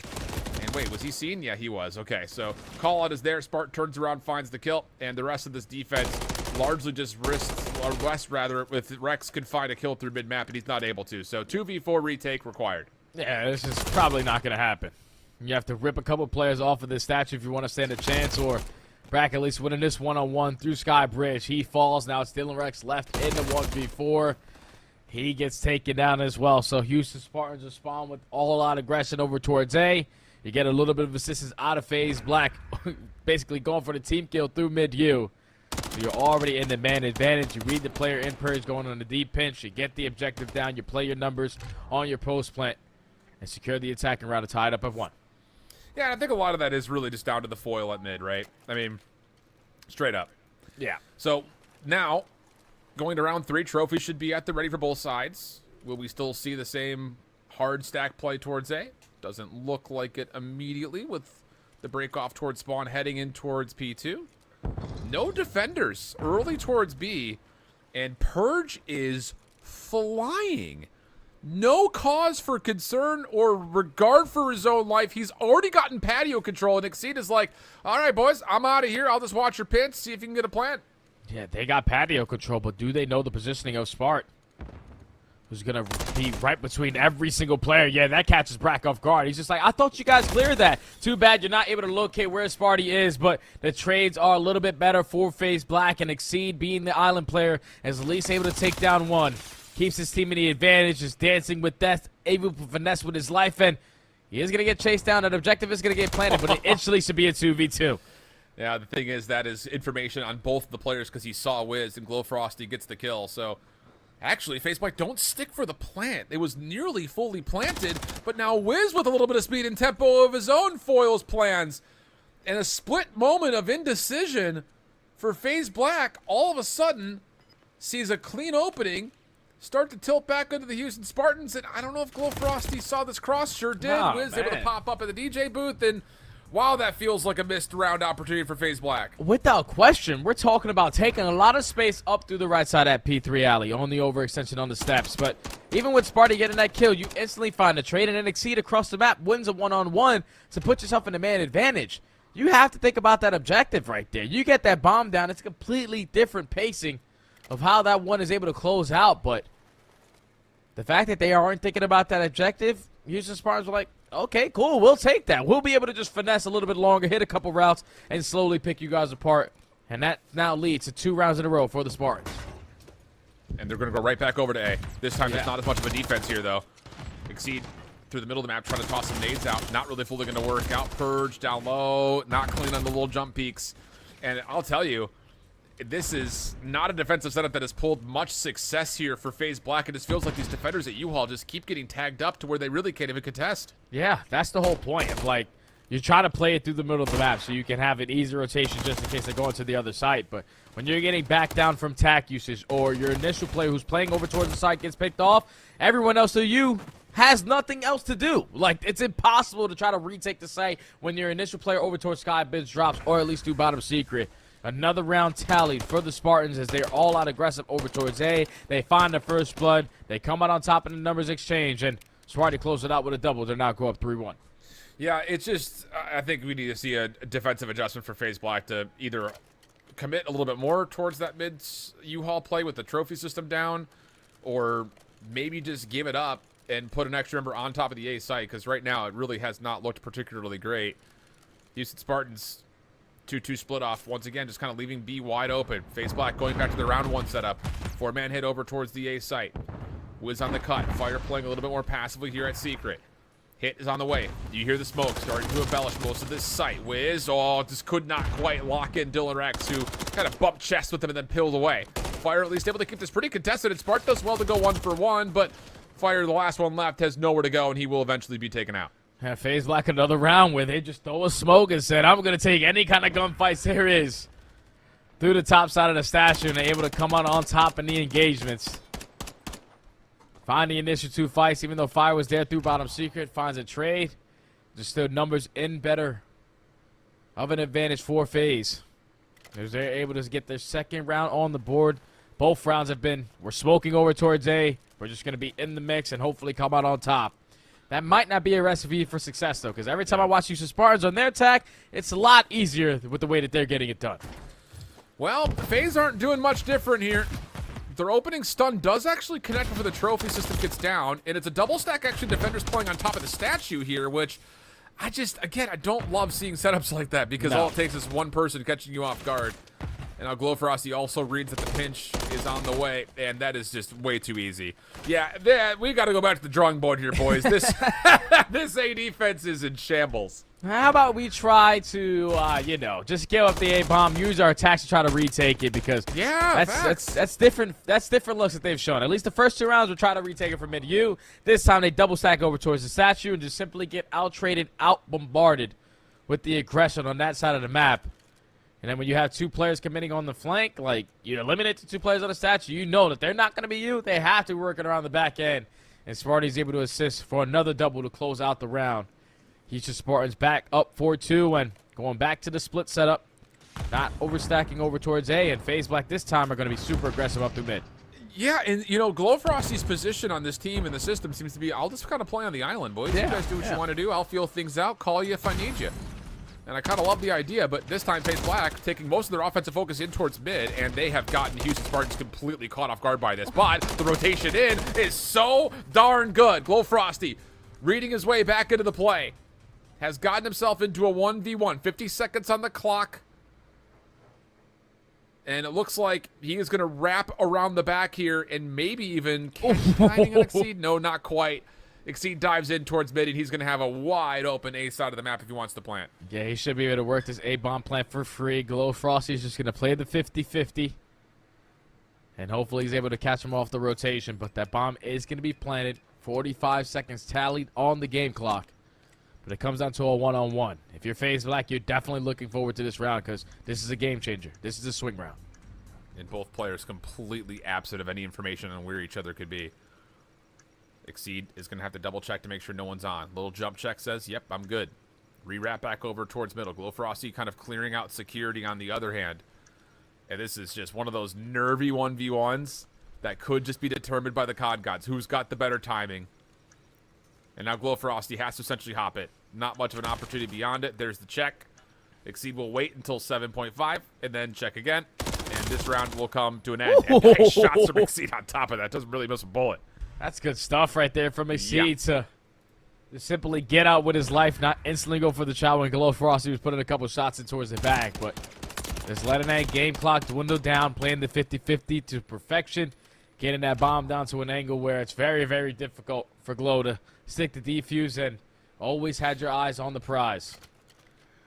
As FaZe Black almost allow a 4v2 to get away from them, but that was the swing round. Now you're down 4-3. You just have to show some kind of different defense over towards A, because every single time the Houston Spartans that went towards that side, you have not had an answer. Well, here we go. 3-man stack defensively over towards mid U-Haul. Trophy system denies the opening utility. And these are just not gunfights you want to take if you've got a rival line in hand. Nate does land, though, on a Brax right hand. Exceed pushing up in towards Statue. Whoa, circles. That's all you have to say right there. Brack able to respond to Wiz's play through Secret, and Glow Frosty is left off the regen into a 1v2. And finally, FaZe Black at least start off the initial fights with the tack usages. Get the opening kill with the nade on the hands of Brack. Now Glow Frosty left in the 1v2. FaZe Black finally were able to show a different look over towards that A defense. It almost got scary, though, because I think once Brack gets that first kill with the nade, you don't have to pop a smoke and try to get super aggressive up to the statue, especially when Exceed drops, but at least you keep the trade still abound. And it was FaZe Black coming out on top in those engagements to tie the game up back at 4. Huge. Okay, everything kind of gets reestablished and reset now. What do you call if you're FaZe Black? Really haven't seen much focused, concentrated efforts towards B outside of the one round where Purge just kind of leapfrog from barstool to barstool over the backside at Tiki. There was no defender here last time that they tried this play, though. This time, Spart will throw out a stun, gets a little bit of information. Purge doesn't seem to care, and, well, he gets punished for it. Spart good for the first blood. He also sees Dylan Rex in the pool, but can't quite collect the kill. We'll go 3v4. Yeah, right there, Purge was thinking Dylan Rex is holding down our overextension on the right side. He should be able to at least give me the cons, but he gets some bad Call of Duty timing. Ends up Purge dropping first, but Brack finds a trade, and then Dylan Rex does fall. So it's a 3v2 in favor of the Spartans, but that bomb is going down over towards A. So if you are the Houston Spartans, you just got a body stack, play the 3v2 trade scenario. And FaZe Black are going to push a little bit further forward. Caught on timing. Brack gets punished. They were trying to re-wrap back around the defensive spawn. Almost a chance to line up, but won't fully work out. Fire was very low on HP. Spart with the pistol out will collect the kill. But yeah, that's just really unfortunate timing for FaZe Black fans because you're about to watch that kill walk right into your crosshair, but you also wanted to re-wrap mid, and the timing just doesn't quite work out, and you get caught on sprint. And I just think it's something with their attacking round in the play call, because once that stun comes over the top and hits the player in towards P2, you should now get a read that someone is playing over towards this site. Purge is probably thinking, I can do the same exact thing that I did the last go-around where we got aggressive up on B, but just doesn't slow down in that moment. And unfortunately gets bad timing there to keep the Houston Spartans in the man advantage. But now they are at game point. Back to the attacking side they go where, yeah, we got shut down one time at A, but 3 times we've had a lot of success. We're going right back to it.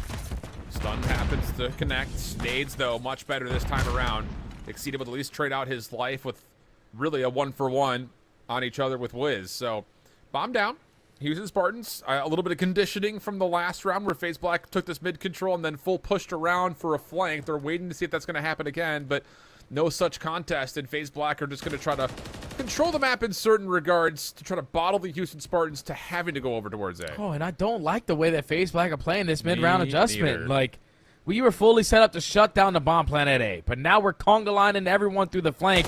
Hopefully, Glow Frosty doesn't get some good timing, but he at least gets the info. There's multiple players here, and there's no one there to assist them, so Purge puts FaZe Black back in the man advantage. Yeah, I think Glow Frosty just seeing the players coming so closely by, it was just kind of in the middle of a panic. But yeah. Spart's timing could be incredible. Purge is hot for the defuse, though. Wait a second. This is just keep Spart at bay. Purge is going to stick for this. The trade is in. No one's going to check it. And the decision from Purge to hop, his teammates saying, we got you. I'll watch one side. He'll watch the other. Gets us to a round 11. Oh, man. FaZe Black got me nervous off their post plant after their post setup when they had the man advantage. But it works out to perfection. They're able to isolate Glow Frosty through the backside of Office. Find that initial kill, and then I thought if Spart was able to at least get that first kill cleanly, it's a better chance for Houston Spartans to walk away with the round. But Houston Spartans definitely looking at this round 11 like we need this map. We cannot afford to go down 0-2. Key round here. And the offense for FaZe Black going to show us something a little bit different. 3-man stack for the mid push. 4-man stack defensively, though, at this A site. The question will be, FaZe Black have kind of killed Noise here. Oh, and a stun lands, but Purge doesn't necessarily expect it, but I don't know if he got the stick on the Wiz or what it was, but the Semtech still finds the kill, but Spart picks up the mid, finds the bomb carrier, and almost a second. At least gets the info on where the pressure's coming in for FaZe Black, and now that they're in the man disadvantage, they're going to try to be next level on the play call. As they attempted to push on through, Brack is there for the trade, but now that bomb is going to be down towards curved steps. 45 seconds left for Black to try to clutch up into 1v2. He's made a good read on this, though. He's going to have a chance to possibly get around the back. The problem is the Houston Spartans don't know the bomb is down, and they're going to track backwards together over towards A. Doesn't get caught on sprint here. First one good, doesn't step away. The trade is in, and the Houston Spartans will take round 11 and get us to a 1-1 map count. Whew. That was an insane round 11. Because the fact that Houston Spartans, they stacked over towards A, but you get an early read on if the pressure's going to be here or not, depending on the tack. Houston's coming over the top, if anything's going to hit, or if you hear absolutely nothing. And thankfully for them, they got that read pretty quickly. A couple smokes got invested through mid-U, but at least it was Wiz, even after getting stuck, finds that kill onto Purge. He makes it a 3v3. You allow the rest of your teammates to now push through you to instantly get the cutoff at that B site. They were able to catch Exceed on the cross before working that objective. Houston Spartans were a lot better when you came to the attacking side. FaZe Black started to make better adjustments on the middle of the game, but in the closing moments, Houston Spartans do what they do best. Show face, play the numbers to their advantage, close it out with the buddy system. And I absolutely love that 4-man commitment call in the defense towards A. Flat out. And honestly, I don't know if we'll see it or not, but it's not just the success of trading the initial nades out, it's reading the cross back over to B and getting an elimination. And right here, this is so massive. And Spart, just by the way, very quietly dropped a huge game for what it's worth. I think 13, 14 in total. Yeah, 13 and 7. So a massive game from him. And that was, I think, the big difference maker there was that, hey, you've got a 4-man stack of this defense at A. You're completely absent from info mid, completely absent from info B, and you catch someone on that mid-timing cross. Absolutely huge. So round 11 clutched up by the Houston Spartans as we look to an evasion control next here. And now the evasion control for me is going to be the deciding factor who's going to walk away with the W in this series because it's good AR play from both sides of the map. But the SMGs who are really good as SMGs are now forced on a map like Evasion to pull out that 3rd or 4th MCW at times. So whoever walks away with this evasion control will be victorious, in my opinion, for the series. Ooh, that's a spicy call there, Jay. I like that. I like that. I'm liking that a lot. Heading over to take a look, though, what's happening in our other upper semifinal matchup. We saw the start of the Boston and Syndicate Vista Hardpoint, 252-01. It looked like Yeez put on an absolute masterclass. Oh, yeah. Just kind of jumping into it. He was all over the place. But they do find themselves also in the Search and Destroy, so we'll kind of see how things are going here. Tally the test at Highrise, as it looks like Boston has won the most recent round, and Awakening's on a 5-3 start through just the first couple of rounds. I'm telling you, I don't know what it is, Alan. All the former pro players just come down here and have themselves one hell of a time in Challengers. We didn't know what the ending scoreboard was going to be for Boston Academy at map number 1, but like you said, Yeez was having himself one hell of a performance when we did jump in, so could only imagine he probably ended that game with at least 35, almost 40 kills. Facts. And into the game number 2. Boston Academy currently up 3-2, back to the defensive side they go. A lot of information already gained by the attacks being used that they're not going to be super aggressive up towards B. They're trying to work their way up through blue. This is interesting. 2Real and Yeez, double SMGs, kind of buddy sustaining over towards the underground area on defense.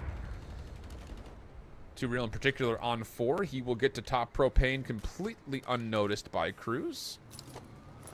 And he's just going to hold here. And just all he's doing is watching for the top heli play. He's trusting that his teammates down B alley are going to be able to keep him safe. Maybe a moment of concern, he'll step away, and 2Real will confirm his 5th and 6th elimination, kind of lining him up, and I think he knows that there's another one nearby, but the cruise missile already has been earned. Cammy follows up with another kill, and it's just down to Lunars. Yeah, Lunar's positioning is already going to be known. Everyone's trying to wall bang, take care of him, and Boston Academy now starting to pull away in this search and destroy, because it's now 2 rounds in a row where they were able to chain, but that's on the back of what 2Real was able to get done. Not able to spot him crossing over towards propane. Catches you off guard, climbing the ladder, and then is able to find the second immediately to put Boston in the advantage, and at the same time earn himself a cruise missile.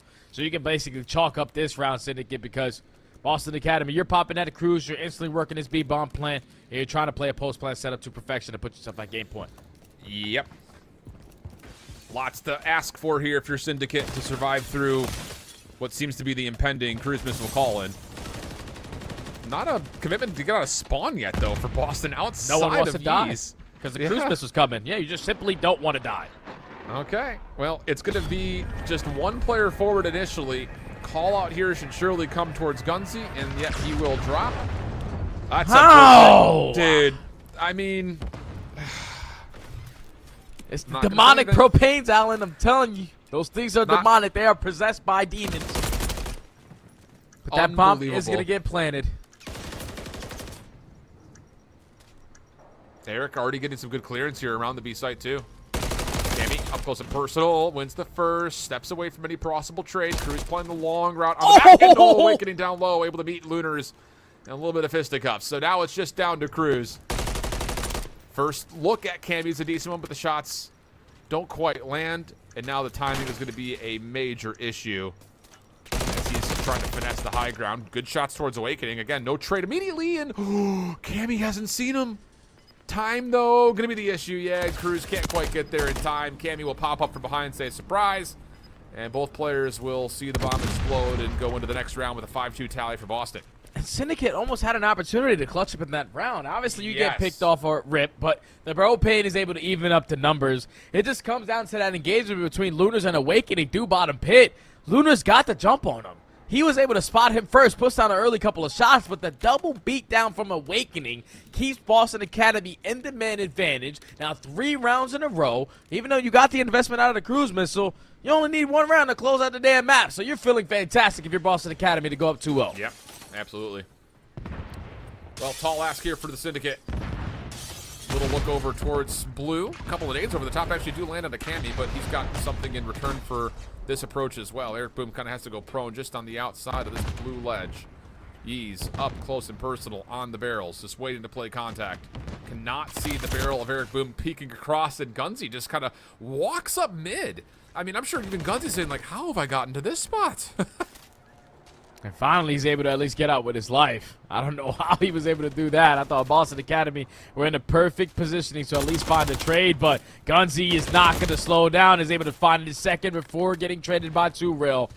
Now 40 seconds left. That bomb is going to be down over towards the propane side, and Cammy finds one. So all left up to Lunars. I wonder if that has been calmed out because 2Real also backs up to try to assist on this side of the map. Lunars, though, may catch a bit of timing here. He's going to see 2Real through the windows. Does he see Cammy up top on the hut? Sure does. Hey, how are you? And you know that 2Real's playing from the window side. Waiting to play the challenge, and oh my goodness, 2Real just hits the brakes and says, go ahead and plant. I know I'm creating a lot of doubt here, and you're going to have no idea where I am. So there's the plant. Now the 1v1. 2Real. Whoa! Smoked as Lunars immediately locks on. It gets SGP their third and keeps him in the map. That's icy right there to Lunars to keep his team in this game. Finds the freebie onto Cammy, but he was able to spot 2Real on the cross.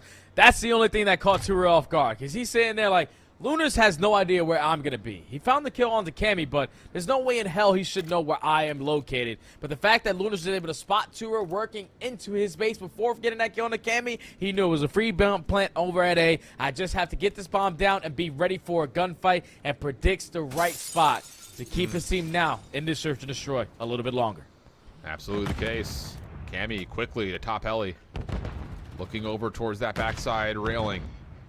On the defensive side of the underground, Cruz, meanwhile, helping out, opening up space through A. Gunsy thought about pushing through it, but decided the better of it. Too Real on the hunt. Smokes out a barrel. That'll blow up eventually. Doesn't really create too much deterrence, though. The SGP defense still just taking space over towards B. And this is perfect if you are Syndicate, because all out B control, you currently have top propane as well. You're able to at least get an angle to make sure that that plan is not going down over towards A. But Cammy, he might have just found the perfect time to work his way up to the site. At least finds the first kill before getting traded. You put Tura in a 1v1. He's right above you. Oh, he's finessed, though. Trying to get up top towards propane. He knows it's open. Now up to 150 HP. Oh, my goodness. Cruz, his lower body showing through the woodwork, but I don't think either player really fully saw each other.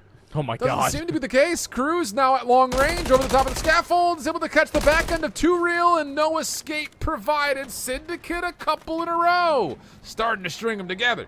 Oh, this is where it gets scary, man. You allow a clutch to put them at 5-3, and there's nothing worse to end in search and destroy than having a 5-3 lead. Because that's what puts it in the back of your minds. Allows you to have that ability to work on the comeback slowly but surely. Turns into another one-on-one. Cruz is able to play it patient, not get too overzealous, to climb up towards the top row of the propane. I thought it was just bad Call of Duty timing from both ends, but at least knows that he has to work the objective, and I can catch him as he's working for that bomb plant. Syndicate 2 rounds in a row, still into the search and destroy. Down 5-4 and playing a little bit slower this time on their attack to make sure no one is going to drop first. Yeah, I was going to say first bloods cannot be given away if you're Syndicate. Oh, that's unfortunate. Deep Semtex play. There's a trophy system down back there too, but it looks like it had been destroyed. It was kind of fading away right as we swapped over to that perspective, so it must have been a lot of utility from Boston to try to win back that B lane. And it works out nicely. Still a stun in hand for Too Real if he needs it. Playing top propane, you still finessing bottom, just making sure no one's pushing through. Yeah, and they're going to isolate this player over towards B Street. You're having one Clean. shot. You're going to set up Too Real from the top side of propane to take down the bomb carrier. And now with only 40 seconds left, Too Real finds the one towards the street. Yeez through bottom pit is able to locate the final player. And Boston Academy now stop the bleeding into search and destroy. Close it out in a 6-4 fashion. And are now up 2-0 in this series. Guys are just playing great. It's a very tight one, though. A very tight series between both of these teams. Yeah, absolutely the case. I mean, like we said, 250-201, the Vista, that search and destroy. You know, a bit of a runaway early, especially as we tuned into it for Boston, but yeah, decent fight back for Syndicate. Problem here is that SGP now find themselves down 0-2 in that series and have to find a way to reverse sweep with the control coming up for them. Again, we're still waiting on our invasion control to start, I believe, for our primary matchup. That's what's coming up with FaZe Black. So we'll kind of feel what happens out. Houston Spartans trying to find a way to take a bit of an edge here, seeing if they can work their way into a respawn. We'll be back after the backside of the break with control right after this.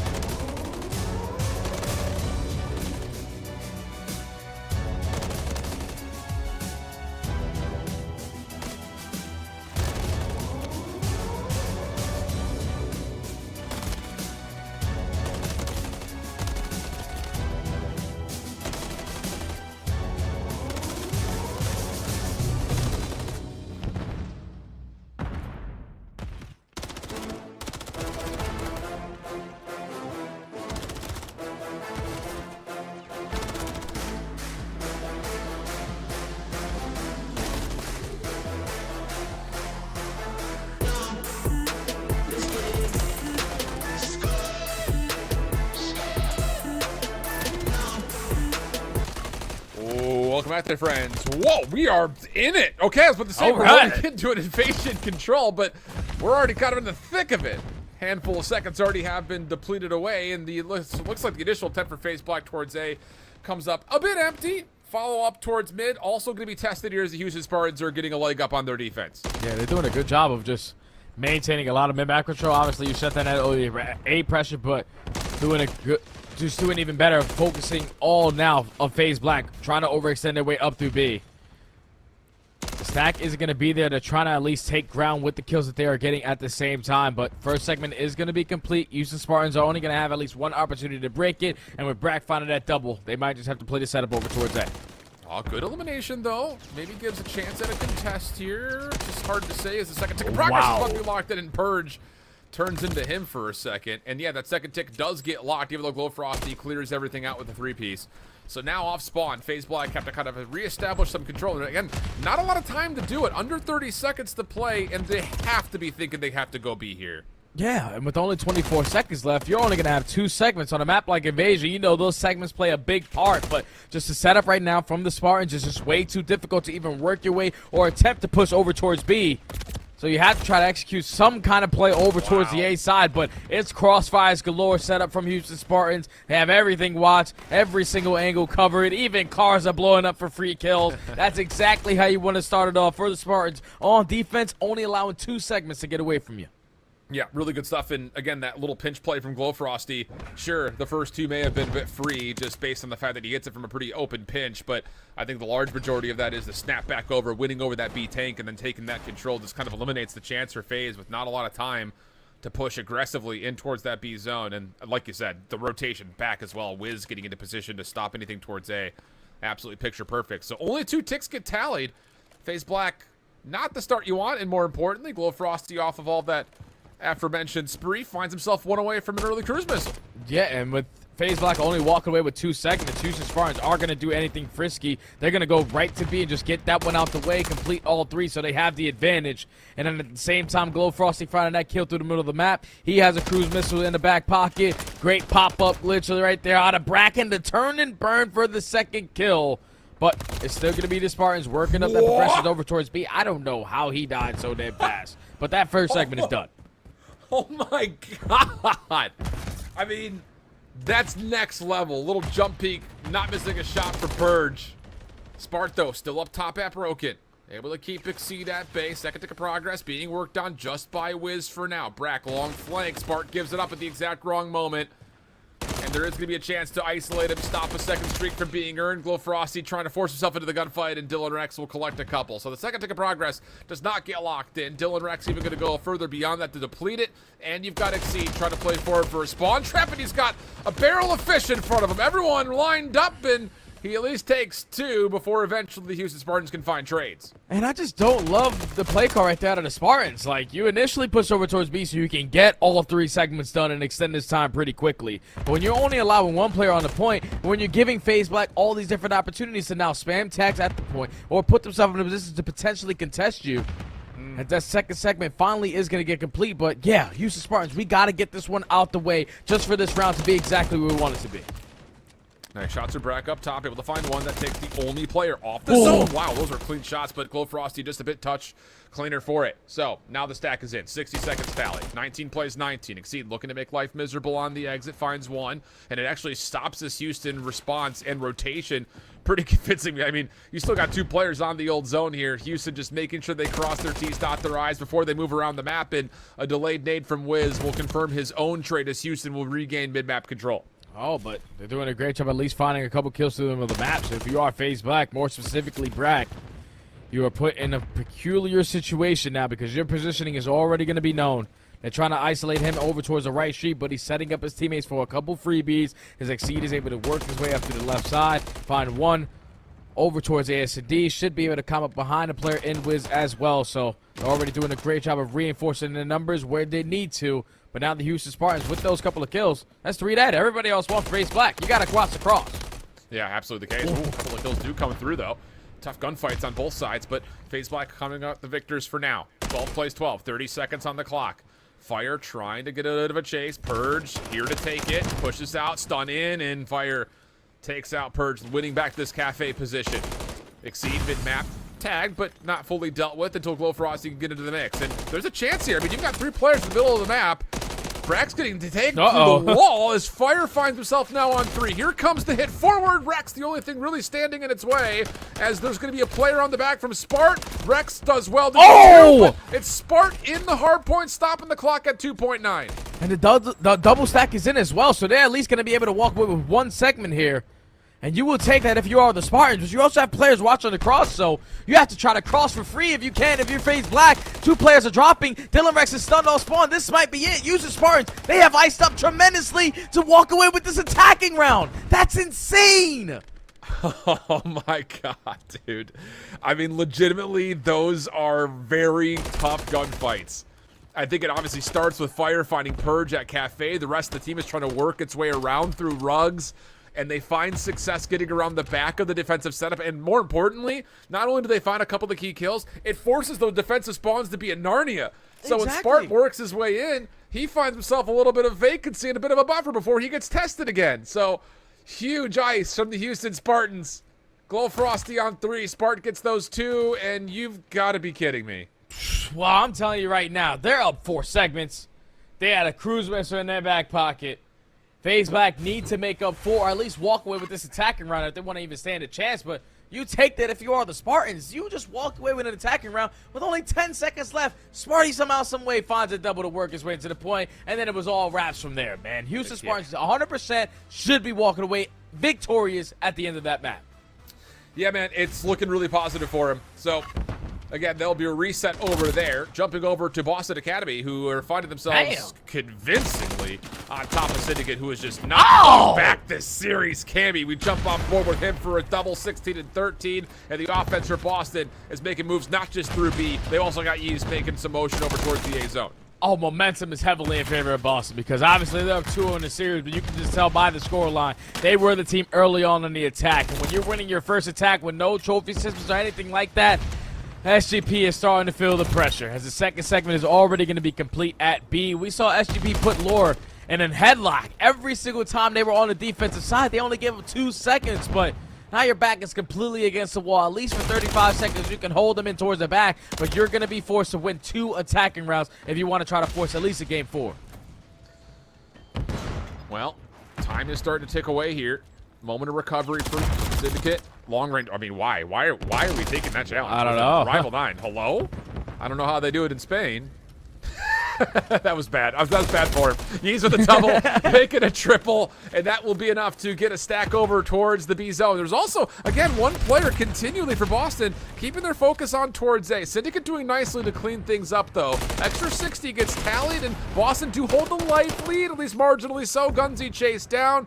Cammy able to get the rival 9 out of midair. Wants the gunfight versus Lunars, but Lunars is ready for it and finds elimination. A 3-life gap with 60 seconds on the clock now. Yeah, you can slow this down if you are Boston Academy and turn this into a little bit of TDM because obviously you're in the advantage in the lives remaining. There's also a minute left on the game clock, and all you need is 1 to 2 kills, and there's going to be no more respawns remaining for Syndicate. As now it's all an even playing field. Just fighting for this map control. Gunsy finds the first kill onto Cammy over towards the right street. Lunars with the second. So at least if you are Syndicate, you are trying to even up those lives and even put yourself in the advantage. Yeah. Well, here we go. 5v5. 38 seconds on the clock. You've got Lunars playing the opposite side of the map, looking at the long cross, and also, I'm sure, making sure no one plays top heli. Everyone else on the low ground, kind of surrounding this A zone. How do you open this up if you're Boston Academy? Trophy system is at the ready for Cammy. Surely he tries to get this in if they can get onto zone. And Awakening actually finds Lunars on the opposite side of the map. So now all of a sudden, this defense is feeling probably, I'm sure, a little claustrophobic. Eric Boom, good for a first through mid windows. Awakening trying to put a little bit of pressure on the zone. 4v4, straight game of TDM at this point. Awakening overwhelmed. Now you got to touch if you're Cammy. There's no other option, really. Yeez is on the rotation over. He's trying to get here to assist. Cruz deep, able to help out Gunzy for the team shots. Yeez is stuck in a corner, and Syndicate, cool, calm and collected, bring back the life count and find a way to win the defense. Yeah, that was horribly played right there out of Boston. Like, we're talking about heavy advantage in the numbers, in the lives remaining. You find the initial kill to set up Syndicate for no more respawns, but then you're just continuously funneling your way through blue, trying to push your way right through the front side of the point. That doesn't really make sense to me. You got to overextend, make the game a little bit more scary, force them a different forced them to look at a different angle of attack. But when you're consistently just flooding your way one way, you were getting picked apart one by one by one. You allowed Syndicate to walk away with a defensive round, and you could have potentially walked away with a 3-0, but now you're forced to clutch up on defense. Lots of names being denied by Trophy Systems here towards B Alley. Oh! What? Wow! That was a stun grenade that did all the damage. Oh my god! Oh my god! These things are possessed, Alan. I'm telling you, there's something wrong with them, dude. They just don't like people even remotely close. I mean, you can make a montage just of the action from the propane tank today. Oh my god. Eric Boom getting aggressive on 4 in a row. Trying to find a way to earn a cruise missile as Two-Real had called one in off spawn. It does at least vacate the B zone for a time, and actually the recovery looks pretty good here for Boston for now. Cruz at top propane still gives a set and a nice double for Cruz. There's an opportunity to get some action over towards B. And the progression is still going up as well, but Cruz, he's just trying to get it done by his damn self. He's able to find 3 in the feed. Finally, Eric Boom is going to be there for the trade, but now there's not a single player left in towards the point. Time is starting to dwindle down. Syndicate currently find themselves up by 3 lives, but we have to try to close out these B last couple of segments if we want to extend this time and even give ourselves a chance at continuously trying to fight. Yeah, this is really good transmission of information from Gunsy, but he doesn't actually get a part of the play. And they don't get the second tick, and not only that, it starts to get depleted back to about halfway capture percentage. Awakening over top of a Nasty Hetty gets one before being dropped, which those trades feel like they very well may be good enough. 13 seconds on the clock here. Time to go up your Syndicate. Have to find an entry somewhere, and Cammy is shutting down the mid-street. Eric Boom down low, has to climb the ladder, stops the clock. Second tick being worked on with the double stack in. Cammy not testing this yet. Awakening from one side, Cammy on the other. First one in, pop out, find one towards B Street. Not quite, but doesn't make a difference. Boston have fully overwhelmed this B zone, and the only one that could possibly touch is Lunars. Not gonna happen. Time will expire. Not yet, not fully. Okay, time will expire. There we go. Finally, this ends over, and Boston will take a 3-0 in that series. I haven't seen that many fragments of a second be contested for that long in a minute, so pardon for the elevated voice pitch as we jump back over to our other control. Houston Spartans are up again big time after the icy offense 2-0. Yeah, and you're the team on defense, so if you are FaZe Black, you have to try to find some kind of success early on over towards A, and they might have just done so. That's all the kills in the feed. Everybody off the respawn for the Spartans, and they are all spawning over towards blue. You have back gas control. You have at least one player in towards the point, and Spartans, at least if you can find a break onto this, you stand a chance of walking away with this defense. But FaZe Black, they're doing everything they can to try to extend this game. See, does get shut down over towards the S&D Street, but does anyone get here in time to stop the actual capture from coming through? Not quite. Hello! Oh my goodness! Dylan Rex, line him up, knock him down. Exceed over towards the B zone. Not gonna find much, and Wiz has got a pivotal position here for the Spartans, now owning that B tank's position. And now Dylan Rex and Brax have their hands full, because they're the only players who are currently out. You know, the rest of FaZe Black, you can't sprint right up to the B point because definitely someone is going to be playing over towards that tank. Yeah, it's Wiz in that position. He finds another double on the same 2 players that he just taken care of. But Dylan Rex, he now falls. Brax's positioning now known, and all of FaZe Black have to now fight out of Palace, which is going to be very, very difficult to deal with. And this feels like what Glowfrosty done on their first defense, where they just get those couple of kills, get some forward progress, and now all of a sudden you've got Ice Cream Control. You're forcing FaZe to spawn in a terrible spot. Bold challenge from Wiz, but it works out for kill number 5. Looking for a cruise missile, not that you'd think he'd need it if this holds, considering the current score line of a 2-0 tally. And like you said, FaZe Black only have the option of really moving either through mid-map or through the previously captured A zone, which is not something I think I've ever said casting an Evasion Control. I just think right there in that situation, when Wiz finds himself on 5 in a row, a job already done of you dominating that right side of the map, you probably want to back up over towards the tractor area to guarantee yourself at least 1 kill to earn that cruise missile. But when he falls, it allows FaZe Black now the opportunity to sprint on forward, but that's what you got teammates for. Sparty is now on 5 in a row. FaZe Black cannot sprint head-on, headstrong over towards the B point, and that time has already gotten away from them. It's only 30 seconds left in the round. Yep, and again, you're playing this from essentially the defensive side of the map. And Glowfrosty finds himself spawning up at this back pillar's position, so he can just sit here and wait for someone to cross on this backward angle. Gets one. Glowfrosty, the trade is in with right back in with the pistol. And yeah, this has been a masterclass of domination defenses from the control of the Houston Spartans. I mean, they have not given up any space largely at all towards this B zone. Last attempt here for FaZe Black to try to get there in touch, and Exceed will not get there in time. Domination, the name of the game here for the Houston Spartans. They 3-0 the control and stay alive. Yeah, that was way too easy for the Houston Spartans. Obviously, when you give up A off the rip, you're probably shaking a little bit in your boots, but the fact that Wiz was the only player off the rotation, finds the timing through mid-dark to initially start those engagements off the right way. He gets a double. Now both those players come off spawn. Brack and Dylan Rex trying to do everything they can to at least maintain a little bit of the mid-map control that they had, but once those players drop, and then at the same time, Wiz finds another double onto the players he originally took down, all of FaZe Black are now wasting a lot of that game clock, forcing themselves to overextend, work their way through mid-courtyard. They had 2 minutes to work with for 3 segments at B, and they couldn't even get remotely close to the post setup that Houston Spartans were able to have. Yep, absolutely the case. And you know how much of this map feels different because of the late game heroics here at A. I think that is, maybe one of the biggest pivotal changes is it looked like it was going to be a FaZe Black defensive win for so long until a couple of individual 1v1s lead to some very, very firm motion for the Houston Spartans to get there and change the whole dynamic of this map, it feels like. So, good stuff from the Spartans. Up now 2-1 in this series.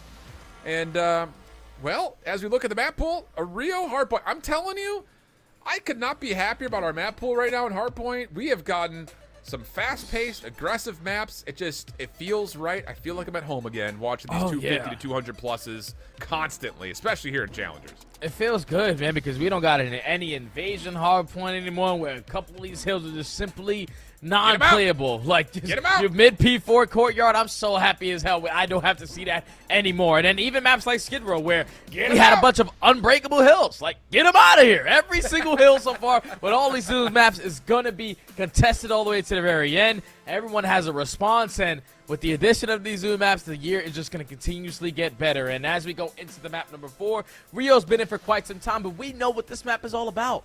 It's all out aggression. SMG's really set the tone, but as we take a look at the bracket, obviously Boston Academy taking care of Syndicate in a clean 3-0. They woke up today and just said, we are them. We are them boys, and we are going to dominate today. Clean 6-0 for them.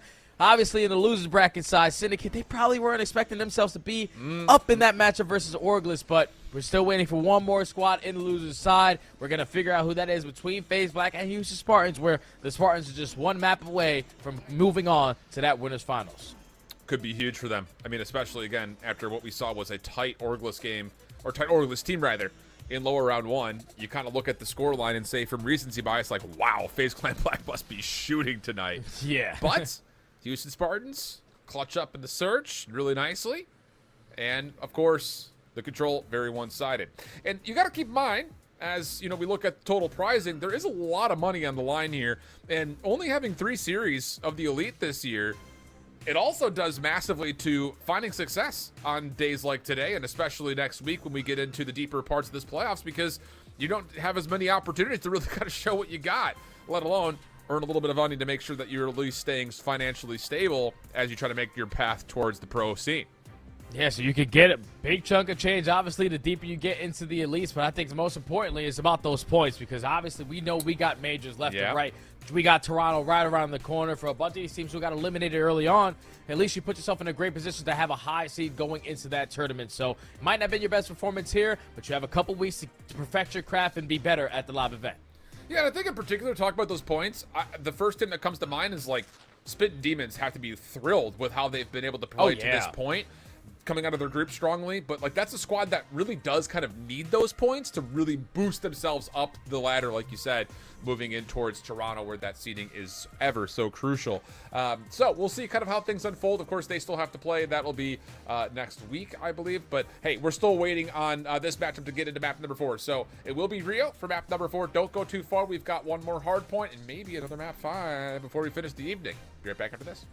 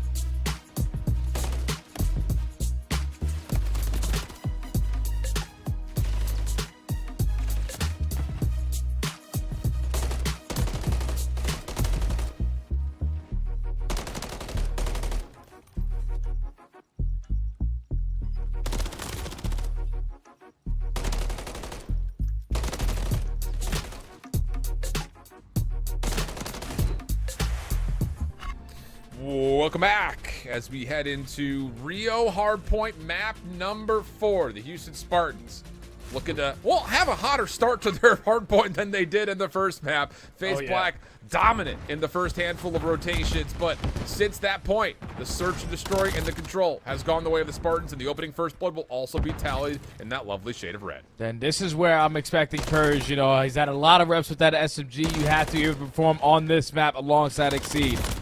Because we know the way that the Houston Spartans have been shooting, it's just been a different level playing field after that search and destroy round 11.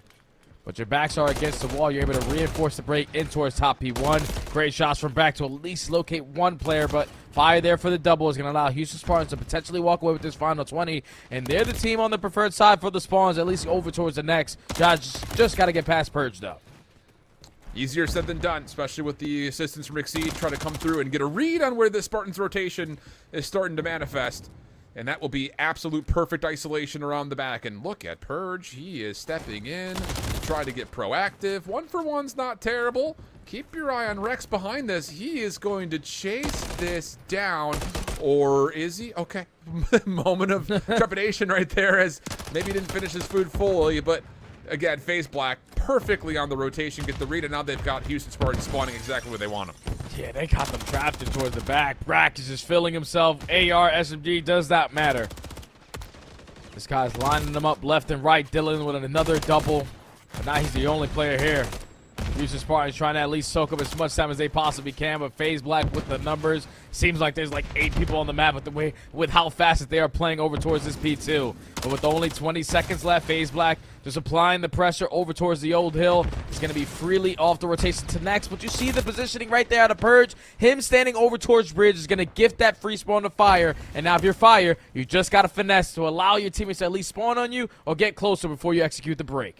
Yeah, honestly speaking, you know, for the Houston Spartans, it's an unideal situation that you kind of make the most of, right? Like, you at least neutralize some of that scrap time, and you have a chance to contest the rotation, at least for spawn. Spartan, whoa, bold challenge, and follows up on the second towards Purge. Hot moment here for the Spartans as they get a little bit of control through boxes and at mid-map, opening up a lot of this time here at 3 to their name. And now FaZe Black all the way across the map. Still 40 seconds left on this HP, so you don't want to give up all this time. But Houston Spartans, they didn't get the initial off the rotation. They were blessed with a couple spawns, but the gunny is starting to get activated as Glow is able to find a double. And now with only 25 seconds left, the Spartans will be able to take the lead by a slight margin. So a couple players trying to contest over towards the bridge side. Exceed is able to start off the engagements, but you will take this if you are the Spartans because you weren't even supposed to be even remotely close towards this hill to basically tie the game up. Really solid stuff. I got back and forth with both these two teams, and kind of like I was saying, Spartans make the most of a bad situation from 2 to 3. FaZe Black kind of doing the same thing here from 3 to 4. A couple of kills going their way as well. Wiz clean to find Exceed. Could maybe have a chance to challenge Brack here, and they're going to trade Semtexes for now. A little bit of smoke coverage manifests because of that. A little pop-up over for Wiz, but Brack not to be fooled. Now on 4 in a row, trying to come back to help Dylan Rex inside the hard point. And once you take care of Wiz, now you know exactly where the rest of the pressure is going to come in from. So just got to set up the crossfires, get your trophies down. Brack finds himself on 6 in a row. Cruise missile already going to be earned. It turns into a one-on-one for the time, and Purge is able to come out on top in the engagements. So FaZe Black, exactly what they did in map number 1, just simply outclassing in these HPs with the aggression, with the teamwork, and with the trade fights that they're usually coming out on top of. Yeah, looking good for now.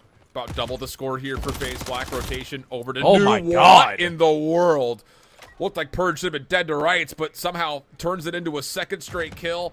And I was about to say, Houston Spartans are going to have an easy walk over to the next hard point, but that becomes a little bit more stressful. And I'll say it, Wiz is really saving the day here in a lot of these moments. Purge is still absolutely shredding, though. Again, back and forth between both weapons. He's going to get himself, ooh, maybe not the 7 in a row. Glow Frosty puts him down, but again, the streak had already been earned, and Houston trying to fight from the back foot.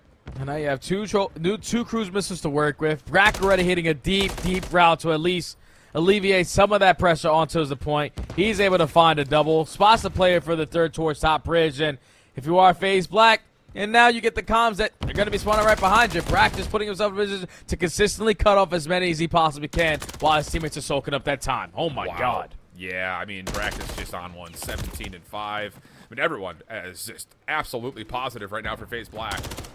And it kind of just feels like map 1 all over again, doesn't it, Jay? Like a couple of recovery moments here for Houston, but they are getting beat up, largely speaking on the general terms of how these rotations are going. Because now you think about the second half of these hard points, there's 2 cruise missiles to work with. So FaZe Black, they can fight every single scrap time because they know off those cruises, we can be late off rotations or set up proper breaks to simply off the streaks that we have. Purge finding that double is now going to open up an alley from the bridge side. You're going to also apply pressure through top Esky, so the contest is going to be here, but is it going to lead to the break? Because Fire right now, he's still trying to contest all the way. Unfortunately, he does fall, and FaZe Black find it. Again, it's like, it's a good moment, it's a good effort, but it's just one of those things like it is just the last guy standing is getting a couple of the kills that end up being pretty negligible because FaZe Black are just here with full numbers. Hello? What in the heavens? Brack offered a handshake and a high five and then eventually beats down the player in the corner. Now off the regen, looking for kill number 21, and there's no stopping the Brack attack. Holy smokes, FaZe Black dominating here in the hard point. Oh, man, you might have to just get us to a game 5 now with the way that they're playing. Oh, my God. They're just so far ahead in this HP. They showed it in map number 1. Ooh, great shots right there from Glow to find a double, but Houston Spartans have a tall task ahead of them to even try to get closer into this game. Finally, one of those crews are going to get invested. You see the route from Bragg going all the way around, basically setting up this pin spawn. Once that player spawns over towards boxes, you're going to know this player's from every single direction. He has died less than once on average per hill. He's 22 and freaking 7. Dang, let the young man eat. And I'll say it's buffet day. All you can eat here for Brack. Purge still finding a way to move quickly, trying to contest the hard point. And I mean, what are we talking about? 75-point game. Houston Spartans down bad, get their setup broken, and it's just getting worse as FaZe start wiping the floor with Houston on the old time. Yeah, I'll walk away with this final 10, and FaZe Black have no problem getting all the remaining scrap time as they're getting closer and closer to that 250-point mark. P3, though, is not a hill that you really want to invest that cruise missile, so want to try to do this with the gunny. Purge in a crucial position, at least gets a player one shot. You have 2 teammates working their way around the deep pinch, but at least right now, Houston Spartans know where the pressure's coming in, but with Fire losing that gunfight, you now have to force someone to pick up that position, and at least Glow with that double still keeps the spawns in favor of the Spartans. Exceed ringing the bell. I mean, unreal stuff. Get out of here. Get out of here. What? Dude, it's just, they're doing whatever they want. This is the have it your way of hard points right now after FaZe Black. Oh my goodness, these kills are jokes. These are straight jokes.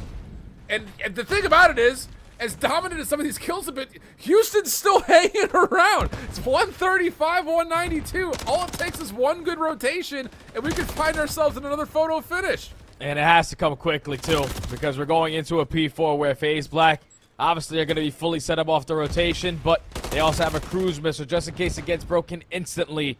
Brack with another kill tally to the mark. Dylan Rex there for the trade. And at least Glow with another double is going to alleviate some of that pressure, but Exceed again with another crucial double. Gives his team another opportunity to contest it again. Okay, here we go. 35 seconds to fight for. Have to have it. And then you also have to have the rotation. A couple of decent kills here early. Brack gonna call in the cruise. The only one nearby to follow up on this, though, is Brack.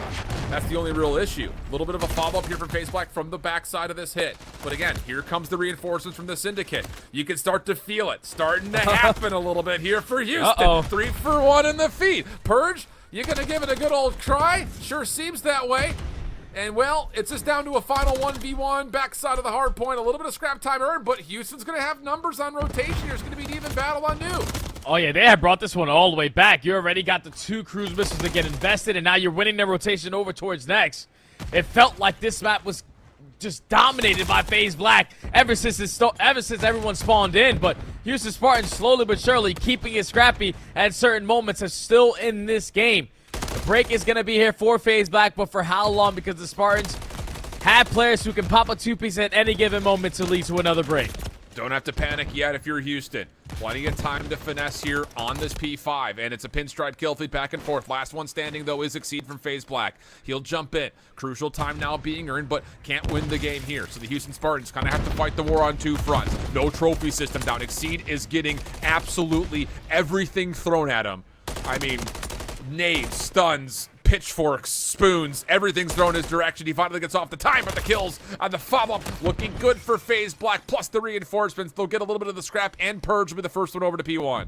And they already have a lot of top mid control. Houston Spartans right now, we're doing a great job of at least trying to keep FaZe Black off of that bridge hill, but now you have to win some insane gunfights through top mid. Exceed dancing with death does fall before taking down one, but Brack and Dylan Rex combined for 3 in the feed. They only need 10 seconds. You know where the pressure's coming in. One more set of kills, and we're going to a game 5. Definitely feels that way as Purge steps up as the SMG, establishing where the front line is, and there's the 4-man feed. Off the regen, off the reload. Oh my goodness gracious. 250, 183. Credit to Houston. They made a go of it, but flat out, FaZe Black just again, way too large of a lead early. That might have been the most mixy real HP I've ever been a part of. I'm telling you, Alan. You could just feel it like FaZe Black was just dominating. Brack was going off. Purge was popping insane 2 pieces left and right. But somehow, some way, the Spartans were just staying in the game. They were down 80 at the beginning of that P3. Every time FaZe Black opened up with a 2-piece, it was someone somehow clutching up on the opposite side with 2 kills of their own to keep the Houston Spartans spawning in towards the back. Then when you get to the B4, that's when FaZe Black start to get a little bit scary, because now the Houston Spartans win the rotation. You're forced to invest the cruise missile. The cruise missile only connects on one, but the Spartans are able to reinforce with their numbers right back into the point. But at least if you were FaZe Black, with the lead that you had, the same exact thing you did in map number 1, it was just too much for Houston Spartans to try to fight back into this game. And now, between us, we are forced with another game 5. I told you it was a minimum game 4, but I'm so damn happy. It's a game 5 to see who's going to have a dance in that winners finals versus Boston. Also need to point out, we don't often look at the kill feeds and talk about the total deaths that happen for any given player. Usually it's like, oh, he finished +5 or like a 1.2. Brack only died 13 flipping times. That's insane. In the entire map. You know, again, not that I'm a good comparison, but I died 13 times in 3 hills on this map. So, I mean, this guy's just, he's moving. I think it was like, did I see 5,700 damage, I think, on that final scoreboard? I mean, it's just like, brother, stop it. There are ladies present. You can't whip that out in public. Karachi Search and Destroy, though. Map 5. And the difference that I love from Brack's gameplay from watching him before, when he first started his pro career and then worked his way back down to challenges, he was a very stationary AR. He wasn't the guy that was going to be hitting routes, potentially setting up pinches. And I feel like that's what's worked out so well for him in this game, is that you're expecting Brack to be really slow. You're expecting that guy to be earlier off the rotation, holding the head glitch, and setting up his teammates off to the next hill. But he's actually the guy with the AR in hand going for pinches. That's why he's only dying 13 times, because he's already behind you. And if he's continuously playing like that, that is what's going to allow him to have that opportunity to potentially get called up to the pros. Love it. Love the call. I mean, it's one of those things like Brack was really quickly put into the spot. Black Ops 4, Luminosity, he was unbelievable. Yeah. Kind of like an unknown story in a lot of ways, I think, for a lot of the community, but quickly established himself as kind of a fan favorite. And then we get into Modern Warfare, and he doesn't see a minute of gameplay sitting on the Toronto Ultra bench, which was 2 full rosters worth of players large. Yeah. And then after that, it's just been kind of grinding it through outside of the one opportunity he's had with Florida, where, again, like, initially when that roster was announced, I was like, okay, you know, give this a go. It's like a full challengers team, lots of familiarity between them, but I'll be the first one to admit, like, you just can't play from Miami, which is essentially connecting from Cuba, and expect that you're going to play well in an online league. And I think that was kind of a lot of it for Brack, especially in the most recent years. Yeah, that's tough, man. Obviously, we know online COD is a big factor, especially in the pros. If you don't find yourself at least all 4 in the same area, or pulling a really good server that's giving you a heavy advantage, it's very difficult to find any success online. So at least for Brack, he's completely forgot about that, and he's hit a whole different level so far in this title. 100%.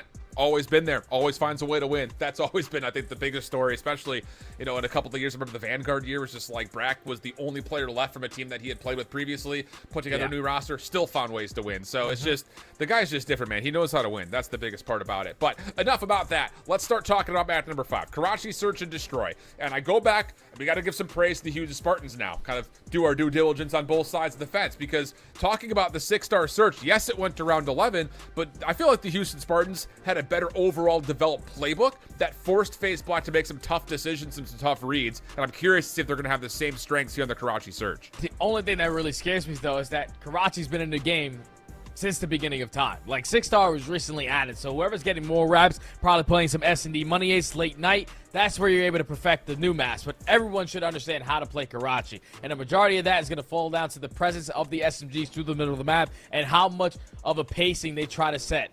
Because we know on defenses, if we can get over towards bridge side and basically shut down all that pressure over towards B, you're going to lock up those rounds. But on the attacking side, if you can push up through P1, find the timings through mid-soda, or even get it to Fallon, that's going to make it very difficult for the teams on defense to even get a read on what you're trying to do. So Karachi can get very mixy. You have to be the team that at least stabilize that and maintain that mid-map control. Yep, and I'm curious, I think, just to see what weapon of choice does Purge want to bring out in those instances, because I think that's the guy you kind of look at for FaZe Black to kind of live around the middle of the map. Where on the other side, I think for the Houston Spartans, you know, I think you could pick a couple, but I think Fire's the easy call out, just in terms of a player that you expect to kind of maybe push the tempo, maybe push the envelope a little bit, see if you can maybe force something off timings. It'll be curious. Again, it's kind of hard to get a read, and we don't really have a ton of information in terms of who prefers what and who does well where, like we do when it comes to like the CDL, for instance. So that's one of those things that we'll kind of keep our eye on, but that's enough for the setup. We're waiting for map number 5 to get lobbied up and joinable, so we'll switch over to just a brief break. Don't go far. One more map here to finish off day 1 of the playoffs and Challengers Elite Season 2.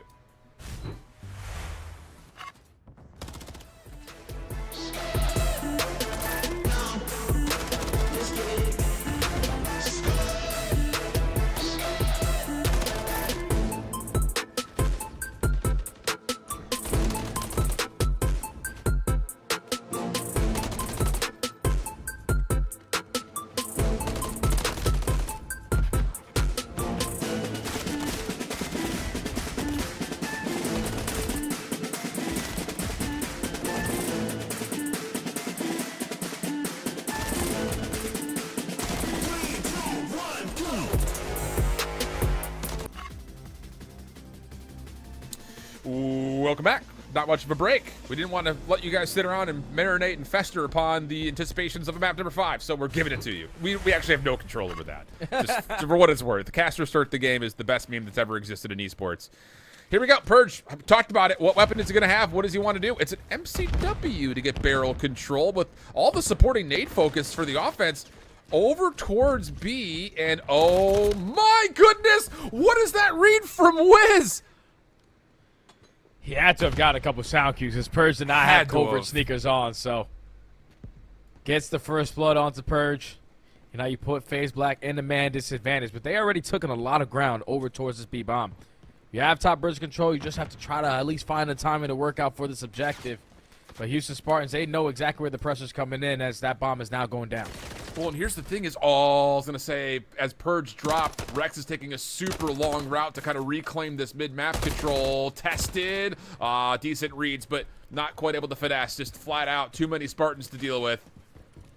And now Exceed, last one left, 1v3, no bomb, not a lot of time. Trying to make something out of nothing here at mid-map, and Wiz is ready for it. I mean, that legitimately just comes down to the simple fact that Wiz was about to get caught.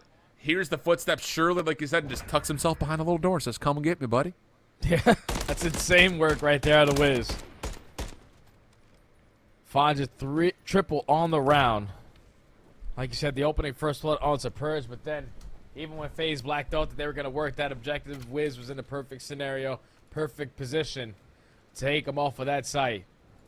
That leads to Houston Spartans walking away with the first opening defense, but now they're going to an attack where, big shout out to the rotation. They actually put out the numbers that Wiz is currently in the lead of the Doug Sensor Martin Award, where we're talking about the objective being planted over towards the site. He's leading every other player by at least 8 more plants, and with a 3-0 start, yeah, let's work this smoke down and let's get another one. Yeah, why not? I love this call. No and smoke. There's so much help on the oversight of this. So Wiz is going to hold on to the smoke, play this close. Ooh, did he see Exceed bottom shops? May not. No, I don't think he has. Exceed is going to quickly get up towards staircase side. Little chest bump, and Wiz able to beat him to the lockdown. Purge now last one with Breck. And, well, Breck is so far outside this picture with a lot of places to clear.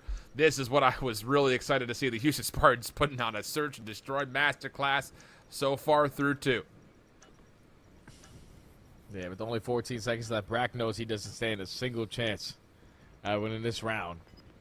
But the Houston Spartans so far perfect on this search and destroy. Are going to find themselves up 2-0 so far on the map. Wiz on 4 in a row. Fire on 2 in a row. That has been basically 2 perfect rounds. One on the defensive side, one on the offensive side. You get the objective planted. You don't even have to invest a smoke grenade because you didn't spot anyone watching the cross, or you did have trophy systems to work with just in case those attacks were going to get invested on the side of FaZe Black. Yeah. And now if you are FaZe Black, you need to be able to stop the bleed again. Definitely looking at that mid-map control again, but this time not getting picked off by Wiz. Yeah, that's the big key, right? I mean, it's you know, you can't really look at rounds like that if you're FaZe Black and say, like, wow, we just got, like, beat. Like, it's just simply put the fact that Purge gets caught. Yep. And that's just a heads-up play from Wiz on 4, by the way. Oh, Fire going to get a lot of info here, but the stun is absolutely perfectly placed. No chance for Fire to get out of there or shoot back, but... Oh, Wiz. Good read on the backside of the Junkyard play. Doesn't actually stop FaZe Black from going for the plant, though. So, 3v3 situation. The Junkyard play gets defaulted, and now all of a sudden it's a post-plant set up deep for FaZe. But they have every positioning cut. Players are pushed out towards Cafe. One player in towards top red at least gets info onto one. The Purge might just get isolated by the perfect angle out of Glow Frosty. Brack wins the one-on-one versus Wiz. And then Dylan Rex is there for the trade. It turns into a one-on-one, 20 seconds. Both players finding damage. Spark going to try to hop this. Brack, do you check God. it? He's surely going to look over the top at this. Surely he will. And yeah, absolutely does. Bold call by Spart. Considering both players had been tagged, maybe he's thinking both of us are going to back down, and Brack may not challenge, but after the regen comes through, Brack, 2 wise, steps up, and finds the first round for FaZe. And I think that play just simply comes back to the beginning of the round where Fire was contesting. He gains all the info that the pressure's going to be over at this bomb site, but instead of just getting the info and getting out, he tries to commit towards the gunfight. Unfortunately, does fall, and then once that bomb goes down, it's just very, very difficult for the Spartans to locate where everyone was, and then also work on that defuse. So FaZe Black get 1 on the board. Brack ends on a triple. As they're going to stack over towards this B site. Bomb is going to be left in the back of the spawn, and somehow, some way, Glow Frosty finds the first blow with the nade. Wiz there instantly for the second. I think as much as there was a heavy investment here for FaZe Black to get forward, there were a lot of nades being tossed as well by the Houston Spartans, and that lingering smoke creates just enough doubt where FaZe feel like there may be a plant, and your only option may have been to stop it, but doesn't happen. Yeah, I mean, you saw the early trophy get placed by FaZe, but, I mean, there was a lot of utility being thrown over that top market bridge, and I think it may have either been destroyed or maybe just the car blows up from something being destroyed by a trophy system. Hard to say what it was, but it's a good first blood and a quick follow-up for the Spartans. And that was a perfect blind counter right down to the Spartans, because FaZe Black are thinking, all right, we're going to force stack over towards B. They're definitely not going to go over towards this site, but Spartans said, screw that. We're going to go right back to it. If it ain't broke, don't fix it. Just like they did on 6-star, always aggressive over towards A. Take that round. Wiz sitting at 7-1. Back in the advantage, up 3-1. But FaZe Black trying to take a page out of Houston Spartans' book. This time, no opening attacks are going to be able to hit for that first blood. And with all the ground that Spartans were able to take, you're forcing FaZe Black to hit that rotation. Oh, no. Brack is going to be slamming his controller. It's like, bro, I was just watching that. Wiz finds timing. Gets himself to an 8-2 opener. Spart, good peek over towards lights. And again, it's just Houston Spartans. They just are moving with a certain level of confidence in the search, man. I'm telling you. They're just playing like a different beast. In the SND game mode, Yikes. Glow Frost is able to take down Dylan. Now it's Exceed left in the 1v3. Gets information onto at least one, but he should at least get spotted by Fire. No, he actually is going to get the timing. So this should be a free bomb plant. Yep. Try to clutch up in this 1v2. How do you choose to play it with a rival 9?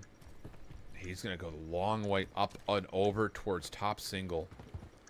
He will need a reload, by the way, as well, for what it's worth. Uh-oh. I don't know if that was intentional or not. Hard to say, but the Houston Spartans have made their way back on towards site, and now they're trying to clear all their spaces out. Here's the first check. Not going to work. Glow Frosty, primed and ready, finds the kill, and with that, he's on 3 in a row. But more importantly, the Houston Spartans will go up at a measure of 3 rounds. 4-1 we go. Yeah, I don't think Exceed wanted to drop down in that situation. Would have liked to definitely play it towards top red. Give yourself a different angle of approaching that bomb site, but Houston Spartans were able to sniff him out with ease. No one dropping in a 2v1. Take another round to the tally. Wiz having himself one hell of a performance in the search and destroy, but everyone else is also holding their own. As the Spartans now back on the attack, and I expect them to go right back to B because FaZe Black simply have not had an answer for it. Well, Wiz is going to get a little bit of a free peek here. Rex watching on the cross. Never mind. Just barely tucked away enough. Oh, and that stun doesn't hit Glow Frosty.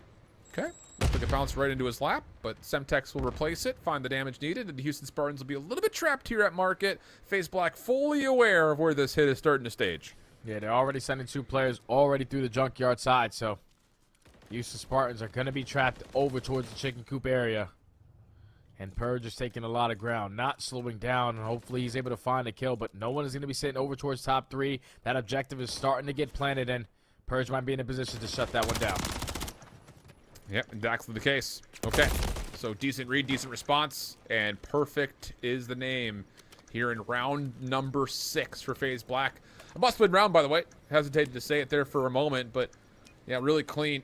And now it gets them back to within 2. The big question here is, you know, they got a couple of plants off on their first couple of offensive attempts, but they really haven't had a chance to set up a post plan. Like, a lot of these plants have come through almost, I won't say in desperation, but it doesn't feel as controlled and calm as you'd like, I think. And I think that's got to be kind of the question mark here is what does FaZe do to get themselves an actual look at getting an objective play down?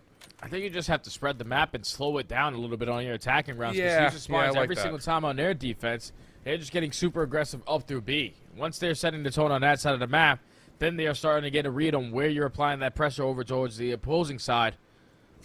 But instead of them showing face at B, no tax are going to be invested on that side, so Houston Spartans should get a real quick read that the pressure's going to be at A. Oh, and the read turns into almost an unbelievable double. Fire does get traded out, and Exceed actually through light gets one, but can't get away with his life. So now Spart just watching the cross, but here we go again. Brack for the quick plant. Wiz able to see the exit. Good trigger discipline. Should find him for free. Careful. Nearly collapsed Spart there, but everyone stays alive for the Houston Spartans. Nice read here from Rex. Now on 4 in a row. The challenge comes out. The gunfight's decent, but the pistol just too good up close and personal. And the Spartans will get to series point. Back. In another round where Fire gets the info. This time he's able to get that first kill. Even though he is instantly traded. This just came down to the trigger discipline of the Wiz. Like, you're able to spot Brack off the rotation of sight. But the fact that your teammate lines up right in front of you, you don't go for the team kill, that is to perfection. You can play the 2v1, and you allow your teammate to win the one-on-one to now put yourselves at game point. These guys are just a different beast in Search and Destroy. They we really saw the are. full display in game number 2. Even though it went to around 11, we felt like they were in control from start to finish. And now it's only 1 round away from being in that winners finals. And this is the similar setup that we saw from before where that car explosion kind of won the round, or at least opened up the round nicely for Houston. Lots of utility over the top. Exceed playing all the way deep towards top castle was here last time on the defense. Has a little bit of assistance from Rex, playing a little bit further back towards those back sandbags. Spark showing a little bit of force here for Houston. Smokes through once again, but a stun gets held this time. So Wiz gets tagged. Here comes the chase from Dylan Rex. He sees no one on for the plant and finds the first blood onto Wiz. Can he keep his life is the question. The regen is in. The chase is on, but no one's catching Dylan Rex. Doubles in play, and Houston in trouble here. That's fantastic finesse right there out of Dylan. To take down Wiz in an insane gunfight and then find the second onto Spark. So basically calls the round. There's only 30 seconds left. Bob is going to be recovered. But they know you have no opportunity to rotate back over towards A. It's only a matter of time before you work your way up to the B plant. Dylan finds his third on the round. Unfortunately, is not able to earn the ace, but FaZe Black stay alive in this SND a little longer. Feels that way. Fire giving up his spot. Purge up top. Not going to find the final shot. Looked like Exceed popped up in the kill feed there for a moment. Little crossfire setup, and yeah, really good stuff there from FaZe Black. And again, that all just comes down to the smoke finesse. We've had a handful of those rounds today, just generally speaking, where everyone's just happy to kind of play into the smoke and just kind of roll the dice, see who sees who first.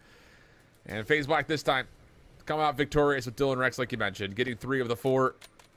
Not quite able to earn the cruise missile. No, not that it was really in the picture yet, but he had a couple of sprees ended a bit prematurely, as now FaZe Black have to go another 3 in a row. And now if I'm FaZe Black, I don't even want to go contest over towards that A-bomb, because that's been a very, very difficult site to even usually find success at. Let's go back to the easy one and just do the little things correctly. Make sure we're stunning our crosses, watching the cross towards the bottom of the bridge, and not allowing Houston Spartans to take the map control that they did. But at least Brack finds that first blood. Now you're going to force the Spartans to change their defensive look a little bit. Yeah, great isolation there. I mean, Purge gets a stun and a Semtex towards barrels, and then that information on the initial cross is followed up beautifully by FaZe Black, reading that, yep, it is a very aggressive defensive setup towards B for the Houston Spartans. Spart, though, breaking a little bit of a mold here. Going to get to all the way to top 3rd. Exceed is kind of lingering on an island. Fire the one solely responsible for this cross to A, and Purge reads it perfectly. Shots are also good, and here we go. That late transition leads to a Planet A again. Yep, and now Exceed in the perfect position to at least watch anyone trying to go for the overextension setup on the flank, and just him finessing his life is going to stall out a lot that game clock. If you can find a kill, even better. 1v4 left up to Glow Frosty. He does find a trade on to Exceed, but with 30 seconds left to locate 3 players and work the defuse is just not going to be easy. FaZe Black off the back of the first blood. Execute that one to perfection. Off the rotation, also sniff out Fire. Like, if Fire is able to get a kill and not get absolutely destroyed by Purge, you still have a chance at that round. But once he falls, it's GG. FaZe Black stay alive again. 5-4. Yeah. Great read as well, just to know that that defense wasn't just forward. It was committing into trying to play for that initial first blood. Okay. Don't call it a comeback. Still need 2 in a row, though, for FaZe. And the Houston Spartans on this offense, what do you want to throw to offer? You still got a little bit of a cushion here to try something different, but this time it will be kind of that same ceremonious breakoff. We've seen this a handful of times here for the side of the Houston Spartans.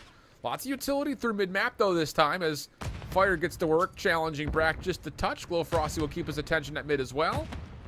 But this is a completely vacant B side. This is the first time FaZe have voluntarily given away B to stack mid. Yeah, and FaZe are thinking that, like, all right, Dylan Rex just simply just ran right through the smoke and was able to shut down the play, but there's no way in hell they're going to go back to it. But that objective is now starting to get down over towards B. No smoke grenade going to get invested. It has to be a 4-4 retake from FaZe. And I'm really surprised that Purge has a rival 9 in a round setup like this. I mean, I would have thought that it was all about trying to win mid, get up top. So now Rex has to try to fight against the bridge position from the low ground. Purge will drop at mid-map as Glow Frosty just stays safe at bricks, and there's just not a lot of space here. Someone's got to really force a play, and it may have to come down to Rex. He gets the first. Exceed confirms a trade. Now to a 2v2, and now no snap over towards Coop. Exceed last one left, and there's just no way he chases this down. Yeah, I mean, it's a heck of an idea, but some things maybe a little bit mismanaged there, and the Houston Spartans get a quick plant, get a read on where the setup was, and deal with it swiftly for the round win. And with that, they move to the winners finals. Yeah, I just don't understand what FaZe Black's play call right there was. Like, all right, we shut them down at B. They're probably going to go A here. But no, like, they showed it all throughout game number 2. They only went towards one site. And if they went to the other site, it was off a late push that you were instantly able to shut down, and then you cast them off the rotation. But when you're giving up a free B-bomb plan for free, you will take that with flying colors. The Spartans said, all right, we're going to plant this one down. Forward for a retake. You got to take us out of low fire car. You got to take us out of top bridge. And you also have to work that deep pinch. But when you take a lot of that mid-map control and don't have a single player with any line of sight over towards the bomb, that's what's going to make it very difficult. Purge, I thought with that SMG, he was going to climb the ladder and at least contest it, but he jumps right back down, and you just give the free bomb plan away. And that is going to be the Spartans walking away with this series on the back of 2 insane search and destroys that they were just simply able to outclass and outperform them from start to finish. Yeah, I mean, again, there's a million ways to slice the loaf of bread here, to put the PG version of that phrase into play, but it just does feel puzzling. Like, it's not just that Purge doesn't really commit to trying to check, but it's like that position, trying to play up top ladder, you would have thought MCW all day long. 100%. Especially considering it wasn't really like a forward aggressive push into mid. It was like, let's feel it out first and then go. So I don't know. It just didn't feel right, I think is the best way of putting it. But like you said, on the other side, we got to give credit where credit is due. The Houston Spartans find themselves 2 great search and destroys. Lots of good depth in the playbook for sure across both the 2 maps that we have seen. Plus, the clean control now has them squaring up with the Boston Academy team in the winners finals. Whereas for FaZe Black, they dropped down to face up against Lore Gaming, who was in a tight scuffle with Syndicate early, and then were able to take care of the Spittin' Demon squad in their lower round 1. The other side of the conversation also goes to the Syndicate finding themselves having to play up against Orglis. All of that, though, Jay, will happen next week, which is a little bit of a tease because, boy, I'll tell you, I was catching some dope off the series tonight. I'm feeling jazzy. Yeah, because I can only imagine. What was it? EU went by with the swiftness. NA side, though, we had game 5s, we had game 4s, we had everything right in front of us, and it's only going to end next week. We didn't even get the opportunity to see who's going to walk away with the W, but today was a great day of Call of Duty nonetheless. Lots of fun, and the great news is we don't have to wait long to watch more. CDL comes live tomorrow, but of course we said farewell to a handful of teams here in the Elite, both across Europe and North America, with a ton still left to battle for. So who finds themselves on top of the ladder, both in Europe and North America? We'll have to wait, put you on a little 5-day delay before we figure out how things happen next Wednesday and Thursday, as always, right here on youtube.com/CODChallenges. See you tomorrow for some CDL, friends. Good night.